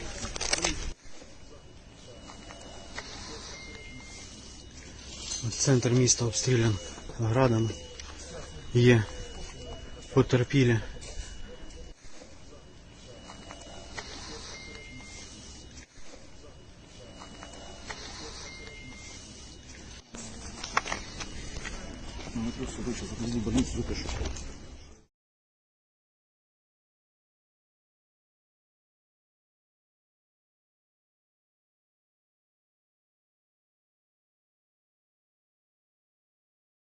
Вооруженные силы Российской Федерации продолжают специальную военную операцию на Украине. Противник несет значительные потери. По уточненным данным, в результате удара 16 июля высокоточным оружием ВКС России по пункту временной дислокации националистов в центре отдыха «Империя» в населенном пункте Константиновка Одесской области ликвидировано более 600 боевиков, в том числе до 120 иностранных наемников. Кроме того, по уточненным данным, в результате высокоточного удара 17 июля по пункту временной дислокации подразделения Вооруженных сил Украины на территории овощной базы в городе Николаев было уничтожено более 320 националистов. На фоне значительных потерь на востоке Украины мобилизованные в ряды Вооруженных сил Украины жители западных областей отказываются ехать на Донбасс. Так, военнослужащие 100-й бригады территориальной обороны в городе Луцк в Волынской области в полном составе отказались участвовать в боевых действиях. Командование Вооруженных сил Украины бригада разоружена, зачинщики арестованы, принято решение о переформировании данного соединения. Продолжается нанесение ударов оперативно-тактической и армейской авиации, ракетными войсками и артиллерией по военным объектам на территории Украины. За сутки поражено 9 пунктов управления, в том числе 59-й бригады морской пехоты в Николаеве, где размещались иностранные наемники, а также 14-й механизированной бригады в районе Артемовска и штаб-квартиры СБУ в городе Краматорск. Уничтожено 6 складов с ракетно-артиллерийским вооружением и боеприпасами в районах населенных пунктов Константиновка, Федоровка Донецкой Народной Республики, Малиевка Днепропетровской области и города Николаева. В рамках контрбатарейной борьбы поражены батарея реактивных систем залпового огня «Ураган» и батарея самоходных артиллерийских гаубиц «Акация» с радиолокационной станцией контрбатарейной борьбы в районе населенного пункта Зарожная Харьковской области. 8 украинских взводов реактивных систем залпового огня «Град» в районах Звановка, Кирова, Солидар, Красная, Платоновка Донецкой Народной Республики, Доброполье Запорожской области и Широкая Николаевской области. 9 артиллерийских взводов гаубиц Д-20 и 7 артиллерийских взводов орудий Д-30 в районах населенных пунктов Северск, Кирова, Новомихайловка, Константиновка, Клещеевка, Георгиевка Донецкой Народной Республики, Новопавловка, Веселая Запорожской области, а также Добрая Николаевской области. Истребительная авиация ВКС России в районе Краматорска Донецкой Народной Республики сбит самолет Су-25 Воздушных сил Украины. Кроме того,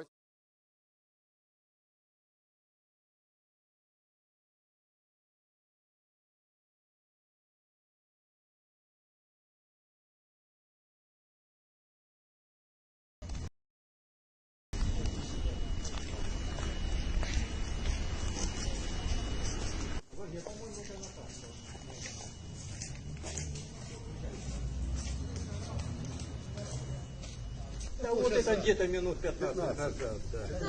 Полчаса где-то. А сколько взрывов было? 2 часа. Два прилета было. Один сюда, один с улицы магазин.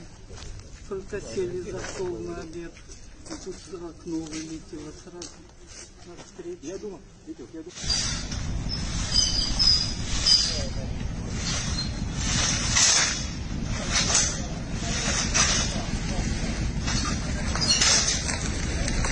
Стався обстріл міста Бахмут, майже центральну частину міста. За попередньою інформацією, били касетними боєприпасами. Поліцейські доставляли поранених до медичного закладу і наразі обходять територію, з'ясовують, може хто ще в будинках постраждав.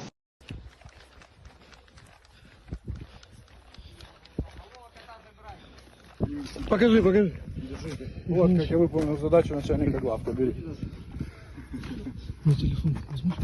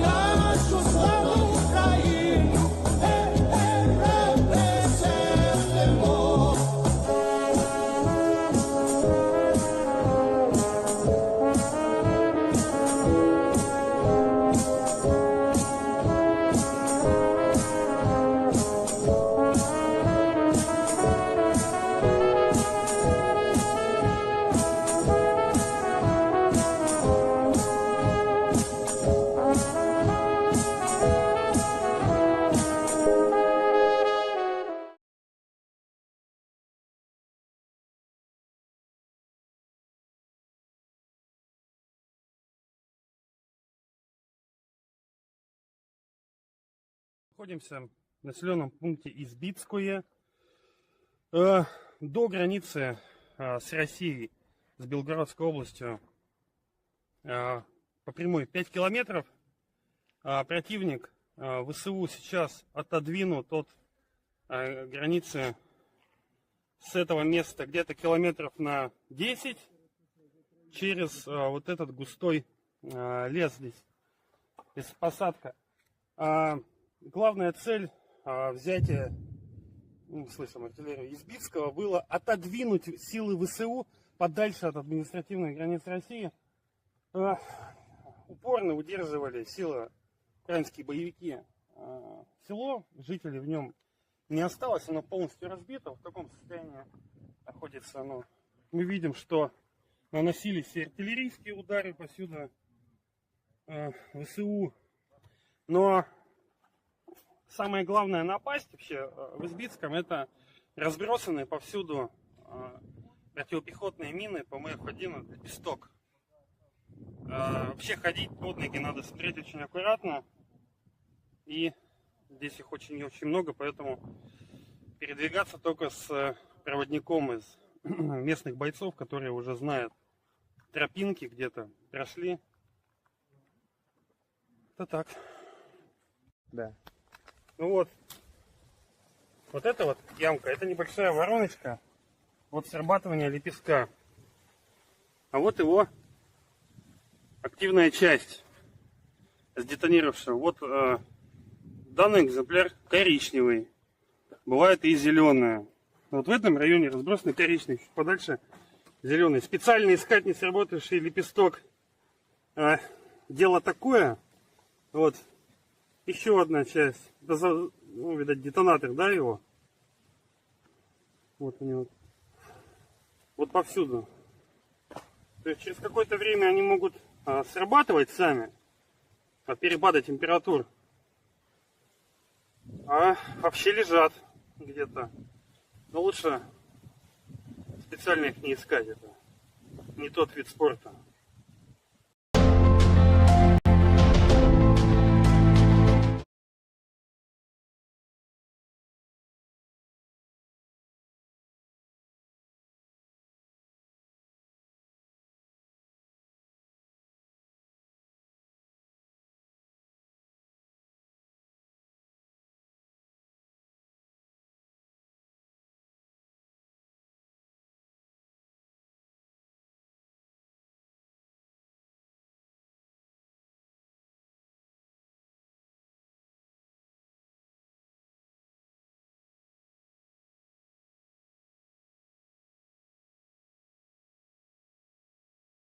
Служба безпеки України провела контрдиверсійну операцію у прифронтових районах Сходу, в ході якої у Бахмуті знешкоджено 4 ворожих агентів. Вони були завербовані спецслужбами РФ для проведення розвідувально-підривної діяльності проти України. Зокрема, зловмисники встановлювали координати об'єктів міської інфраструктури, а також збирали інформацію щодо дислокації і переміщення підрозділів ЗСУ в регіоні. Також агенти намагалися отримати установчі дані українських захисників, у тому числі співробітників Служби безпеки. Ці відомості агресори планували використати для здійснення серії ракетних обстрілів по Бахмуту та вчинення диверсій проти сил оборони поблизу Східного фронту. Для комунікації з російськими кураторами агенти використовували спеціально створені телеграм-канали. Там же розміщували геолокації інфраструктурних об'єктів і позицій українських військ. Співробітники СБУ встановили місцезнаходження і затримали ворожих інформаторів. У них вилучено засоби зв'язку із доказами злочинних дій, а в одного зі зловмисників – автомат Калашникова АК-74. Наразі затриманим повідомлено про підозру та вирішується питання щодо обрання міри запобіжного заходу у вигляді тримання під вартою. Крім того, на Донеччині викрито ще одного поплічника окупантів. Ним виявився інженер одного зі стратегічно важливих заводів. За даними слідства, він передавав загарбникам інформацію про бойові позиції Сил оборони на сході України.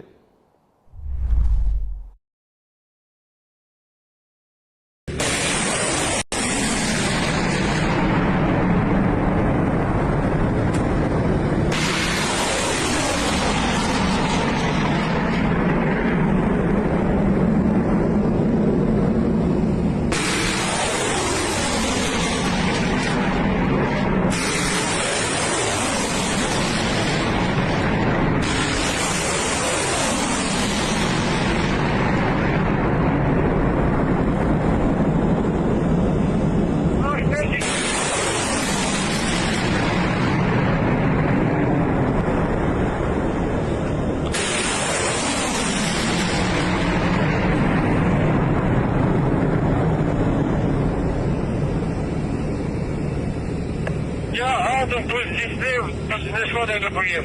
З добрим